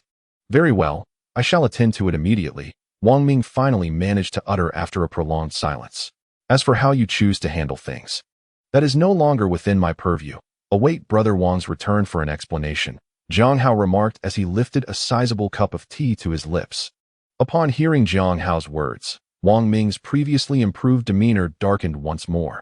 In his momentary joy, he had overlooked that upon Wang's return, he, the temporary steward, would undoubtedly face repercussions. Nonetheless, despite Jiang Hao's criticism, he was acutely aware that in this era of tumultuous enterprise growth, it would indeed be a rarity for the stringent management protocols he had instituted to be adhered to without question by Wang Ming. However, he mused that perhaps this incident would foster some improvement. Will this matter simply be dismissed, then? Are Li Xian and Meng Yuanhe not to be held accountable? Lin Hu inquired. To him, the supermarket was thriving, and while competition from the department store was expected, such underhanded tactics seemed excessively unscrupulous. The thought of not reclaiming some dignity was discomforting to him. As for Li Xian, accountability is not an option. This is a matter with valid arguments on both sides. Furthermore, Mei Haoman will undoubtedly exert great effort to protect him from being implicated. Jiang Hao began to address Li Xian's situation. Let it be, for he is merely a puppet. However, what of Meng Yuanhe? He has audaciously allied himself with Mei Haoman to conspire against us. This matter shall also be considered settled. Lin Hu recognized the truth in Jiang Hao's words, and though reluctant, he conceded to the situation. Meng Yuanhe. Jiang Hao let out a few derisive huffs before turning to face Lin Hu. Since he has chosen a side, he must be prepared for the consequences. Do not blame me for my ruthlessness. Hearing Jiang Hao's declaration, Wang Ming felt a surge of excitement. After a day fraught with tension, he had long been seething with frustration. What course of action should we take? He inquired. Simple, Wang Ming. Shortly, gather all the items from Fuxiangji in our supermarket and place them in the open space outside, then set them ablaze. We will publicly proclaim that the goods sold by Fuxiangji were tainted with expired food, and we can no longer use any of it. By the way, let me promote this. In the future, if we have any expired items in our supermarket, you can bring them directly to the front desk, and we will offer a tenfold cashback. Jiang Hao articulated each word with precision. Although his voice was not loud and his tone could hardly be described as frigid, Lin Hu and Wang Ming were consumed by a single thought. Fuxiangji has met its demise. Should this matter become widely known, then the Mingxing supermarket would undoubtedly emerge as a paragon of quality assurance, prioritizing customer welfare. In stark contrast, the reputation of Fuxiangji's food would suffer. Who would dare consume food that even the supermarket hesitates to endorse? Despite the current material scarcity, it is indeed a time of flourishing prospects. Everyone is acutely aware that the days ahead will only improve. At this critical juncture, who would risk their life merely to test the edibility of Fu Xiangji's food products? Is this appropriate? Wang Ming cautiously inquired after a prolonged silence. To speak frankly, given Meng Yuan's collusion with the department store to sabotage Mingxingxing's supermarket, whatever actions they might take against Meng Yuan could hardly be deemed unjust, especially since they were merely engaging in standard business tactics. However, they lamented the loss of Fu Xiangji's brand. Establishing a reputable name in these times is no trivial feat. Take Fu Xiangji, for instance. Meng Yuan had truly poured his heart and soul into building this brand. In his quest to enhance the flavor of the food, he would often labor until the midnight hour, being the last to leave work. To cut costs, Meng Yuan was determined to conserve every grain of rice. It is precisely due to such dedication that Fu Xiangji managed to secure its position in the market, its name ringing resoundingly. Chapter 46. The examination begins. Is it fitting to allow Meng Yuan to be in the first grade while we cannot be in the 15th? Jiang Hao chuckled softly, picking up his backpack. I must return to school now. The rest is in your hands. I'll see you off, Lin Hu responded. Following Jiang Hao as he departed, leaving Wang Ming, who was still wiping the cold sweat from his brow. Fortunately, I have never wronged him, Wang Ming thought to himself. Jiang Hao's actions today could only be described with one phrase: the demeanor of a formidable leader. Meng Yuan merely played a trick on him. No.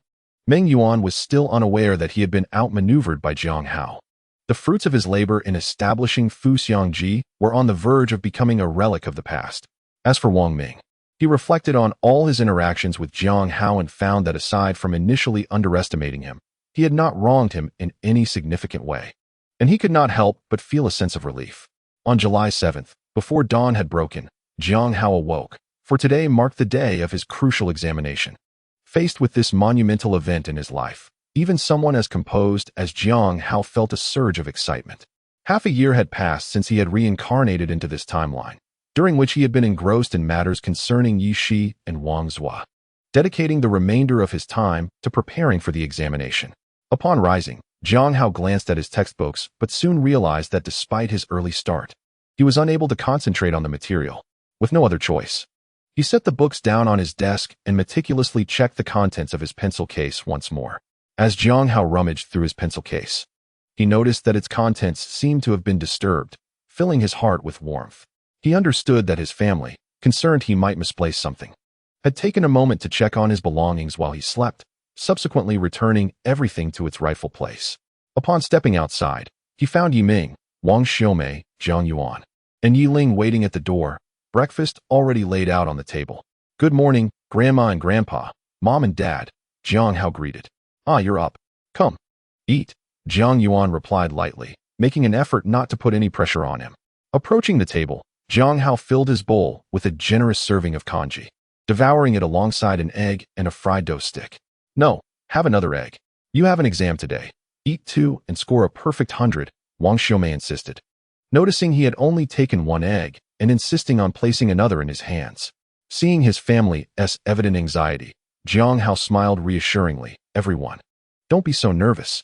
It's just an exam. I'll be back right after. Rest assured, I'm confident I will get into a good university. With this, he felt a sense of assurance, having consistently ranked within the top 10 of his grade, making him more than capable of gaining admission to a prestigious institution, especially as he was determined to give his all in today's examination. Good. That's the spirit, Jiang Yuan praised. The examination was to be held at Shoqing Primary School, merely a 5-minute walk from his home.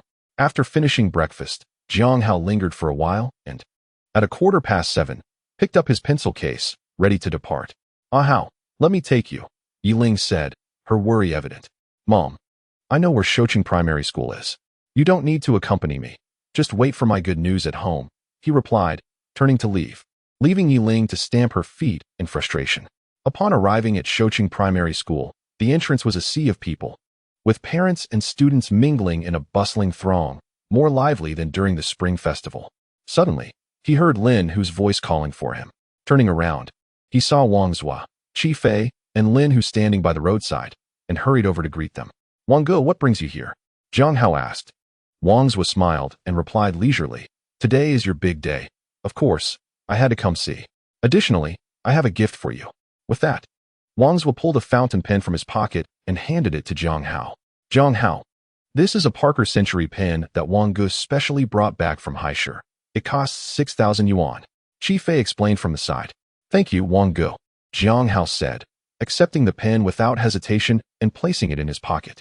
For Jiang Hao, receiving this favor from Wang Zhuo was sufficient. Excessive politeness would only create distance. With great satisfaction, he noted that the fountain pen had been filled with ink, ready for use. Go ahead and utilize it, he encouraged. Now, hurry inside. After your examination, we shall gather again. Wang Zhuo, witnessing Jiang Hao's eagerness, felt an immense joy. Turning back, Jiang Hao observed the crowd pressing into the school, and he chose not to utter another word as he stepped inside.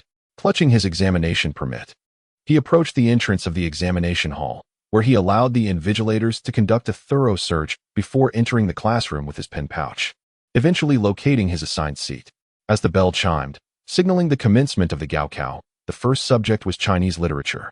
Jiang Hao picked up the examination paper, scanned it briefly, and perceived the questions to be manageable, prompting him to begin working swiftly.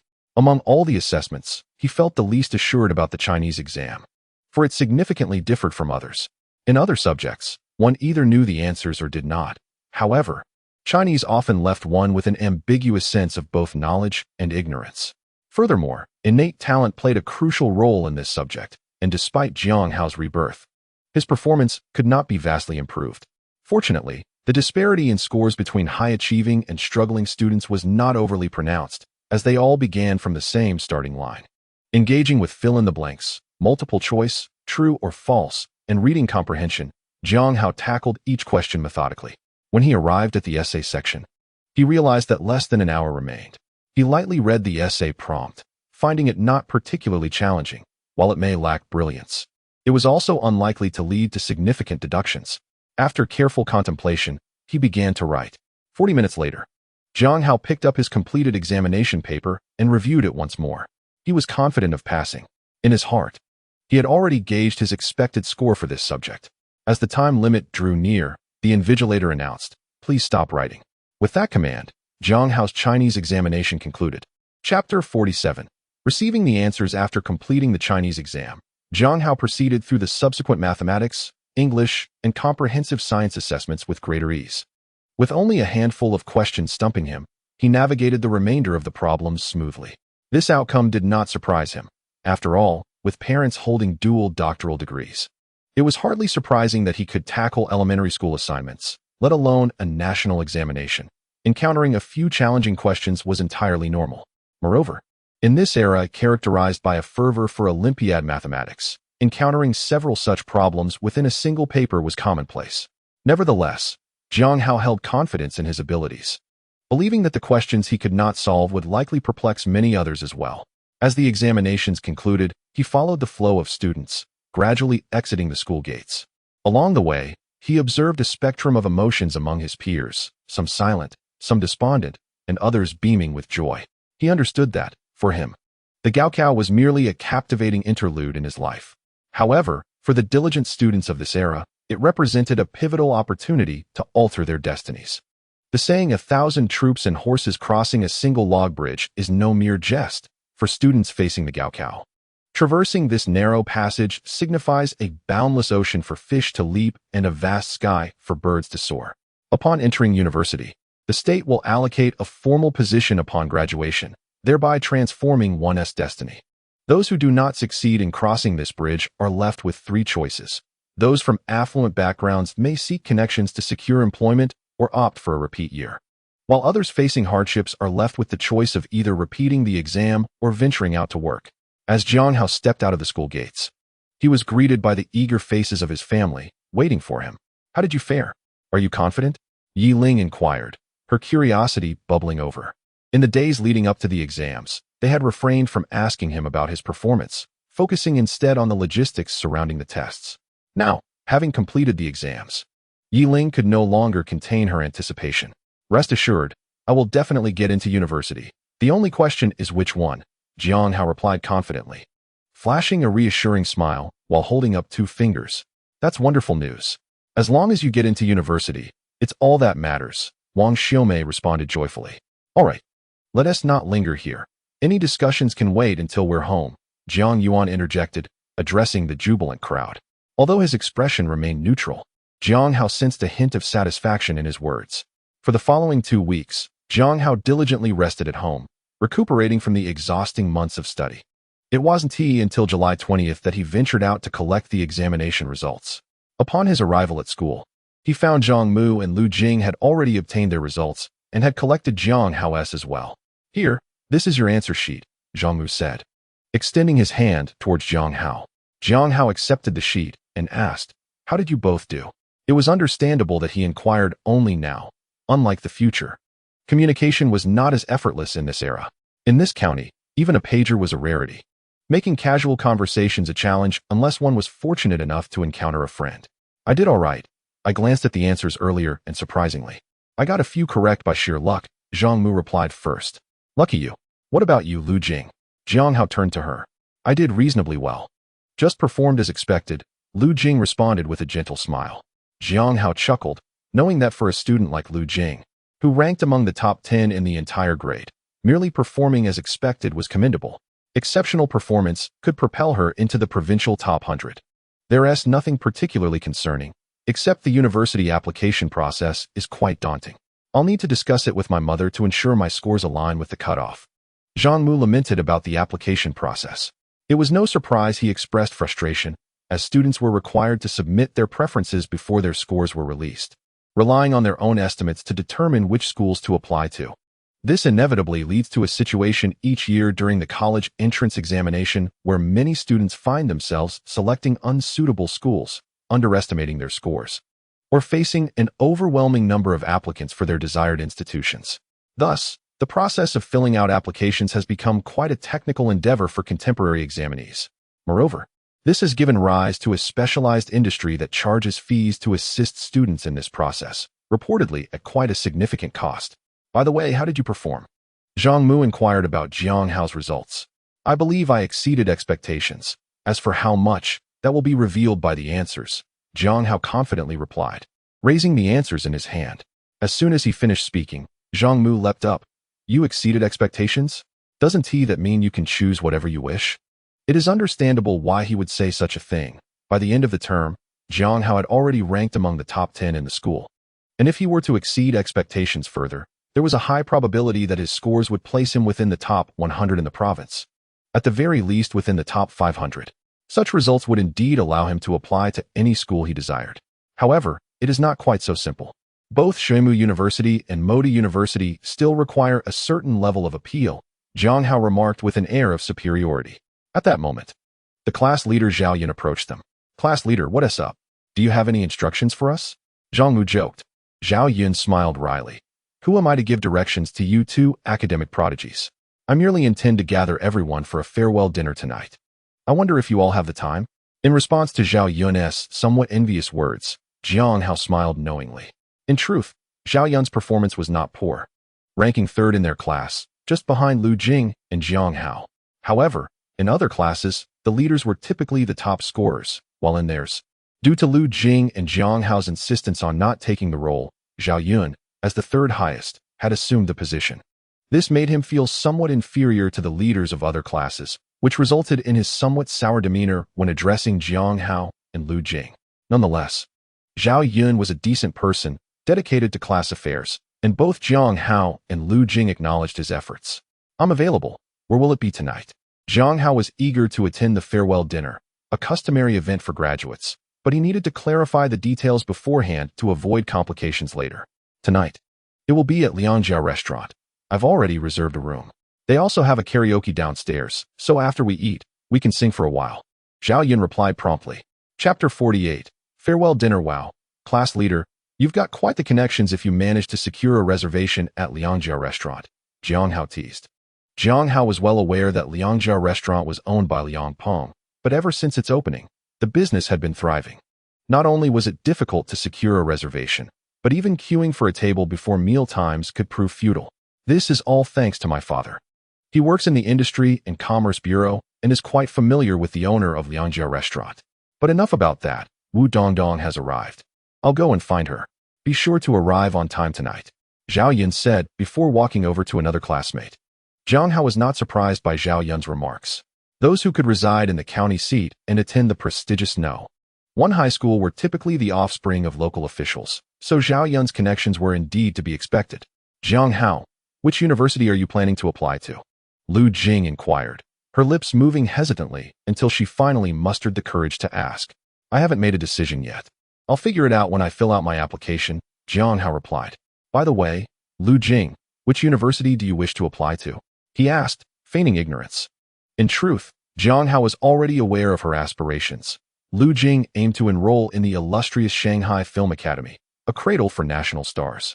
What puzzled Jiang Hao was why the usually reserved Lu Jing was so captivated by the acting program there, to the extent of foregoing the opportunity to attend Shui Mu University. Moreover, he was well aware that, although Lu Jing fulfilled her dream of entering the acting department at the Shanghai Film Academy, her career in the film industry did not flourish.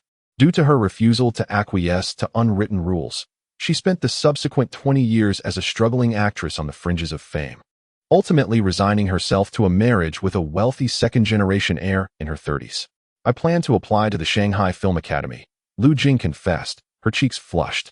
Oh, Lu Jing, are you aiming to become a superstar? Zhang Mu exclaimed, casting a surprised glance at her. The three of them chatted for a while longer before each took their answers and hurried home. After all, at a farewell dinner, the boys were expected to indulge a bit in spirits, and it would be inconvenient to wander about with their answers. After delivering his answer home, Jiang Hao made his way to Liang Peng's family restaurant. Depeng, business seems to be thriving. Upon arriving, Jiang Hao spotted Liang Peng, Lu Ying, and a woman in her 40s busily tidying up, while the tables in the dining area lay in disarray. Hao, what brings you here? Liang Peng asked, astonished at his arrival. I thought I'd stop by to see you before our farewell dinner here tonight. Jiang Hao replied with a smile. Oh, that farewell dinner is for your class? You should have mentioned it earlier, Liang Peng finally realized. Although he knew Jiang Hao was in his final year, he couldn't recall which class he belonged to, so he hadn't connected the dots when Zhao Yun came to book a table. I didn't expect such a grand setup.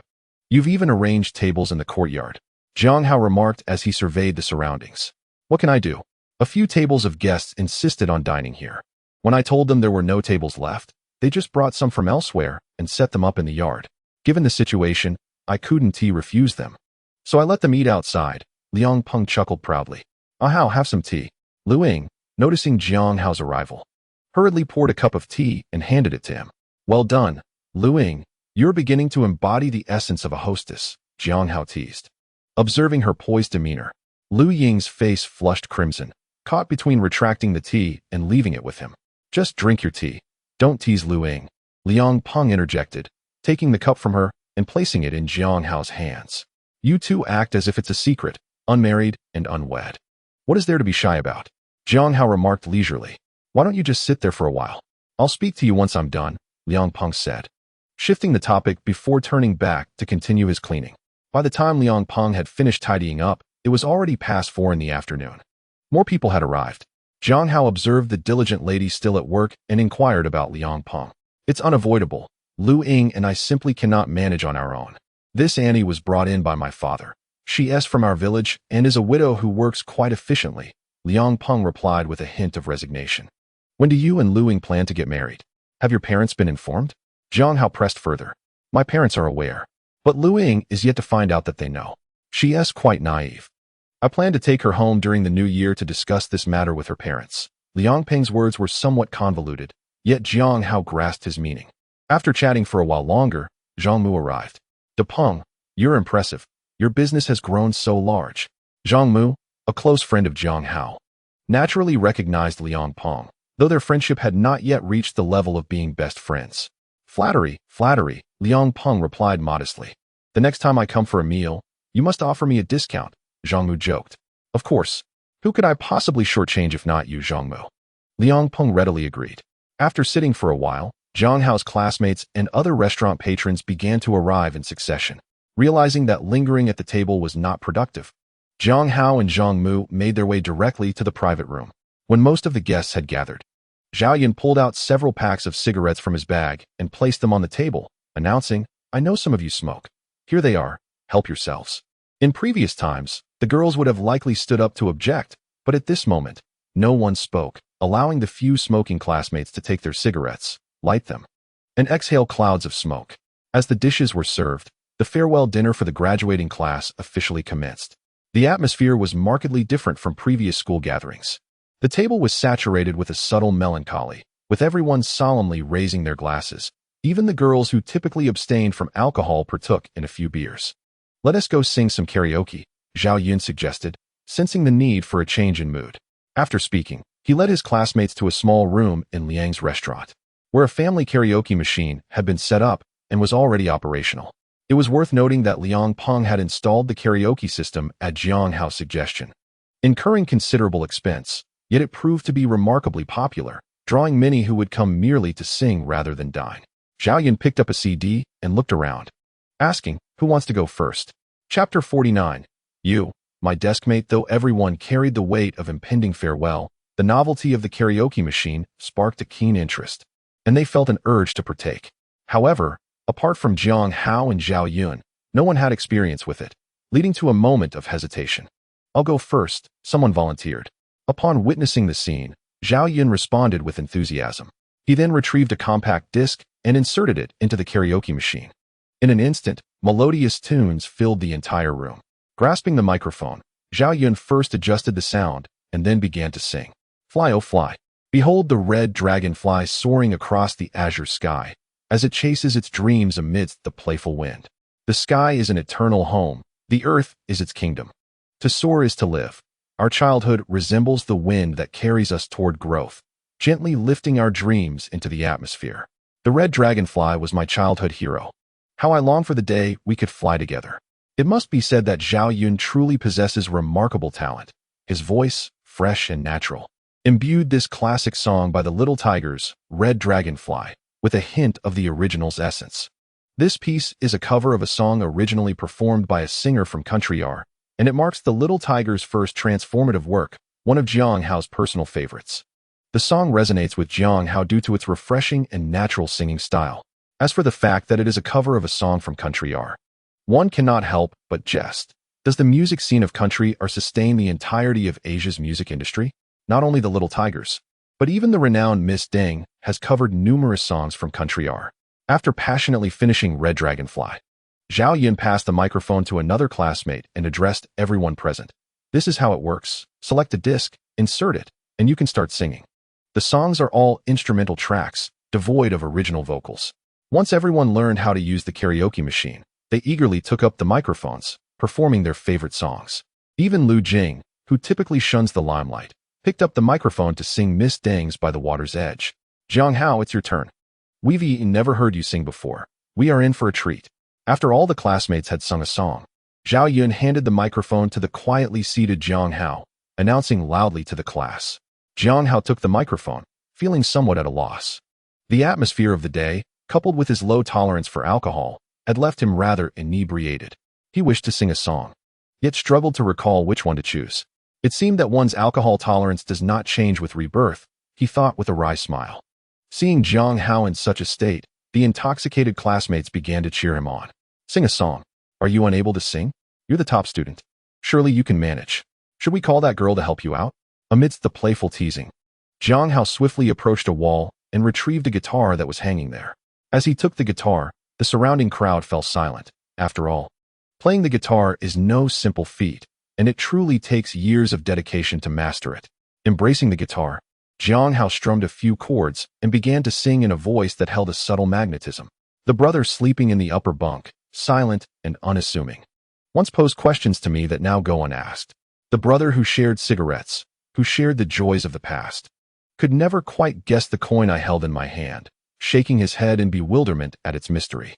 Such simple language, coupled with a subtle undertone of melancholy, gently strikes the softest chords of the heart, as the song evokes a cascade of memories long buried, enveloping the surroundings in a profound silence. After Jiang Hao finished singing, he felt a considerable release of the intoxication that had built up within him. Without uttering another word, he placed his guitar on the table and strode outside.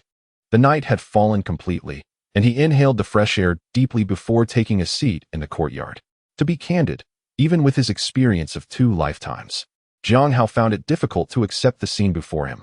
After this farewell, even the closest of high school friends would find their opportunities to meet few and far between. In the journey of life, such struggles and the vibrant youth spent in toil are fleeting. These years, infused with sweat, tears, bitterness, joy, and sweetness, all mingled together, make it utterly natural to feel an unbearable weight upon departure. Perhaps a cup of tea could ease the lingering effects of the alcohol. Just as Jiang Hao was lost in contemplation, a cup of tea was suddenly offered to him. Without needing to glance back, he recognized the visitor as Lu Jing. "Thank you," Jiang Hao said, accepting the tea. After taking a sip, he set it aside. "Next time, don't drink so much. Your tolerance is low." "Yet you still try to show off," Lu Jing chided playfully. Jiang Hao glanced at her and replied calmly, "Rest assured, this occasion is special. I won't indulge like this again." Lu Jing seemed to realize her own indiscretion and quickly changed the subject. "By the way, the song you sang today was beautiful. And your guitar playing was splendid. How come I've never heard such a lovely song before? This is from a newly released album. I heard it once at my uncle's, so I remembered it. It might take some time before it becomes popular here," Jiang Hao replied, faintly recalling that the song The Brother Sleeping in the Upper Bunk had been released this year, though he couldn't specify when. The campus singer, Lao Lang, had also risen to fame this year, becoming a legendary figure across the nation with his songs. "If it's for sale, I will definitely buy it." "It's just too beautiful," Lu Jing remarked dreamily, swinging her feet playfully on the bench. Observing Lu Jing's childlike demeanor, Jiang Hao felt the effects of the alcohol he had suppressed beginning to resurface. "Is it beautiful?" he asked softly. "Very beautiful," Lu Jing replied gently, gazing at the contemplative Jiang Hao. "Then I shall sing another for you." Without awaiting Lu Jing's response, Jiang Hao began to sing once more. "Will you remember tomorrow the diary you wrote yesterday? Will you still think of the you who once cried the most?" Lu Jing sat quietly, listening to Jiang Hao sing the song Classmate You.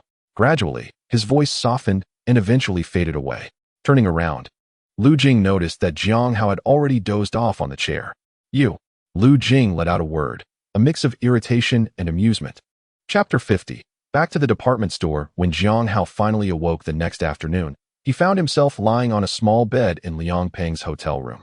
Vaguely, he recalled spending time with Lu Jing in the courtyard, but after that, his memory was a blur. Panic set in. He had not returned home the previous night nor informed his family, and he feared they must be frantic by now. With that thought, he quickly got up, dressed, and headed for the door. "Jiang Hao, you're awake." Liang Peng happened to be returning from grocery shopping just as Jiang Hao stepped outside. "There's no time to waste. I had too much to drink last night and must hurry home," Jiang Hao said hastily, making to leave. "Don't fret, it's all taken care of. I went to your house last night and informed your parents that you were drunk and resting here." Liang Peng quickly reassured him, dispelling his worries. Hearing this, Jiang Hao let out a sigh of relief. "Thank you, De Peng," he expressed gratefully. "There's no need for thanks between us, and besides, it was Lu Jing who reminded me." Liang Peng waved a hand, interrupting Jiang Hao's gratitude. "Lu Jing." It dawned on Jiang Hao, prompted by Liang Peng's remark, that he had indeed been with Lu Jing before losing consciousness. "Of course it was Lu Jing, and it was she who helped carry you to bed," Liang Peng said with a knowing grin. Understanding Liang Peng's implication, Jiang Hao swiftly changed the subject. "All right, I'm heading back now. Let us leave it at that." With that, he turned and walked away, leaving Liang Peng looking bemused. Upon returning to his grandmother's home, Jiang Hao found his grandmother, Wang Xiaomei, preparing lunch. "Grandma, I'm back," he greeted her. "Just in time, lunch is almost ready. Your Uncle Hu is here. Go in and say hello," Wang Xiaomei replied with a smile. Uncle Hu. Jiang Hao realized immediately that Uncle Hu, whose full name was Hu Bo, was a colleague of his father, Jiang Yuan, and one of his closest associates at the department store. He recalled hearing that when Jiang Yuan was reassigned to the logistics department, he had secretly sought Hu Bo's help to reverse the decision, despite not openly opposing it. However, Jiang Hao pondered why Hu Bo was visiting now, considering the potential displeasure it might cause Mei Haoman. Rather than dwell on it, Jiang Hao walked directly into the room where he found his father, Jiang Yuan, conversing with Hu Bo. "Hello, Uncle Hu," Jiang Hao greeted as he approached. "Oh, it's Hao. You've grown so much," Hu Bo replied with a smile.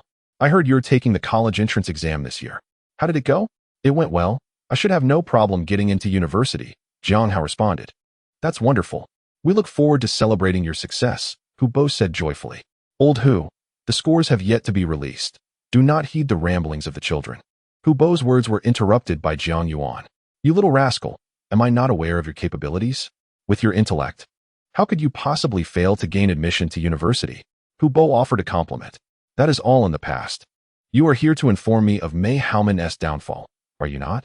Jiang Yuan, reluctant to delve deeply into this topic, deftly shifted the conversation. Mei Haoman's fall was indeed unexpected for Jiang Hao. Originally poised to enter, Jiang Hao halted and listened attentively. Alas, he has indeed fallen, and it is of his own making. Just consider, the department store business has been so severely squeezed by supermarkets. Yet he persists in his obstinacy. How could he not provoke public ire? The veteran employees at the unit caused quite a stir, prompting a thorough investigation by the county into his past transgressions, unearthing all manner of scandals. Now, Mei Haoman, Gujiaming, and Tung Yi find themselves confined in a detention center, with rumors of impending sentencing. Hu Bo recounted the recent events to Jiang Yuan. Despite being marginalized by Mei Haoman, Jiang Yuan felt no schadenfreude upon learning of his misfortunes. Rather, he expressed sympathy. This is a consequence of his own actions. It is not the fault of others.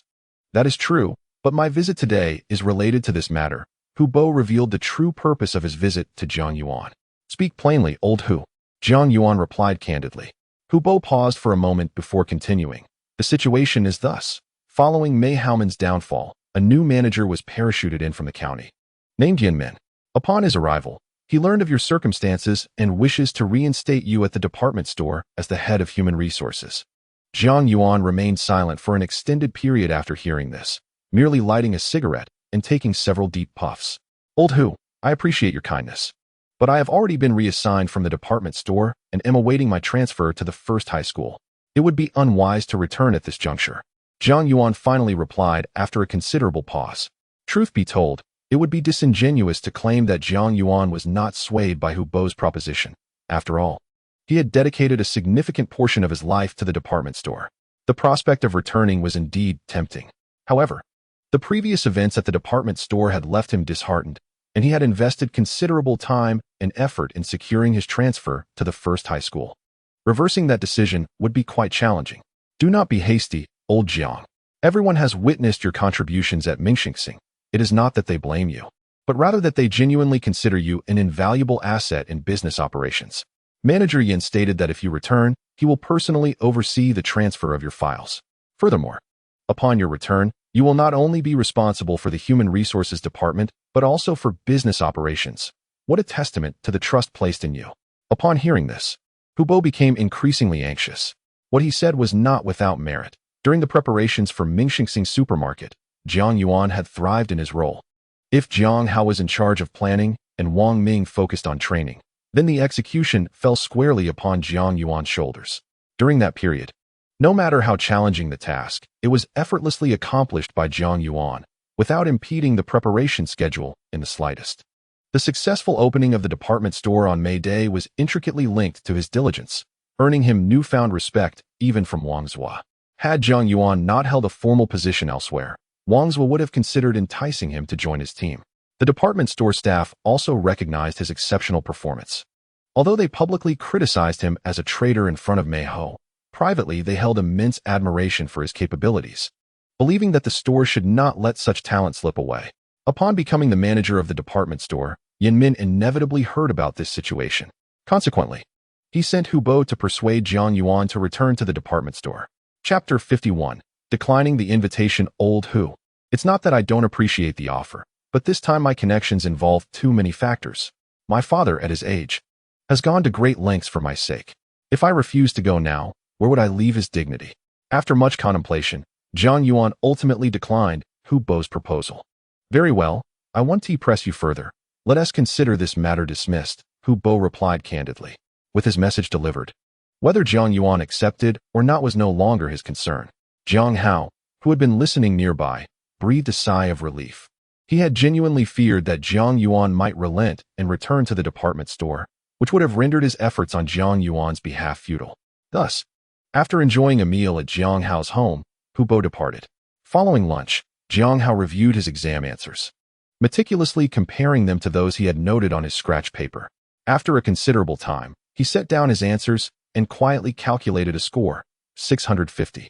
Having experienced the 1994 college entrance examination in his previous life, Jiang Hao understood that this score would likely place him among the top 100 in Anhui province. Of course, there would be discrepancies compared to the actual score, particularly in the Chinese language section, where subjective questions, especially essays, were heavily influenced by the examiner's moods. Therefore, Jiang Hao held no great confidence in how well he would score on the essay. Overall, scores in the sciences were generally easier to estimate accurately, primarily due to the objective nature of the questions. Once Jiang Hao stepped outside, Yiling immediately approached him, inquiring, "Hao, what is your score?" "It should be around 650. Jiang Hao replied with a smile. "That's wonderful," Yiling exclaimed, her joy palpable. "Indeed, it is wonderful. Our family is finally going to have a college student. We must celebrate tonight. Bring out my 30-year-old Matai." Jiang Hao's father had shared a few drinks with Hu Bo at lunch, and despite his usual composure, he could not contain his excitement. That night, Jiang Hao savored the Matai that his father had treasured for 30 years. Jiang Yuan poured 3 glasses, first handing one to Yi Ming, then one for himself, and finally extending the last glass towards Jiang Hao. "Dad." Jiang Hao glanced at the cup, then turned his gaze to Jiang Yuan. "With the conclusion of the college entrance examination, you have stepped into adulthood. Today, as an exception, I shall allow you to partake in a drink at the table." Jiang Yuan elaborated, then shot Jiang Hao a teasing glance. "Even if I didn't permit you, you've already broken the rules, haven't you?"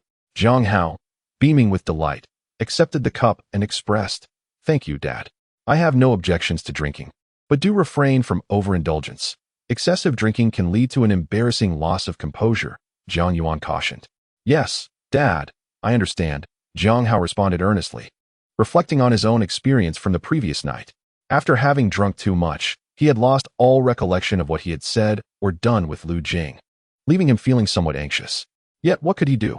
He couldn't very well approach Lu Jing and inquire, "What did I do while I was intoxicated?" Seeing Jiang Hao acquiesce, Jiang Yuan seized the bottle of Maotai, uncapping it. The fragrant aroma of the liquor wafted through the air, prompting Jiang Hao to exclaim, "What a fine wine." As Jiang Yuan poured, he recounted the story behind this particular bottle.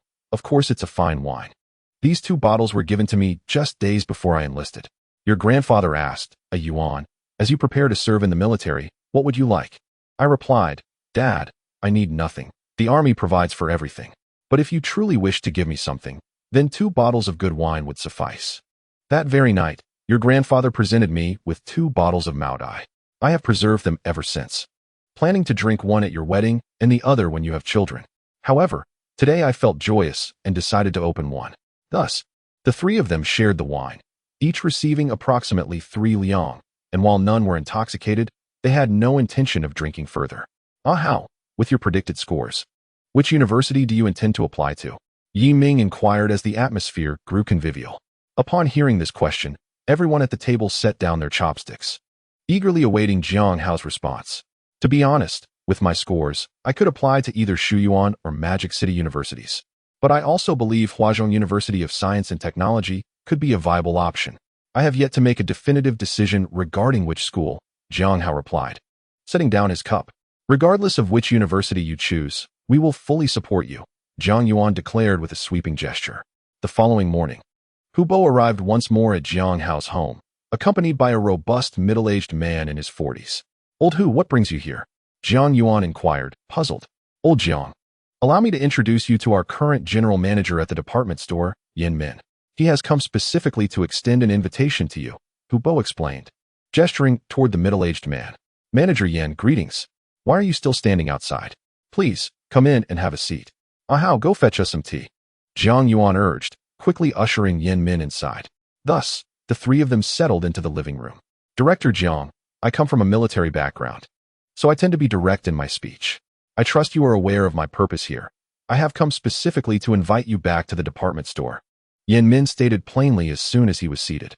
"Manager Yin, I sincerely appreciate your kindness. However, I believe I shall not be able to return to the department store for the time being. As for the difficulties I face, I have already discussed them with Old Hu, and I trust you can comprehend my situation. After all, it was you, Yin Min, who came personally." Thus, Jiang Yuan's refusal was rendered even more tactful. "Director Jiang, as you are aware, the department store was left in disarray by Mei Haoman and his associates. I have been entrusted by the county to reorganize the department store, and this is no small undertaking. Therefore, I hope that individuals from the department store, like yourselves, can assist me, Yin Min earnestly stated. Yin Min then added, in truth, Director Jiang, I believe your exclusion by Mei Haoman is somewhat understandable on their part.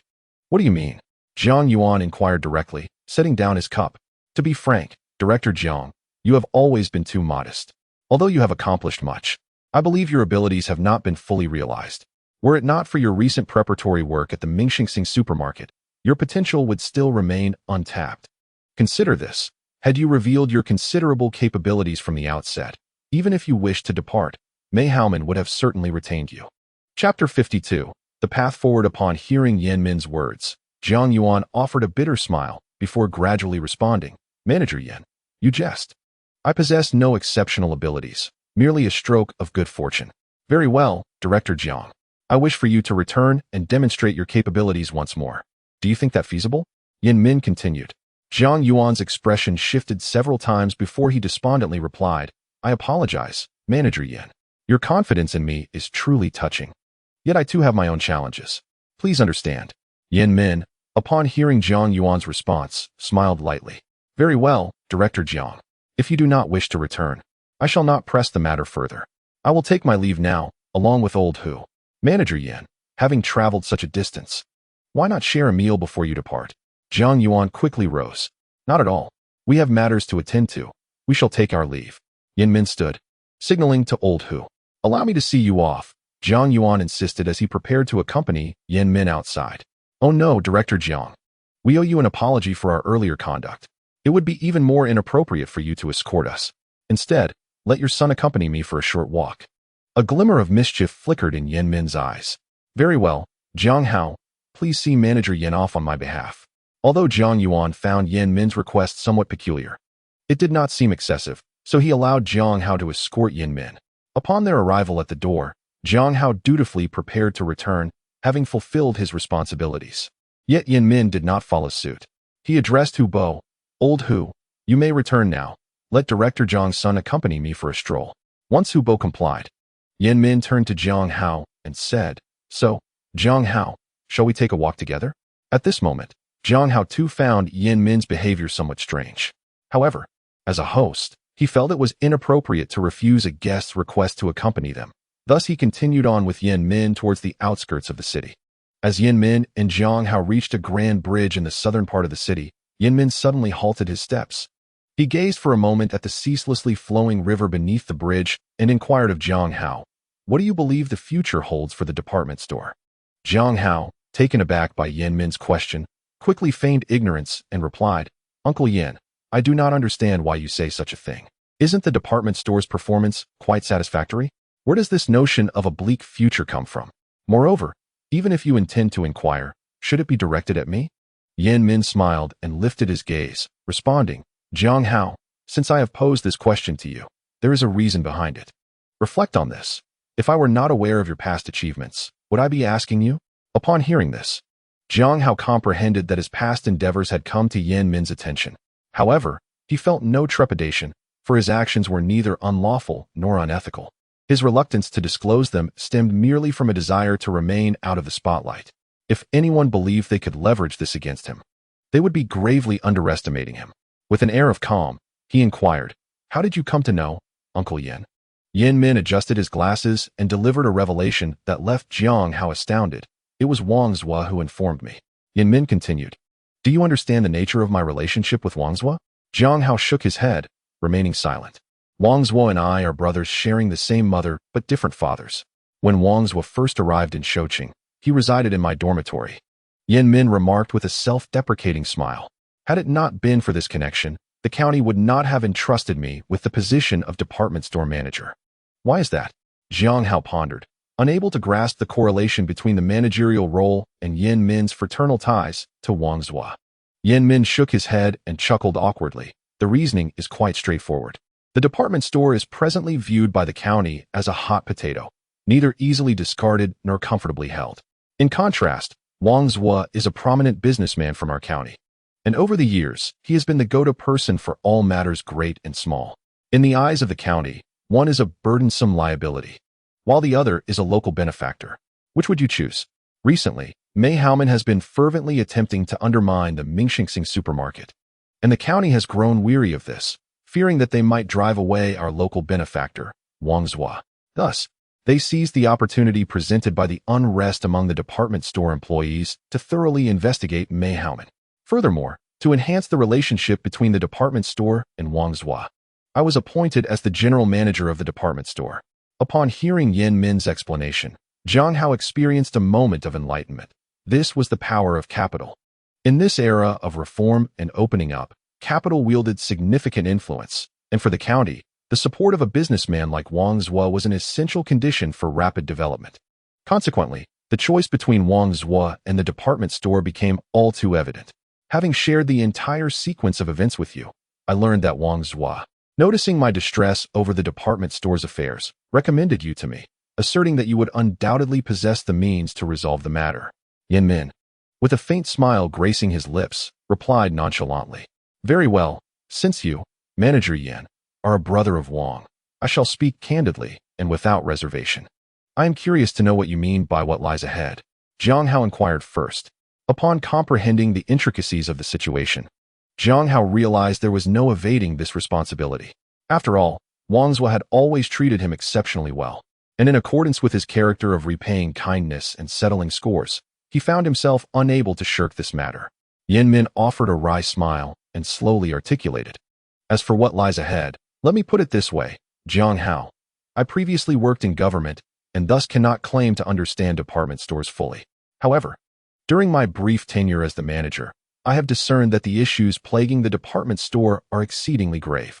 With over 100 employees, our monthly payroll alone amounts to approximately 40,000 to 50,000 yuan. When one adds utilities, losses, hospitality expenses, and other costs, one cannot manage without at least 80,000 yuan, not to mention unforeseen expenditures, which all require funding.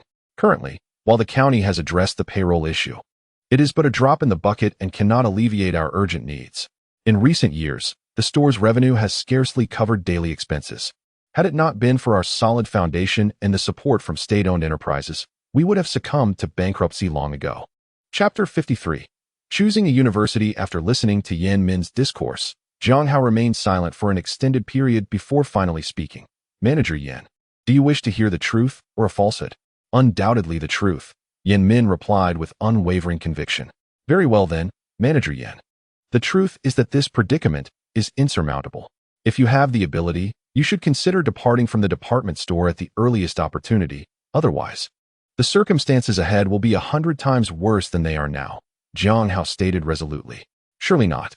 Although Yan Min had anticipated the decline of the department store, he believed the current situation to be the worst it could be.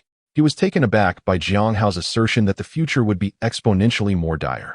"Such is the reality," Jiang Hao sighed and elaborated. "Manager Yan, the department store is a relic of the planned economy era, a time when the state monopolized purchasing and sales, thus affording state-owned enterprises significant advantages. However, the current era has shifted following the reforms. The nation has transitioned from a planned economy to a market economy. Consequently, the very foundation upon which the department store relied for survival has eroded, and its continued operation is now merely a matter of inertia. This transition has also magnified the store's inherent flaws: excessive personnel, overwhelming burdens, a rigid structure, and a palpable lack of urgency. The current state of the department store resembles that of a patient beset by numerous ailments. How can one effectuate a cure?" Upon hearing Jiang Hao's analysis, Yan Min could only let out a resigned sigh. "Very well, thank you, Jiang Hao. Nonetheless, since the state has placed me in this role, I shall endeavor to give it my utmost effort." Jiang Hao had not anticipated that despite his earnest words, Yan Min's resolve remained unshaken. He regarded Yan Min with a tinge of admiration, perceiving in him a courage that dared to pursue the impossible. Although reviving the department store was beyond reach, there remained a possibility of extending its existence. Jiang Hao continued, "What approach do you propose?" Yan Min inquired, his spirit invigorated. "The key lies in leveraging the advantages of the department store," Jiang Hao articulated after a brief pause. "Advantages? What advantages can a state-owned department store possibly possess?" Yan Min murmured to himself. "In truth, the greatest asset of the department store is its property and storefront. Jiang Hao enlightened him. Due to historical circumstances, the department store had strategically situated its outlets in the bustling areas of Shouqing's urban center and various townships, which constituted its most significant advantage. Are you suggesting? Yan Min seemed to grasp the concept, yet remained uncertain. Rent out the premises. Never sell the storefronts. Instead, refurbish them and lease them to individual entrepreneurs. This way, the rental income can continually provide financial support for the department store. While it may not be substantial, it would suffice to sustain its operations, Jiang Hao elucidated, albeit with a hint of regret, outlining the path for the department store's survival. Deep down, he had been reluctant to propose this solution, knowing that without his intervention, the struggling department store would eventually resort to selling its street-level properties, enriching countless opportunistic individuals in the process. Jiang Hao had initially hoped to involve Yi Shi in this venture, yet he was genuinely moved by Yan Min's spirit, prompting him to voice this suggestion. Now, with his astuteness, it was unlikely that Yan Min would allow any sale of the storefronts. Nevertheless, Jiang Hao was resourceful and had various means to generate income. A mere fraction of money was inconsequential to him. Thank you, Jiang Hao. I truly appreciate your kindness, Yan Min exclaimed joyfully as he departed.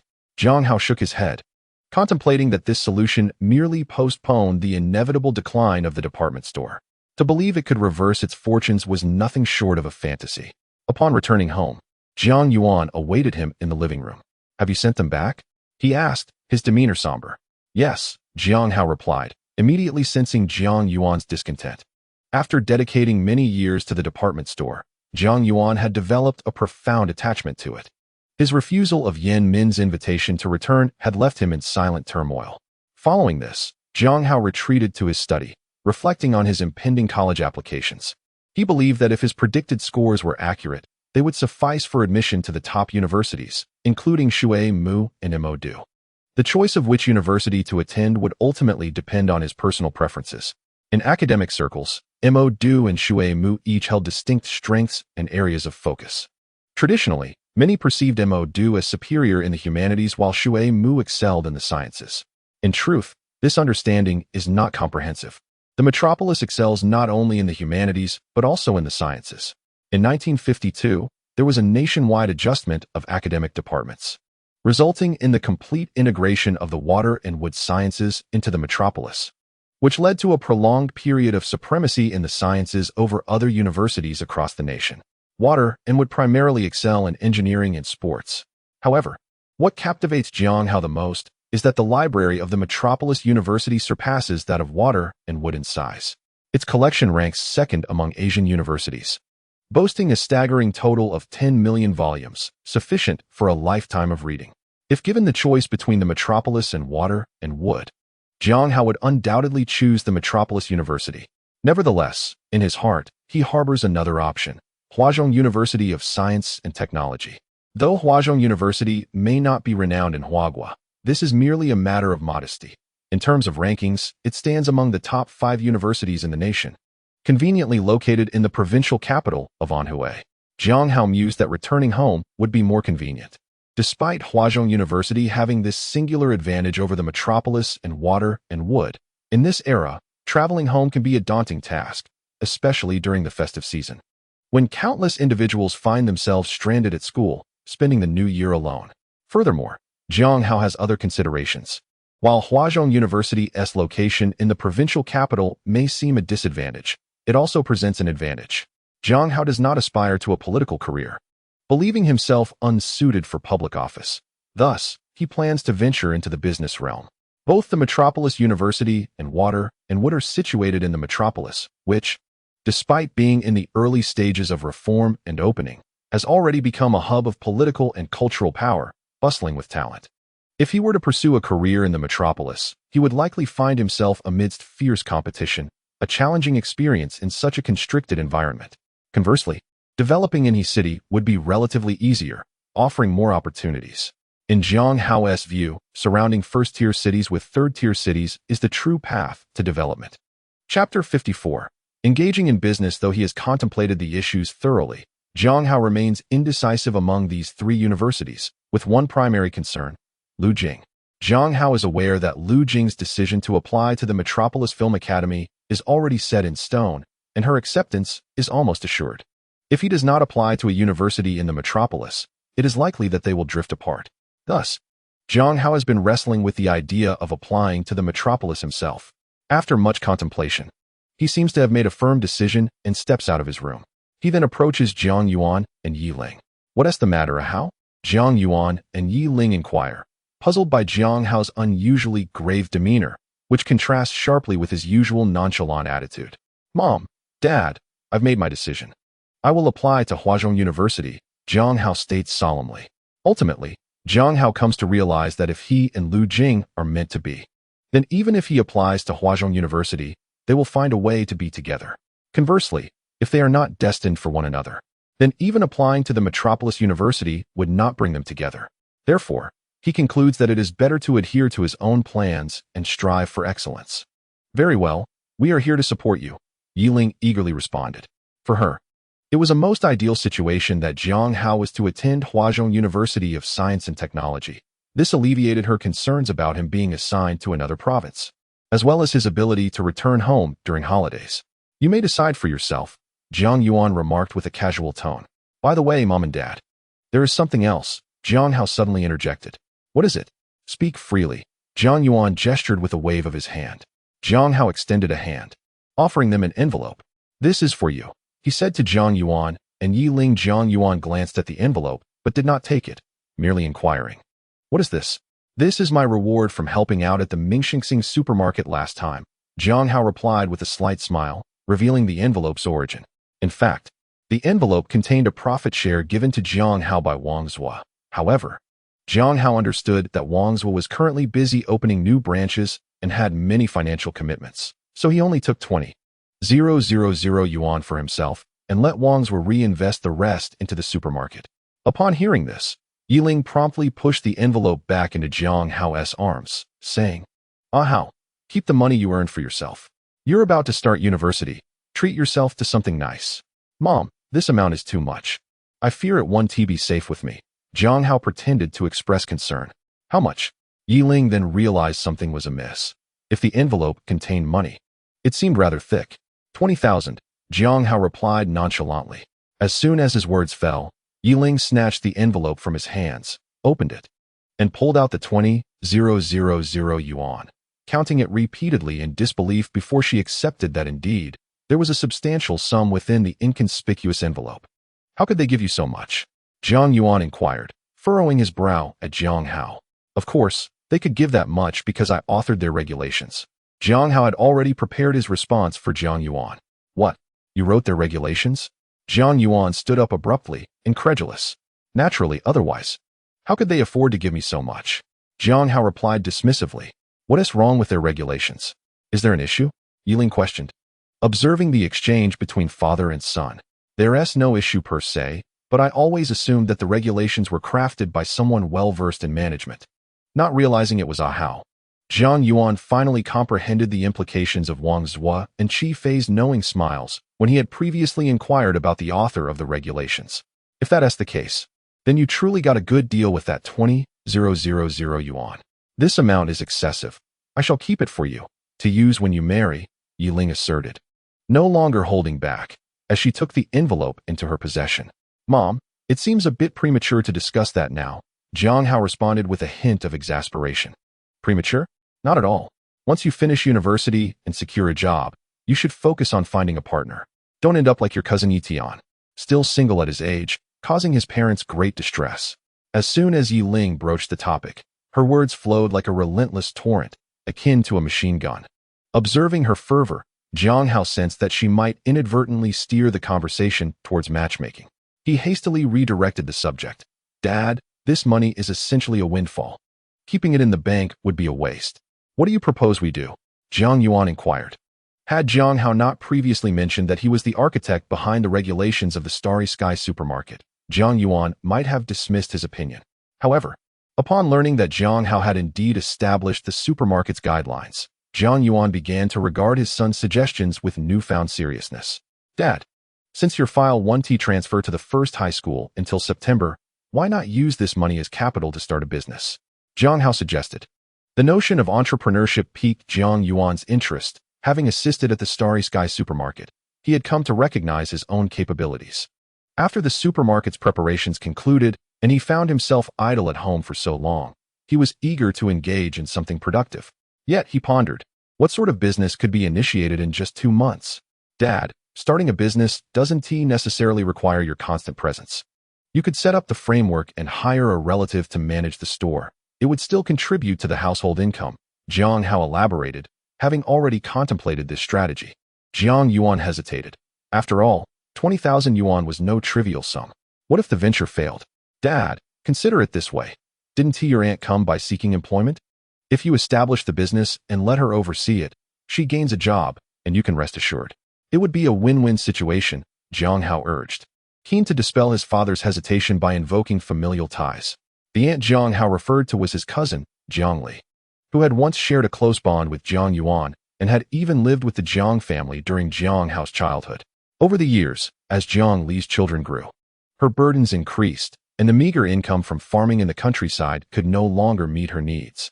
This led her to approach Jiang Yuan for assistance in seeking a job in the county town. Yet, employment opportunities in the county were scarce, compounded by Jiang Li's illiteracy, making the search all the more daunting. Consequently, Jiang Yuan had struggled to find her a suitable position.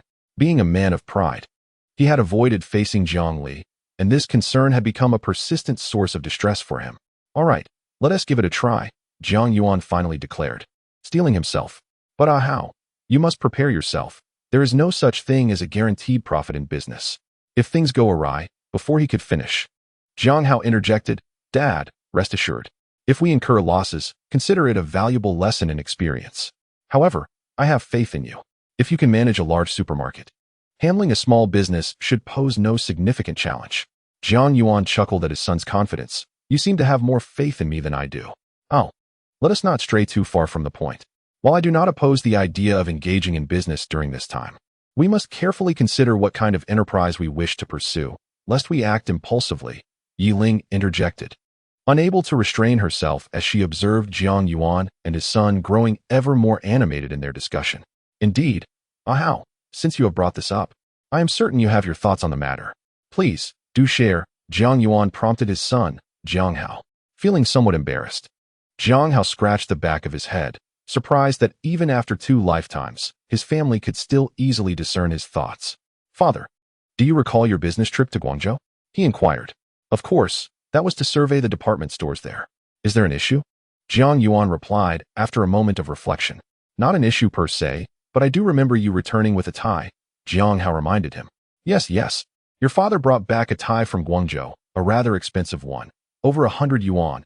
If I recall correctly, Yi Ling interjected, helping Jiang Yuan jog his memory. Precisely.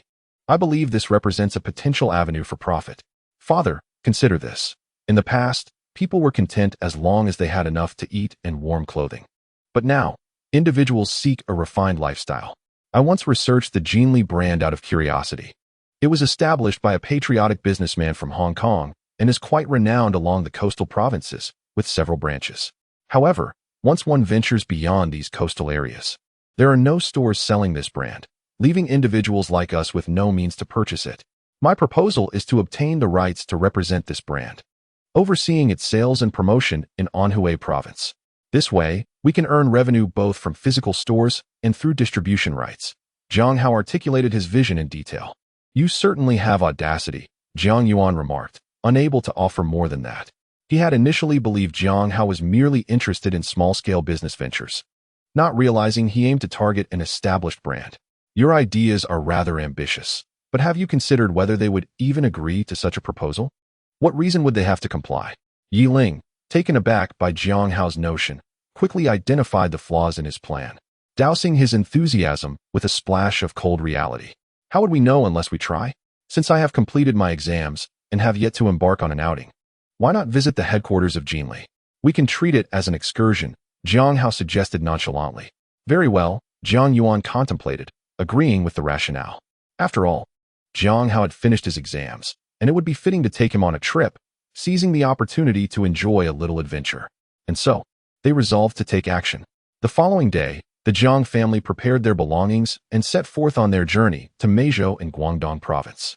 Their trio traversed the winding paths of the railway for 3 full days before finally arriving in Meizhou.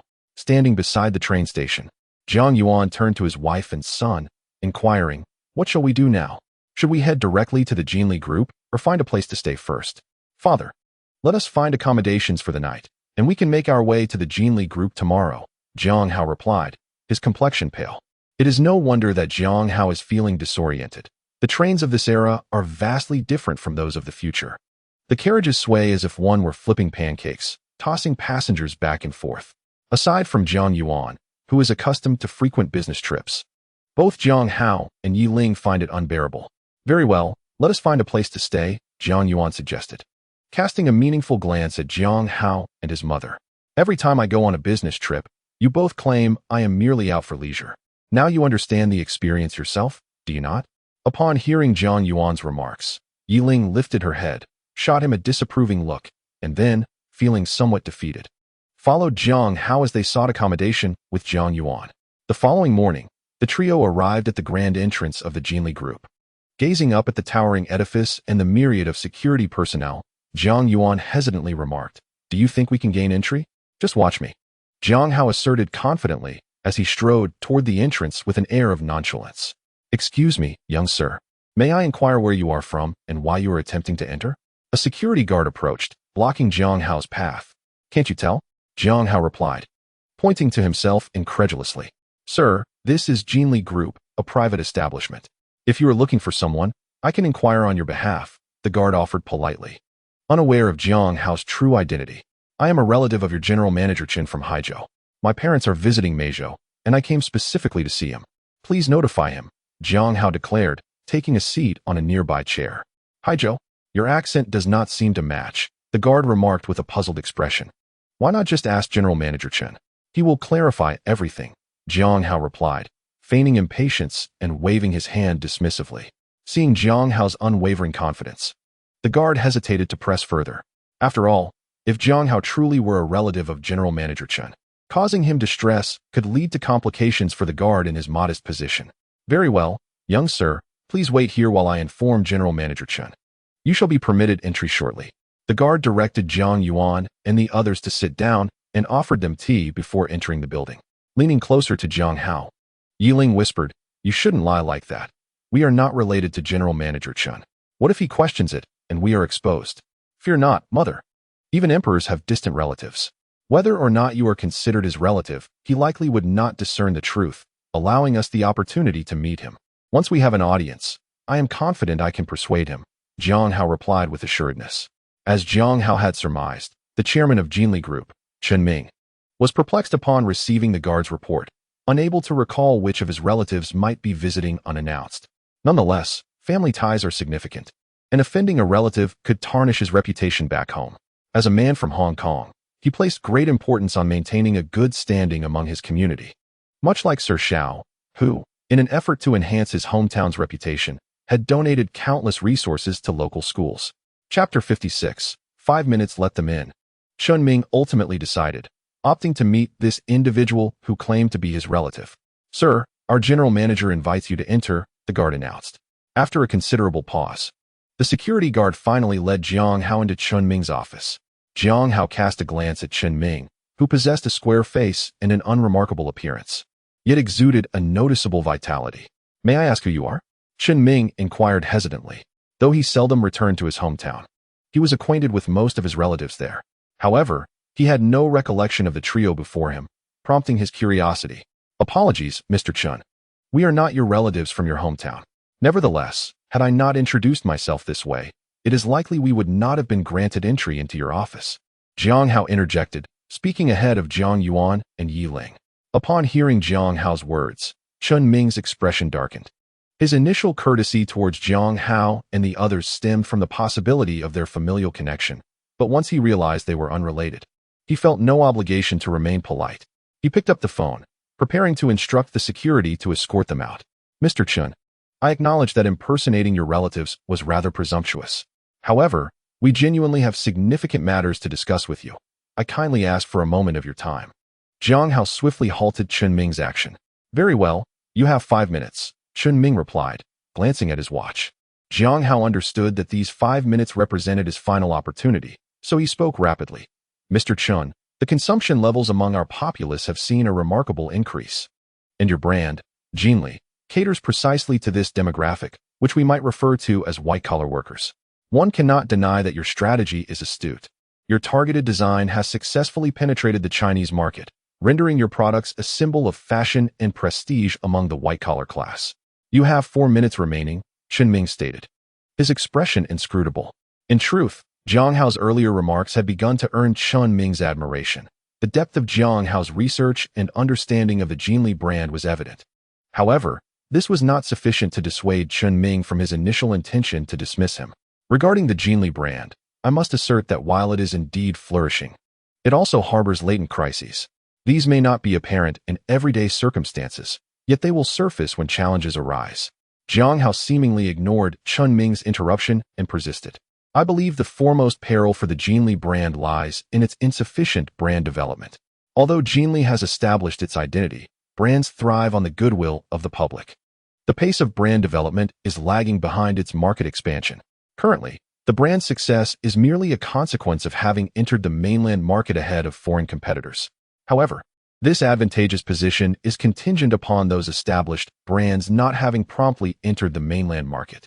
Should they awaken to this opportunity, Jiangli's prospects for continued growth will undoubtedly diminish. Chen Ming nodded slightly, acknowledging that Jiang Hao's observations resonated with his own contemplations. Chen Ming possessed keen insight, and during the early days of reform and opening up, when foreign capital hesitated, he ventured into the mainland market ahead of others, reaping substantial rewards. However, one cannot expect that foreign capital giants will always exhibit such sluggishness. Once they awaken to the opportunities, their formidable resources will inevitably deliver an unparalleled impact on the Jiangli brand.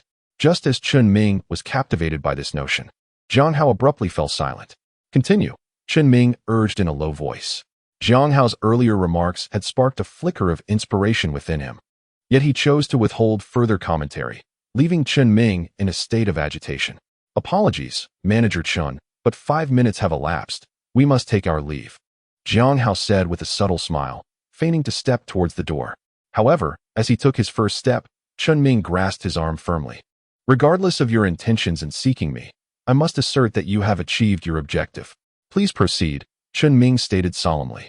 Is this how you entertain guests, Mr. Chen? After such a lengthy discourse, I find myself parched. Would you not offer me a cup of tea? Jiang Hao inquired with a friendly grin. Chen Ming, unfazed by Jiang Hao's words, picked up the water jug from his desk and prepared a cup of tea for Jiang Hao, Jiang Yuan, and Yi Ling. May I speak now? Chen Ming remarked after completing the task. Jiang Hao lifted his cup and drank deeply before continuing.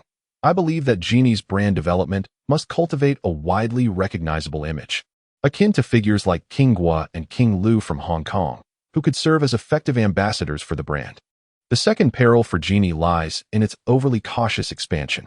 Currently, Jiangli's primary operations are concentrated along the coastal regions, specifically in Guangdong province. In other areas, they are but a whisper, unseen and unheard, a strategic misstep indeed. While a steady approach is not inherently flawed, timing is crucial. For Jiangli, seizing the opportunity to dominate the luxury goods market in China and expanding the brand's presence across the nation is of utmost importance. However, upon hearing Jiang Hao's words, Chen Ming hesitated momentarily. I understand that Jiangli's reluctance to expand boldly stems from insufficient funds. Nevertheless, I believe that expansion does not solely rely on capital. It can also be achieved through franchising. Jiang Hao discerned Chen Ming's thoughts and responded meticulously. Franchising, Chen Ming echoed softly. Indeed, franchising refers to the enduring contractual relationship between a franchisor and a franchisee. The agreement necessitates the provision of unique commercial privileges, along with unconditional support in areas such as personnel training, organizational structure, operational management, and supply chain. The franchisee, in turn, must offer commensurate compensation.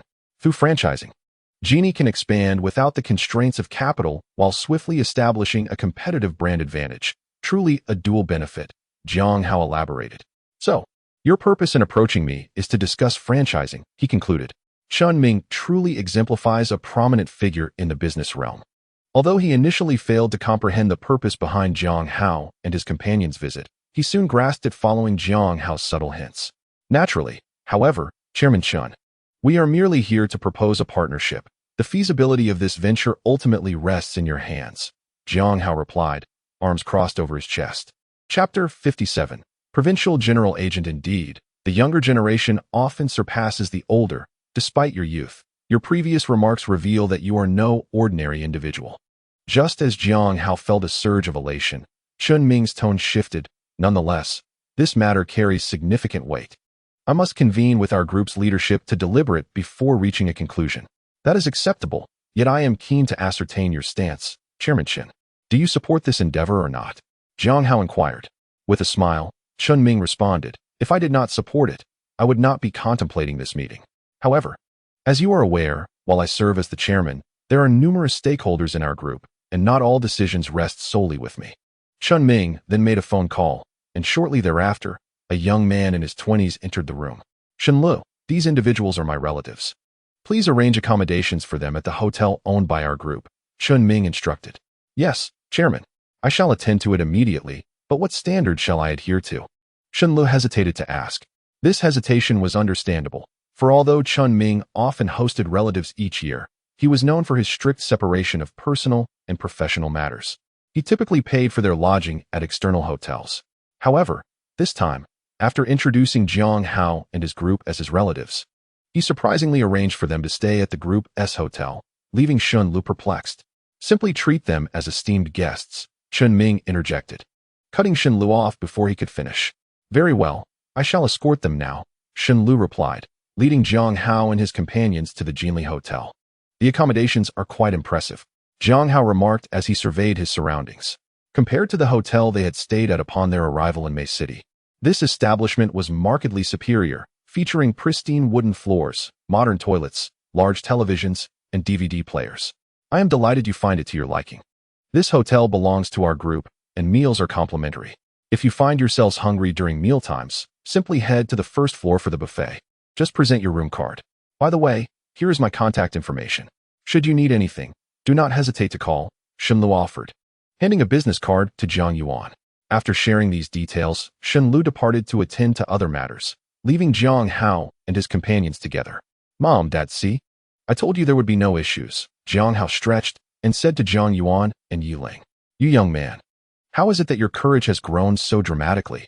In the future, please inform us before engaging in such ventures. You have no idea how close I was to a heart attack just now, Yi Ling remarked, patting her chest, still feeling uneasy. Well, it turned out well, didn't it? Rest assured, everything will be fine. Now, if you'll excuse me, I shall take a brief rest. This afternoon, we can venture out to explore, Jiang Hao concluded before turning and returning to his room. Thus, Jiang Hao and his companions spent 3 full days in Mei City. During this time, Jiang Hao accompanied Jiang Yuan and Yi Ling as they explored the city's various attractions, indulging in a plethora of seafood and catching a glimpse of the ocean. On the 4th day, early in the morning, just as Jiang Hao was contemplating another stroll, Shen Lu arrived. Mr. Jiang, our CEO, Chen wishes to meet with you, Shen Lu announced. Then lead the way, Jiang Hao replied, surmising that after 3 days, it was time for a resolution, though he remained uncertain whether it would be favorable or not. Nevertheless, Jiang Hao was not overly concerned about the outcome. If things did not proceed as hoped, he could simply pursue a different business venture. His choice to engage in this particular business was primarily to alleviate some worries for his parents. Shen Lu guided Jiang Hao and the others to Chun Ming's office, where Chun had been awaiting their arrival. Upon seeing them, Chun Ming smiled and remarked, the matter has reached a conclusion. I presume it is good news, Jiang Hao replied nonchalantly. Oh, what makes you say that? Chun Ming inquired curiously. Jiang Hao responded matter-of-factly. If it were not good news, I doubt you would wish to see us again. Furthermore, given that Jinli Group had only been established for a few years, its management should still be brimming with vitality. It would be a different story if it were an older corporation. You are correct. The group has approved the proposal. From now on, others may sell Jinli Group's products through franchise stores, Chun Ming announced. Hearing this, Jiang Yuan quickly asked, then we can apply to be the general agent for Jinli Group in Anhui province, right? Certainly, and I will personally oversee your application for the general agency in Anhui. However, before we proceed, I would like to hear your suggestions regarding the franchise, Chun Ming said, directing his gaze toward Jiang Hao. Mr. Chun, Even if you did not ask, I would still bring it up, Jiang Hao replied, his expression unchanged. Chen Ming's question had been anticipated. After all, who could understand the intricacies of franchising better than Jiang Hao, who had proposed the franchise model? Speak freely.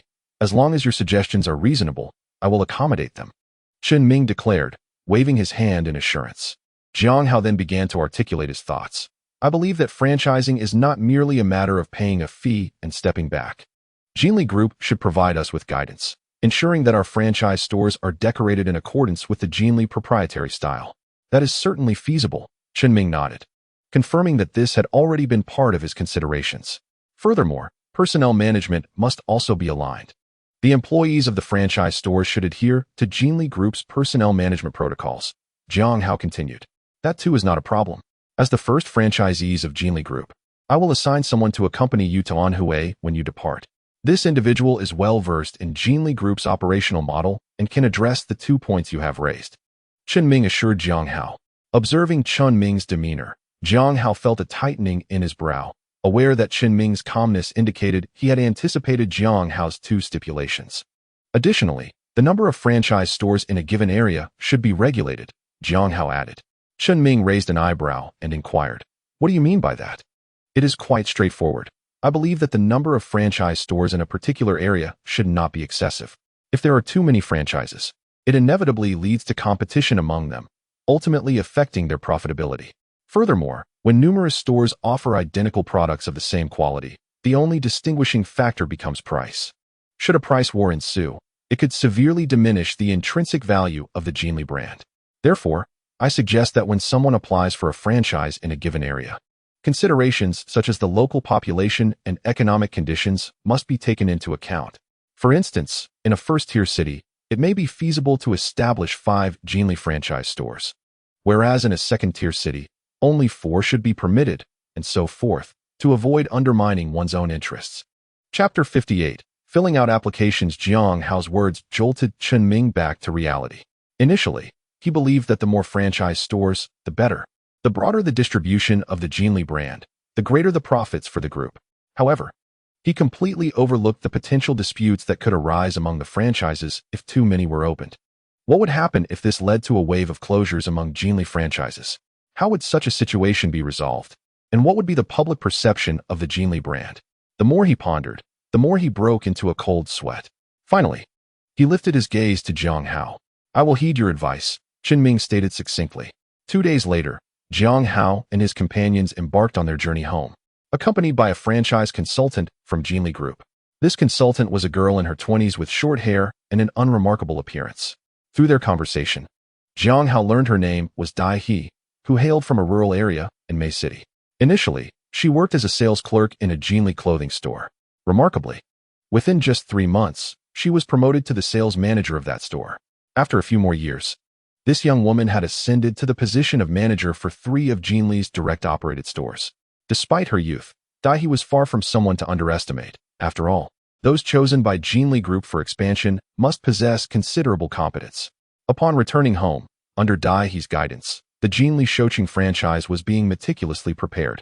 Zhang Yuan and Yi Ling spent their days in the store, learning management and sales from Dai He. Since both worked at a school and had ample free time during summer vacation, they were frequently absent from home, leaving only Yi Ming, Wang Xiaomei, and Jiang Hao behind, which rendered the household noticeably quieter. Consequently, Jiang Hao enjoyed a few leisurely days at home. Finally, the time arrived on August 3rd to fill out applications. Unlike most, who rushed to school early in the morning, Jiang Hao waited until around 10 o'clock to pick up his pen and head to school. Howsy. Upon arriving, Jiang Hao heard Zhang Mu clamoring. "You're here so early," Jiang Hao replied with a smile. He understood that Zhang Mu had likely completed his applications well in advance and was waiting specifically for him. "It's really too early," Zhang Mu grumbled. "My mother came over bright and early today and conveniently brought me along." Jiang Hao listened to Zhang Mu's lament with a slight smile. Having a mother who is a teacher has its downsides. Although Zhang Mu's mother adhered to the principle of not teaching her own child, she nonetheless placed him in Jiang Hao's class. Nevertheless, every move Zhang Mu made could not escape his mother's watchful eyes. Moreover, whenever a situation like today arose, Zhang Mu was invariably among the earliest to arrive at school. "After today, you'll be liberated. Once you reach university, Your mother won't be able to keep tabs on you, Jiang Hao reassured Zhang Mu. That's true. Once I'm in college, I can finally relax. Zhang Mu murmured. By the way, which schools did you apply to? Jiang Hao asked curiously. My first choice is Anhui Agricultural University. My second is Yangzhou Normal University. And I want to mention my third. If I can't get into the first two, the third is surely out of the question, Zhang Mu replied. Jiang Hao raised an eyebrow, bemused. They're all undergraduate programs. Do you truly have such confidence? This puzzled Jiang Hao, as Zhang Mu's grades were teetering between undergraduate and vocational levels. Even if he performed exceptionally well in the college entrance examination, he should have considered a vocational school as a safety net. There's nothing I can do. My father is quite dictatorial. He said that if I don't get into an undergraduate program, I'll have to repeat a year, Zhang Mu lamented. Jiang Hao, upon hearing this, regarded Zhang Mu with sympathetic eyes. They had both endured the rigors of their senior year, and they were all too aware of the immense pressure it entailed. The thought of enduring such a year again sent shivers down Jiang Hao's spine. Enough about that. What schools are you planning to apply to? Zhang Mu inquired. I'm planning to apply to Huazhong University of Science and Technology, Jiang Hao replied with unwavering certainty. What about your second choice? Zhang Mu was not surprised by Jiang Hao's choice. In his eyes, it would have been odd if Jiang Hao considered anything less than a top-tier university. I have no second choice, Jiang Hao responded resolutely. Are you out of your mind? At least apply to a second choice for safety, Zhang Mu exclaimed. Jiang Hao glanced at Zhang Mu and reassured him. Don't worry, I've calculated it well. I conservatively estimate a score of 650. I might even be at risk of being rejected from Shuyuan and Modu. But since Huazhong is in our province and has ample enrollment spots, there should be no issue. 650? Are you human? Zhang Mu looked at Jiang Hao as if he were a creature from another realm. Of course I am. It's not as if no one can achieve that score.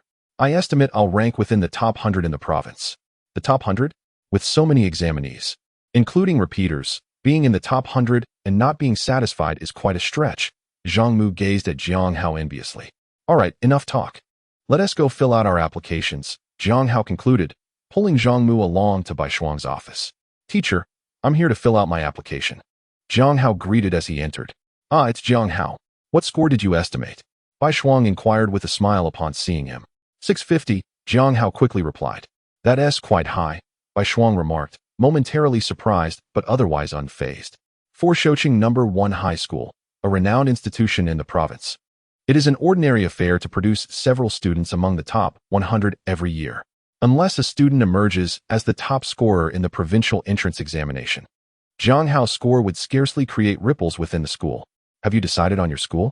It's time to fill out your preferences, Bai Shuang said as she presented a form to Jiang Hao. He accepted the paper, retrieved his Parker pen, and began to fill it out.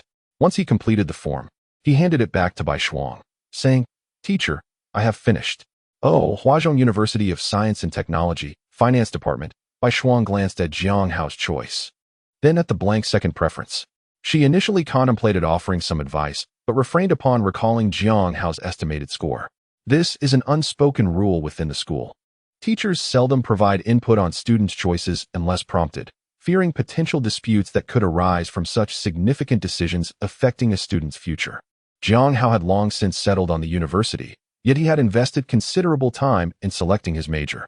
Although Huazhong University excels in engineering and technology, Jiang Hao had grown weary of pure research and thus sought alternatives. Apart from engineering, the university's finance program stands out as a formidable option. The finance department at Huazhong was derived from the mathematics department, and its competitiveness is evident, given that finance, while managerial in nature, fundamentally relies on advanced mathematical techniques. For instance, the term portfolio was first translated by a professor from Huazhong. Many well-known terms in the finance realm were indeed coined by Huazhong's faculty. Yet the university remains modest and does not boast, leaving many unaware. Chapter 59. A meeting unseen upon receiving the preference form from Jiang Hao. Bai Shuang became increasingly busy and anxious. A Parker pen, another teacher in the office remarked, eyeing Jiang Hao's pen with admiration. Jiang Hao surveyed the teacher, realizing he did not recognize him. Noticing the teacher's youth, likely in his 20s, Jiang Hao deduced he must have recently graduated from a teacher training college. This is a high-quality imitation of a Parker pen, Jiang Hao explained with a smile, as he thought it better to fabricate a small lie than to explain how a pen worth over 6,000 could be in his possession. Oh, is that so? Let me see, the teacher replied, displaying a friendly demeanor. Here you go, teacher, Jiang Hao said, handing the pen over. This has a good weight to it. The teacher exclaimed in surprise upon receiving it. It is known that while replicating a brand's appearance is relatively easy, mimicking its heft is much more challenging. The teacher then wrote a few words with the Parker pen and returned it to Jiang Hao, his gaze filled with astonishment. Where did you buy this pen? The imitation is quite impressive, the teacher remarked enviously. If it were not for Jiang Hao's tender age, the teacher would have readily concluded that this fountain pen was indeed a genuine Parker pen, for he had experienced the exquisite smoothness of a Parker pen, a sensation that lingered in his memory. However, upon observing Jiang Hao's youth, the teacher dismissed his initial thought, even in this small county. It was improbable for someone so young to afford a Parker Century pen. It was akin to purchasing a luxury car. To afford a vehicle worth $500,000. One's net worth must surely exceed $1 million. Otherwise, what significance lies in being able to purchase, yet unable to utilize it? This pen was brought over by my relative from Shenzhen, Jiang Hao offered as a slight clarification. Here, take it. This pen feels quite nice and should not be inexpensive. The teacher said as he handed the pen to Jiang Hao, advising him to take good care of it. Rest assured, I will keep it safe, Jiang Hao replied, placing the pen into his pocket. All right, you may leave now. At that moment, Bai Shuang had completed the volunteer registration and spoke softly. Very well, goodbye, teacher. Jiang Hao responded to Bai Shuang's words and promptly exited the classroom to reunite with Zhang Mu, who had been waiting outside for quite some time. Have you completed the registration? Zhang Mu inquired. Yes, Jiang Hao replied. Then let us relax at your uncle's place. It's your treat, Zhang Mu said, unabashedly taking advantage of their familiarity. However, Jiang Hao did not hastily respond. Instead, he scanned the surroundings with his eyes, as if anticipating someone. Hey, are you waiting for our Lu campus bell? Zhang Mu teased with a sly grin. Jiang Hao remained silent, ever since parting ways with Lu Jing after their farewell dinner. Both had deliberately avoided each other. Jiang Hao feared that he might inadvertently say something inappropriate, while Lu Jing's reasons remained a mystery. Despite having opportunities to meet after their farewell dinner, neither had taken the initiative. Would you like to hear a shocking piece of news regarding our Lu campus bell? Just take me to your uncle's game room today, and I will tell you, Zhang Mu suddenly said, shrouded in mystery. Jiang Hao shot Zhang Mu a sidelong glance before responding nonchalantly. If you have something to say, then say it. If not, I am certain I shall learn of it soon enough. Jokingly, Jiang Hao mused that, having lived 2 lives, his psychological age totaled over 40. He would not be easily coerced by this young rascal.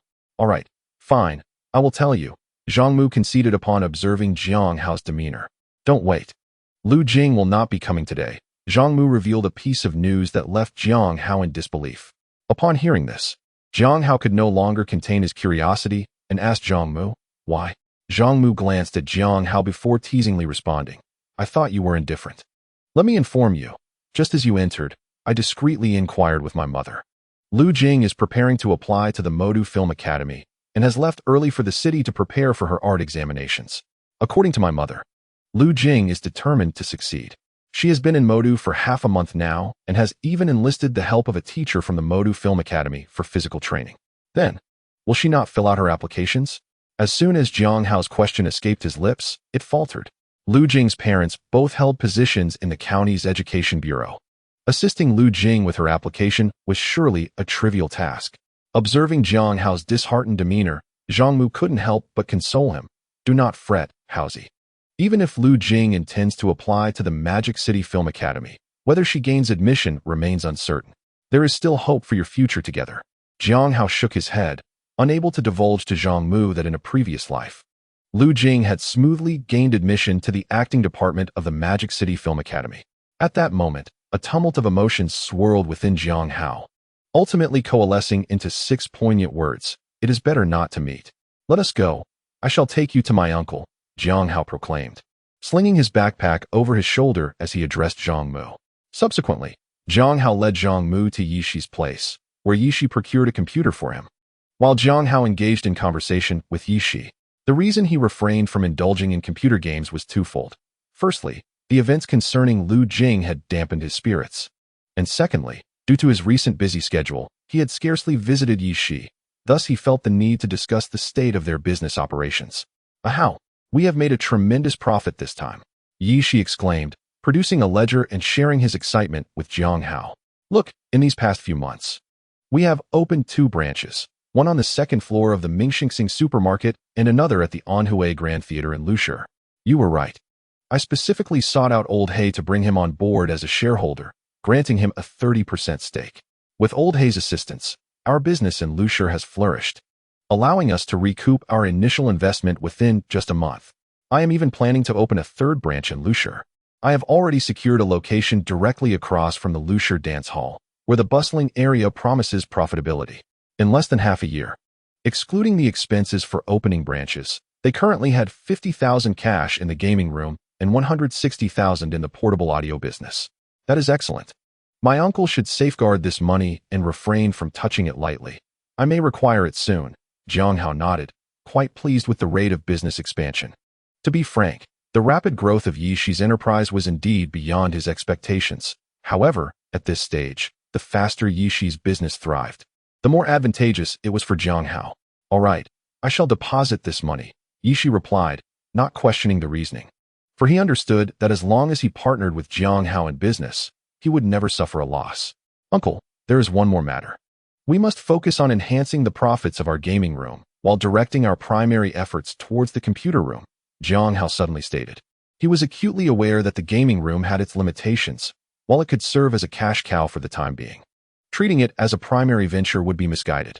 In contrast, expanding the computer room could position them advantageously in the burgeoning internet cafe market, which promised considerable returns within the next 15 years.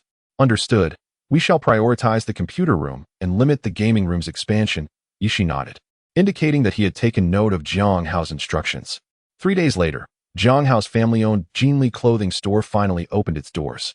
On this particular day, the Jianli clothing store appeared rather understated, merely setting off a few firecrackers to mark its opening. Zhang Yuan and Yi Ling, both public servants, were mindful of their public image.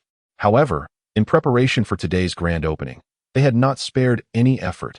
They meticulously examined every decoration in the store, striving for perfection.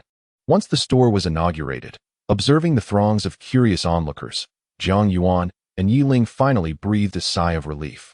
After all, the investment in this clothing store was substantial, with Jiang Hao's 20,000 yuan entirely spent on renovations, while the rent was drawn from the savings of Zhang Yuan and Yi Ling. If the store failed to generate profit, their losses would far exceed 20,000 yuan. Mom and Dad, look, everything is going smoothly. Let us head home, Jiang Hao suggested, noticing the bustling business even after noon. Welcome back, Yi Ming greeted upon their return. We're back, Dad. The store is thriving today. We can rest easy now, Zhang Yuan responded promptly. Good. Prepare yourselves. We'll visit Uncle Situ's house tonight, Yi Ming instructed. Uncle Situ, as mentioned by Yi Ming, was the renowned calligrapher Situ Ding, a close friend of Yi Ming. Grandpa, is something wrong with Situ Grandpa? Jiang Hao queried curiously, as it was unusual for Yi Ming to take their entire family along on a visit to Situ Ding. Yi Ming replied solemnly, it's nothing serious. But Situ Grandpa has been unwell lately, so I thought it best for us to pay him a visit. Jiang Hao, upon hearing this, did not dwell on it. In his memory, Situ Ding passed away a decade later, leading him to conclude that although Situ Ding was ill, it was not yet life-threatening. That night, Yi Ming took Jiang Hao's family along, purchasing some fruit before arriving at Situ Ding's residence. Upon their arrival, they encountered Situ Ding's eldest son, Situ Yang, dining outside his father's room. Uncle Yi, you've come, Situ Yang exclaimed, hurrying over to greet Yi Ming warmly. I heard Situ's health has declined, so I naturally came to check on him. I didn't expect Zhang Yuan and the others would want to visit Uncle Situ as well, so I brought them along, Yi Ming explained, gesturing towards Zhang Yuan and the others with a hint of pride. Uncle Yi, please go in. My father's condition isn't dire. But you know his stubbornness. He only consumes traditional Chinese medicine and refuses Western treatments, which is why his recovery is so slow. Perhaps you could persuade him, Situ Yang whispered. Seeing Situ Yang's demeanor, Yi Ming sighed. You know your father's temperament. Once he has made up his mind, who can change it? With that, Yi Ming led Zhang Yuan and the others inside. Upon entering, they found Situ Ding practicing Tai Chi in his room.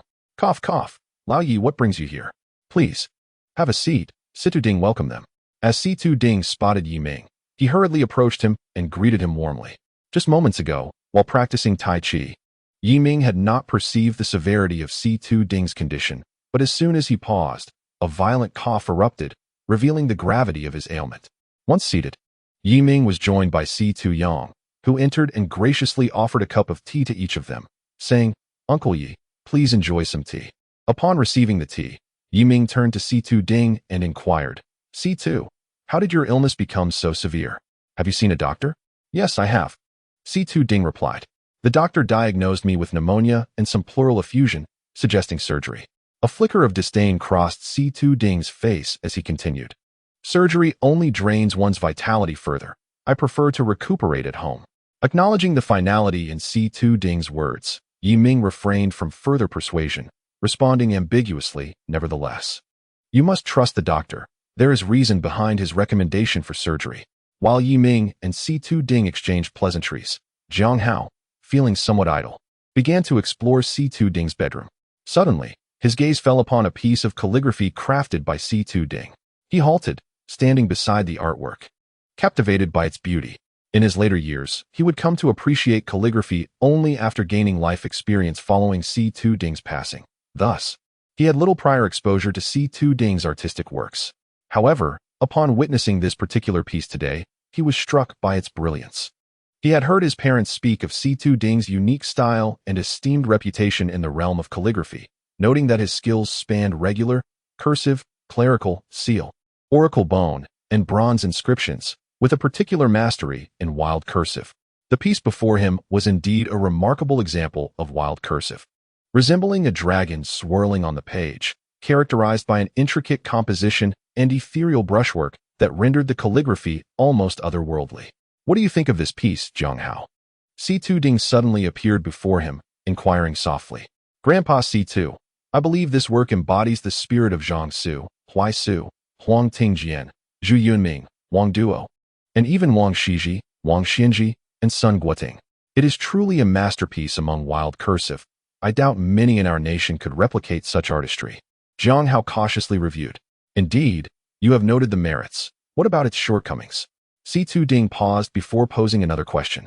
Jiang Hao hesitated, aware that while it was one thing to comment on a calligrapher's strengths, critiquing their weaknesses posed a risk should Si-Tu Ding ever divulge it and it become known. "Rest assured, given my relationship with your grandfather, no matter what you say today, it will remain between us." Si-Tu Ding discerned Jiang Hao's reluctance and reassured him gently.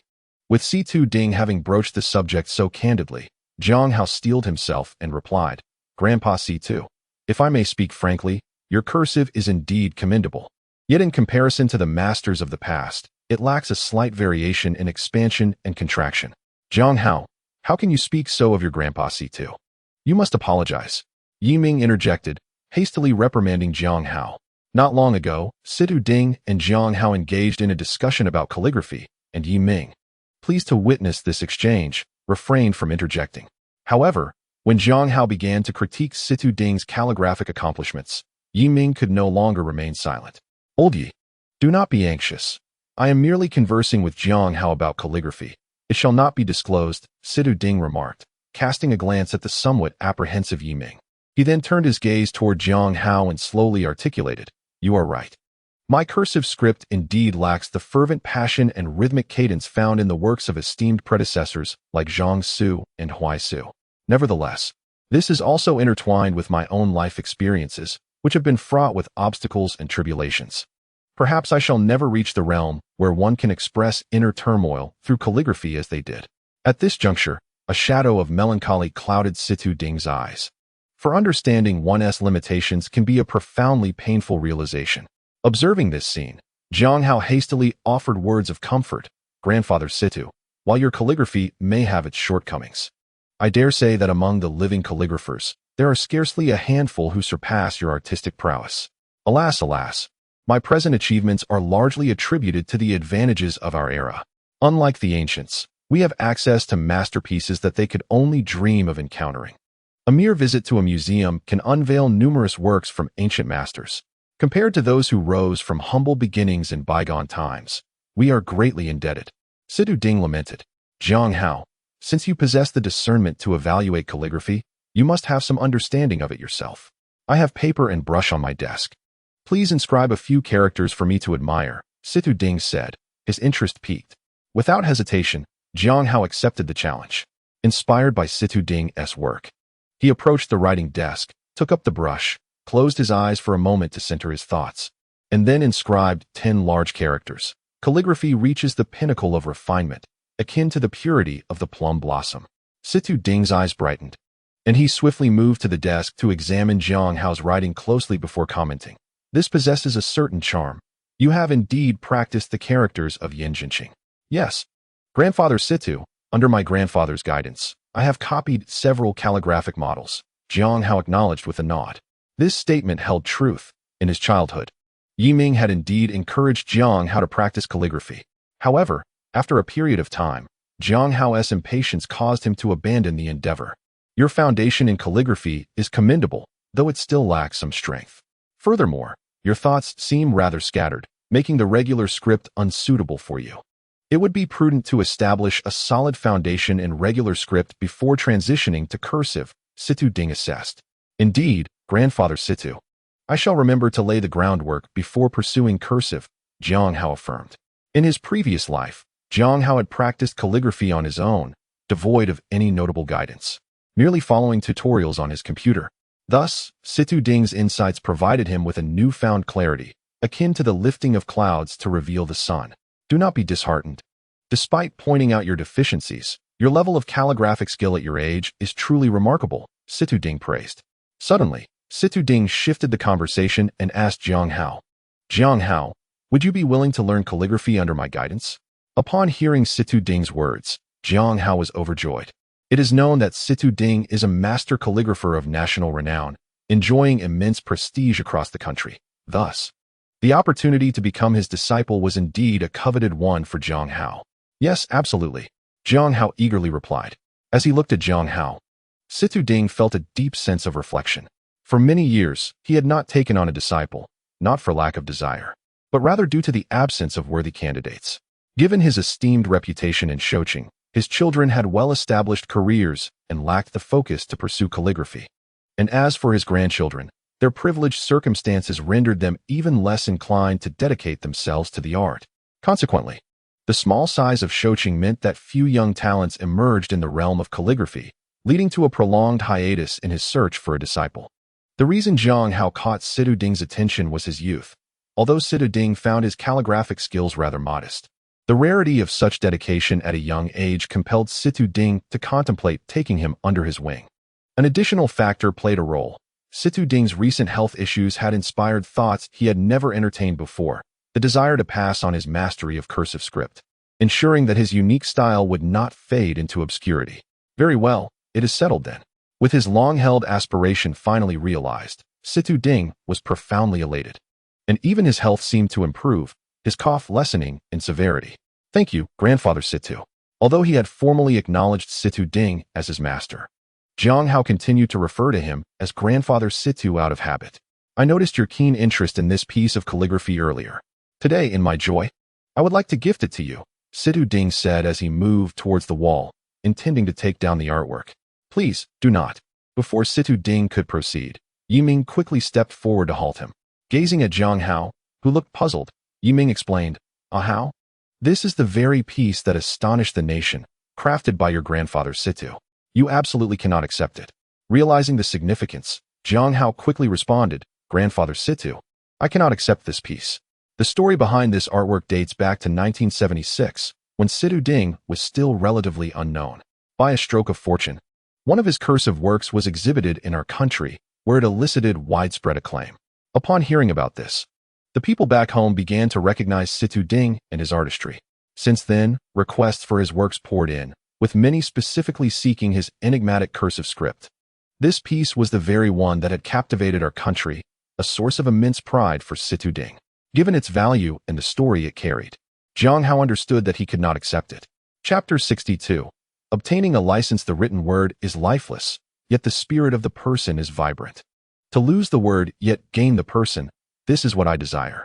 Situ Ding removed the calligraphy from the wall and handed it to Jiang Hao, saying, Jiang Hao, with a heart free of burdens, it is perfectly fitting for you to study cursive script. I hope that you will surpass my artistic achievements. Grandfather Situ, I am determined to diligently learn the art of calligraphy. However, I may soon be heading off to university, Jiang Hao said, somewhat troubled. Do not fret, do not fret. Have you not seen that I also hold the position of vice principal at Yizhong? One need not seclude oneself in order to master calligraphy. Often, it is through unintentional endeavors that one achieves a certain level of excellence, Situ Ding replied nonchalantly. Thus, Jiang Hao departed from Situ Ding's residence, cradling the calligraphy work and some practice sheets. Days passed, and with just 10 days remaining before the commencement of university, Jiang Hao suddenly recalled something. He sought out Yishi. Uncle, do you have any friends at a driving school? Jiang Hao asked directly upon entering. Ah, indeed, there is one, Guiyong, who frequently visits us, is an instructor at a driving school. What do you need him for? Yishi inquired, intrigued. Nothing much. I simply wish to obtain a driver's license, Jiang Hao replied. Ah how? I must ask, what do you need a driver's license for? Look around Shoqing. There are hardly any cars to speak of. True, we now have enough money to purchase a vehicle. But are you certain you want to spend all your funds on a car? Yishi expressed his confusion over Jiang Hao's intentions. I merely wish to learn to drive. Is there a need to overthink it? I have little to occupy my time at home these days, and finding something to do seems reasonable, Jiang Hao responded. Unable to divulge to Yishi that 2 decades hence, automobiles would become an essential mode of transportation for families, and the streets would be teeming with vehicles akin to ants. Yishi sighed as he glanced at Jiang Hao. His nephew possessed many commendable traits, yet his propensity for spending was excessive, often leading to headaches for Yishi. Nevertheless, he decided to summon the driving instructor, Guiyong. Yong, I have a matter to discuss with you, Yishi stated without preamble. Boss Yi, your affairs are my affairs. Do tell, Guiyong replied, patting his chest. This was to be expected, as Yishi was naturally affable and, with newfound wealth, had been exceptionally generous to his circle of friends, never allowing them to pay during meals out, thus fostering their gratitude towards him. This is my nephew, who has just been admitted to university this year and wishes to obtain a driver's license. I thought of you. Are there any obstacles? Yishi gestured towards Jiang Hao. Then, turning to Jiang Hao, Yishi added, Ah Hao, this is Guiyong, my good friend, who currently works at Lianyan Driving School under the Transportation Bureau. Jiang Hao looked at Guiyong, who appeared somewhat hesitant, and asked, Instructor Gua, is there a problem with obtaining a driver's license? Guiyong assessed Jiang Hao and decided to speak candidly. So you are Ah Hao, right? Since you are Boss Ye's nephew, I will be frank with you. It is indeed possible for you to obtain a driver's license. However, the fees associated with it have become somewhat substantial. How much? Jiang Hao inquired. It costs 3,000 yuan per person. As a mere instructor, I cannot waive this tuition fee, Guiyong explained, then advised Jiang Hao. In truth, most individuals who come here for licenses are sent by their employers, as the companies require them to drive, and they reimburse the tuition. We have yet to have a private individual who has come to learn. If you wish to drive, you should find a vehicle and learn on your own. Here, numerous individuals drive without a license, and no one will inquire about it. Jiang Hao chuckled, producing a stack of cash, and handed over 3,500 to Guiyong. Coach Gua, I would like to obtain a driver's license. Here is 3,000, which is the tuition fee, and 500 as a token of appreciation for treating you to a drink. Very well, I shall assist you with the registration tomorrow, and in the afternoon. I will guide you through some practice.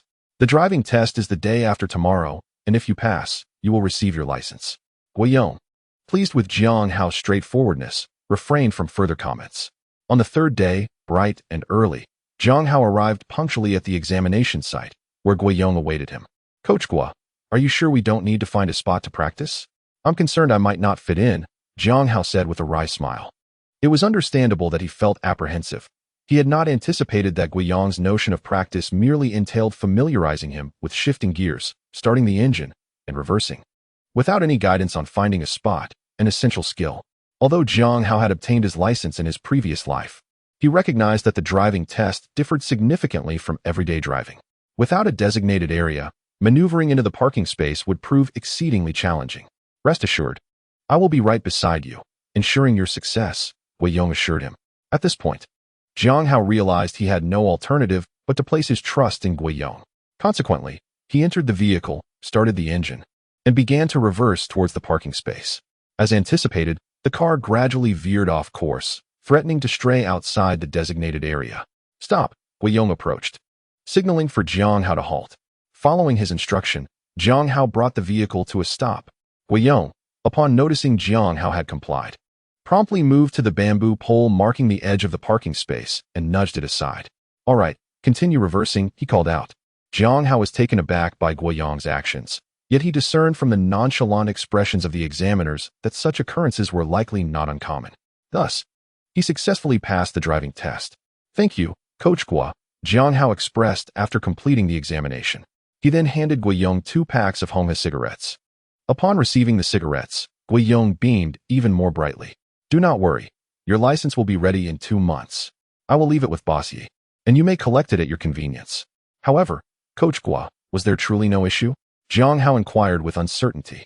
He recognized that obtaining a license during this period was relatively easy, yet he could scarcely believe it could be so effortless, leaving him with a surreal impression. Given the arduous nature of the driving tests in his previous life, have no fear, everything is perfectly fine. In fact, we follow a somewhat orderly process here. At least you were present. Many individuals lack the time and have their instructors take the test on their behalf. Guiyong waved dismissively. He then added, if you have acquaintances at your workplace, it would be wise to borrow a vehicle for a few days of practice. Otherwise, before too long, you may forget everything you learned today. If you lack such connections, then you shall have the opportunity to familiarize yourself with a vehicle as you learn. Jiang Hao suddenly recalled that the present time was far removed from the era 20 years hence, when vehicles were ubiquitous. In this period, many individuals acquired their driving licenses only after having obtained their cars, albeit the advantage of securing a license now spared them the torment of future examinations. Chapter 63, Family Reunion, Part 1. With merely 3 days remaining in the summer vacation, Jiang Hao finally received the admission notice from Huazhong University of Science and Technology. Although this outcome had been anticipated, the excitement upon receiving the letter was undeniable. Wonderful! Jiang Yuan exclaimed repeatedly in delight. Since Hao has performed so well, we must prepare to host a celebration. However, there are too many relatives to accommodate at home. I have heard that Liang Peng's restaurant is quite commendable. Perhaps we should consider dining there. Absolutely. I shall speak with De Peng. Jiang Hao responded eagerly. How much will this cost? I think it would be better to celebrate at home. Jiang Hao's grandmother, Wang Xiaomei, interjected, recognizing the convenience of a restaurant, but also aware that it would entail greater expense than hosting at home. Grandmother, if we must spend, we should do so, otherwise. If relatives dine at home and the meal is unsatisfactory, they may deem us stingy. However, should we dine out, any shortcomings will merely be attributed to the restaurant's chef. Jiang Hao cleverly appealed to Wang Xiaomei's sense of pride. Deep down, Jiang Hao preferred not to celebrate at home, as the preparations, acquiring ingredients, managing them, and cooking would likely consume several days and leave everyone utterly exhausted. Upon hearing Jiang Hao's reasoning, Wang Xiaomei hesitated.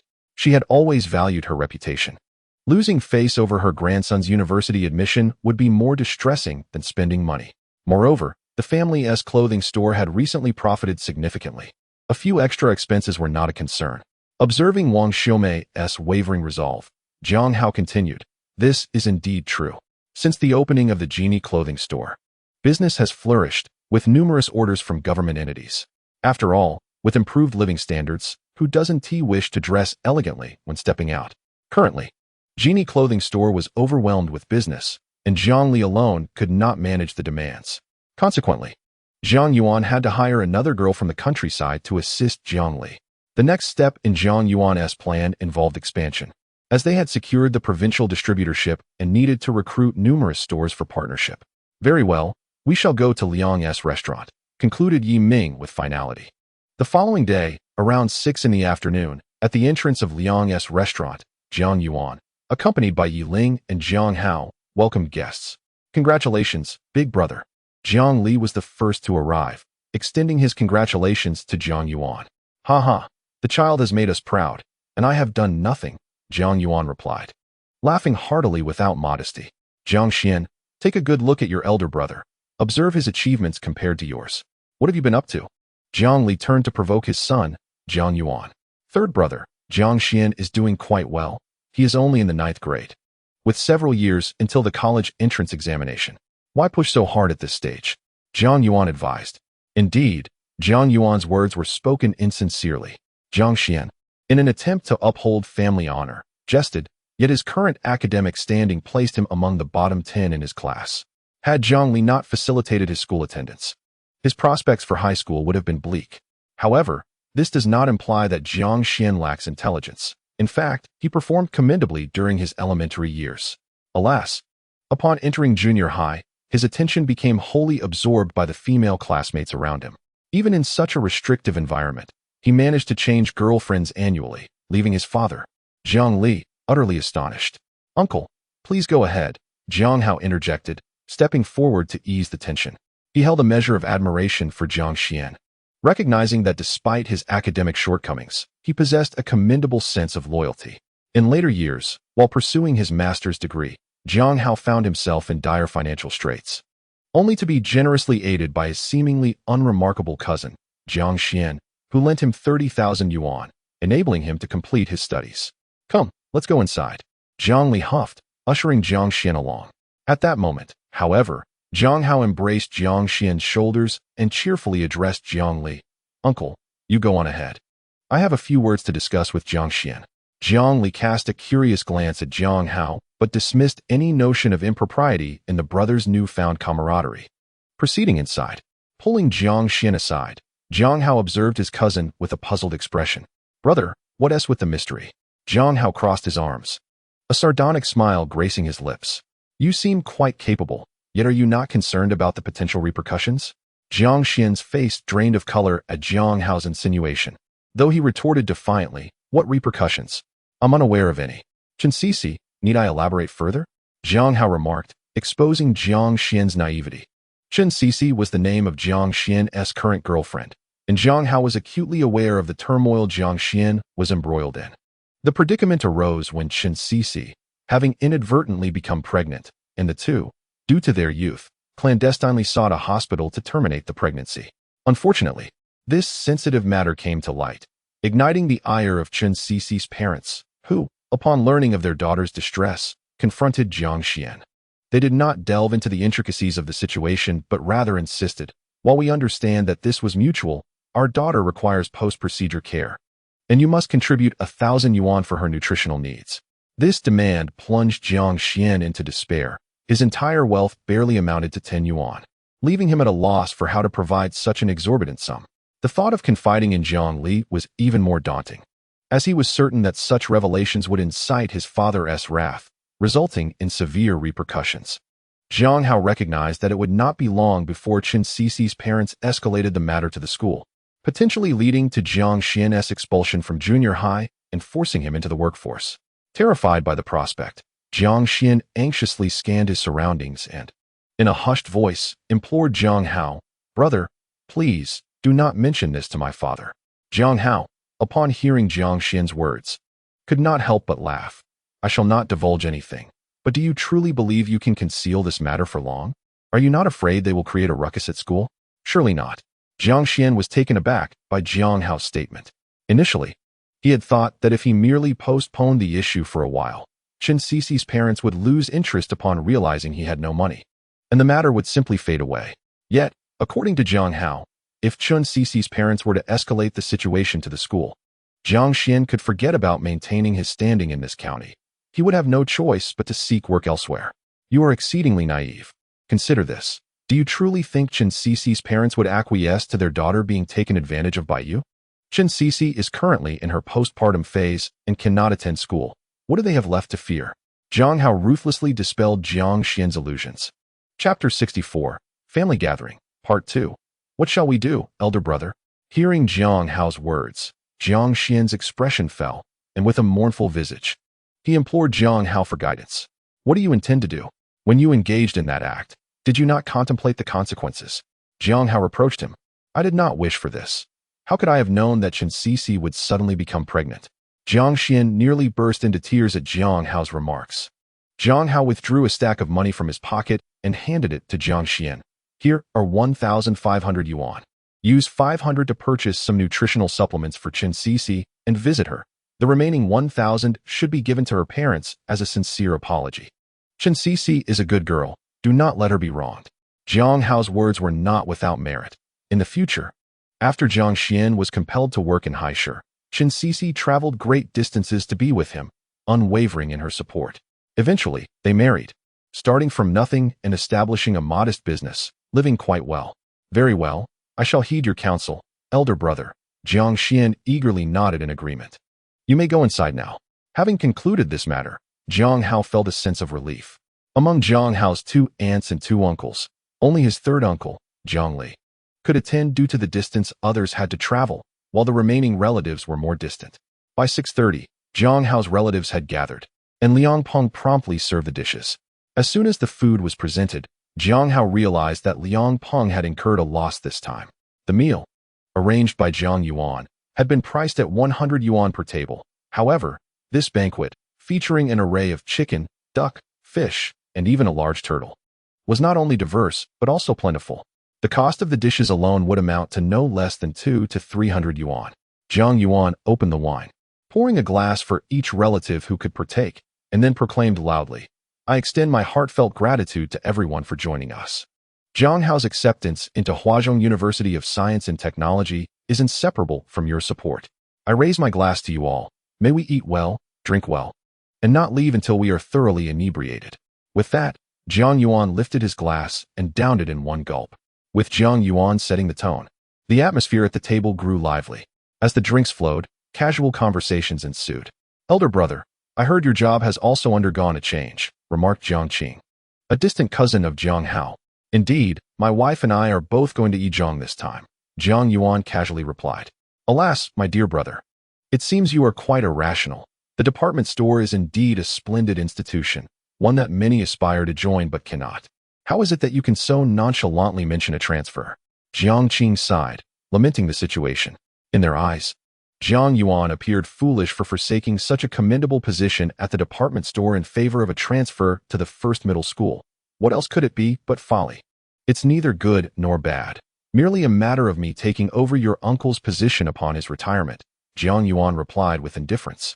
My brother, I hear the department store has reassigned you to the logistics department. Jiang Hao's other cousin, Jiang Rui, suddenly interjected. The atmosphere immediately grew tense.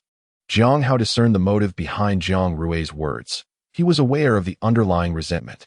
Jiang Rui's father, Jiang Feng, had once worked alongside Jiang Hao's grandfather, Jiang Cheng.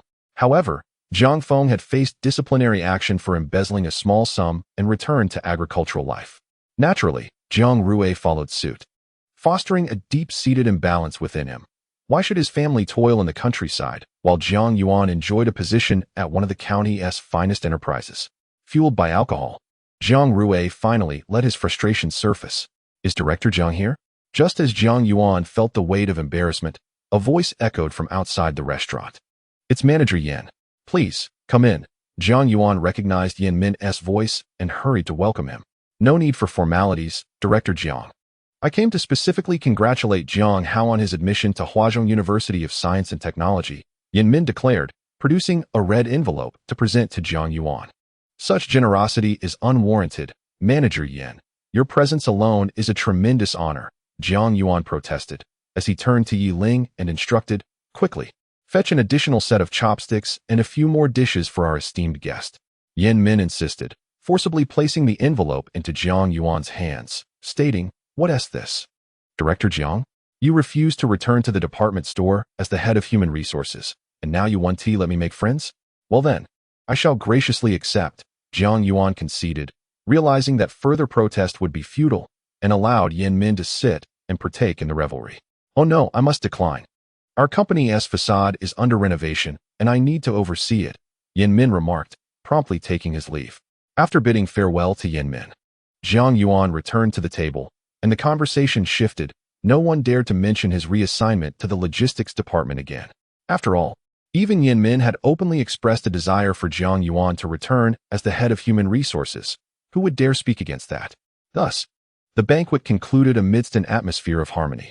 The following day, 2 unexpected guests arrived at Jiang Hao's home. Director Su, what brings you here? Yi Ling exclaimed in surprise as she stepped out. Director Yi. No, I should say Section Chief Yi. I've come to congratulate you on your child Jiang Hao's acceptance to university, Su Rin replied courteously. Please, Director Su, do come in, Yi Ling called for Jiang Yuan, turning to summon her husband. Upon hearing Yi Ling's call, Jiang Yuan promptly stepped out to welcome Su Rin and Su Jian inside. Director Su, you are far too courteous. Is it merely a matter of a child gaining admission to university? There was no need for you to come in person, Jiang Yuan humbly remarked. Not at all. Although Section Chief Yi has departed from our grain station, she was indeed a tremendous help to me during her tenure as my deputy. Even though she has left, the bonds of friendship remain, and for such a significant matter, how could I refrain from visiting? Su Ren responded promptly. In truth, Su Ren's presence today was driven by Su Jian.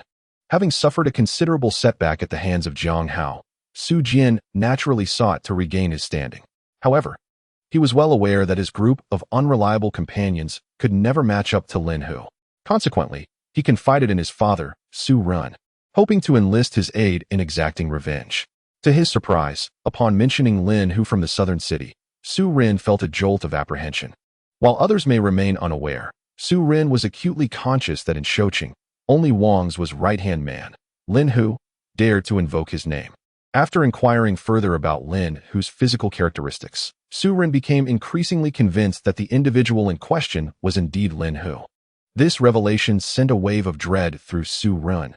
Despite his position as the station master of the grain station, a figure of some repute in Shoqing, he paled in comparison to Lin Hu's formidable presence. It was well known that when Lin Hu made an appearance, even county leaders would treat him with utmost respect, whereas Su Ren could only bow and scrape in their presence. Chapter 65. Arrival at Husher. As the saying goes, one should never strike a smiling face. Thus, Jiang Yuan welcomed Su Ren's visit with warmth, replying with a smile, Director Su, you are far too kind. My son, Hao, merely had a stroke of luck. Having spoken, Jiang Yuan gestured to Su Jian, who understood the cue and placed his belongings in a corner. I have come to your esteemed home for two reasons. Firstly, to congratulate your son on his admission to university, and secondly, to address a minor misunderstanding between my child, Su Jian, and Jiang Hao. In hopes of fostering reconciliation between them, Su Ren articulated politely, Hao. Jiang Yuan called out, and upon hearing his father's voice, Jiang Hao, who had indulged in a bit too much wine the previous night, emerged from his slumber, still groggy. However, upon spotting Su Jian, he instantly became alert. Fixing his gaze intently upon him, Su Jian felt a surge of fear at Jiang Hao's unwavering stare. He was accustomed to subduing others, but Jiang Hao had a way of making him feel queasy at the mere sight of him, an experience he wished to avoid repeating. All right, Hao.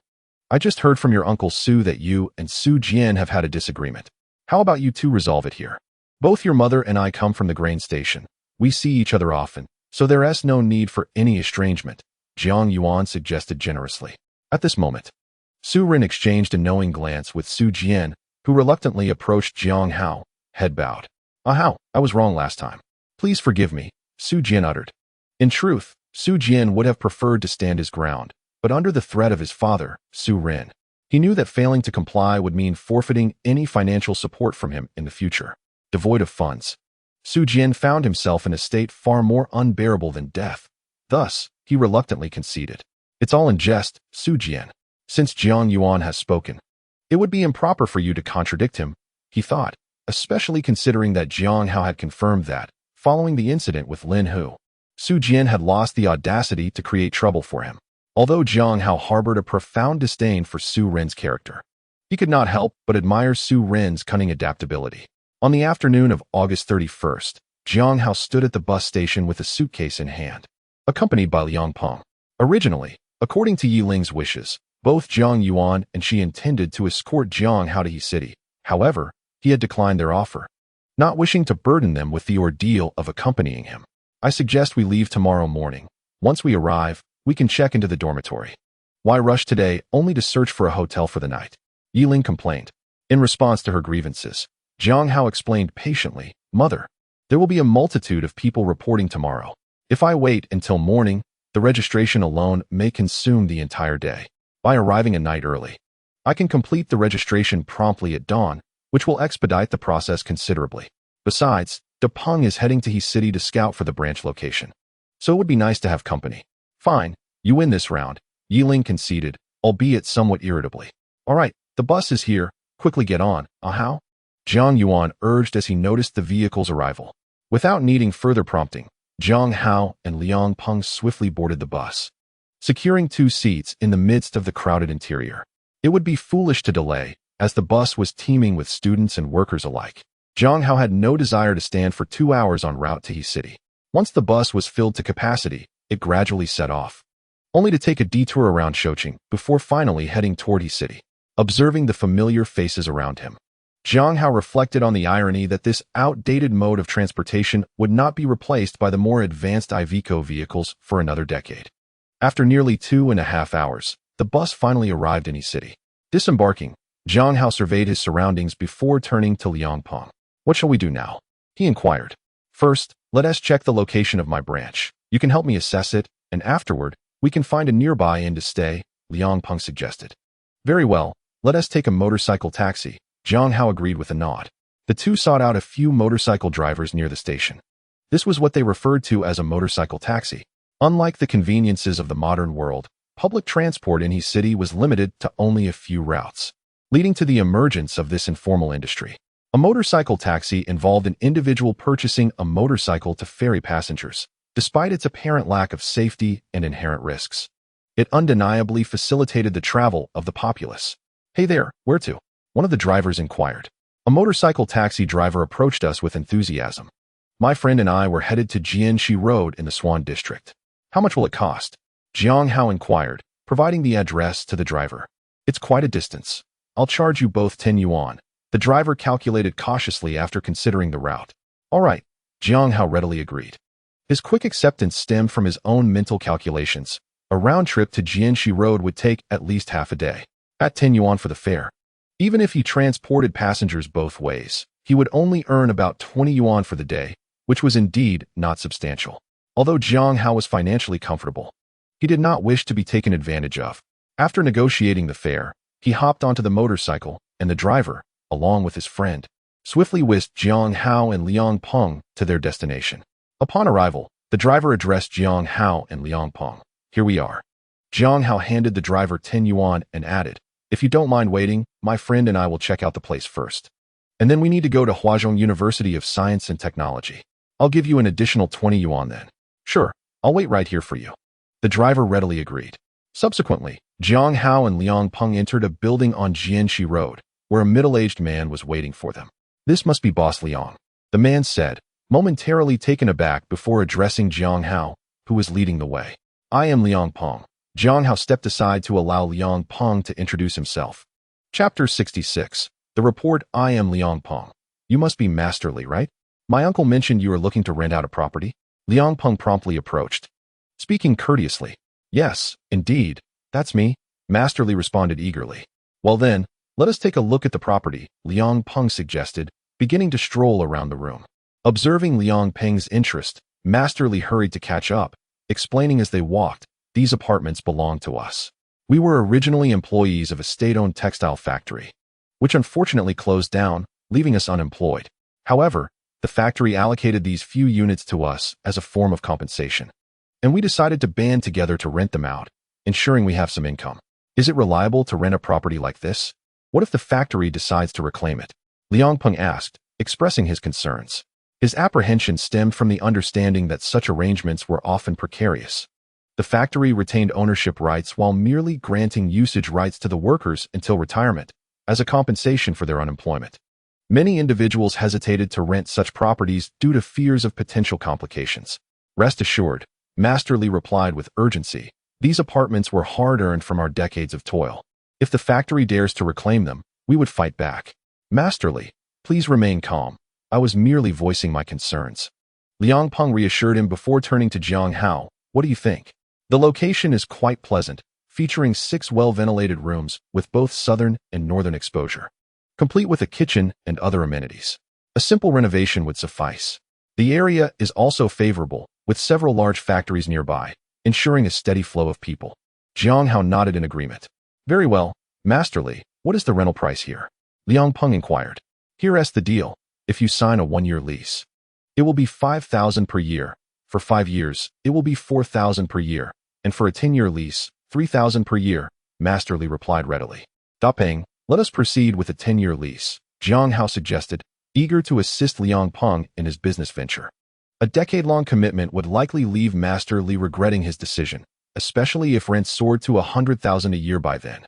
"Master Li, I will rent for 10 years. I'll return shortly with the payment. Please wait for me. Liang Peng, encouraged by Jiang Hao's words, resolved to secure the 10-year lease without hesitation. Subsequently, Jiang Hao and Liang Peng sought out a motorcycle taxi driver, who conveyed them to a nearby hotel close to Huazhong University of Science and Technology. The following morning, Jiang Hao arose early, exchanged pleasantries with Liang Peng, had breakfast, and made his way to the university entrance. To his surprise, he discovered that many others had arrived even earlier than he had, each carrying various items and waiting for the university gates to open.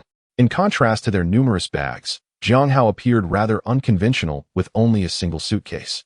Prior to his arrival, Yiling had contemplated bringing more items for Jiang Hao, but he had declined, jesting that being a millionaire with several thousand in cash made it unnecessary to burden himself with additional belongings. Upon entering the university gates, Jiang Hao was greeted by an orderly row of long tables adorned with banners displaying the names of various departments. Although he had not attended Huazhong University in his previous life, he recognized this as the registration area for new students. He approached the table designated for the management department, where a male student promptly greeted him. "Excuse me, are you a new student in the management department?" The young man inquired. "Indeed, I am a new student majoring in finance. My name is Jiang Hao," he replied, quickly presenting his admission notice. "What a coincidence. I am also a finance major, currently in my second year. My name is Wu Ran." The student enthusiastically introduced himself. "Hello, senior," Jiang Hao greeted him with a smile. Having previously attended university, Jiang Hao understood the importance of adhering to certain unwritten rules. As a senior, Wu Ran deserved his respect. Otherwise, a narrow-minded individual might make Jiang Hao's experience more challenging. "Junior, please don't be formal. We are all students here. I merely have a year's head start," Wu Ran remarked cheerfully, pleased by Jiang Hao's politeness. It is hardly surprising. In other institutions, new students might be more perceptive, readily greeting their seniors, and some may even indulge in flattery. However, this is Huazhong University of Science and Technology, where those who gain admission are undoubtedly the elite, the creme de la creme of high school. It is not merely a matter of being proud. They are accustomed to being revered, and persuading them to admire others is a challenge akin to scaling the heavens. After Wu Ran finished speaking, he handed Jiang Hao's admission notice to a teacher. The teacher glanced through the student roster and matched it with the admission letter before stating, "Room 304, Building 3, Courtyard 2. Wu Ran retrieved the admission notice and presented it to Jiang Hao, saying, "Junior, you have been assigned to Room 304, Building 3, Courtyard 2. You may find a senior there to guide you." Following Wu Ran's gesture, Jiang Hao spotted a large group of students seated under a shelter, engaged in animated conversation. "Thank you, senior. I shall head over now." After exchanging greetings with Wu Ran, Jiang Hao approached the group. He glanced at the students before making his way to a lovely girl and said, "Excuse me, senior, I am a new student. Could you kindly escort me to room 304, building 3, courtyard 2? The girl looked up at Jiang Hao, surprised at first, but quickly replied, "Of course, junior, follow me." The reason Jiang Hao chose this beautiful girl was quite simple. Between a male senior and a female senior, one would naturally prefer the latter, not out of any improper intentions, but simply for the sake of visual delight. The girl stood up and led Jiang Hao deeper into the university. "May I ask your surname, senior?" Jiang Hao inquired as they walked. "My surname is Liu. You may call me Liu Qingmei," she replied with a smile. "Liu Qingmei, a beautiful name. Senior, I have another question. Did I make a mistake earlier?" Jiang Hao asked, scratching his nose. "Why do you ask?" Liu Qingmei inquired curiously. "Because when I asked you for directions, I noticed the gazes of those seniors were quite intense. I can understand the male seniors, but the female seniors as well?" Jiang Hao explained his observation. Liu Qingmei cast a surprised glance at Jiang Hao, then slowly responded, "I must admit, your powers of observation are quite keen. Do not worry. It is merely a minor issue. As for the reason, you will soon discover it." Seeing that Liu Qingmei had said this, Jiang Hao refrained from pressing further and continued to follow her. After walking for a considerable distance, Jiang Hao suddenly halted and turned to Liu Qingmei with a wry smile. "Senior, I believe I have figured out the reason." Following Jiang Hao's gaze, Liu Qingmei looked ahead at a bulletin board that bore the words members of the Huazhong University Student Union, with her name prominently displayed in the first column, along with her title, President of the Student Union. Upon realizing this, Jiang Hao suddenly understood that he had mistaken the esteemed president of the student union for merely a senior guiding newcomers. Lu Qingmei smiled gently, playfully patting Jiang Hao's shoulder as she teased, "So, don't worry, Junior, your senior will look out for you. Please, senior, just showing me the way is enough. Those upperclassmen are practically ready to devour me. If you protect me any further, I doubt I could survive even a week at Huaka University," Jiang Hao pleaded urgently. "Hee. You are quite an amusing junior, not like some who are overly arrogant or bookish. I suddenly find myself intrigued by you. How about this? I shall grant you the opportunity to pursue me," Lu Qingmei said with a smile. Although Jiang Hao was aware that Lu Qingmei was merely jesting, he found himself unexpectedly moved by her charming and delicate visage. Avoiding impropriety, avoiding sight, ba. He silently chanted a few times before daring to lift his gaze to meet hers. At the same time, he experienced a peculiar sense of temporal dislocation. This was, after all, a pure, idyllic campus from the 1990s, yet he felt as if he had been transported to a future century. Noticing the faint blush on Jiang Hao's face, Lu Qingmei waved her hand dismissively. "All right, I won't tease you any longer. Your dormitory has arrived. It's that building over there. Go on in." Then, inexplicably, Lu Qingmei continued, "I'm in the 3rd year, class 3 of the mathematics department. If you need anything, feel free to seek me out." Upon hearing this, Jiang Hao immediately turned and ran, exclaiming, "Senior, let us forget it. I certainly don't want to be beaten up by the upperclassmen." Thus, he hurried to the entrance of the dormitory, but was halted by the dormitory matron. "Excuse me, young man, why are you wandering into the dormitory unannounced?"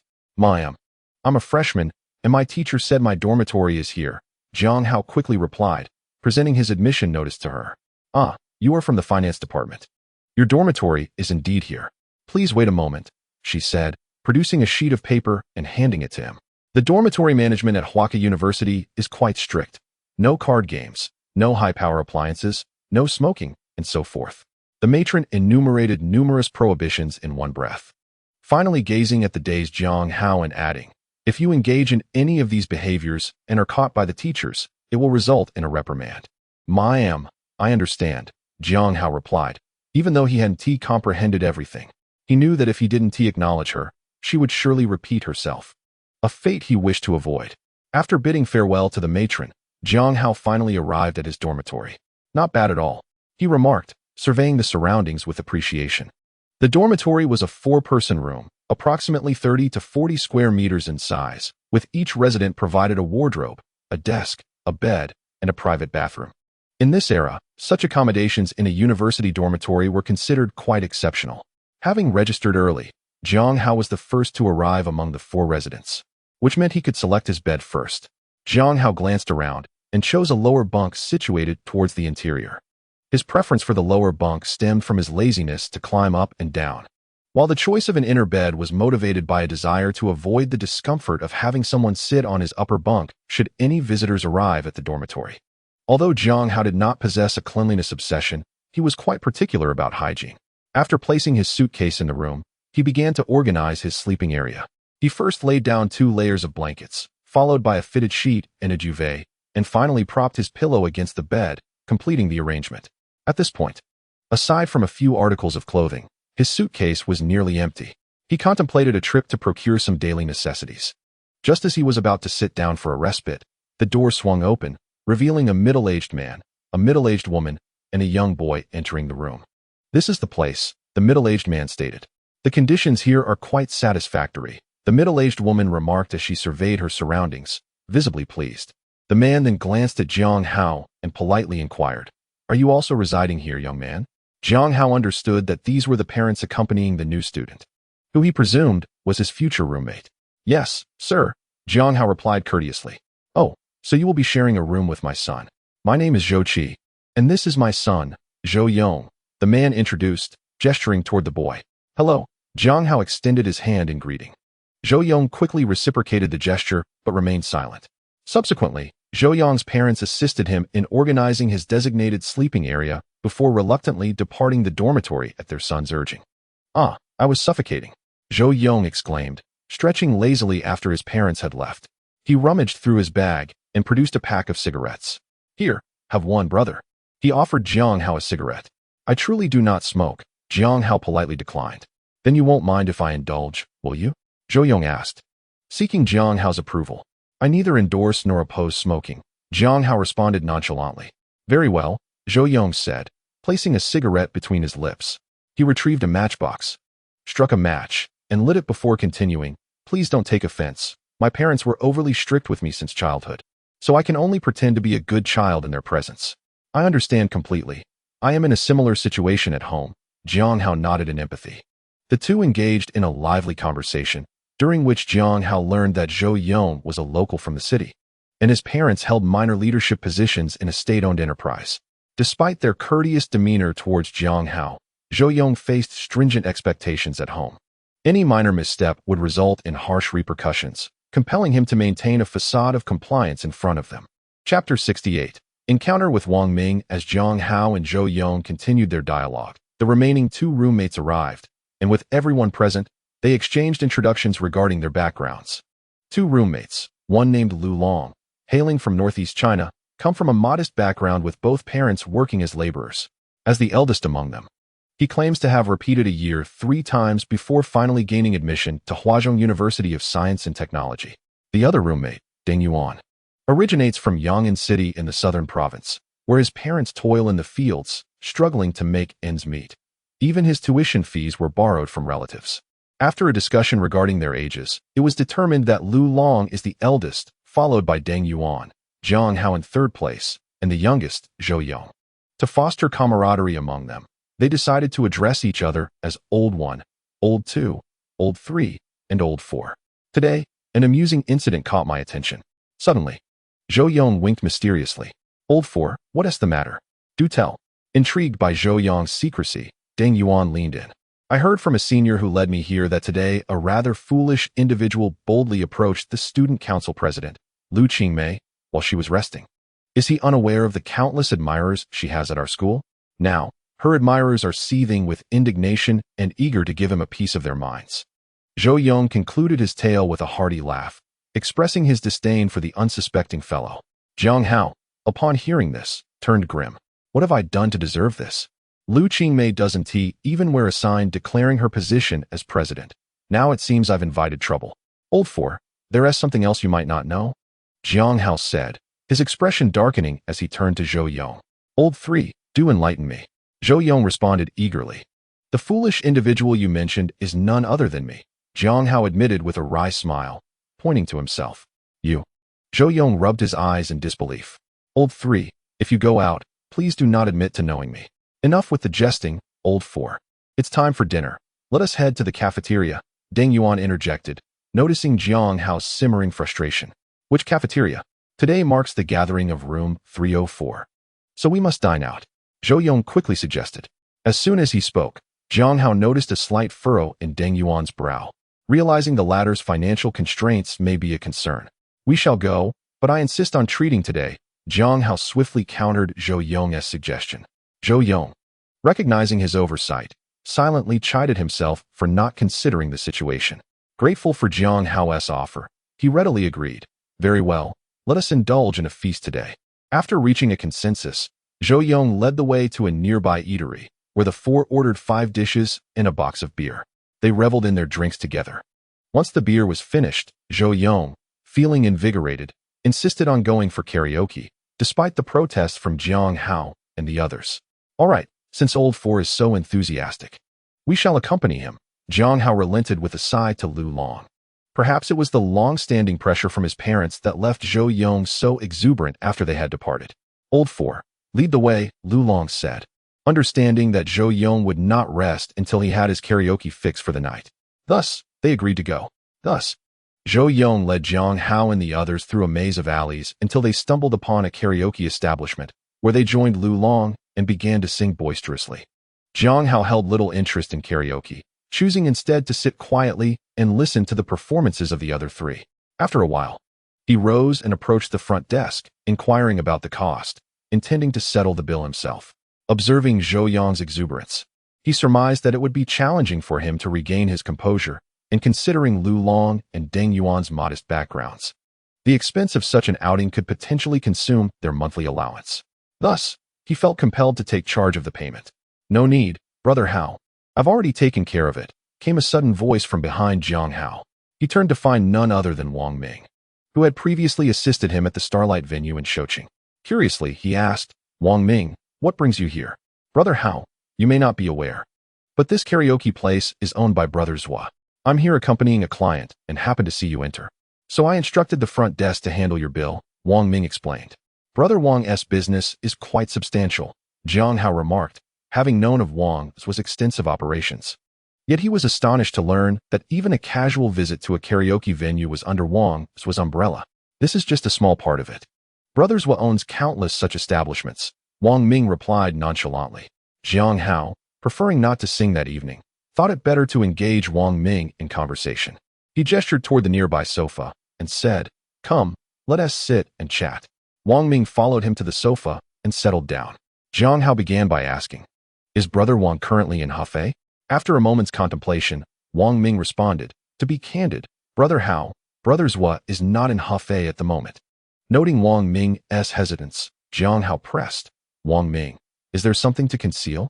Brother Zhua's absence from Hefei is hardly a secret. Wang Ming lit a cigarette, taking a few puffs before continuing, Brother Hao, while Brother Zhua's absence is not confidential, it seems there are issues arising with his business in the northern part of Anhui province, which he has gone to address. Before he left, Brother Zhua specifically instructed that this information remain undisclosed to avoid unsettling the ranks. However, since you are not an outsider, I felt it appropriate to share. Jiang Hao fell silent, a sense of unease settling within him. Wang's secretive trip to northern Anhui hinted at substantial troubles, if it were a minor issue. Chi Fei could have handled it without such fanfare and secrecy. Initially reluctant to pry further, his concern for Wang's compelled him to ask, Do you have any idea what the problem is? I'm afraid I don't know the specifics. Only Brother Zhua, Qi Gu, and Hu Gu are privy to that information. Would you like me to inquire? Wang Ming replied. Forget it, Jiang Hao decided after a moment's thought, dismissing the idea with a wave of his hand. At that moment, Lu Long stumbled out, leaning on Zhou Yong, and approached Jiang Hao. What is going on? Jiang Hao inquired, puzzled. Old C really can't hold his liquor. He fell asleep in the middle of singing. We should head back before the dormitory closes, Lu Long explained. Very well, Jiang Hao agreed. Jiang Hao rose to his feet and addressed Wang Ming, saying, Wang Ming, when Brother Wang returns, please inform him that I am currently studying at Huazhong University of Science and Technology. If there is anything, he can come find me here. Upon hearing Jiang Hao's words, Wang Ming promptly assented. Chapter 69. The Dilemma of Deng Yuan. The following morning, Jiang Hao roused the other three, and the quartet, still yawning, made their way into the classroom. Upon entering, Jiang Hao was taken aback to see that despite it being only 7:50 a.m., the classroom was already bustling with students occupying the front rows. Jiang Hao mused to himself about the innocence of students in this era. He contemplated that in 20 years, the scenario would be entirely different. As class time approached, the back of the classroom would be filled, leaving latecomers to occupy the front seats.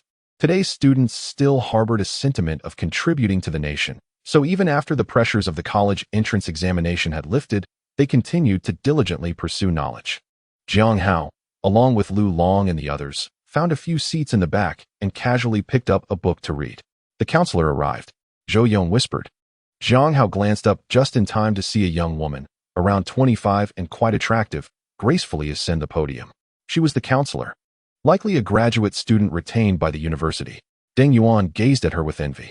Retained students are those chosen by the university from among the top scholars upon graduation to strengthen the faculty. Naturally, these students initially do not lead classes, but may engage in auxiliary teaching roles, eventually ascending to lecturing positions once they acquire experience or further education. Deng Yuan's aspiration was to remain at the university post-graduation as a retained student, hence his admiration for the young woman on stage. Hello everyone, my name is Yun Ling. I hail from Fushi, and I will be your counselor. If all goes well, we will spend the next 4 years together in this class, she announced. Yun Ling picked up a piece of chalk and inscribed her name and an address on the blackboard. This is my address, please take note. I will generally be in my office during class hours. If you have urgent matters after class, you may come find me here. After hearing Yun Ling's words, the students promptly took out their pens and paper to jot down her address. As in this era devoid of mobile phones, having an address was crucial for locating someone. Has everyone noted it down? Now, let us begin introductions from the first student in the front row. Since we will be sharing this roof for the next 4 years and should become acquainted, Yinling suggested after a brief pause. As soon as she finished speaking, the first student in the front row stood up. My name is Du Jun, and I am from Yun Province, Lishur. I am Yuan Shui, residing in Anhui Province, Sushi. When it was Jiang Hao's turn, he also stood and briefly introduced himself. I am Jiang Hao, and I live in Anhui Province, Shoqing. Once everyone completed their introductions, Yunling stepped back, and from behind the door emerged a teacher in his 50s, ready to commence the lesson.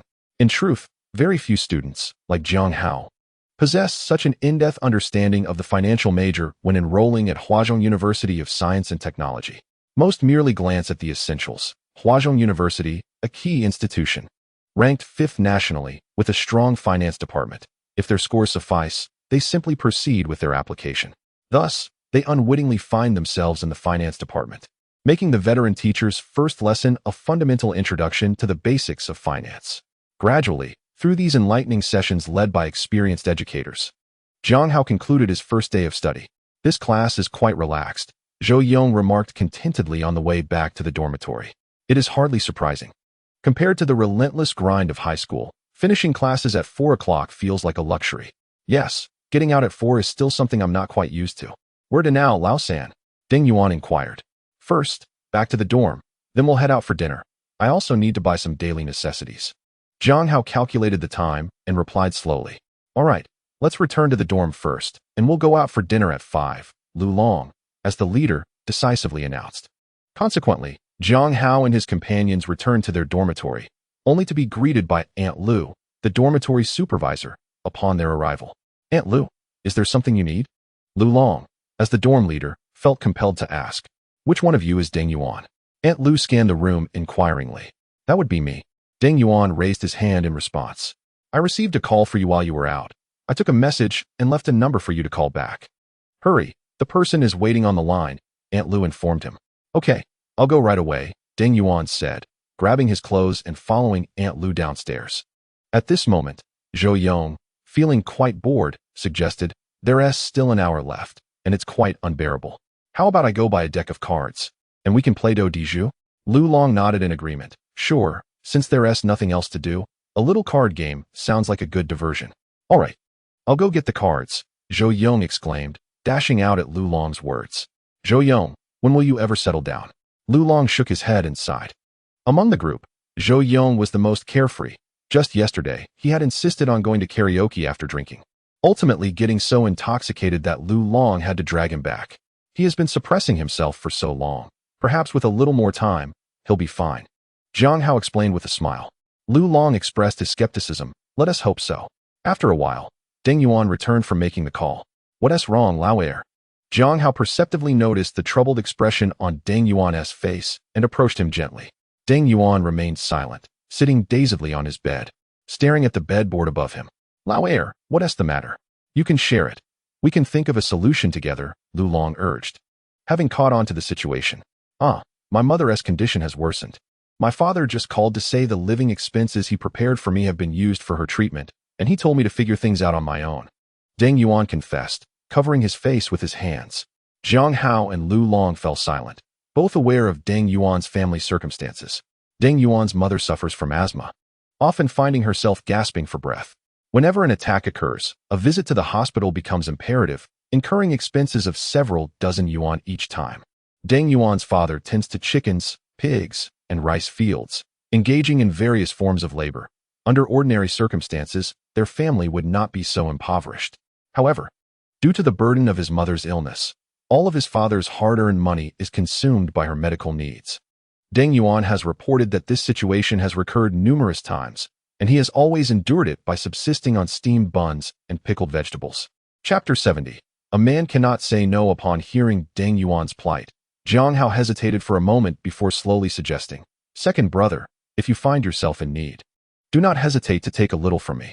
Jiang Hao's hesitation stemmed not from a reluctance to lend money, but rather from a concern that such a sudden offer might bruise Ding Yuan's pride. Third brother, I appreciate your goodwill. However, such assistance is merely a temporary fix and not a solution to poverty. Given my family's circumstances, I cannot afford to borrow and subsequently fail to repay you next month. Thus I must decline. Before Jiang Hao could finish speaking, Deng Yuan had already rejected the suggestion. At that moment, Zhou Yong returned with a deck of cards. Upon entering, he noticed Jiang Hao and Lu Long surrounding Deng Yuan and curiously inquired, "Boss, what is happening?" Lu Long explained the situation to Zhou Yong. "I thought it was something significant. Second brother, are you simply short on funds and unwilling to borrow? I see many people working odd jobs outside. Perhaps you should consider doing the same," Zhou Yong remarked nonchalantly. "That is indeed a viable option. Second brother, why not try working odd jobs?" Lu Long's eyes lit up as he eagerly encouraged Deng Yuan. "Do you think I haven't considered this?" Deng Yuan's response surprised Lu Long. "At the beginning of the semester, I inquired about such opportunities. However, all the odd jobs nearby have already been claimed by our fellow students from Huaka University. I have left my contact information with several places, requesting them to inform me should any positions become available. Yet not a single one has reached out to me thus far. That makes sense. There are simply too many students from humble backgrounds at Huaka University. Even with numerous vacancies, they are insufficient to accommodate all of us," Zhou Yong realized. "It is worth noting that we are currently in an era where students from modest origins can rise to prominence. Under comparable educational circumstances, these students tend to be more diligent, more driven, and thus have a greater likelihood of gaining admission to prestigious universities than their urban counterparts." In Jiang Hao's class, comprised of around 40 to 50 students, at least half hail from rural backgrounds, with a significant portion of them experiencing financial hardship. "It's entirely my fault for trying to save on accommodation costs by arriving late. Had I known, I would have come earlier," Deng Yuan lamented. At this juncture, Jiang Hao found himself at a loss. If Liang Peng's restaurant were to open, he could have introduced Deng Yuan there, but even if it were to commence operations, it would take at least a month. A month is a long time for Deng Yuan to endure, given his gaunt appearance. Continuing to subsist solely on steamed buns would surely take a toll on his health. "Second brother, do not despair. A solution will present itself in due course. For now, it is time for us to dine," Lu Long encouraged Deng Yuan gently. Then, Lu Long led Deng Yuan to the cafeteria. Deng Yuan lingered outside the serving window for quite some time, contemplating deeply before finally extracting a dime to purchase 2 steamed buns. "Hey, my friend, look at how much food I've taken today. Could you help me finish some of it?" Jiang Hao had deliberately taken more food while serving, knowing full well that Deng Yuan would likely be subsisting on plain buns today. "You are just like me.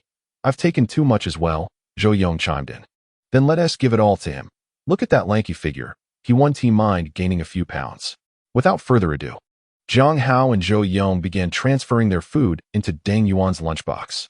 "Thank you," Deng Yuan finally uttered after a long pause, though Jiang Hao distinctly noticed the glimmer of tears in the corners of his eyes. Observing Deng Yuan, an audacious idea suddenly sparked in Jiang Hao's mind. After dinner, he pulled Deng Yuan aside and earnestly asked, "My friend, would you like to make some money?" Of course, Deng Yuan nodded vigorously, like a bobblehead doll. "I've devised a plan, but it might entail some risks. Are you in?" Jiang Hao inquired, gazing intently at Deng Yuan. With determination, Deng Yuan clenched his teeth and replied, "Given the circumstances, what is there to fear? As long as it's not illegal, I'm willing to do it." "Well then, my friend, tomorrow morning I will meet you outside the printing shop at school, and the day after, I will take you to a certain place," Jiang Hao said mysteriously. On the third day, Jiang Hao found Deng Yuan and took him on a bus to the entrance of his City Grand Hotel. "Why have you brought me here?" Deng Yuan, unable to contain his curiosity, asked. "To conduct business, of course," Jiang Hao replied, handing Deng Yuan a box. Upon opening it, Deng Yuan discovered a stack of business cards, inscribed with the words "Private Tutor, One-on-One Coaching," followed by Deng Yuan's name and the contact number for his dormitory. This was Jiang Hao's ingenious idea. He had recalled a film from his past life, Partners, where the protagonist, Cheng Dongqing, shared a similar background with Deng Yuan, ultimately rising through the ranks of a tutoring school. Although the conditions for establishing a tutoring service were not yet ripe, it would certainly be feasible for Deng Yuan to find a few students to offer supplementary lessons to help with household expenses. "I can't do this. I truly can't," Deng Yuan protested upon grasping Jiang Hao's intent, retreating in alarm. "Why fear? Tutoring isn't illegal," Jiang Hao countered, blocking Deng Yuan's path to escape. "But I'm just a student. I've never taught anyone before. I really can't," Deng Yuan exclaimed, nearly in tears. A man should never declare defeat. Don't underestimate yourself. As a top student from Huaka University, your knowledge is surely on par with those local teachers. Besides, having just taken the college entrance examination, you have a fresh perspective on learning, Jiang Hao reassured him nonchalantly. But I've never taught a class, Ding Yuan hesitated, torn between Jiang Hao's encouragement and his own self-doubt. What is there to fear about attending a class for the first time? Everyone begins their academic journey from that very point. If you refrain from attending your initial lesson, you shall forever remain uninitiated, Jiang Hao remarked. However, Ding Yuan still appeared somewhat hesitant. Jiang Hao interjected, "Don't be afraid. My friend is here to support you. If you truly feel uneasy, simply arrange an agreement with them. If your grades do not improve, you can offer them a small transportation fee. How does that sound?" This notion alleviated Ding Yuan's worries, as the prospect of paying nothing if the tutoring proved ineffective lightened his burden somewhat. Let's not waste any time. Look at that lady over there. In her 30s or 40s, her child must already be in school. Go and inquire if her child requires tutoring, Jiang Hao suggested, gesturing toward a woman exiting the He Shi Grand Hotel. This was precisely why Jiang Hao had chosen this establishment as the largest hotel in the city. Its patrons were likely affluent, possessing at least a modicum of disposable income to invest in their children's education. Chapter 71. The Advantages of Tutoring for University Students. Ding Yuan gazed at the woman, contemplating approaching her, but his legs trembled incessantly, rendering him unable to step forward. Even after the lady had left Jiang Hao and Ding Yuan's line of sight, Ding Yuan still did not muster the courage to initiate a conversation. Observing this, Jiang Hao sighed internally, aware of Ding Yuan's impoverished background, which naturally instilled a sense of inferiority in him. Furthermore, having devoted the past decade to his studies, Ding Yuan's interpersonal skills had significantly diminished. This situation could not persist, Jiang Hao thought to himself. "Hand me your business card," Jiang Hao instructed, extending his hand to take one from Ding Yuan. He then approached a middle-aged man who had just exited the hotel. "Excuse me, sir. May I take a moment of your time?" Jiang Hao began politely. "Young man, it seems we do not have any prior acquaintance," the middle-aged man replied, adjusting his glasses with a gentle tone. This was one of the advantages of Jiang Hao's youth. Had a man of similar age made such a remark, the middle-aged gentleman would likely have disregarded him entirely and walked away. However, Jiang Hao's youthful demeanor elicited a degree of tolerance from the man. "Sir, we are students from Huazhong University of Science and Technology. Here is our student identification for your perusal," Jiang Hao stated, retrieving his student ID from his pocket and presenting it to the middle-aged man. Upon examining the ID, the man noted, "Ah, Jiang Hao, Class 3 of the Finance Department. Quite impressive. I did not realize you were a distinguished student from Huazhong University." The man's voice softened further upon recognizing Jiang Hao's credentials. In contemporary society, university students are often regarded as the elite reserve, especially those hailing from prestigious institutions such as Huazhong University. "Sir, the reason for my approach is that we are initiating a work-study program. Many of our academically gifted peers come from less affluent backgrounds. Recently, we devised a plan to offer tutoring to middle and high school students, enabling us to earn some income to support our living expenses." Jiang Hao explained the fundamental premise of their endeavor. "Oh, and why did you choose to approach me?" the middle-aged man inquired, now even more intrigued. "It is apparent that you, dear uncle, are in your 30s, and your child is likely either in high school or middle school. A period when supplementary tutoring is often necessary," Jiang Hao replied. "What if my child performs well and does not require extra tutoring?" the middle-aged man inquired. "In that case, I shall seek out the next opportunity. It is unlikely that every student excels academically," Jiang Hao pragmatically stated. The middle-aged man chuckled upon hearing Jiang Hao's words. He then introduced himself, saying, "I am Su Lin. To be frank, my child indeed requires additional tutoring, but if I need a tutor, I can always find one myself. Why should I seek your services?" Su Lin's question stemmed from the fact that, just as Jiang Hao had surmised, he had a child currently attending school, and he was troubled by his academic performance. Su Lin had once been a scholar from a humble background, diligently studying to gain admission to university. He eventually secured a position at the He City Public Security Bureau, where he now serves as the office director, enjoying a smooth career trajectory. Yet, despite his professional success, his son's grades persistently languished at the bottom of his class due to a lack of proper guidance. Even after leveraging connections to transfer his son to He City No. 1 high school, the situation had not improved. With his son now in the first year of high school and only 2 years away from the college entrance examination, Su Lin felt increasingly anxious. Although he had managed to enroll his son in a prestigious school, he felt powerless when it came to the university level. Thus, every encounter with his son left Su Lin with a sense of urgency. Upon hearing this, Jiang Hao recognized an opportunity and responded with greater patience. Uncle. While seeking a tutor is certainly an option, both methods offer their own advantages. Is your child a boy or a girl? And are they currently in middle school or high school? Jiang Hao inquired about Su Lin's child. My child is a lively boy and is now in the first year of high school, Su Lin explained. Precisely, uncle. Our university students offer tutoring services at a reasonable fee, which can be considered one of the advantages, Jiang Hao asserted. That is true, but for me, the cost is not the primary concern. As long as it is not exorbitant, I am primarily focused on my son's academic performance, Su Lin responded calmly. Jiang Hao smiled slightly. Uncle, while money may not be an issue for you, it might be for others. Since you inquired about the benefits, I must present a comprehensive view. If the outcome is the same, why not spend less? The savings could be put to better use. Su Lin stroked his chin, contemplating this reasoning. Secondly, our peers are of a similar age to your son, which fosters a more relatable dynamic compared to traditional teachers, facilitating better communication. Su Lin nodded in agreement, acknowledging that he had previously sought tutors for his son, albeit with limited success. He recognized that communication had been a significant hurdle.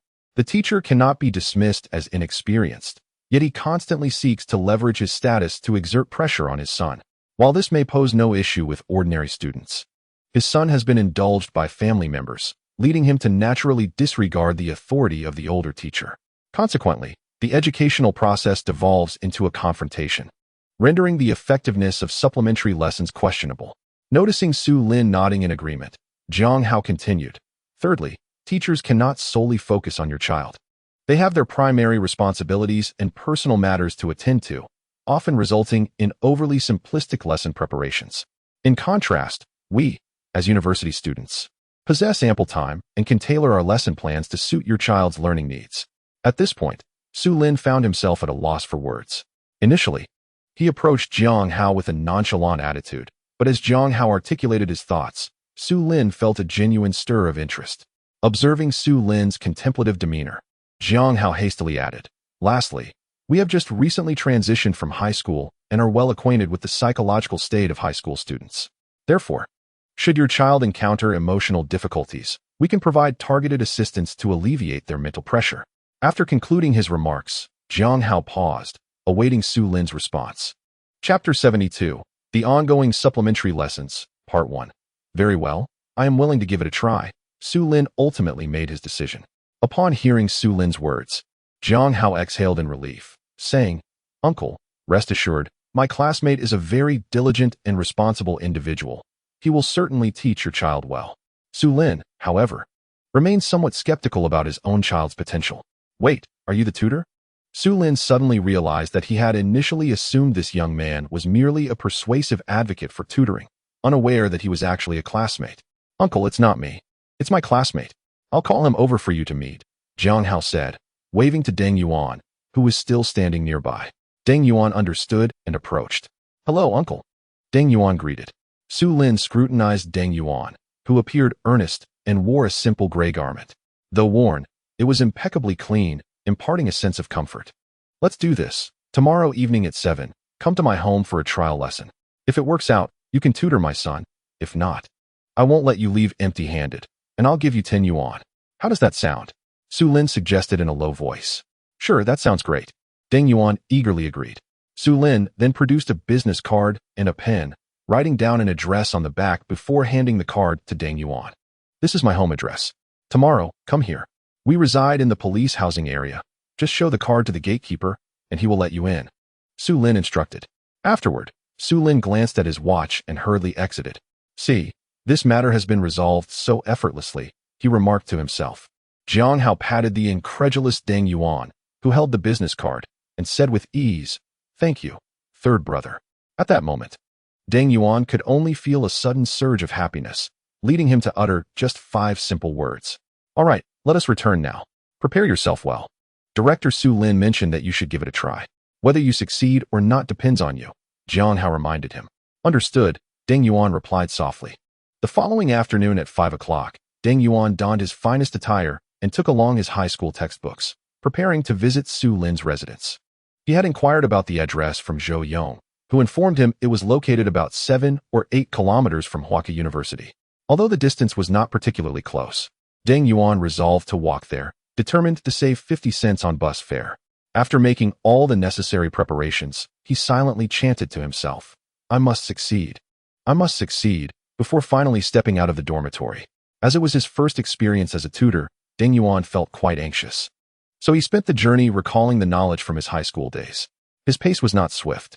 What should have been a 1 hour and 20-minute walk took him a full hour and 40 minutes. "Excuse me, this is the police family compound. Do you have any business here?" As Deng Yuan reached the entrance of the compound, he was politely stopped by the security guard. "I was sent by Director Su to find him," Deng Yuan replied, flashing Su Lin's business card. "Oh, so you're visiting Director Su. His home is in the middle building, on the 3rd floor, the one with the door facing west," the guard said, his demeanor warming upon hearing Su Lin's name, as the office director was his superior's superior. Following the guard's directions, Deng Yuan arrived at Su Lin's doorstep and gently knocked on the door. "Who's there?" The door opened, revealing a middle-aged woman. "Hello, Auntie. My name is Deng Yuan. Director Su asked me to tutor his son." Deng Yuan deduced from the woman's attire that she was Su Lin's wife and hurriedly introduced himself. "Oh, I've heard about you from old Su. Please, come in," the woman invited him inside. Upon entering, Deng Yuan saw Su Lin watching the news. "Old ma, go get that rascal Su Feng," Su Lin instructed his wife.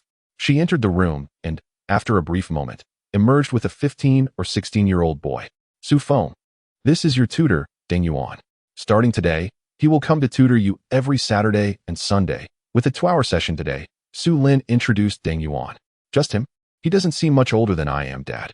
Your choices are becoming increasingly questionable. Last time it was a pretentious old man, and today it's someone so young," Su Feng remarked, pointing at Deng Yuan with skepticism. Hearing Su Feng's words, Deng Yuan felt a pang of anxiety.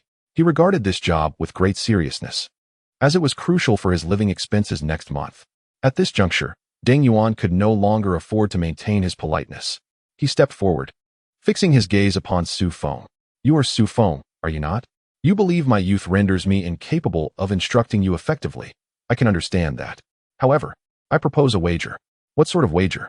Su Feng's interest was piqued by Deng Yuan's words. "Since you are a science student, present me with a set of exam papers. Choose any subject you wish. Should I err by more than 10 points, I shall concede defeat and depart." Deng Yuan articulated slowly. Upon hearing this, Su Feng inquired, "And if I lose?" Deng Yuan replied, "Then you must adhere to my guidance in your studies henceforth." The moment Deng Yuan uttered these words, Su Feng hesitated. His academic performance had never been stellar, and he viewed learning as a burdensome chore.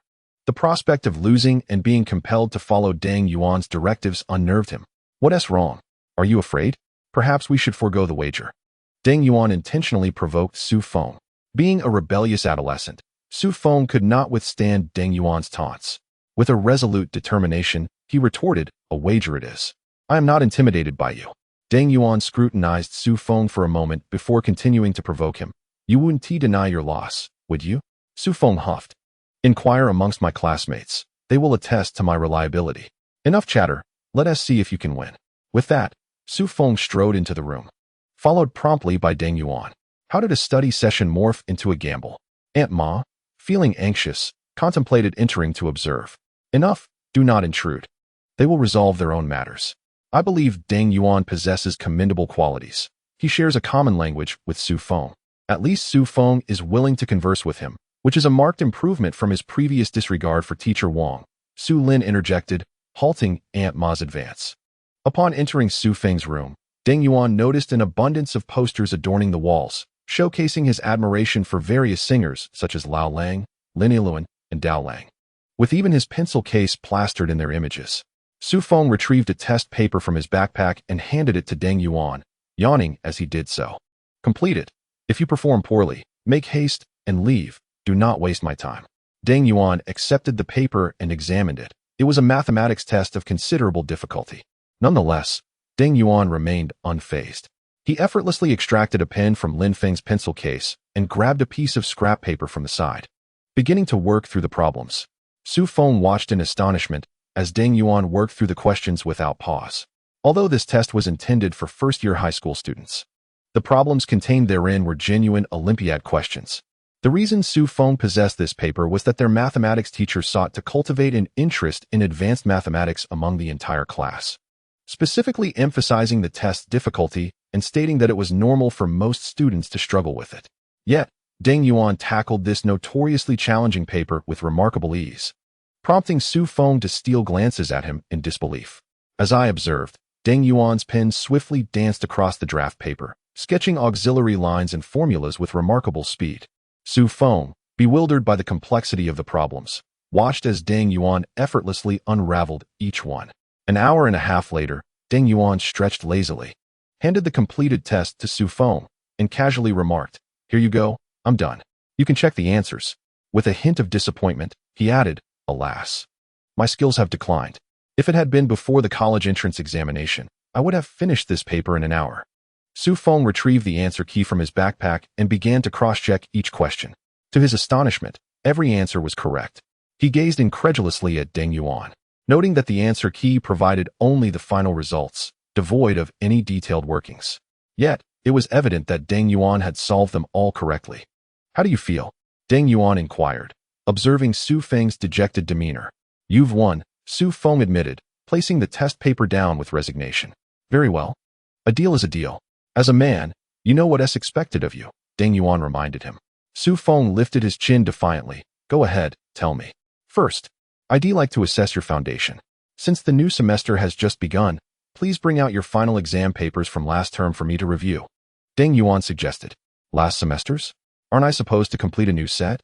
Su Feng questioned, surprised. He recalled previous tutors who insisted he tackle a full set of practice papers to gauge his academic level, a process he found tiresome. Deng Yuan chuckled. "Did you cheat on your last exam?" Su Feng replied with conviction, "I never cheat." Deng Yuan then probed, "Do you enjoy doing practice papers?" "Hardly," Su Feng scoffed, exclaiming. "Then it's settled. In the span of just 2 months, any significant progress or regression can be discerned from last semester's exam papers," Deng Yuan explained. "Moreover, if we consider 2 hours for each subject's exam, it would take half a month. Your father has asked me to tutor you, not merely supervise your paper completion." Deng Yuan's remarks resonated with Su Feng, who concurred, "That's true. The previous tutors had me doing papers, and by the time I finished, at least 2 weeks had passed with just a brief analysis of the test, yet they charged my dad for half a month's worth. That's too easy a way to earn money." Now, the final exam papers. Deng Yuan extended his hand towards Su Feng. Obediently, Su Feng retrieved his final exam papers from the shelf and handed them over. Deng Yuan meticulously flipped through the pages, albeit at a leisurely pace. Growing bored, Su Feng settled beside him, pulling out a martial arts novel to read. After a considerable interval, Deng Yuan set the papers aside. "I hope I haven't embarrassed you," Su Feng said, his cheeks flushed, aware that poor grades are hardly a matter of pride. "What's there to be embarrassed about? Would you like to know what I observed?" Deng Yuan replied, deliberately avoiding any mention of grades. "What did you see?" Su Feng asked, intrigued. "I observed that your grasp of mathematics in the 7th and 8th grades is quite solid, yet come the 9th grade, it appears to falter. As for English, it seems you have not fared well at all, likely having not taken it seriously from the very beginning. Your understanding of physics is mediocre, chemistry similarly so, and it seems you have scarcely engaged with biology lessons," Deng Yuan summarized. "How do you know this?" Su Feng inquired, taken aback by Deng Yuan's keen insights. Given that this was their first encounter, it felt as if Deng Yuan had known him for years based solely on a single set of examination papers. Deng Yuan chuckled softly, picking up the test paper and pointing to it, saying, "It's quite simple. Observe this mathematics paper. It encompasses concepts from the 7th and 8th grades, which you can answer correctly. However, this question pertains to the 9th grade material, and you are utterly lost.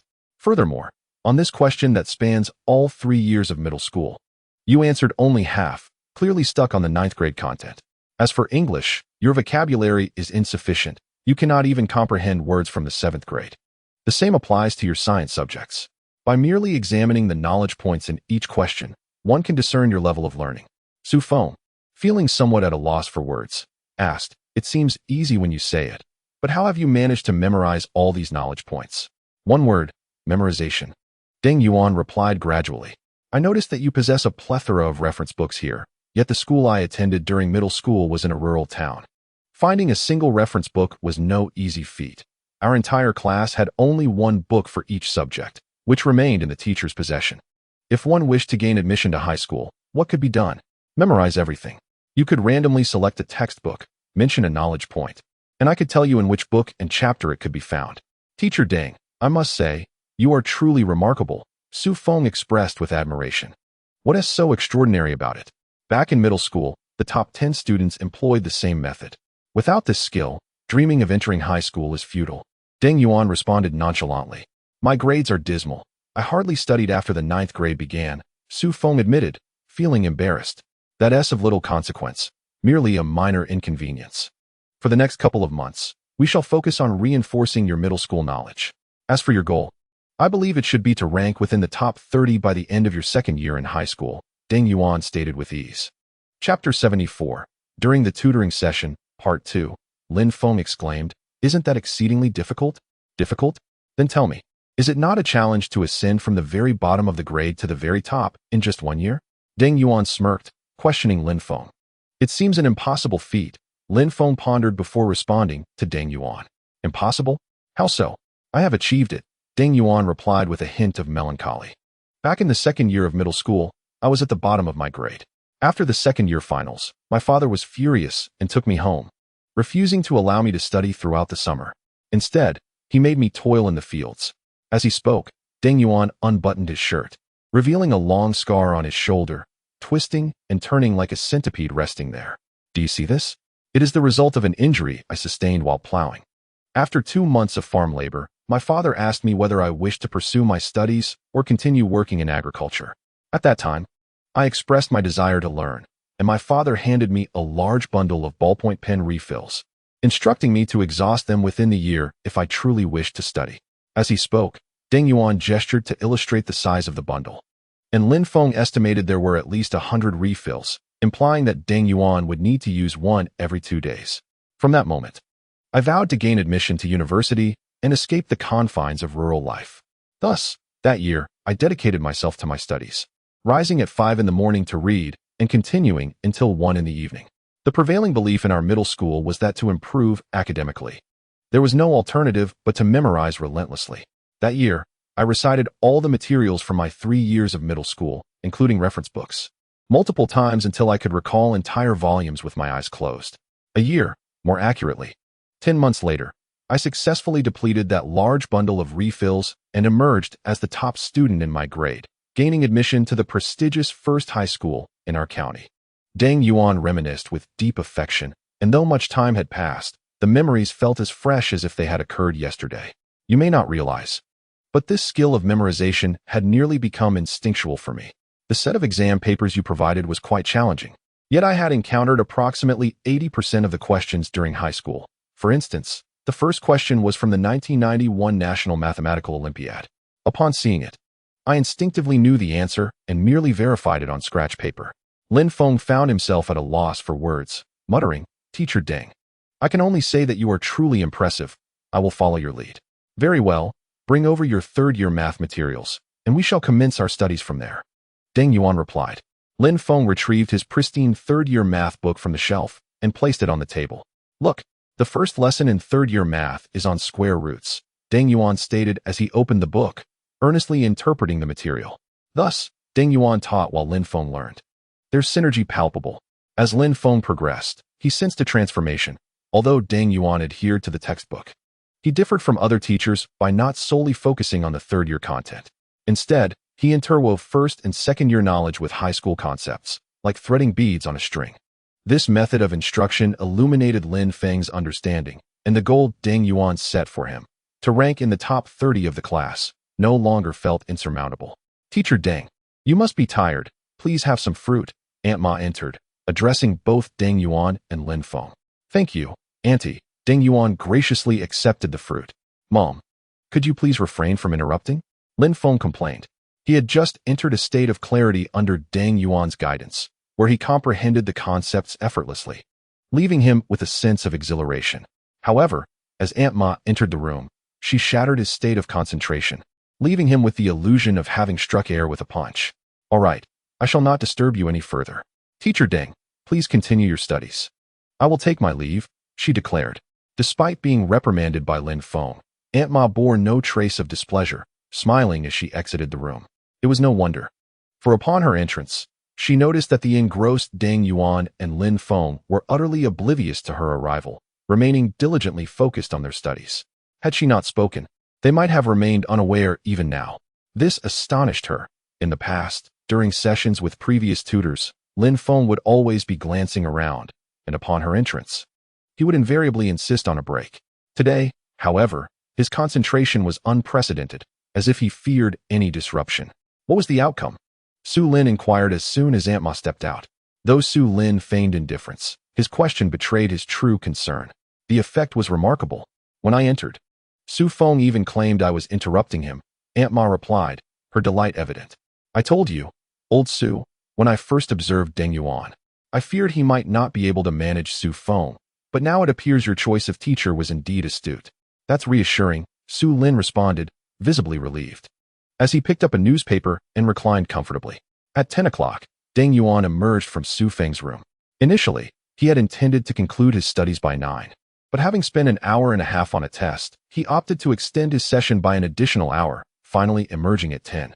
Upon his exit, he discovered Su Lin and Aunt Ma waiting for him in the living room. Finished, I presume, Teacher Deng? Su Lin greeted him with a smile. Uncle, you are too kind. I am merely a student, not a teacher. Please call me Xiao Deng, Deng Yuan replied courteously. Very well, I shall take the liberty, Xiao Deng.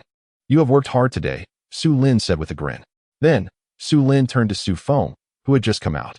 Su Feng, how do you find the teacher I recommended? He is quite capable. It's not just me saying this, Dad.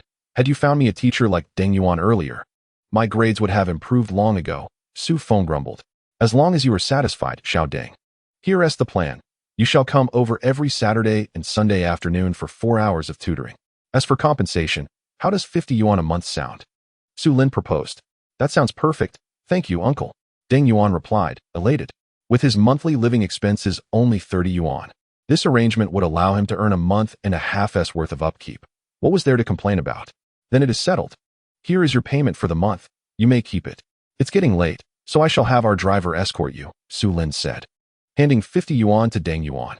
In disbelief, Deng Yuan accepted the money and followed Su Lin's driver downstairs, returning to school. Chapter 75. Timely rain. A month later, Jiang Hao, Lu Long, and Zhou Yong sat in the cafeteria, savoring their dinner, when Deng Yuan approached with his meal box in hand. Oh, it has been quite some time since we last saw you. Dear friend, Jiang Hao teased Deng Yuan. Recently, I have been quite occupied, Deng Yuan replied with pride. Lin Feng's tutoring has proven effective, and Uncle Su has introduced me to 2 more parents from the public security system. My schedule is now completely filled from Monday to Sunday. With this, you must be earning quite a bit. You ought to treat us to some chicken legs. Zhou Yong chimed in eagerly. Of course, I'll fetch some, and perhaps a few slices of cake as well, Deng Yuan replied generously, rising to retrieve the treats. Now that he was earning a monthly income, spending a little on chicken legs and cake was a trivial matter for him. Moreover, his roommates had always insisted on paying for meals to support him, and he had long wished to reciprocate their kindness. Jiang Hao, noticing Deng Yuan's enthusiasm, interjected, All right, Deng Yuan, there's no need to be so generous. We are all aware that a significant portion of your earnings is sent home. Why should you treat us? In truth, Deng Yuan bore considerable family burdens. His mother was unwell, and he had a younger sister in middle school. Thus, most of his earnings were sent back home to alleviate the financial strain on his father. How could a few chicken legs and slices of cake be too much for me to afford? Deng Yuan insisted on treating them. Enough, we have already finished eating. Even if you bring it, we won't be able to consume it all, so it's best to let it go, Lu Long remarked as he stood up. Seeing that Lu Long and the others had indeed nearly finished their meals, Deng Yuan relented.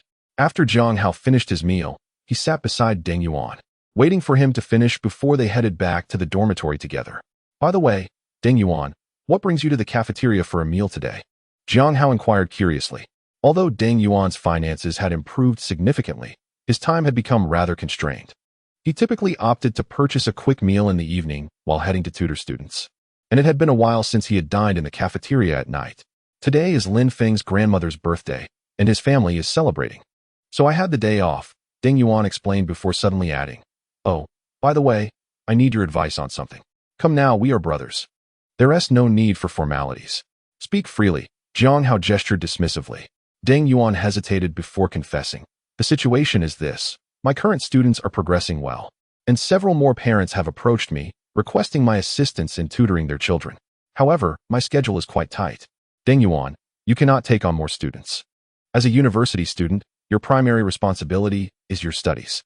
Tutoring might supplement your income, but taking on too many students will undoubtedly encroach upon your study time. What would you do if you were to fail a course? Jiang Hao advised earnestly. I am fully aware of this, Deng Yuan replied. I will not accept any additional students, but the parents' enthusiasm makes it difficult for me to decline. What do you suggest I do? Deng Yuan expressed, feeling somewhat at a loss. Jiang Hao pondered for a moment before slowly articulating. Second, given the enthusiasm of the parents, it would be unkind to dampen their spirits. Why not introduce them to other students? At Huazhong University of Science and Technology, anyone who gains admission is undoubtedly a top scholar, no matter who they choose. They will not fall short. Count me in for this opportunity. Lu Long, upon hearing this, hastily expressed his agreement. Although Lu Long's financial situation was marginally better than Deng Yuan's, free from the worries of interrupted living expenses, he still had several siblings to consider. His parents, being salaried workers, could only ensure he had the essentials, while aspirations for a more affluent lifestyle seemed rather extravagant. Previously, he had refrained from pursuing tutoring opportunities because he was aware of Deng Yuan's significantly more challenging circumstances. However, upon learning that there was an opportunity available for Deng Yuan, he felt no reservations, especially since Deng Yuan was overwhelmed with his own commitments. All right, I shall take you to meet a parent tomorrow. What about you, third and fourth? Would you like to participate? Deng Yuan readily acquiesced and inquired of Jiang Hao and Zhou Yong. I think I'll pass. I want to savor my university life a bit more. Zhou Yong promptly declined.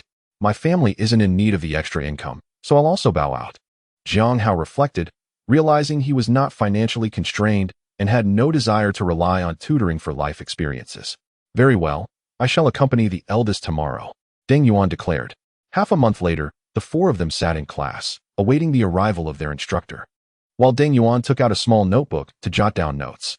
Well, second, you have become quite the celebrity at our school, Jiang Hao remarked with a smile. Alas, I feel like I've been thrust into this role. Ever since I introduced the eldest, the number of parents seeking my assistance has surged, and now there aren't enough students in our class willing to tutor. I have to scout from other classes. We are still short several candidates to meet the demand. Deng Yuan sighed. Jiang Hao, witnessing this, recognized the truth in Deng Yuan's words. Over the past month, he had emerged as a prominent figure in their class and major. An increasing number of parents approached him, requesting help in finding a university student tutor, while students continuously sought Deng Yuan's assistance, eager to offer their services for tutoring. In this period, the proportion of financially challenged students remained significant, while the scholarships and financial aid available from the school were woefully inadequate, leading many to seek their own paths. Moreover, even those from more comfortable backgrounds desired to earn additional income, some to purchase items of their fancy, others to support their romantic pursuits, feeling their finances were lacking. This dual motivation meant that Deng Yuan not only had to cater to his own students, but also gather information from various sources to facilitate suitable matches, utilizing every spare minute before class. At this juncture, he bore a resemblance to the legendary Song Jiang from Water Margin, commanding attention and response from his peers. Why rush this? Take your time. With so many people at the school, there are bound to be others interested in this endeavor, Zhou Yong remarked nonchalantly. The matter is such that it not only depends on the willingness of the individuals involved, but also on their compatibility. Sometimes, after introductions are made, neither party is satisfied, necessitating a search anew. In any case, it is quite a headache, as explained by Deng Yuan. Chapter 76. The school intervenes. Zhou Yong, upon hearing Deng Yuan's words, chuckled and remarked, My dear second brother, why do you do this? They neither compensate you nor offer you any gifts. You are merely burning yourself to illuminate others. You are a true hero. Coming from a rural background, I understand the hardships faced by those individuals. Therefore, if I can lend a hand, I shall, Deng Yuan responded, shaking his head as if to dispel distracting thoughts from his mind. Listening to the exchange between Zhou Yong and Deng Yuan, Jiang Hao could only let out a faint sigh. Both Zhou Yong and Deng Yuan remained unaware of the implications of their actions. It was akin to the 360 antivirus software of later generations, offered for free, seemingly a loss-making endeavor. Yet upon closer examination, such a vast customer base surely generates profit. Enough chatter, class is starting, Lulong cautiously reminded them as he observed the elderly professor ascending the podium. After Lulong spoke, the four of them immediately composed themselves. Jokingly, he noted that, despite the relatively relaxed atmosphere of contemporary universities, the status of teachers remained high. Facing penalties for improper posture or other issues from a professor left little room for dispute. The old professor gracefully approached the lectern and commenced his lecture. It must be said, the expertise of the professors at Huazhong University of Science and Technology is truly commendable. The lecture was so captivating that it held the audience in rapt attention. Once the old professor concluded his class, Yunling stepped onto the stage and addressed the entire class. Jiang Hao, Deng Yuan, please stay behind. The rest of you may leave. Second brother, have you gotten yourself into some trouble? Jiang Hao quietly inquired of Deng Yuan. The situation felt unusual. Typically, Yunling would never keep them behind without a specific reason. I was about to ask you the same. With my schedule so busy these days, how could I possibly have caused any trouble? Surely, it isn't your own predicament that has entangled me, Deng Yuan replied, partially concealing his face with a book, speaking softly. They exchanged a glance, both at a loss for words. There was no choice but to await Yunling's revelation of the answer. After class, only Yunling, Jiang Hao, and Deng Yuan remained in the classroom. Jiang Hao, Deng Yuan, do you know why I have kept you here? Yunling inquired. Upon hearing her question, Deng Yuan's face flushed instantly. Although he had improved his emotional intelligence in recent days, it had primarily been directed at interactions with boys. With girls, he was still the same boy who could not muster the courage to speak. Seeing this, Jiang Hao quickly took the lead in the conversation. Teacher Yun, we are, of course, unaware. We are here, eager to hear your wise counsel.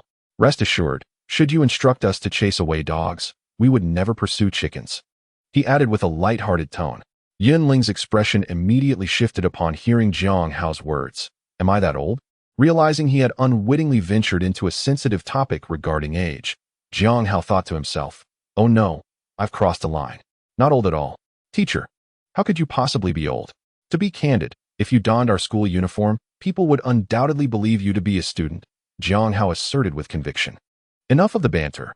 I have long heard of your eloquence, Jiang Hao, but I did not anticipate your skill in conversation to be so remarkable, Yunling chuckled, amused. Teacher, I do not perceive this as a derogatory term. A good command of language reflects your excellent teaching, wouldn't you agree? After being led in circles by Jiang Hao, Yunling finally recalled the matter at hand. I have heard that you are currently providing tutoring services outside of school and even recommending classmates to join. Is there any truth to this? She inquired. Teacher, I am not involved in this matter. As for Deng Yuan, you might want to ask him, Jiang Hao promptly deflected, adhering to the principle of better to sacrifice a friend than oneself. However, Jiang Hao understood that tutoring was not illegal. At worst, it might be deemed a violation of school regulations. And he could simply write a reflection promising to cease such activities. You are quite quick to distance yourself. Deng Yuan has been promoting this, claiming it was your idea. Yunling remarked, casting a glance at Jiang Hao. Well, teacher, since the school disapproves, can't we just change our course of action and stop? Jiang Hao said playfully. Noticing that Yunling was not upset. Did I say the school forbade it? Yunling smiled, questioning Jiang Hao. But, teacher, Jiang Hao began, but Yunling interjected. The school's stance is that your tutoring initiative has been exceptionally beneficial, alleviating some of the financial pressures faced by underprivileged students while providing them with opportunities for social practice.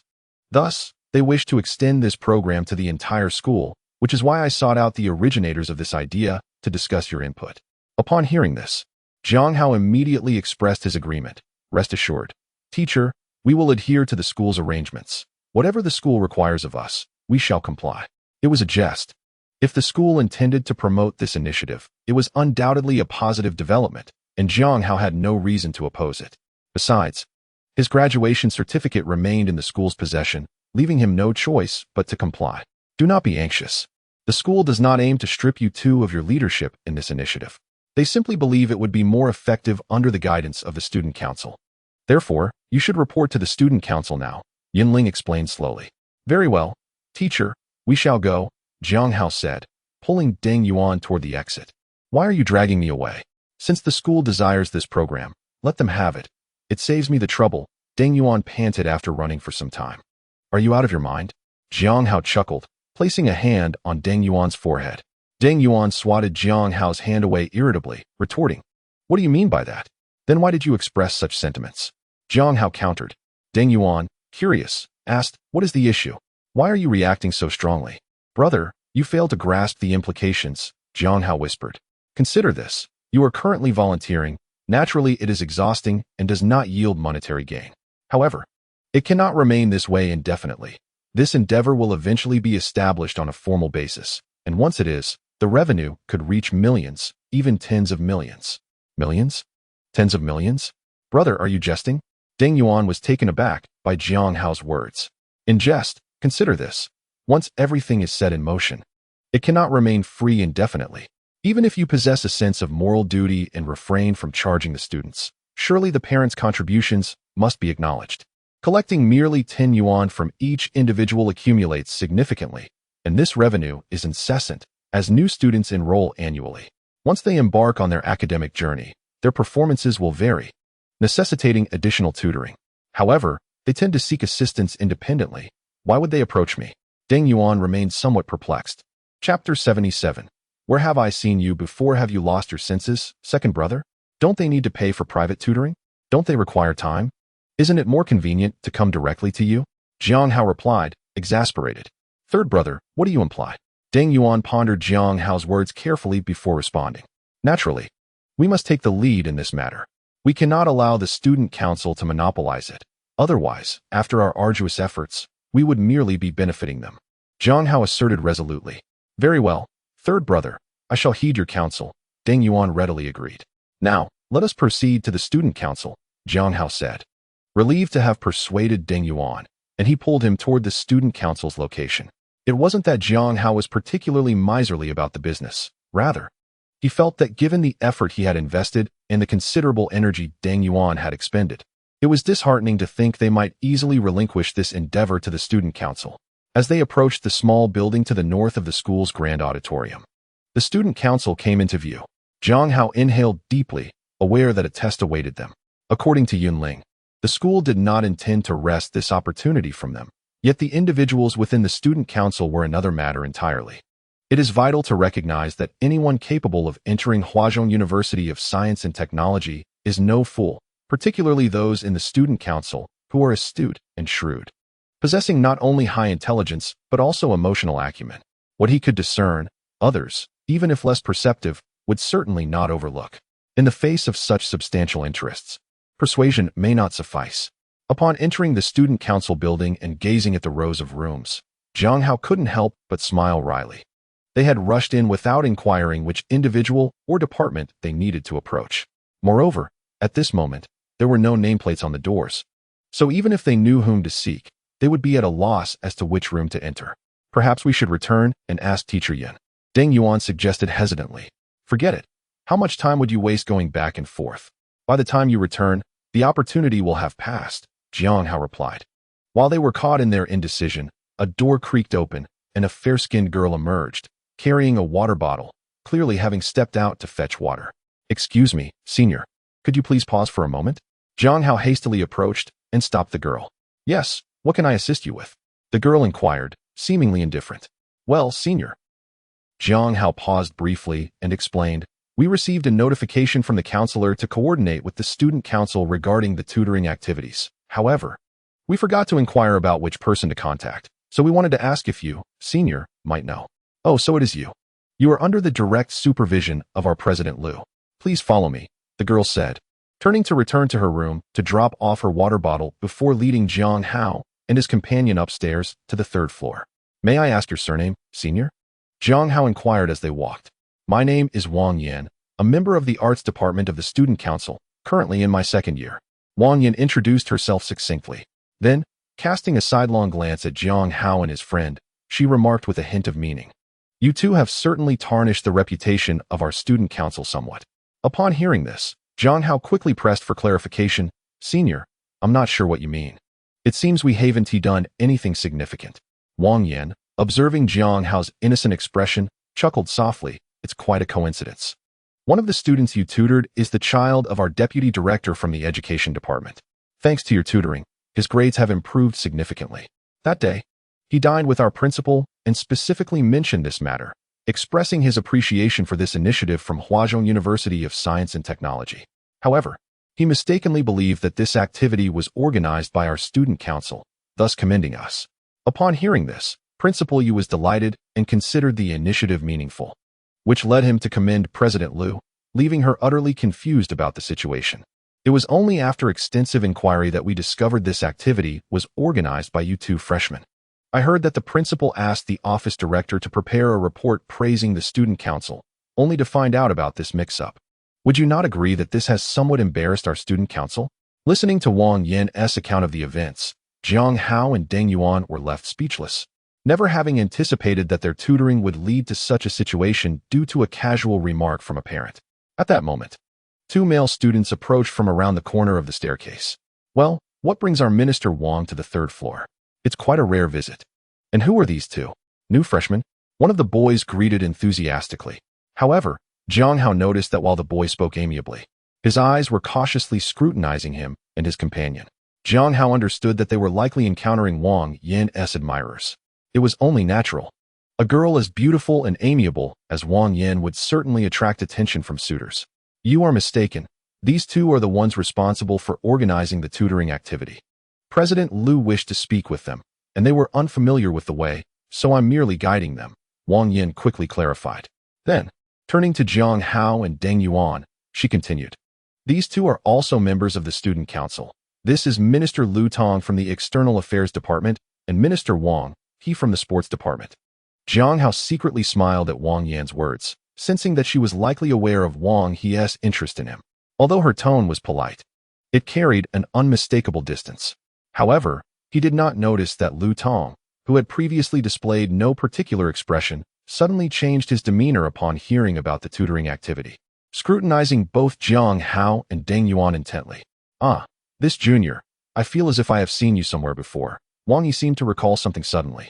Upon hearing this, an ominous premonition swelled within Jiang Hao. He quietly replied, Senior, you must be mistaken. I have never been to the student union. Not the student union. Let me think, Wang Yi pondered, shaking his head. Oh right. You are the junior whom President Liu personally guided to the dormitory that day. As soon as Wang Yi uttered those words, Jiang Hao felt a wave of hostility wash over him. He understood that he had encountered one of Liu Qingmei's admirers. Well, what a coincidence. I still need to take them to President Liu. We can discuss this later. Upon hearing Wang He's remark, Wang Yan realized something was amiss and pulled Jiang Hao and Deng Yuan to continue walking. Senior Wang Yan, I am completely innocent. How was I to know that by merely leading someone, I would end up in the company of the student union president? Jiang Hao explained to Wang Yan with a grimace. Wang Yan, upon hearing this, laughed even more heartily. Junior, do you know that when you led President Liu, the entire student union was taken aback? After that, all sorts of rumors circulated. For instance, some say you were President Liu's romantic partner, that she was specifically waiting for you that day, and others claim you fell in love at first sight, which is why the usually aloof President Liu so readily escorted you to your dorm. There were even more outlandish tales, suggesting that President Liu had foreseen her destined soulmate would appear that very day, prompting her to wait there. You have no idea. All these various rumors could fill a tome. After finishing, Wang Yan gestured to indicate the thickness of such a novel. This is too absurd, Jiang Hao thought, nearly leaping in exasperation. How could a single event be interpreted in such a fantastical manner, even with the wisdom of 2 lifetimes, adding up to over 40 years? He felt a surge of frustration. You might as well resign yourself to fate. After all, you happened to be in the spotlight of President Liu that day. You don't know her nature. She never explains anything, so naturally, the rumors will spiral into even more bizarre tales. Wang Yan observed Jiang Hao's glum expression with a hint of schadenfreude. President Liu is not only beautiful but also exceptionally capable, attracting many admirers within our student union. Junior, you should be cautious, Wang Yan continued, winking as she added, for instance, that Liu Tong from the External Relations Department is one of them. Thank you, Senior. Jiang Hao expressed his gratitude. Although Wang Yan seemed to revel in his predicament, she nonetheless provided him with a valuable warning. Without her guidance, he might have found himself targeted without even realizing it.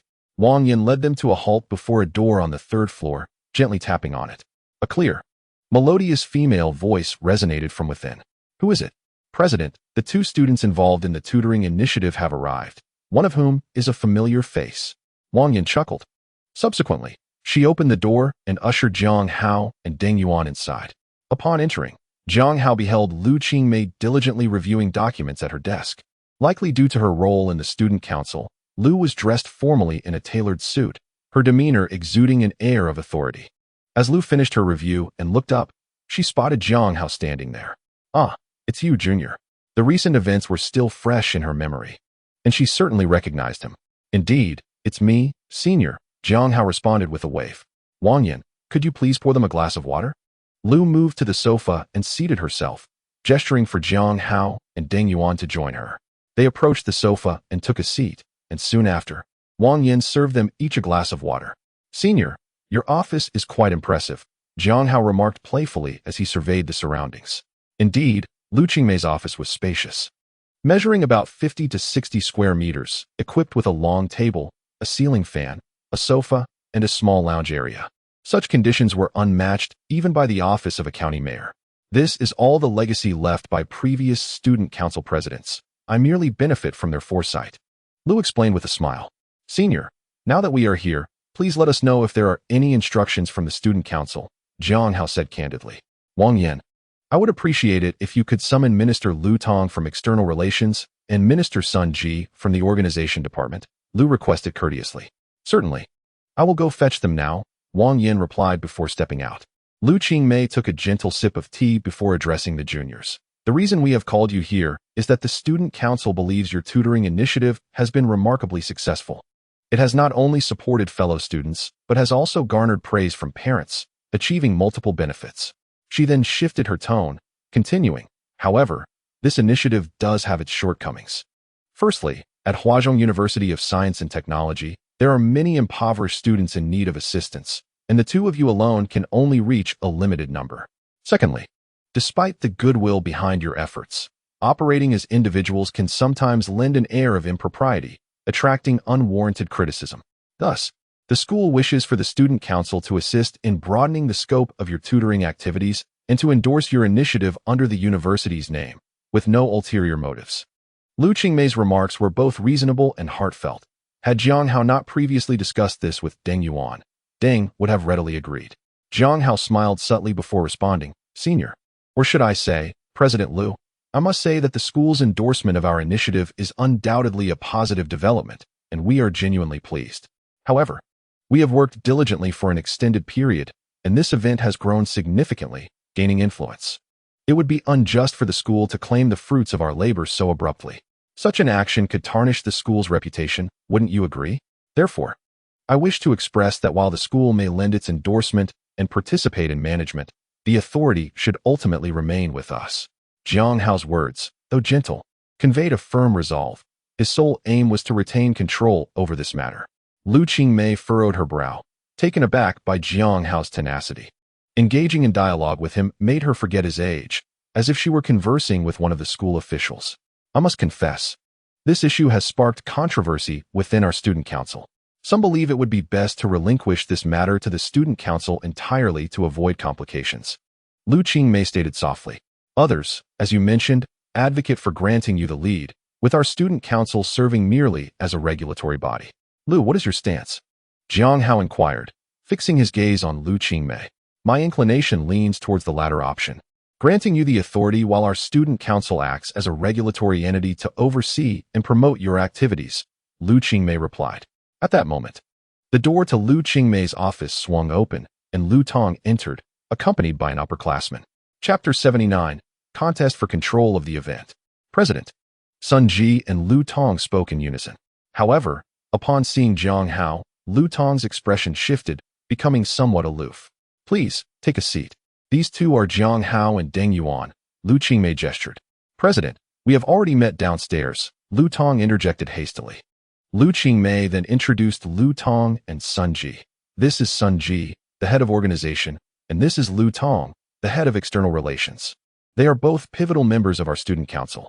Very well, since everyone is acquainted, let us return to the matter at hand. We have summoned you regarding the tutoring event. In accordance with the school's intentions, we should. Lu Qingmei's words were abruptly interrupted by Lu Tong. Lu Tong quickly interjected. President, the school has entrusted this matter to our student council, believing that their activities lack sufficient influence and do not reach enough students. By having our student council manage it, we can assist a greater number of students. He then glanced at Jiang Hao and Deng Yuan. I trust that both of you would not object to this arrangement, correct? Jiang Hao smiled faintly, inwardly mocking Lu Tong. It is said that members of the Huaka University Student Council are exceptionally astute, and indeed, it appears true. If Jiang Hao were merely a 17 or 18-year-old, he might have been cornered by such rhetoric. Alas, Jiang Hao had lived 2 lives, and in spirit, he was well over 40. Lu Tong's tactic of provocation was insufficient to intimidate him. It seems Lu's reasoning has some merit. However, I wonder whose intention this truly reflects. The schools, the student councils, or perhaps your own, Lu? Jiang Hao responded slowly. Lu Tong appears to have dug himself into a hole, if he claims that it is his own decision. What authority does he possess to determine such matters? Conversely, if he asserts that it is the will of the student council, one must question why it is he. Lu Tong, speaking instead of President Lu Qingmei, should he declare it to be the school's stance? One might wonder how Jiang Hao would respond if he sought verification from the institution. However, as the head of the External Relations Department, Lu Tong is well versed in the art of rhetoric. Jiang Hao, the reason for this decision is to provide more opportunities for underprivileged students to participate in this activity. In my humble opinion, this initiative should be managed by the Student Council, and I trust that President Lu and Minister Sun share my sentiments. Hence, the earlier decision is merely your own declaration, is it not, Minister Lu? Jiang Hao raised an eyebrow. Indeed, it is my own declaration, Lu Tong admitted, glancing at Jiang Hao with an air of candor. Very well, Minister Lu, we express our stance. We welcome the Student Council's involvement in overseeing and promoting our event. However, we must retain the initiative's leadership, Jiang Hao stated plainly. Lu Tong's expression shifted, and he retorted sharply, Jiang Hao, Deng Yuan, you are opposing the Student Council. Minister Lu, you just acknowledged that your opinion does not represent the Student Council. If that is the case, how can there be any opposition? Moreover, with President Lu present, it would be inappropriate for you to speak on behalf of the council, Jiang Hao replied with a cold smirk. Enough, Minister Lu, please take a seat. Lu Qingmei interjected softly, recognizing the validity in Jiang Hao's argument.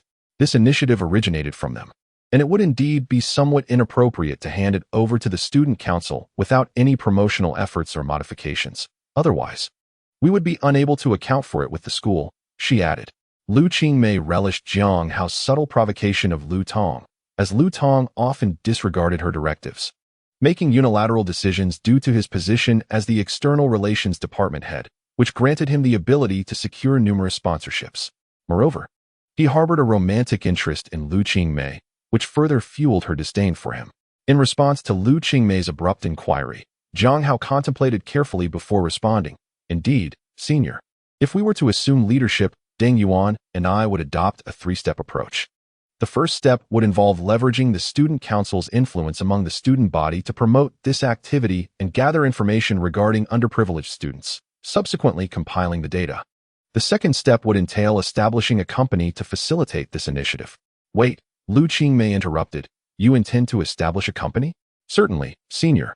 The advantages of forming a company are manifold. Firstly, it allows the school and student council to remain detached from the initiative, thus avoiding the awkwardness of being both players and referees. Secondly, by operating on a market-driven model, we could secure additional benefits for the students from their parents, which would be inappropriate for the school to handle directly. However, it would be more palatable for a company to engage in such negotiations. That does make sense. Lu Qingmei conceded. Lu Qingmei pondered for a moment and concurred with Jiang Hao's suggestion. The third step involves collaborating with other universities to promote this initiative. The mention of partnering with other universities startled Lu Qingmei, who gazed at Jiang Hao in surprise. Indeed, our city is renowned for its university district, with numerous institutions attracting many underprivileged students. If the timing is right for this initiative, it should naturally expand to encompass all universities in the city, thereby indirectly promoting our university, Huaka University, Jiang Hao stated confidently. Lu Qingmei furrowed her brow, contemplating deeply before finally lifting her head to inquire of Sun Ji, Minister Sun. What is your opinion on his plan? I find it feasible. However, the scope of this plan is rather extensive. At this stage, we should focus on executing the first 2 steps effectively. As for the 3rd step, as Jiang Hao mentioned, we must wait for the opportune moment. Sun Ji replied amicably, nodding in agreement with Jiang Hao's proposal. Very well, since Minister Sun is in agreement, that settles it, Lu Qingmei declared, preempting any further comments from Lu Tong. Thank you. President, Jiang Hao and Deng Yuan promptly expressed their gratitude. Do not rush to thank me just yet. I require you both to sign an agreement with the Student Council. This stipulates that should any violations occur during this event, the Student Council retains the right to retract it at any time, Lu Qingmei asserted, subtly ensuring the initiative's safety. Jiang Hao and Deng Yuan exchanged resigned glances, ultimately nodding in acceptance of Lu Qingmei's stipulation. Jiang Hao understood that while this agreement carried potential risks, it represented the best possible outcome they could secure. Minister Sun, you are responsible for gathering student information. Minister Lu, you will handle the promotion and publicity. That will be all. You may take your leave, Lu Qingmei instructed as she concluded the meeting, leaving only herself, Jiang Hao, and Deng Yuan in the room. In Chapter 80, Wangs was hospitalized. Lu Qingmei asked Jiang Hao gently, if I had supported Lu Tong and urged you to relinquish the leadership of this initiative, how would you have responded? Senior sister, if the Student Council demanded that we yield control, what choice would we have but to comply? Jiang Hao shrugged nonchalantly. Lu Qingmei chuckled softly and replied, if anyone else had said that, I might have believed it. But coming from you, Jiang Hao, I cannot. Nevertheless, now that the matter has passed, do share your thoughts. Suddenly, Lu Qingmei felt a hint of playfulness in her words, causing her to blush, and she fell silent. In truth, if the Student Council were to reclaim control, I would proceed directly with the 2nd and 3rd steps, Jiang Hao remarked, observing Lu Qingmei's expression, his voice tender. Are you suggesting that we isolate our Huaka University tutoring initiative from other schools? If you succeed in that, do you not fear the repercussions from the university? Lu Qingmei pondered aloud. What is there to fear? Since I have already completed what the university asked of me, they have no grounds to pursue me further. Moreover, the greater pressure lies with the Student Council. If our efforts outside are lacking, that would be one thing. However, should we excel, it would place them in a difficult position, Jiang Hao responded dismissively. After speaking, Jiang Hao turned and led Deng Yuan out. Once Deng Yuan stepped out of the grand hall, he exhaled in relief. Third brother, I truly admire you. If I had to come up here alone today, I doubt I would have uttered a single word. You, however, were bold enough to engage so directly. Second brother, do not overcomplicate your perception of the Student Council. They are merely students, perhaps a bit shrewder than us.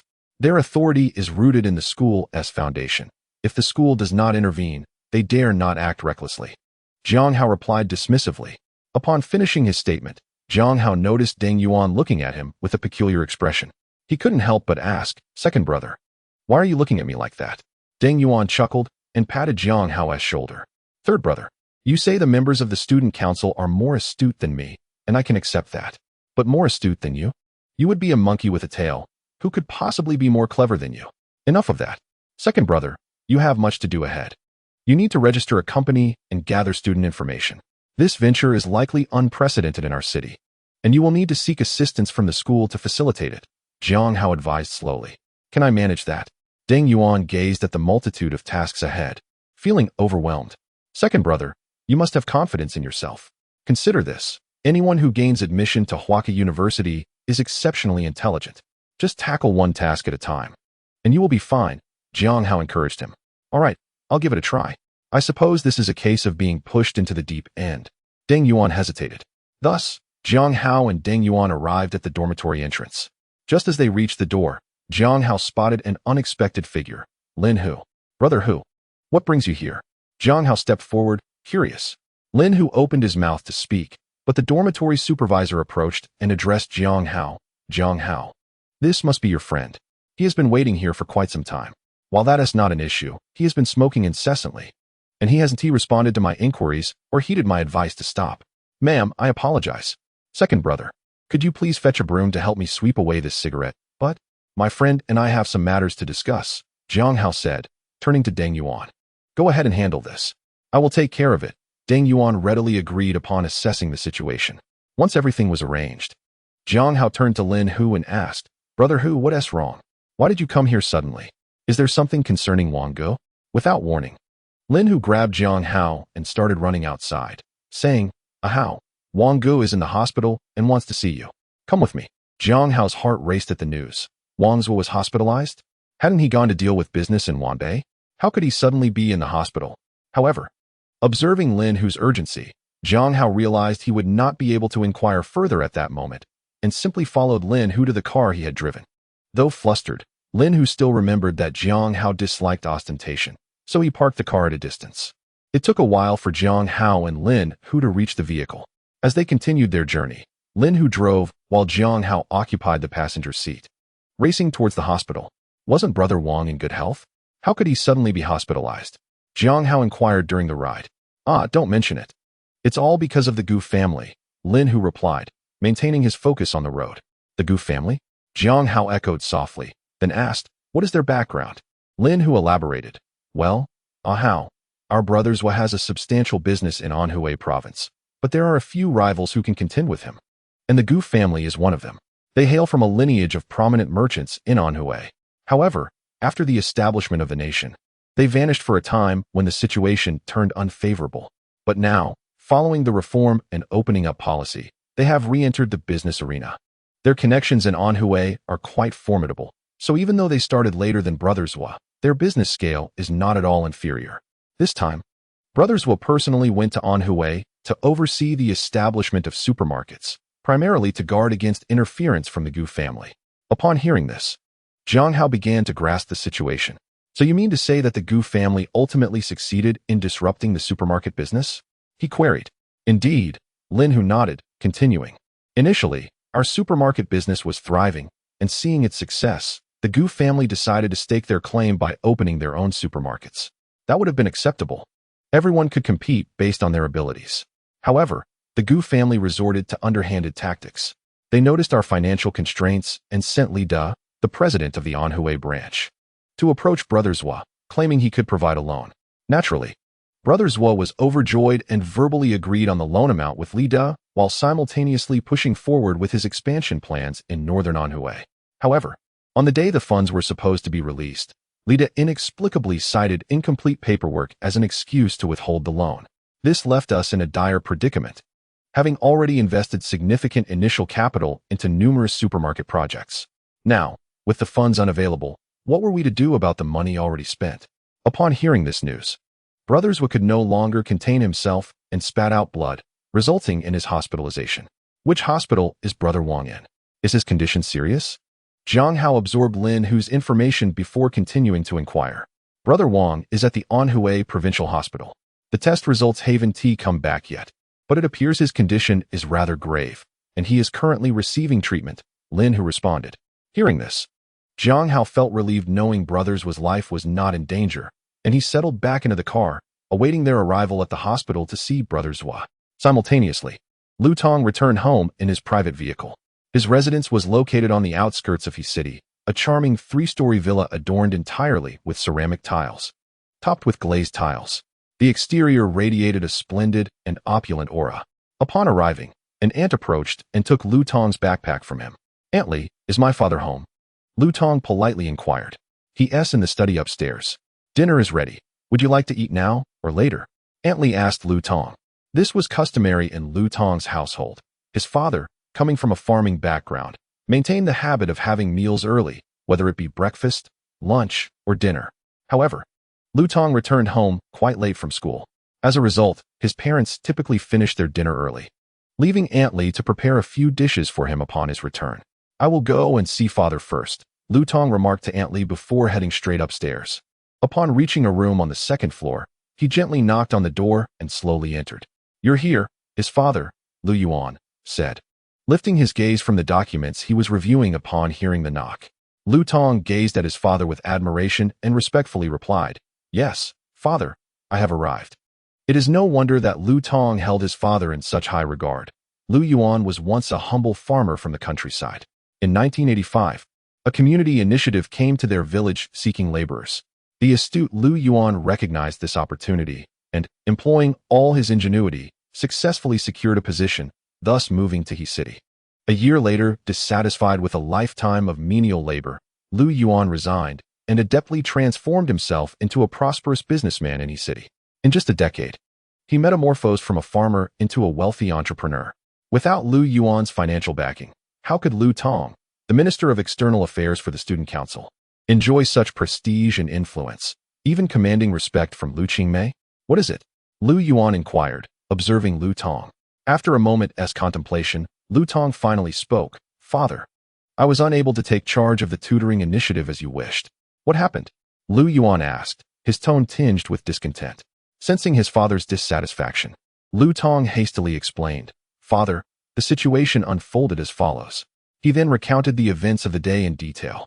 Lu Yuan listened quietly before summarizing. So, you mean to say that the two individuals who initiated the activity wished to continue, and you failed to outmaneuver them, allowing Lu Qingmei to hand over control to them?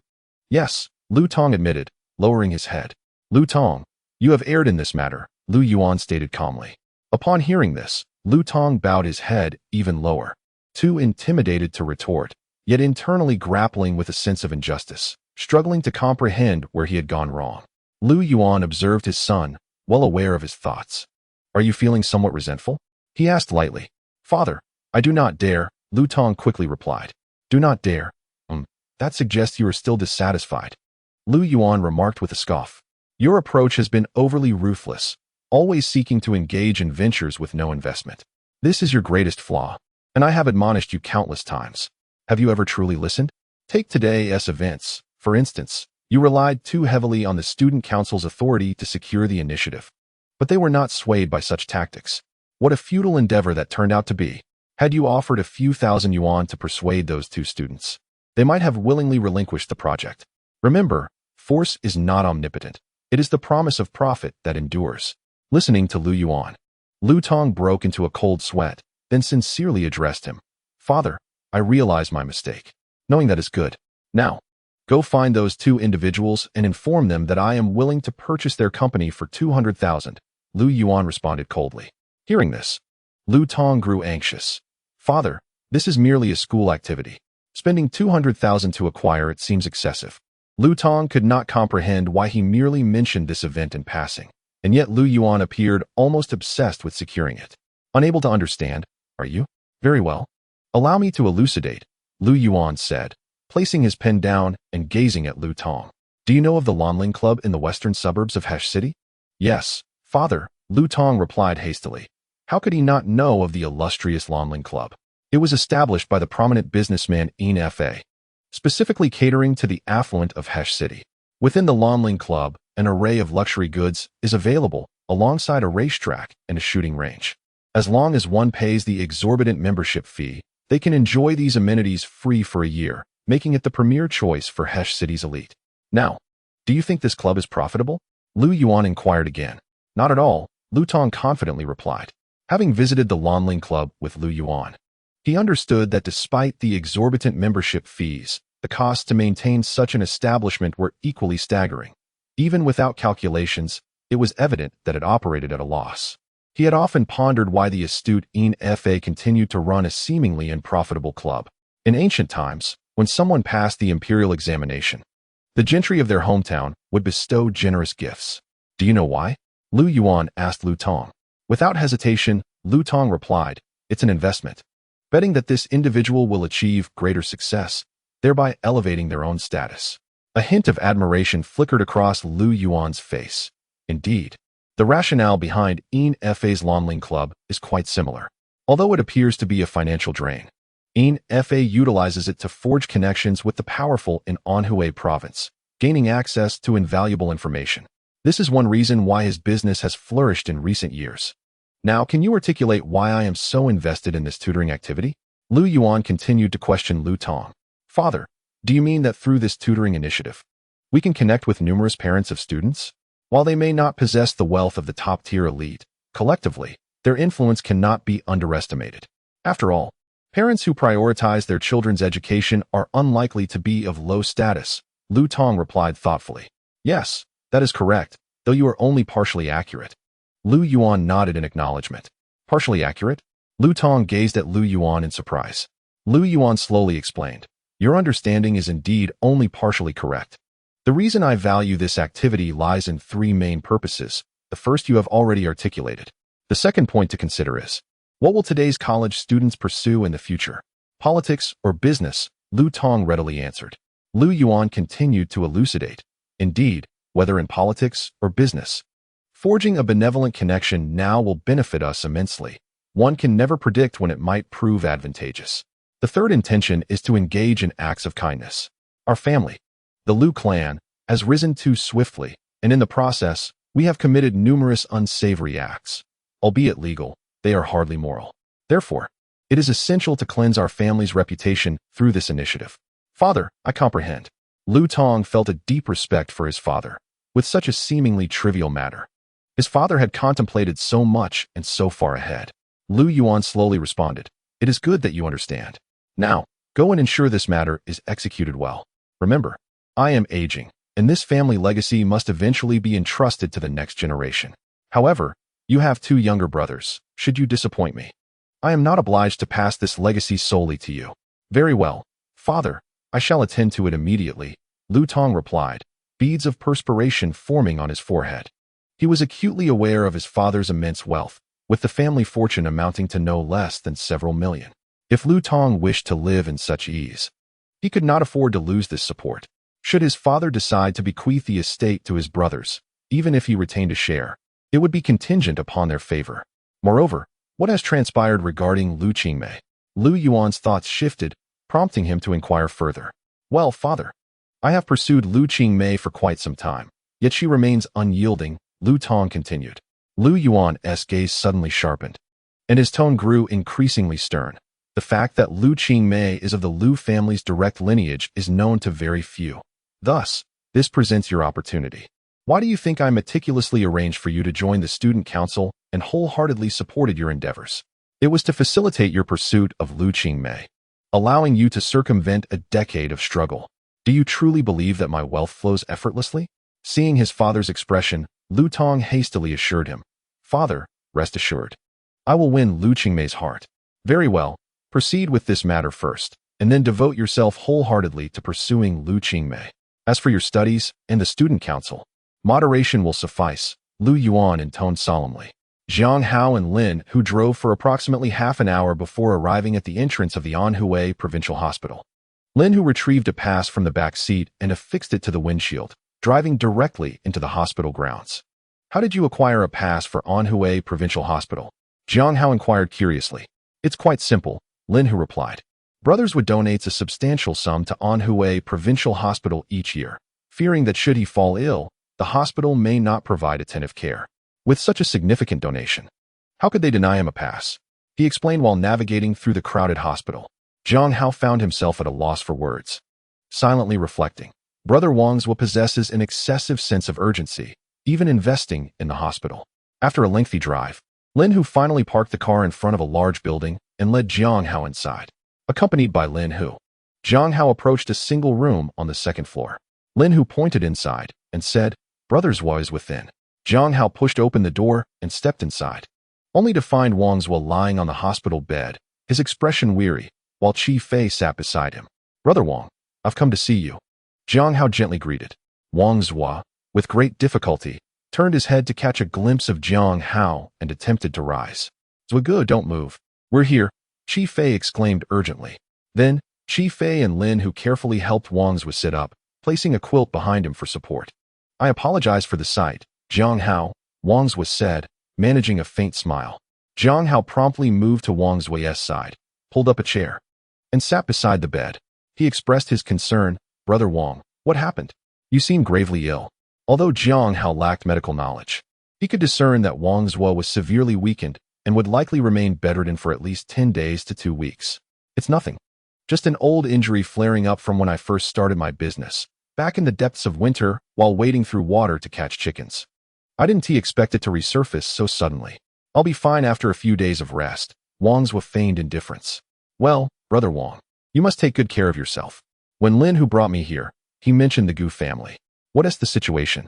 Jiang Hao inquired further, feeling compelled to ask due to Wang Zhuo's previous kindness towards him. Wang Zhuo forced a smile. "This is something Lin Hu would have told you, but I must share it with you as well, considering you are also a shareholder in the supermarket. I've been set up by the Gu family. They colluded with Wan Xing Li De to sever my funding chain. Jiang Hao fell silent for a moment, well aware that a broken funding chain is one of the most devastating issues a business can face. Many seemingly colossal enterprises have crumbled under the weight of such a crisis. After contemplating for a while, Jiang Hao reassured Wang Zhua, Zhuge, it's all right. Once you recover, we will rise again. Wang Zhua glanced at Jiang Hao before slowly saying, Jiang Hao, I asked Lin Hu to invite you here for a reason. I need your assistance. Brother Wang, just say the word.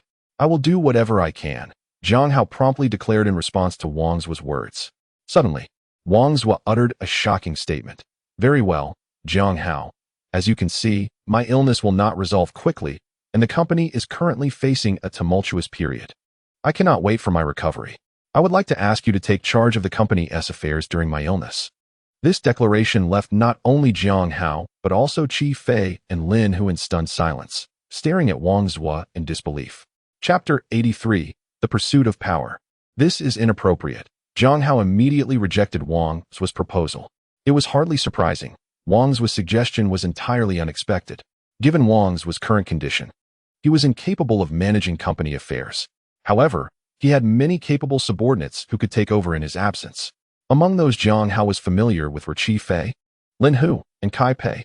Not to mention, there was also the loyal Wang Ming, making it seem unjust for Jiang Hao, an outsider, to assume such a significant role. I have contemplated this matter for quite some time. Wang Zhua straightened his posture and began to speak. In truth, this is a rather desperate measure. Under normal circumstances, entrusting the company to any of the trio, Qi Fei, Lin Hu, or Kai Pei, would suffice, as long as they possess a favorable outlook for the company. However, we find ourselves in a tumultuous period. A fractured funding chain poses a dire threat to any enterprise.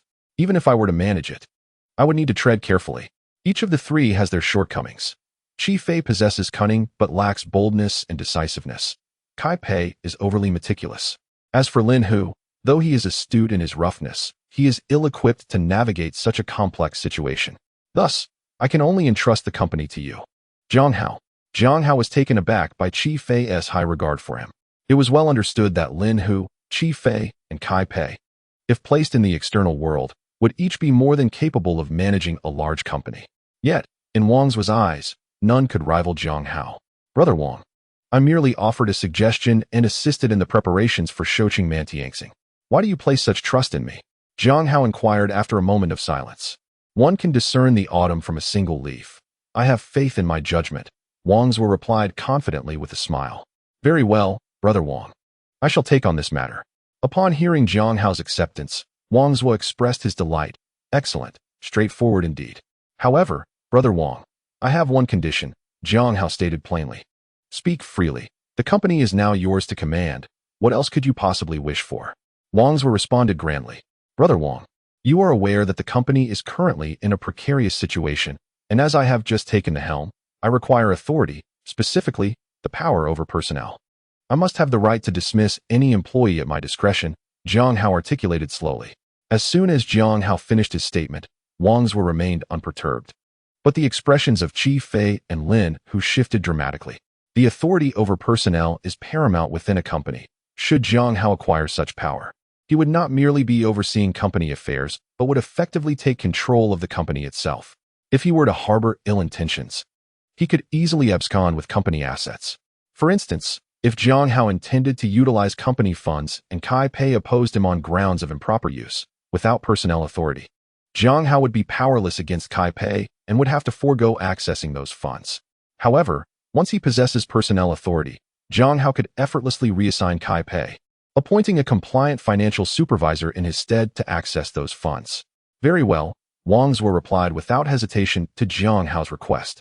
He then turned to Lin Hu and Qi Fei. Lin Hu, Qi Fei. Brother Zhua, we are here, they responded promptly.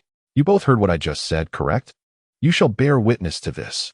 Henceforth, for matters of this nature, do not consult me. Simply heed Jiang Hao's directives. Wang Zhua commanded. Understood, Brother Zhua. Lin Hu and Qi Fei concurred eagerly. Wang Zhua then looked at Jiang Hao with a smile. Jiang Hao, tomorrow morning. Let Lin Hu accompany you to the company to familiarize yourself. Feel free to act. If you succeed, the triumph is yours. If not, the failure is mine. Then Wang Zhua smiled self-deprecatingly and said, "To be honest with you, Jiang Hao, I do have some businesses outside. Even if you lose, I can simply become a wealthy gentleman. Brother Wang, with me here, you need not worry. Losing is out of the question," Jiang Hao confidently assured him. "Very well. I shall not keep you any longer today. Let Lin Hu escort you home. Prepare yourself. He will come to pick you up at 8 o'clock tomorrow. I will have Chi Fei inform everyone that all the senior executives must be present," Wang Zhua concluded. As he spoke, a sudden fit of coughing seized him, and his complexion grew even more pallid. "Brother Wang, please rest well. I shall take my leave," Jiang Hao observed, recognizing Wang Zhua's need for rest, and exited the ward with Lin Hu. Once Jiang Hao departed, Chi Fei hurriedly removed the blanket from behind Wang Zhua, allowing him to rest comfortably, while he quietly sat beside him, engrossed in a book. However, the news Wang Zhua had just announced troubled him greatly. Despite flipping through the pages, he found himself unable to absorb a single word. After a considerable period of rest, Wang Zhua's color finally improved, and he murmured, "Chi Fei, are you perplexed?" "No. Brother Zhua, I understand you have your considerations. I will follow your lead," Chi Fei responded resolutely. "In truth, Chi Fei, you have been with me the longest and possess the greatest capability. According to their expectations, should I be hospitalized, it would naturally fall to you to take over the reins of the company. Yet, I have unexpectedly chosen Jiang Hao. It is only natural for you to find this puzzling," Wang Zhua articulated clearly. "Brother Zhua, you know me well. I do not harbor great ambitions for power. Yet the Yulin Company is built brick by brick through our efforts. Although Jiang Hao appears quite capable, he is, after all, merely a university student and an outsider. I fear." Chi Fei hesitated before finally voicing his concerns. "I understand your apprehensions and trust that you do not possess a strong desire for authority. Otherwise, with so many companies seeking to recruit you, you would have long since moved on." Wang Zhua nodded in agreement. He then shifted the conversation back to the matter at hand. "However, my decision to appoint Jiang Hao to lead the company is indeed well considered. I have made it clear that each of you has your shortcomings, which render you unsuited for navigating the complexities of the current situation. Admit it." Chi Fei nodded in concurrence. He knew his own limitations well. Although he was astute, this very trait led him to overthink, often lacking the decisiveness Wang Zhua spoke of. "Thus, Jiang Hao is our reluctant choice. In this present predicament, I have considered everyone, and it seems only he possesses the potential to resolve our issues," Wang Zhua continued. "There is another reason, but I cannot disclose it just yet. However, you shall learn of it in due time." After saying this, Wang Zhua felt fatigued and promptly closed his eyes to recuperate. "Rest assured, Brother Zhua, I will cooperate fully with Jiang Hao," Chi Fei declared. At this moment, Wang Zhua remained silent, merely waving his hand. Chi Fei understood and quietly exited the room. Chapter 84. Yulin Company. The next day at 7 o'clock, Jiang Hao rose early, had breakfast, and stood at the door awaiting Lin Hu. At 7:50, Lin Hu's car arrived punctually at the spot where he had picked up Jiang Hao the previous day. "Brother Hu, thank you for your hard work," Jiang Hao said as he entered the vehicle. "This is only to be expected. Buckle up. Our company is quite a distance from here, and it will take about an hour to arrive. If you feel a bit drowsy from waking early, you may rest your eyes for a while," Lin Hu replied as he drove. "Understood," Jiang Hao responded, closing his eyes to rejuvenate. Thus, in a state between dreams and wakefulness, Jiang Hao heard Lin Hu say, "Jiang Hao, we have arrived. Let us disembark." Jiang Hao opened his eyes and stepped out of the car, immediately captivated by the sight of a modest 5-story building before him. "This is quite impressive," Jiang Hao remarked with admiration. Indeed, this statement held truth. In a decade, a 5-story building would be commonplace, and even a 10-story edifice would not be remarkable. However, in 1995, a 4-story clock tower could serve as a landmark in Lu City, making a 5-story structure a rare gem in He City. This was built under Brothers Zhua's direction. He stated that our goal at Yulin Company is to have our employees fill this building to capacity, Lin Hu proclaimed with pride. "Jiang Hao," a voice called out. Turning around, Jiang Hao saw Chi Fei waiting for them at the company entrance. "Brother Chi, I apologize for the wait," Jiang Hao greeted him with a smile. "There was no significant wait. I calculated your arrival time and knew you would be here around now, so it was only a few minutes." Chi Fei responded with a smile. "Let us not linger. The executives are waiting for you in the conference room on the 5th floor." "Very well," Jiang Hao replied decisively. After a moment's contemplation, Chi Fei hesitantly spoke. "Jiang Hao, I need to discuss something with you first. Please, go ahead, Brother Qi. I'm listening, Jiang Hao answered. Qi Fei glanced at Jiang Hao, finally steeling himself to continue. All right, Jiang Hao, you should be aware that today, the senior management of Yulin Company consists of 3 groups. One group followed Brother Zhua in his endeavors, another consists of executives from the companies he has acquired, and the last group includes Brother Zhua's relatives. To be frank, you are here due to Brother Zhua's decree, and those who have witnessed your capabilities are few. Thus, it is inevitable that some may harbor a sense of discontent. Among these 3 groups, the faction that followed Brother Zhua, led by myself, Lin Hu, and Elder Kai, will support you. As long as we stand united, their discontent will be quelled. The executives from the acquired companies are too few to stir any real dissent. However, Brother Zhua's relatives are not to be underestimated. You should be prepared for that. I understand. Thank you, Brother Qi, Jiang Hao acknowledged, fully grasping the intent behind Qi Fei's words, which served as a caution that there might be discord from Brother Wang's relatives today. Seeing that Jiang Hao comprehended the situation, Qi Fei exhaled in relief. I'm glad you understand. Let us proceed upstairs. With that, Qi Fei stepped aside, allowing Jiang Hao to lead the way. He and Lin Hu followed closely behind. Jiang Hao, noticing this, smiled slightly and ascended the stairs naturally, leading the way forward. Upon witnessing the actions of Qi Fei and Lin Hu, the employees on the first floor began to murmur amongst themselves. While they may not have recognized Jiang Hao, they were well aware of Lin Hu and Qi Fei, who were powerful figures within the company. The identity of the individual who commanded such respect and was so notably youthful piqued everyone's curiosity. Jiang Hao escorted Qi Fei and Lin Hu to the 5th floor, where he opened the door to the conference room, only to be met by a waft of smoke that enveloped him. He frowned slightly.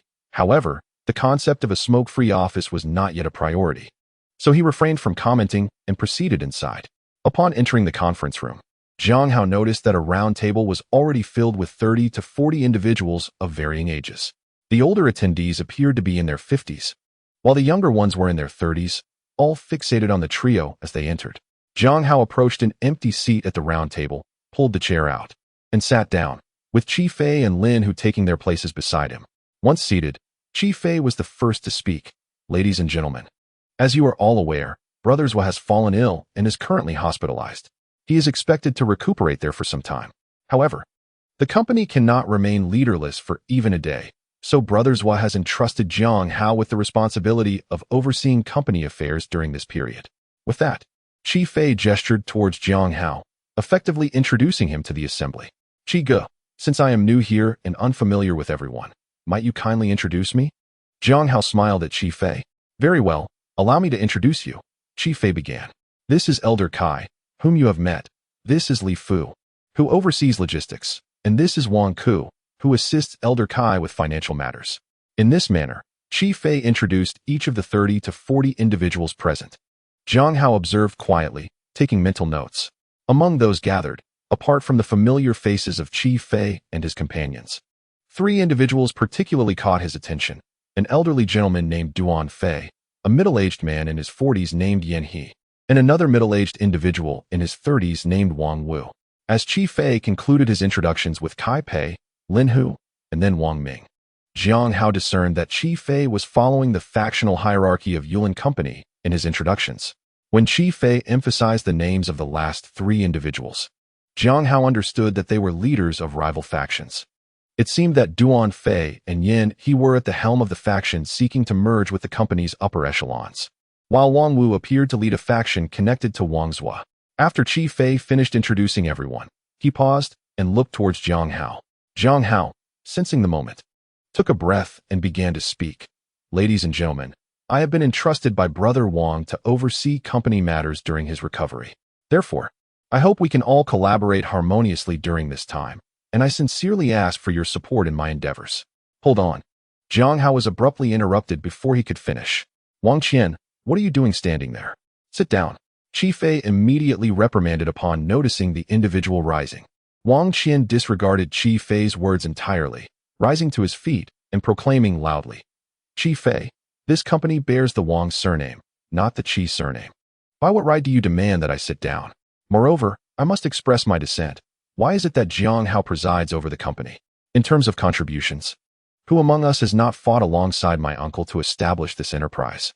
In terms of capability, who is not superior to this inexperienced youth? Therefore I ask why?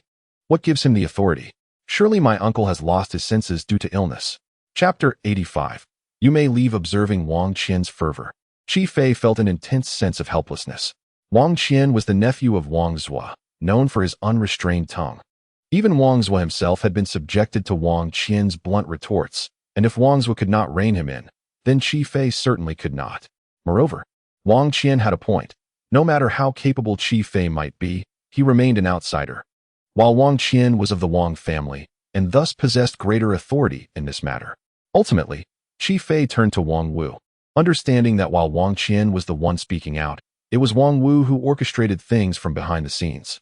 Wang Wu, have Wang Qian sit down, Qi Fei said in a low voice. Wang Wu gently set down his teacup, gazing at Qi Fei before slowly responding. What Wang Qian wishes to express is beyond my control. Furthermore, I believe he has a valid point. If you, Qi Fei, were to oversee the company's affairs, that would be one thing. However, for an outsider to manage it, I find my cousin's reasoning somewhat flawed. Enraged by Wang Wu's words, Qi Fei felt the urge to reprimand him, slamming his hand on the table as he prepared to stand. Qi, enough. Please take your seat, Jiang Hao said calmly. Qi Fei glanced at Jiang Hao and complied, sitting back down. You are Wang Qian, correct? Jiang Hao turned to inquire of Wang Qian.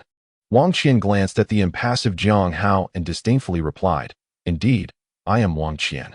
I believe in transparency. I oppose your presiding over the company. I can understand your opposition.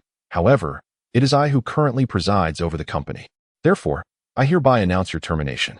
You may gather your belongings and proceed to the finance department to collect 1 month's salary. You are dismissed, Jiang Hao stated coldly, nodding slightly. Wang Qian sprang to his feet in a panic. How dare you? I am Wang Qian, and the chairman of the company, Wang Zhua, is my uncle. By what right do you dismiss me? I'm sorry, but I am the one overseeing the company now.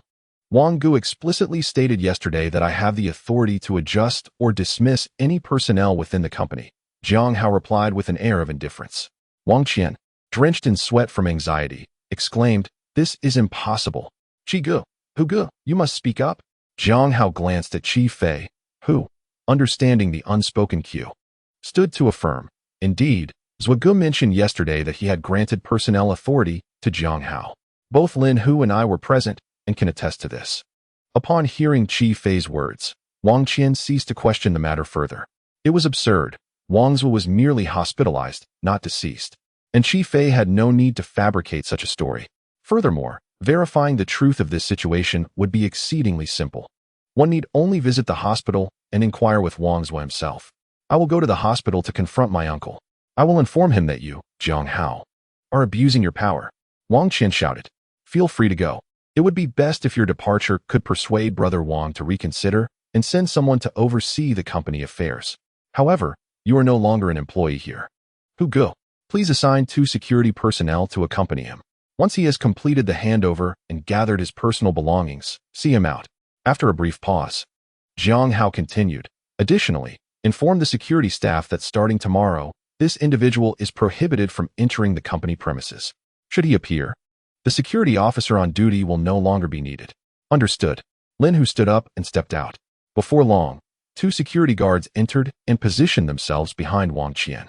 You, Jiang, are indeed ruthless, Wang Qian remarked as he rose to follow the 2 security guards out.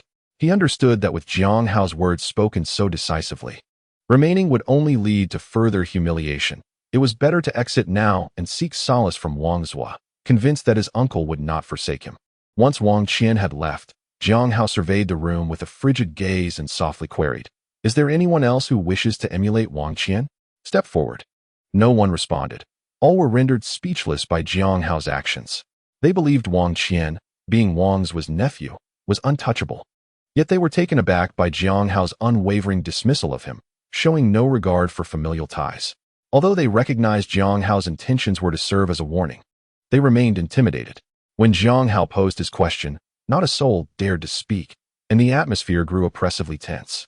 Satisfied with their silence, Jiang Hao maintained an impassive expression and stated, I understand that you may outwardly comply while inwardly dissent, but that is of no consequence. I am merely stepping in to oversee the company for a few months while Brother Wang recuperates, after which it will revert to him. However, during this interim, any disobedience or failure to follow my directives will result in immediate termination. You are all aware of the current state of the company. I have accepted this responsibility in a time of crisis. If anyone believes they possess the capacity to navigate this perilous situation, they are welcome to step forward, and I shall yield my position. His words rendered the upper management of Yulin Company silent, as they understood the gravity of their circumstances and recognized that none had the confidence to lead the company through its trials. They exchanged glances, acknowledging Jiang Hao's authority during Wang's absence. Now, Lin Hu, Qi Fei, Kai Pei, Yin He, Duan Fei, and Wang Wu remain. The others may return to their duties. Remember, we are in a tumultuous period, and should anyone falter now, Wang Qian will serve as a cautionary example. Jiang Hao pronounced coldly, naming a few individuals. Following his declaration, apart from those specifically mentioned, the rest hurriedly exited the conference room. Now, those present are the core of Yulin Company. Qi Fei. As I am new here, I would appreciate an overview of the company's fundamental situation, Jiang Hao said, fixing his gaze on Qi Fei. After listening to Qi Fei, he pondered for a moment before speaking. Very well, allow me to provide an overview of the company's fundamental circumstances. Our Yulin Company was established only a few years ago by Brothers Hua, yet the foundational team has been in place for quite some time, primarily consisting of individuals who have accompanied Brothers Hua since the inception of his ventures. Currently, our company's operations are divided into three main sectors. The first sector is transportation. We possess a fleet dedicated to logistics, operating under the principle of prioritizing our company's business, and only engaging in external contracts if we have surplus capacity. This aspect is primarily overseen by Wang Wu. The second sector encompasses the entertainment industry in Anhui Province. We own numerous entertainment venues, such as karaoke establishments, which I manage. The third sector pertains to manufacturing, where we operate several small factories in Anhui, including paper mills and food production facilities, directly supervised by Brothers Hua. Additionally, there is a burgeoning sector involving supermarkets. However, this area is still in the process of establishment and has yet to reach any significant scale. Chapter 86. A dire situation upon hearing Qi Fei's introduction. Jiang Hao couldn't help but marvel inwardly at the lucrative nature of the three businesses run by Wang Zhua. Understanding why Wang Zhua could expand so swiftly and on such a grand scale. Now that I have a general understanding of the company, I would like to ask Old Kai to elucidate the issue regarding the broken capital chain, Jiang Hao said, turning his attention to Kai Pei and speaking softly. Kai Pei, having been addressed by Jiang Hao, cleared his throat and replied, "The matter of the broken capital chain is, in essence, quite straightforward. It stems from the fact that Li Da's promised loan has not materialized. However, there are deeper underlying reasons at play." Jiang Hao raised an eyebrow at this revelation and inquired, "What reasons?" Kai Pei elaborated slowly. The urgency with which Brothers Hua seeks to expand the supermarket business involves two families in Anhui Province, the Wan family and the Gu family. The Gu family descends from a venerable merchant lineage with deep roots, while the Wan family is a branch of the prominent Hong Kong Wan family, enjoying the backing of their main family. Both families ventured into business following the opening up of the economy. Although their timeline does not precede Mr. Wang's, they possess substantial foundations, allowing their business scale to closely rival that of our Yulin Company in recent years. In Anhui Province, the market is finite. If one family consumes a larger portion of it, the other must settle for less.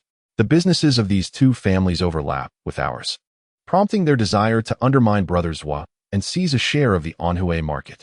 Wait, Jiang Hao interjected.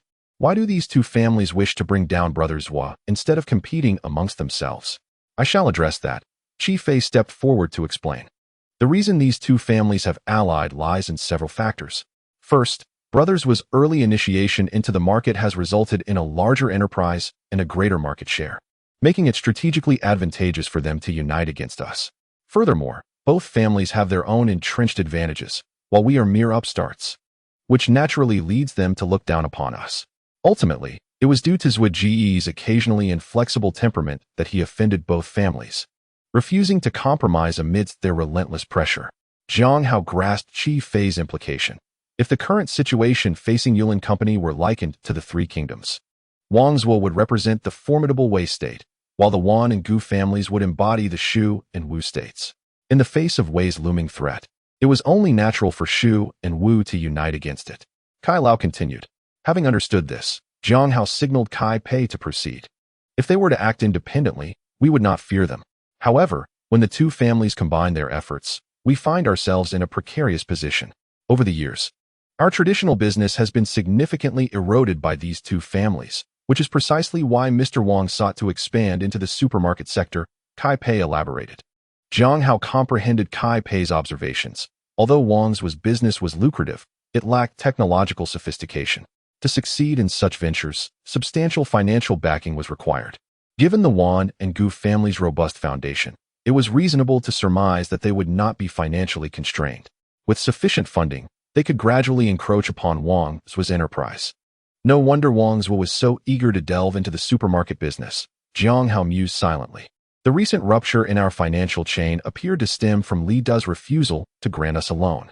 Yet it was also attributable to the majority of our funds being redirected to South Anhui for the supermarket market expansion there. Our current dilemma lay in the exploration of the North Anhui market. We found ourselves in a quandary. To proceed without capital was untenable. Yet to withdraw after having invested so heavily would incur significant losses. Moreover, re-entering the market in the future would prove exceedingly challenging. After a period of contemplation, Jiang Hao spoke. What was Gu's reaction following Li De's cessation of our loan? Though it seemed straightforward for Li De to cut off Wang's funding, the actual execution would require considerable effort and the expenditure of substantial goodwill from the Gu family. They would certainly have subsequent actions in play. Upon hearing Jiang Hao's words, Qi Fei interjected.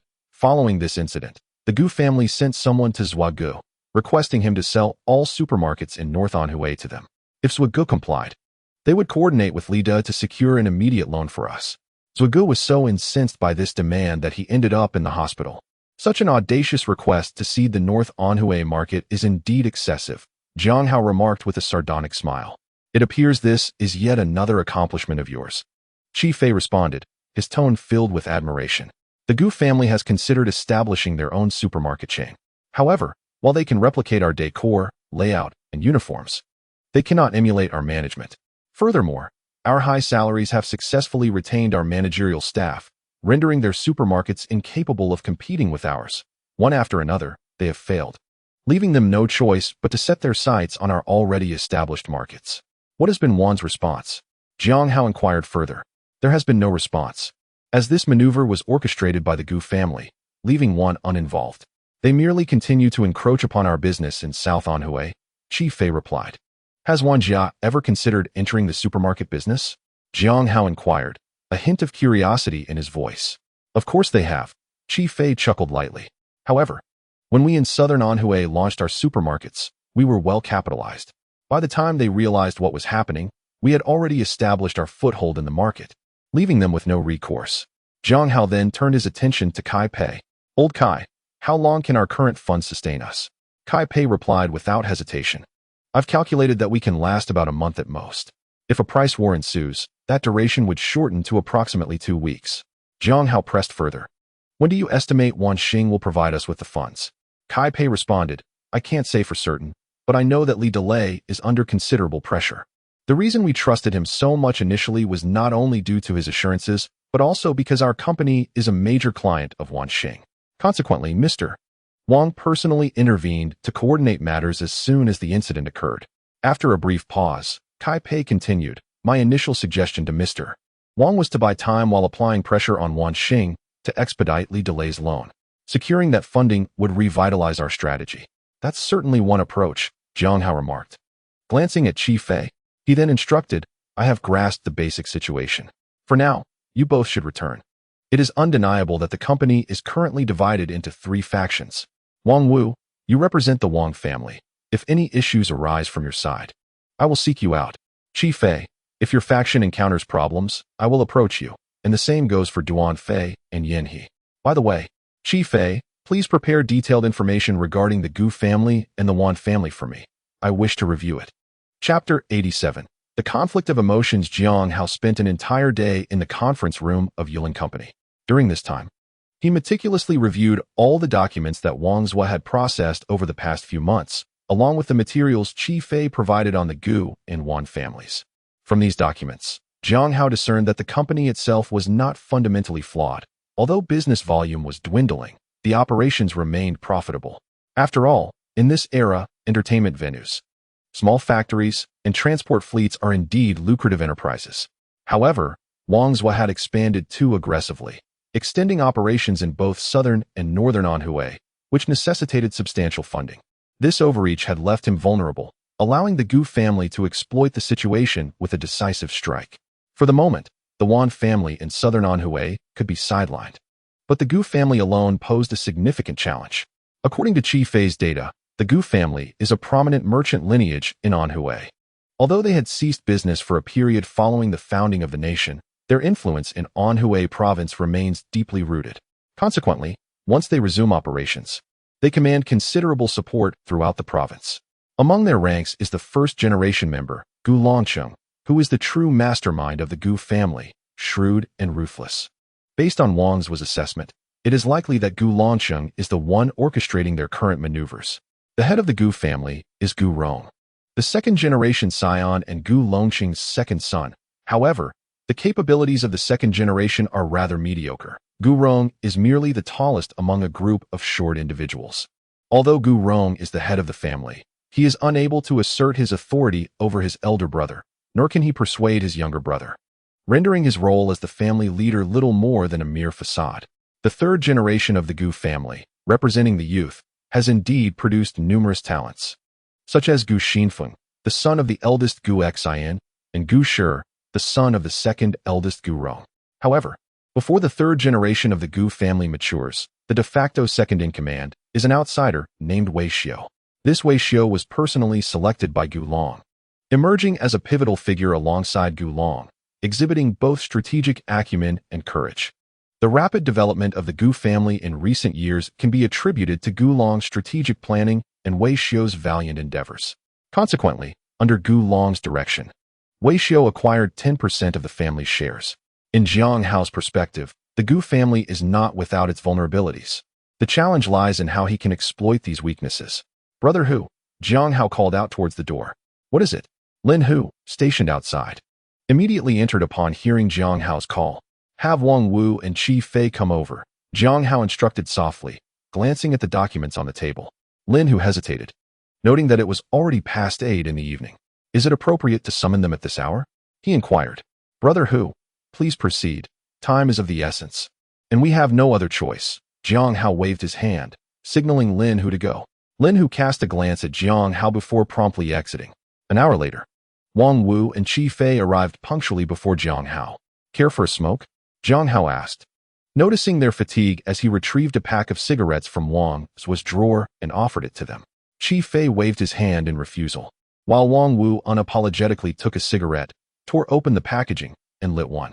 "Today, I have reviewed all the documents left by Brother Wang and gained some insight into the company's situation. What are your thoughts on the current crisis?" Jiang Hao inquired, gesturing to the documents on the table. Qi Fei, observing Wang Wu's indifference, pondered for a moment before cautiously responding, "I am aware of the company's current predicament, but I believe we have not yet reached a point of no return. Elder Kai's suggestion is quite sound. Our primary issue lies in funding. We should continue to exert pressure on Wanqing for loans, and also reach out to other banks to explore potential options." Jiang Hao nodded in agreement. Although Qi Fei's proposal lacked novelty, it was indeed the most prudent course of action. Sometimes, caution is not a flaw, especially for a prominent enterprise like Yulin Company. "And you?" Jiang Hao turned his gaze to Wang Wu, inquiring gently. "I have no particular solutions. Just tell me what to do, and I will follow your instructions." Wang Wu replied promptly. "Manager Wang is quite straightforward." Jiang Hao chuckled, choosing not to elaborate further. After surveying the two men, Jiang Hao slowly remarked, "Qi Gu, I contemplated your suggestion today and found it somewhat unreliable. Why is that?" Qi Fei asked calmly, unperturbed by Jiang Hao's critique. "Since Gu Longcheng has adequately prepared to lure us into his trap, with his cunning intellect, can we assume that he would overlook what we contemplate? He must have anticipated our moves and blocked this path in advance." Jiang Hao elucidated his reasoning. Qi Fei fell into a moment of silence, ultimately conceding that Jiang Hao's argument held merit. The method proposed by Qi Fei was indeed sound, straightforward, and easily conceived. Gulancheng was no ordinary adversary. And what Qi Fei could devise, he too would undoubtedly foresee. What do you propose? Wang Wu inquired in a low voice. For Wang Wu, his sentiments towards Jiang Hao were conflicted. He simultaneously wished for Jiang Hao to be at a loss, to face humiliation. Yet he hoped fervently that Jiang Hao would devise a solution to salvage the precarious situation of Yulin Company. His desire for Jiang Hao's ineptitude stemmed from his own inflated sense of self-worth. During Wang's illness, he had calculated that if Wang's were to appoint someone to manage the company's affairs, it certainly would not be Qi Fei or himself. However, Wang Wu believed he had the upper hand. After all, he was a member of the Wang family, and Wang's would likely trust him more than an outsider like Qi Fei. Did Wang's not fear that an outsider might usurp control of the company? Yet, Wang's chose Jiang Hao, which left Wang Wu both disheartened and infuriated, prompting him to encourage Wang Qian to challenge Wang's. Wang Qian's expulsion from the company did not surprise Wang Wu. After all, for an outsider like Jiang Hao to take charge of Yulin Company, he would need to establish his authority. What truly astonished Wang Wu was Wang's attitude. After Wang Qian left the company today, he immediately sought out Wang's to voice his grievances, but Wang's listened for only a short while before cutting him off. He provided Wang Qian with a bit more financial support for his own endeavors, yet did not alter Jiang Hao's decision. From that moment, Wang Wu realized that Jiang Hao's leadership of the company's affairs had become a fait accompli. Wang Wu also hoped Jiang Hao would formulate a strategy, for he understood that Yulin Company ultimately belonged to Wang's, a family enterprise. Like all members of the Wang family, he was but a vine entwined around the towering tree that was Yulin Company. As long as Yulin Company thrived, they could flourish. However, should Yulin Company falter, it would spell disaster for them all. Chapter 88. Price War. I have decided to initiate a price war against the Gu family, Jiang Hao declared, uttering a statement of profound significance. Wang Wu's hand trembled slightly as he held his cigarette. He flicked it against the ashtray on the table and replied coolly, I disagree. Why? Jiang Hao asked, looking intently at Wang Wu. The rationale was that once a price war commenced, all our businesses would be drawn into the fray. The reason Yulin Company has remained resilient despite the current financial strains is that our various enterprises provide a continuous cash flow. However, if we engage in a price war, the depletion would be immense, and these industries would cease to supply us with cash, posing an unacceptable risk. Wang Wu articulated his perspective with eloquence and reason, garnering nods of agreement from Qi Fei, who listened intently beside him. Jiang Hao, upon hearing Wang Wu's words, silently marveled at his astuteness. Wang Wu's ability to earn Wang's favor undoubtedly indicated his competence. Whether his motives were entirely selfless was uncertain, yet his reasoning was sound and reasonable. Even if this reached Wang's, it would portray Wang Wu as genuinely concerned for the company, unlike Wang Qian from the previous day, who opposed for the sake of opposition. In response to Wang's concern, Jiang Hao articulated his perspective. I comprehend your apprehensions, yet I too possess my own considerations. We have already become ensnared in the mire of the Gu family. At this juncture, we have two paths before us. The first is akin to boiling a frog in warm water, allowing our resources to be exhausted without resistance, yet I trust you are aware of our slim chances. The second option is to resolutely confront the Gu family with an attitude of mutual destruction. Perhaps, in doing so, they may flinch, granting us a glimmer of hope. After sharing these thoughts, Jiang Hao raised a hand to halt Qi Fei, who was about to speak further, and commanded calmly, This is how it shall be. I have made my decision. Starting tomorrow, we shall engage in a price war with the Gu family. We will lower our prices, and they will follow suit. After concluding this discussion, Jiang Hao stood, donned his coat, and exited the office alongside Lin Hu, leaving Wang Wu and Qi Fei exchanging glances in silence. Qi Fei, how did my cousin end up entrusting the company to such an individual? Wang Wu lamented to Qi Fei with a wry smile.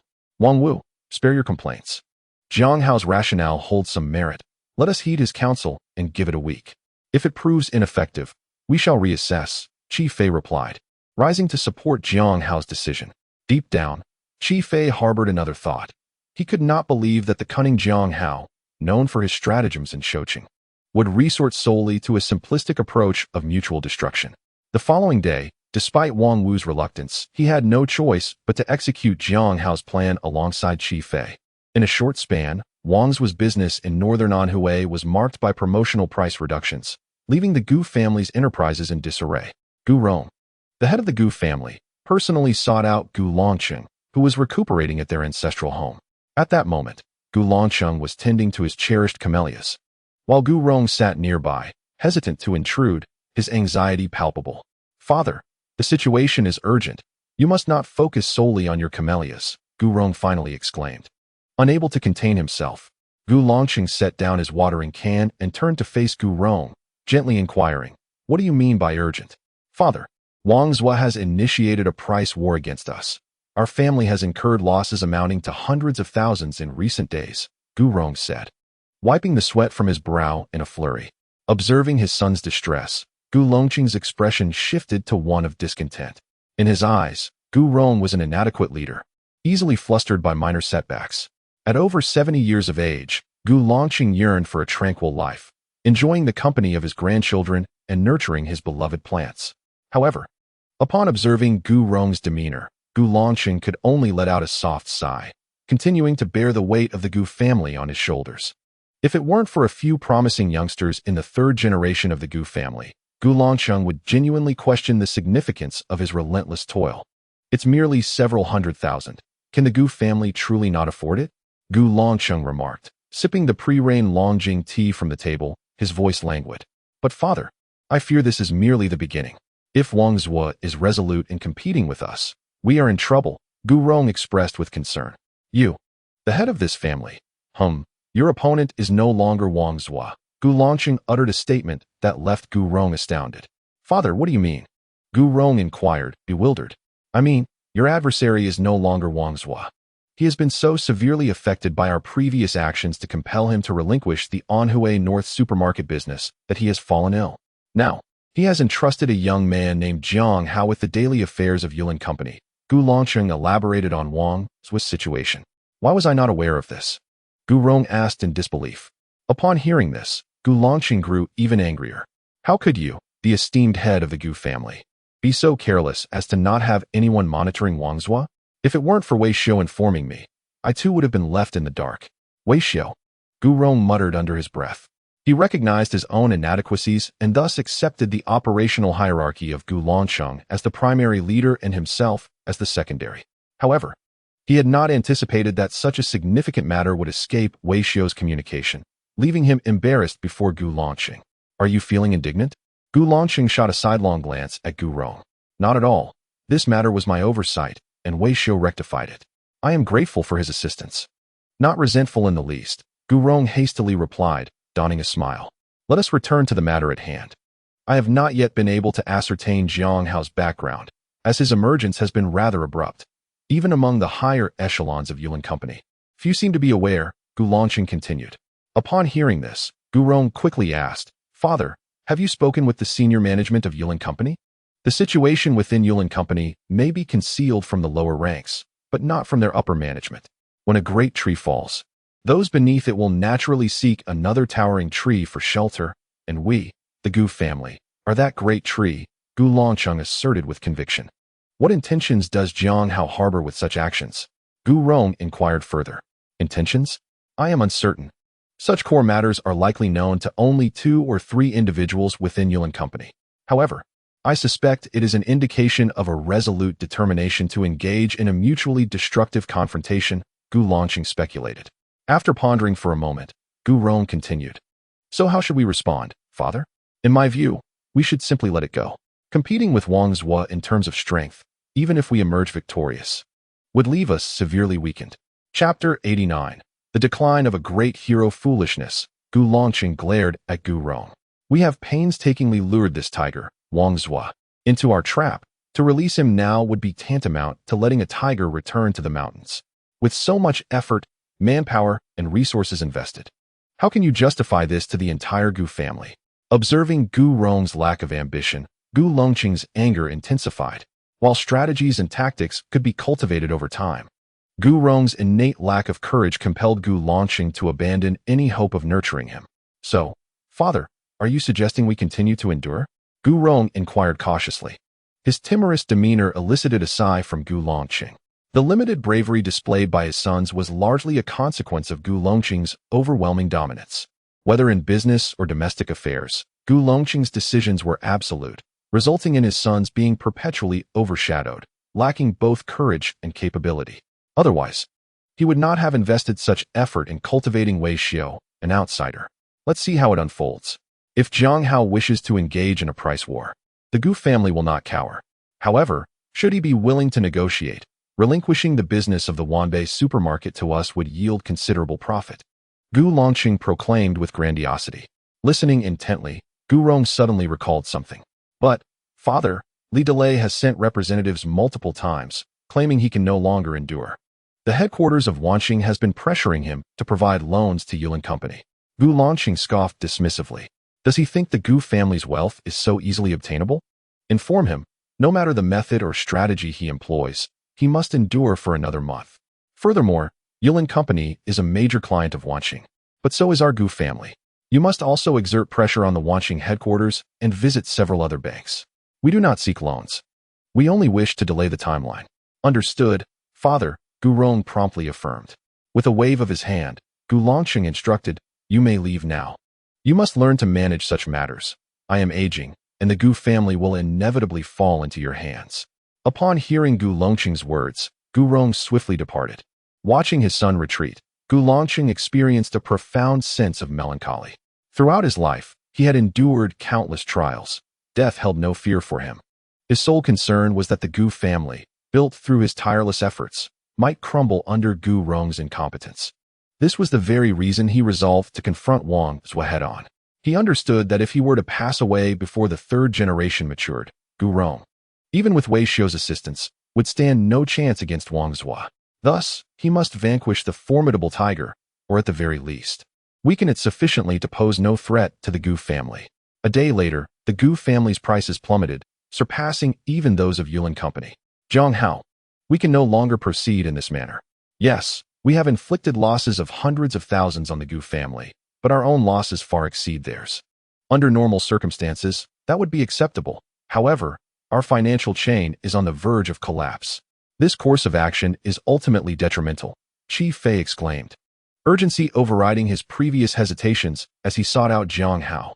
Very well, let us negotiate, Jiang Hao declared, surprising Qi Fei with his response. Qi Fei stood up, lacking confidence, and asked Jiang Hao, what about the negotiation? Yes, the negotiation. We must demonstrate our strength. Only then will the Gu family take us seriously. Jiang Hao nodded and said, Qi Gu, please go personally to ascertain the conditions set by the Gu family. After that, Jiang Hao stretched and added, I need to return to my dormitory. Tomorrow is Monday, and I have classes to attend. At 6 o'clock that evening, Jiang Hao returned to his dormitory, feeling a sense of warmth upon seeing his roommates engaged in a card game. The past few days at Yulin Company had burdened him with numerous concerns. The Gu family's relentless pressure, Wang Wu's provocations, Qi Fei's worries, and the doubts cast upon his capabilities by many. All of this left him feeling utterly exhausted, both mentally and physically. Upon entering his dormitory and witnessing the innocence of his roommates, Jiang Hao finally felt a weight lift from his heart, reflecting on the beauty of such genuine friendship. How have you been at your relative's place these past few days? Lu Long inquired upon noticing Jiang Hao's return. To explain his recent absence, Jiang Hao fabricated a story about visiting relatives in his city, a believable tale since his friends knew he hailed from Anhui, where he indeed had relatives. It was fine, but my relative had some matters to attend to, and I ended up helping for a couple of days, which nearly exhausted me, Jiang Hao replied, with a mix of truth and embellishment. Upon hearing this, Zhou Yong chuckled. I thought it was strange that your relatives would invite you over for no reason. Looks like you've been had. Indeed, if not for the fact that this relative has treated me well in the past, I wouldn't have lent a hand. Jiang Hao responded. It was at this moment that Jiang Hao noticed a stranger among the card players. Hello, Jiang Hao. I've heard much about you. My name is Kong Su, from the adjacent dormitory, the newcomer said, promptly introducing himself. Lu Long threw down his cards in frustration, exclaiming, It's because of you. We couldn't find you for days, so we had to invite Kong Su from next door. All right. I admit my fault. Dinner's on me tonight. Let us go for barbecue. Jiang Hao generously offered. Zhou Yong, upon hearing this, immediately tossed his cards aside and cheered, Great. There's a new Xinjiang barbecue place just outside the school. Let us head there. Let us go, Jiang Hao agreed, pulling out 200 yuan bills from beneath his bed, a fact well known among his roommates. yet nobody dared to touch it. Kong Su, come along. Jiang Hao invited warmly. I'm sorry, but I have some matters to attend to this evening. Kong Su replied hurriedly, pulling a note from his face. Jiang Hao assumed Kong Su was merely being polite and continued, don't be shy, since we're dorm mates. We should eat together. Kong Su shook his head repeatedly, insisting, no, really, I'm not being polite. I have something to do tonight. Ultimately, it was Lu Long who intervened, clarifying, Jiang Hao, don't mind him. He has been dating someone recently and probably needs to spend the evening with her. All right, I want to press further. Jiang Hao said, instantly understanding Kong Su's situation. Chapter 90. Dormitory gathering. Zhou Yong led Jiang Hao and 3 others through the winding alleys until they arrived at the barbecue restaurant owned by Xinjiang locals. Since they arrived rather late, the establishment was already bustling with patrons. How did you discover this place? Jiang Hao inquired, puzzled. It was unclear whether he was complimenting Zhou Yong or lamenting that Zhou had spent so much effort on such trivial pursuits. Don't mention it. You've been so busy lately that you wouldn't know. This fellow has become quite the prominent figure in our grade, known as Social Zhou, Lu Long jested. Huh. Come on, boss, don't tarnish my reputation. I've brought good news, Zhou Yong retorted dismissively, perceiving Lu Long as teasing as nothing but jealousy. As the two continued their banter, a middle-aged man wearing a traditional Xinjiang cap approached them. Zhou, you've arrived. He greeted in fluent Xinjiang Mandarin.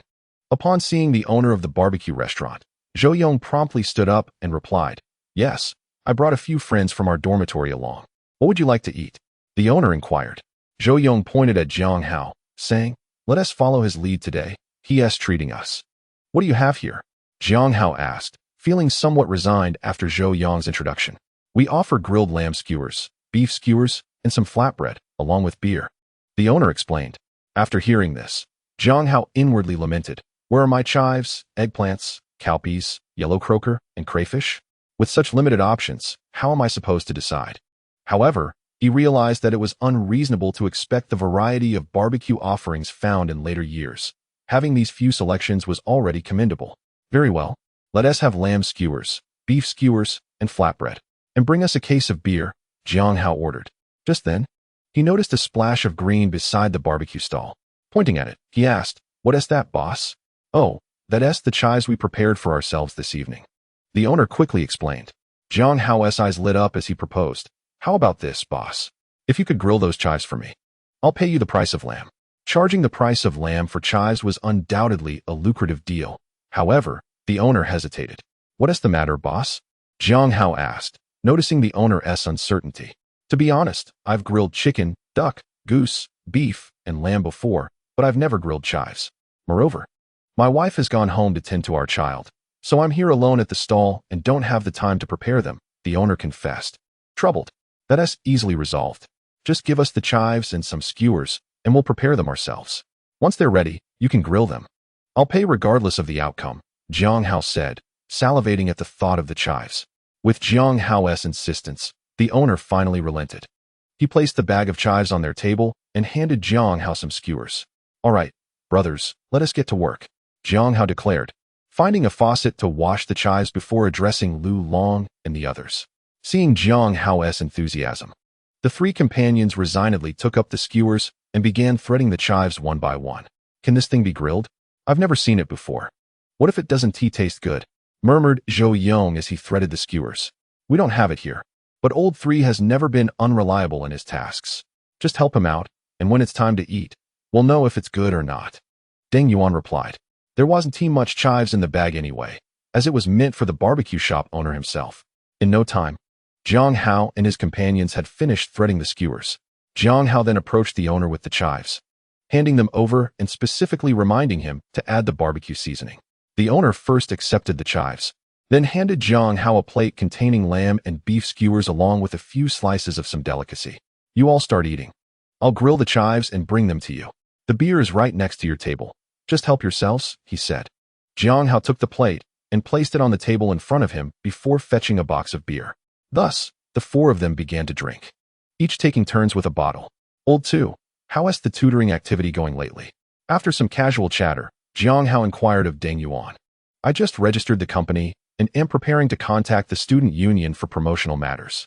By the way, old 3, I included your name during the registration. You have 40% of the shares, Deng Yuan replied softly. Old 2, this isn't appropriate.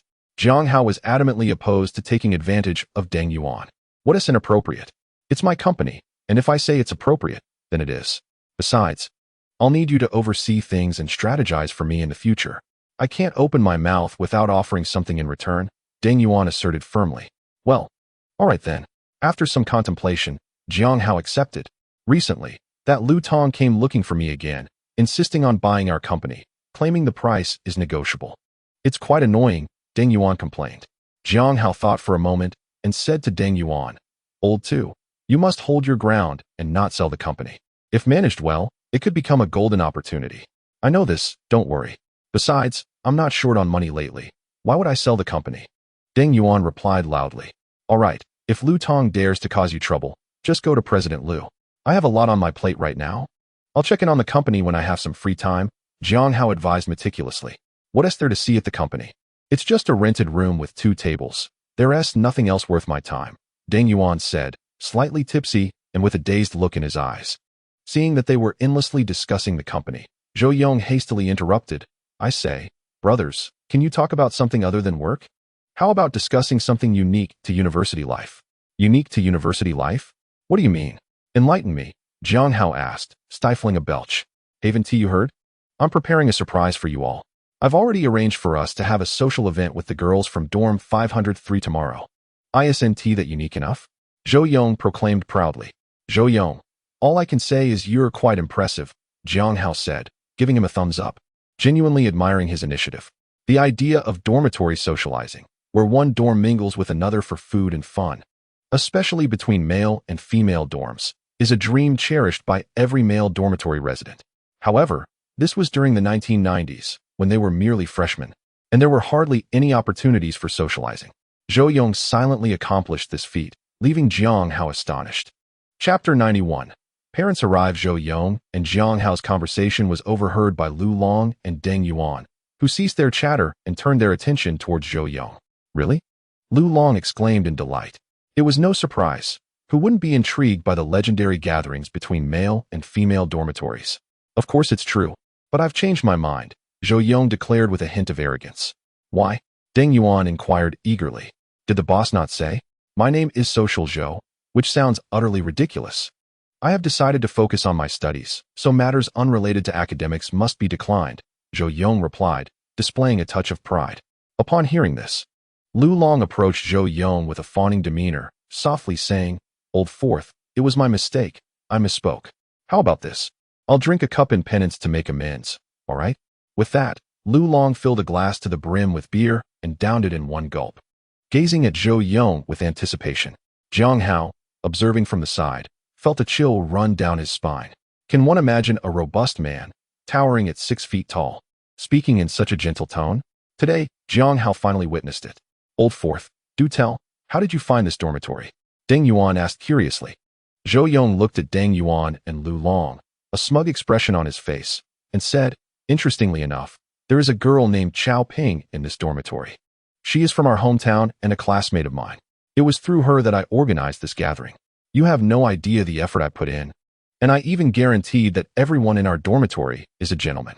Only then did they reluctantly agree. So when you meet them, do not act like a lecher, Zhou Yong warned.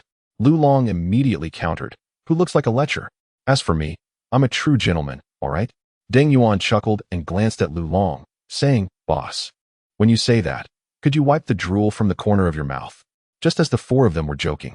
The owner of the barbecue shop brought out the grilled leeks. Jiang Hao examined them. They appeared decent, albeit slightly overcooked in some areas, yet still within acceptable limits. I must give them a try, Zhou Yong said, picking up a skewer of leeks. After a taste, he exclaimed, Delicious.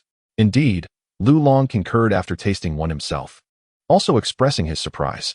Soon, they devoured the skewers and finished off a whole case of beer, feeling thoroughly satisfied before sending Jiang Hao to settle the bill. How much do I owe you, boss? Jiang Hao asked, his eyes slightly glazed. No charge. The owner waved his hand, signaling that Jiang Hao could leave freely. Curious, Jiang Hao inquired, why not? The owner chuckled and replied proudly, I tried the leeks myself, and they were truly delightful. Now I have a new specialty for my barbecue. This meal is on me.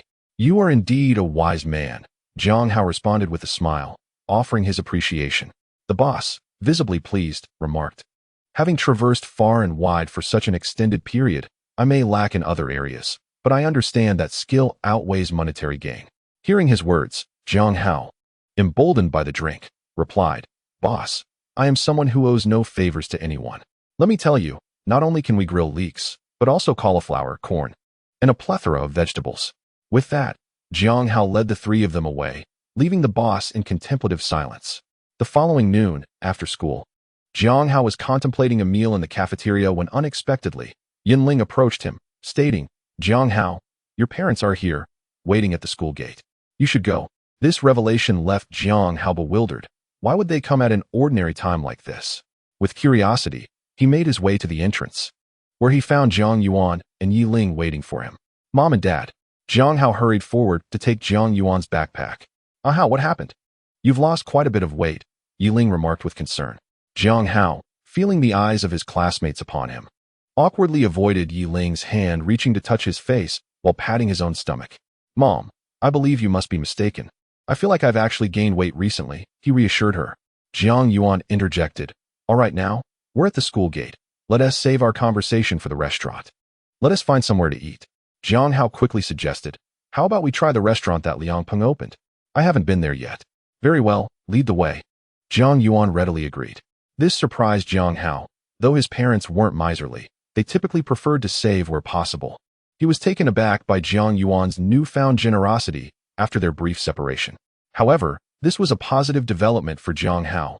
In his view, earning money without spending it was futile, thus fostering a healthy spending habit in his parents was essential. After all, what was the point of his rebirth otherwise? Once Jiang Yuan agreed, Jiang Hao turned to find a van, transporting his parents to Liang Peng's restaurant. Depeng, are you there? Jiang Hao called out. Since Liang Peng opened his restaurant in his city, he had remained there for months, dedicating himself to retaining customers with his culinary skills. While the Liang family restaurant in Shou City was temporarily managed by his father, Liang, who had mastered Liang Peng's techniques. After witnessing the restaurant's revenue, Liang had closed his bakery, and the family now worked together at the restaurant. Moreover, Liang Peng, under the guise of needing staff for the new establishment, had also brought Luing over. Who is it? Ah, Haozi, what a rare visitor you are. Liang Peng emerged with a teasing smile. Lately, I've been swamped with studies. Otherwise, I would have come sooner. You say I'm a rare guest, but there are two more here. Jiang Hao stepped aside to reveal Jiang Yuan and Yi Ling uncle. Auntie, you've arrived. Please, come upstairs. Liang Peng urged eagerly. After all, Yi Ling and Jiang Yuan are the elders, while Liang Peng is their junior.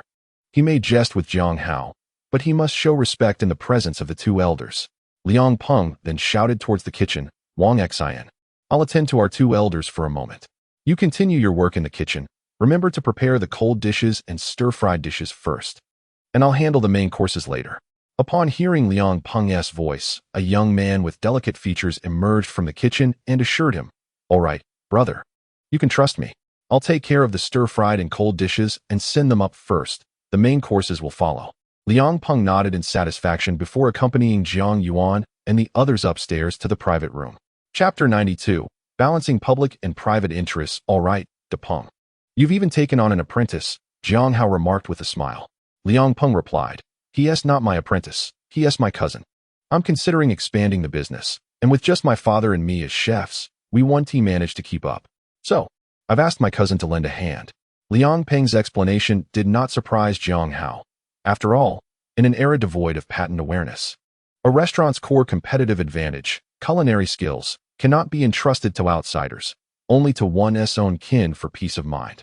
Although this approach carries its own risks, the familial bond significantly mitigates them, which is why so many family enterprises emerged during the early days of reform and opening.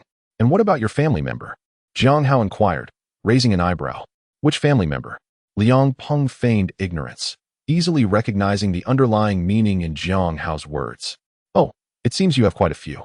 I believe I should have a thorough discussion with your comrade Luing about this. Jiang Hao jested, pretending to seek out Luing. Don't get me into trouble.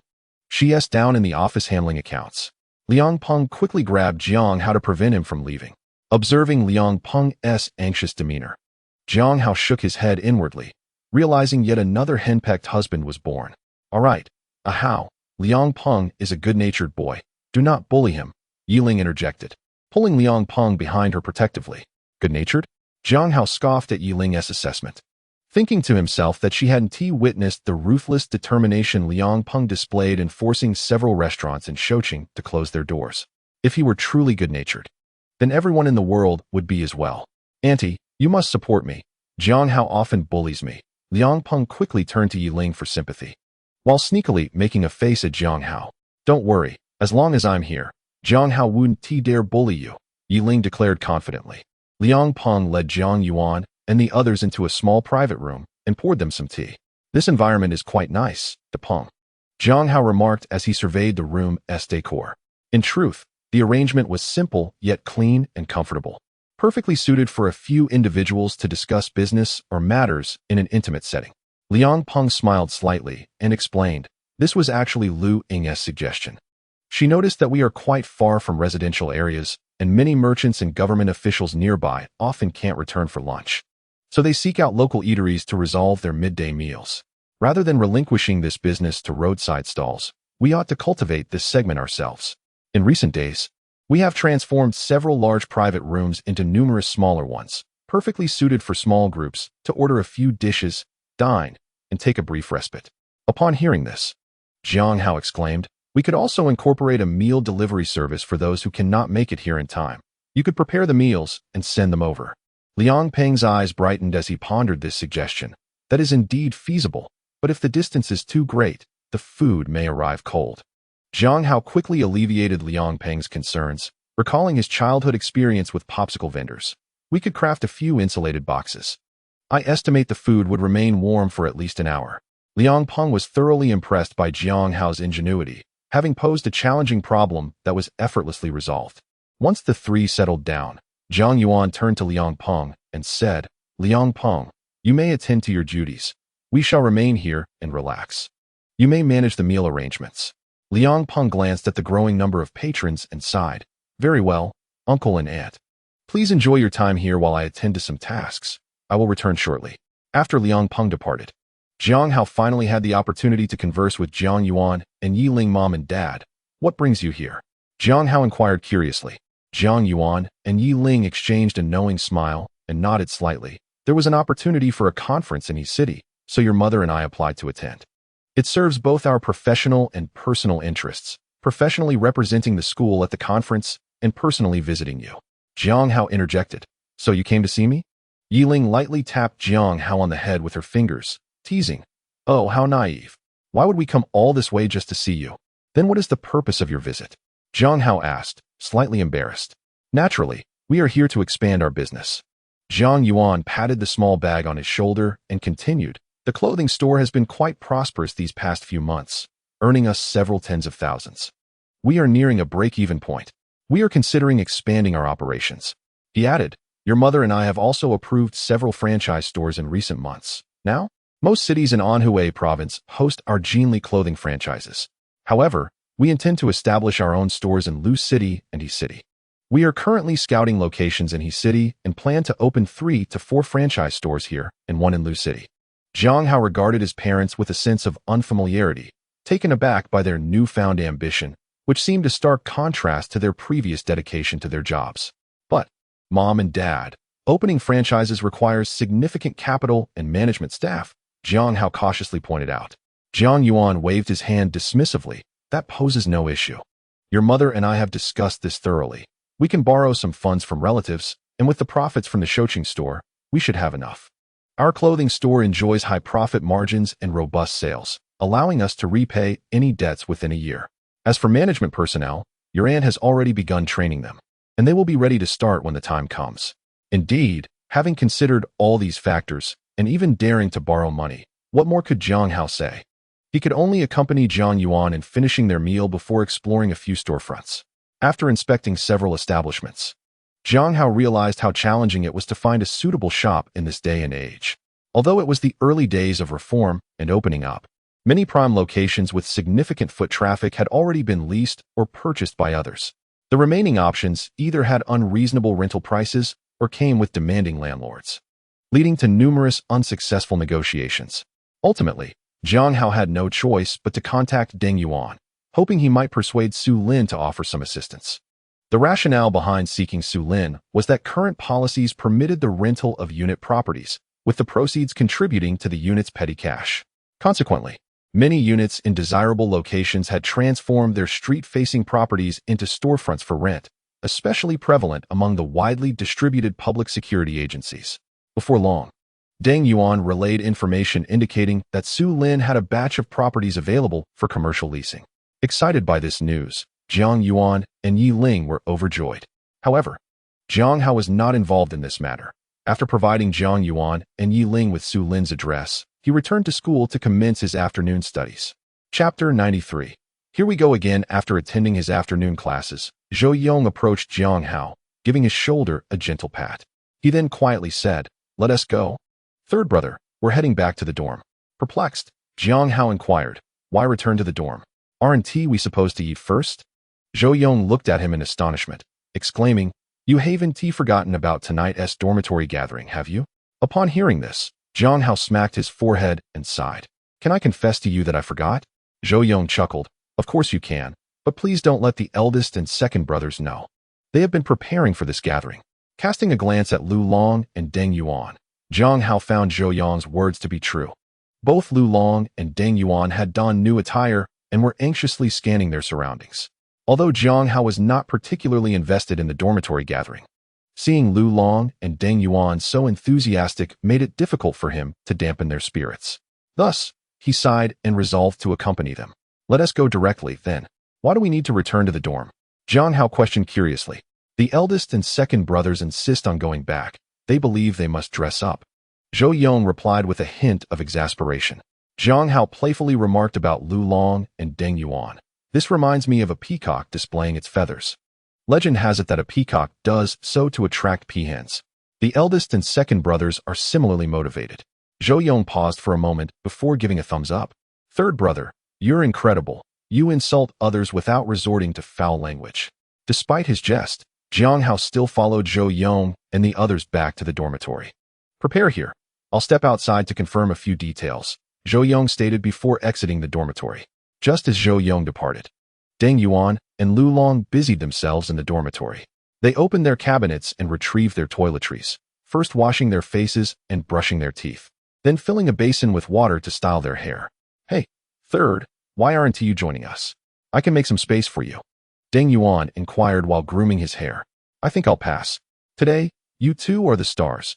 I can merely play a supporting role," Jiang Hao replied with a smile, declining Deng Yuan's offer.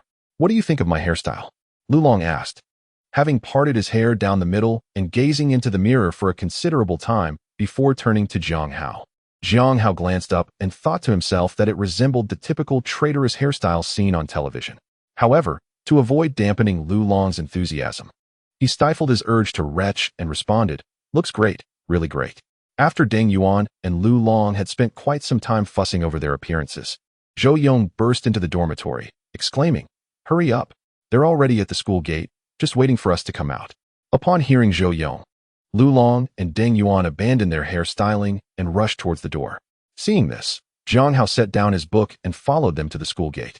Upon arriving at the gate, Zhou Yong led them to a supermarket where 4 girls stood, engaged in lively conversation. "Chao Ping." Zhou Yong waved his hand in greeting. Zhou Yong, one of the girls, petite and sweet-faced, stepped forward to acknowledge him. "Hello, Chao Ping. Let me introduce you," Zhou Yong said, gesturing to Jiang Hao and the others behind him. "This is Lu Long from Northeast China, our leader. This is Deng Yuan, the initiator of the tutoring activity you mentioned. From South Province, our second. And this is Jiang Hao, from Shouqing, Lushi, our third." Chao Ping glanced at Jiang Hao and the others before introducing the girls behind her. She first pointed to a tall, ordinary-looking girl, saying, "This is Hu Lin, from Fuxing, a sports specialist skilled in running." Then she indicated a round-faced, charming girl. "This is Wu Xia, from Hushing." Finally, she pointed to a striking girl with a cold demeanor. "This is Qiao Man, from Modu." Once all introductions were complete, Zhou Yong clapped his hands and declared, "All right, now that we've introduced ourselves, where shall we go next? The floor is yours, Chao Ping." With a smile, Chao Ping tossed the question back to Zhou Yong. You decide. We're happy to follow your lead. After a moment's thought, Zhou Yong enthusiastically suggested, how about we start with a meal and then go to karaoke? Sounds good, Chao Ping readily agreed. Then let us go, Zhou Yong said, leading the group to a restaurant. As they arrived at the place Zhou Yong had navigated after a lengthy bus ride, Jiang Hao hesitantly asked, is this the one? Indeed, it is, Zhou Yong confirmed with a nod, adding, this spot was recommended by my father. It's a new establishment with a pleasant ambience and good food. Why do you ask? Jiang Hao gazed at the luminous characters of Liangjia restaurant on the signboard, and he had no objections, only managing a smile as he replied. No objections, none at all. Following Zhou Yong, he stepped inside. Upon entering, Jiang Hao encountered Lu Ying at the front desk. What brings you here, Jiang Hao? Lu Ying asked with curiosity. We're organizing a dormitory social event, and somehow, the reputation of your restaurant has reached our school, so we decided to pay a visit. Jiang Hao explained with a smile. Lu Ying's gaze shifted to the group of young women accompanying Jiang Hao, revealing a flicker of wariness in her eyes. Although the matter between Jiang Hao and Lu Jing had not been explicitly stated, Lu Ying could discern some underlying tension from their expressions. Given the considerable distance that had emerged between Jiang Hao and Lu Jing after entering university, Lu Ying harbored uncertainty about their future together. Nonetheless, she secretly wished for them to reach a happy conclusion. Consequently, upon seeing so many young women, Lu Ying felt a tinge of hostility. Very well, I shall escort you upstairs. Liang Peng is busy in the kitchen.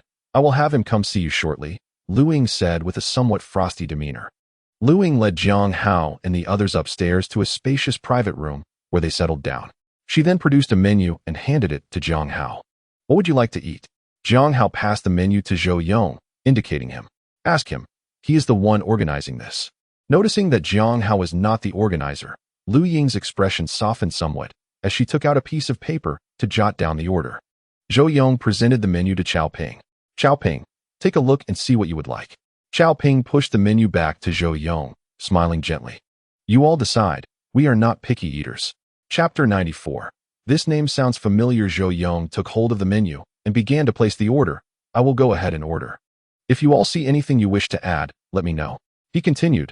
Let's start with a beef hot pot, followed by Westlake beef soup, and then some sweet and sour cabbage.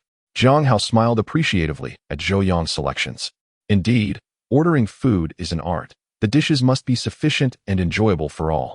Zhou Yong's choices included spicy options, a hot pot, soup, meat, and vegetables, catering to everyone's taste while maintaining a balanced diet. Truly commendable.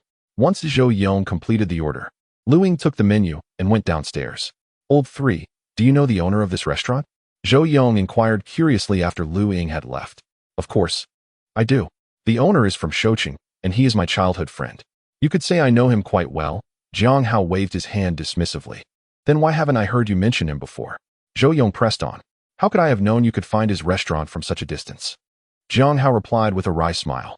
Upon hearing Jiang Hao's remark, Zhou Yong reflected for a moment, realizing the validity of Jiang Hao's words, and chose not to pursue the topic further. Perhaps due to Jiang Hao's connections, their dishes arrived promptly, and the portions were significantly more generous than those at other tables. Shall we drink? Zhou Yong asked. Hilin, would you like some? Chao Ping glanced at Hu Lin. All right, I'll have a little, Hu Lin responded. Hu Lin, likely due to her athletic background, exhibited a remarkable frankness that set her apart from the average girl. Upon hearing this, Zhou Yong produced a bottle of Shifeng liquor and poured a glass for Lu Long, Deng Yuan, Hu Lin, and himself. Oh, this is quite good. Where did you acquire it? Lu Long, being from northeast China, was well versed in the nuances of fine spirits and inquired of Zhou Yong. Where else could it come from but my father?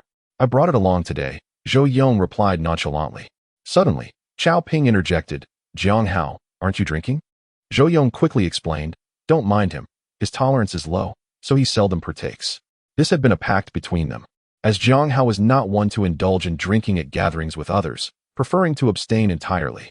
Jiang Hao, that name sounds familiar, Wu Xia remarked, as if recalling something significant.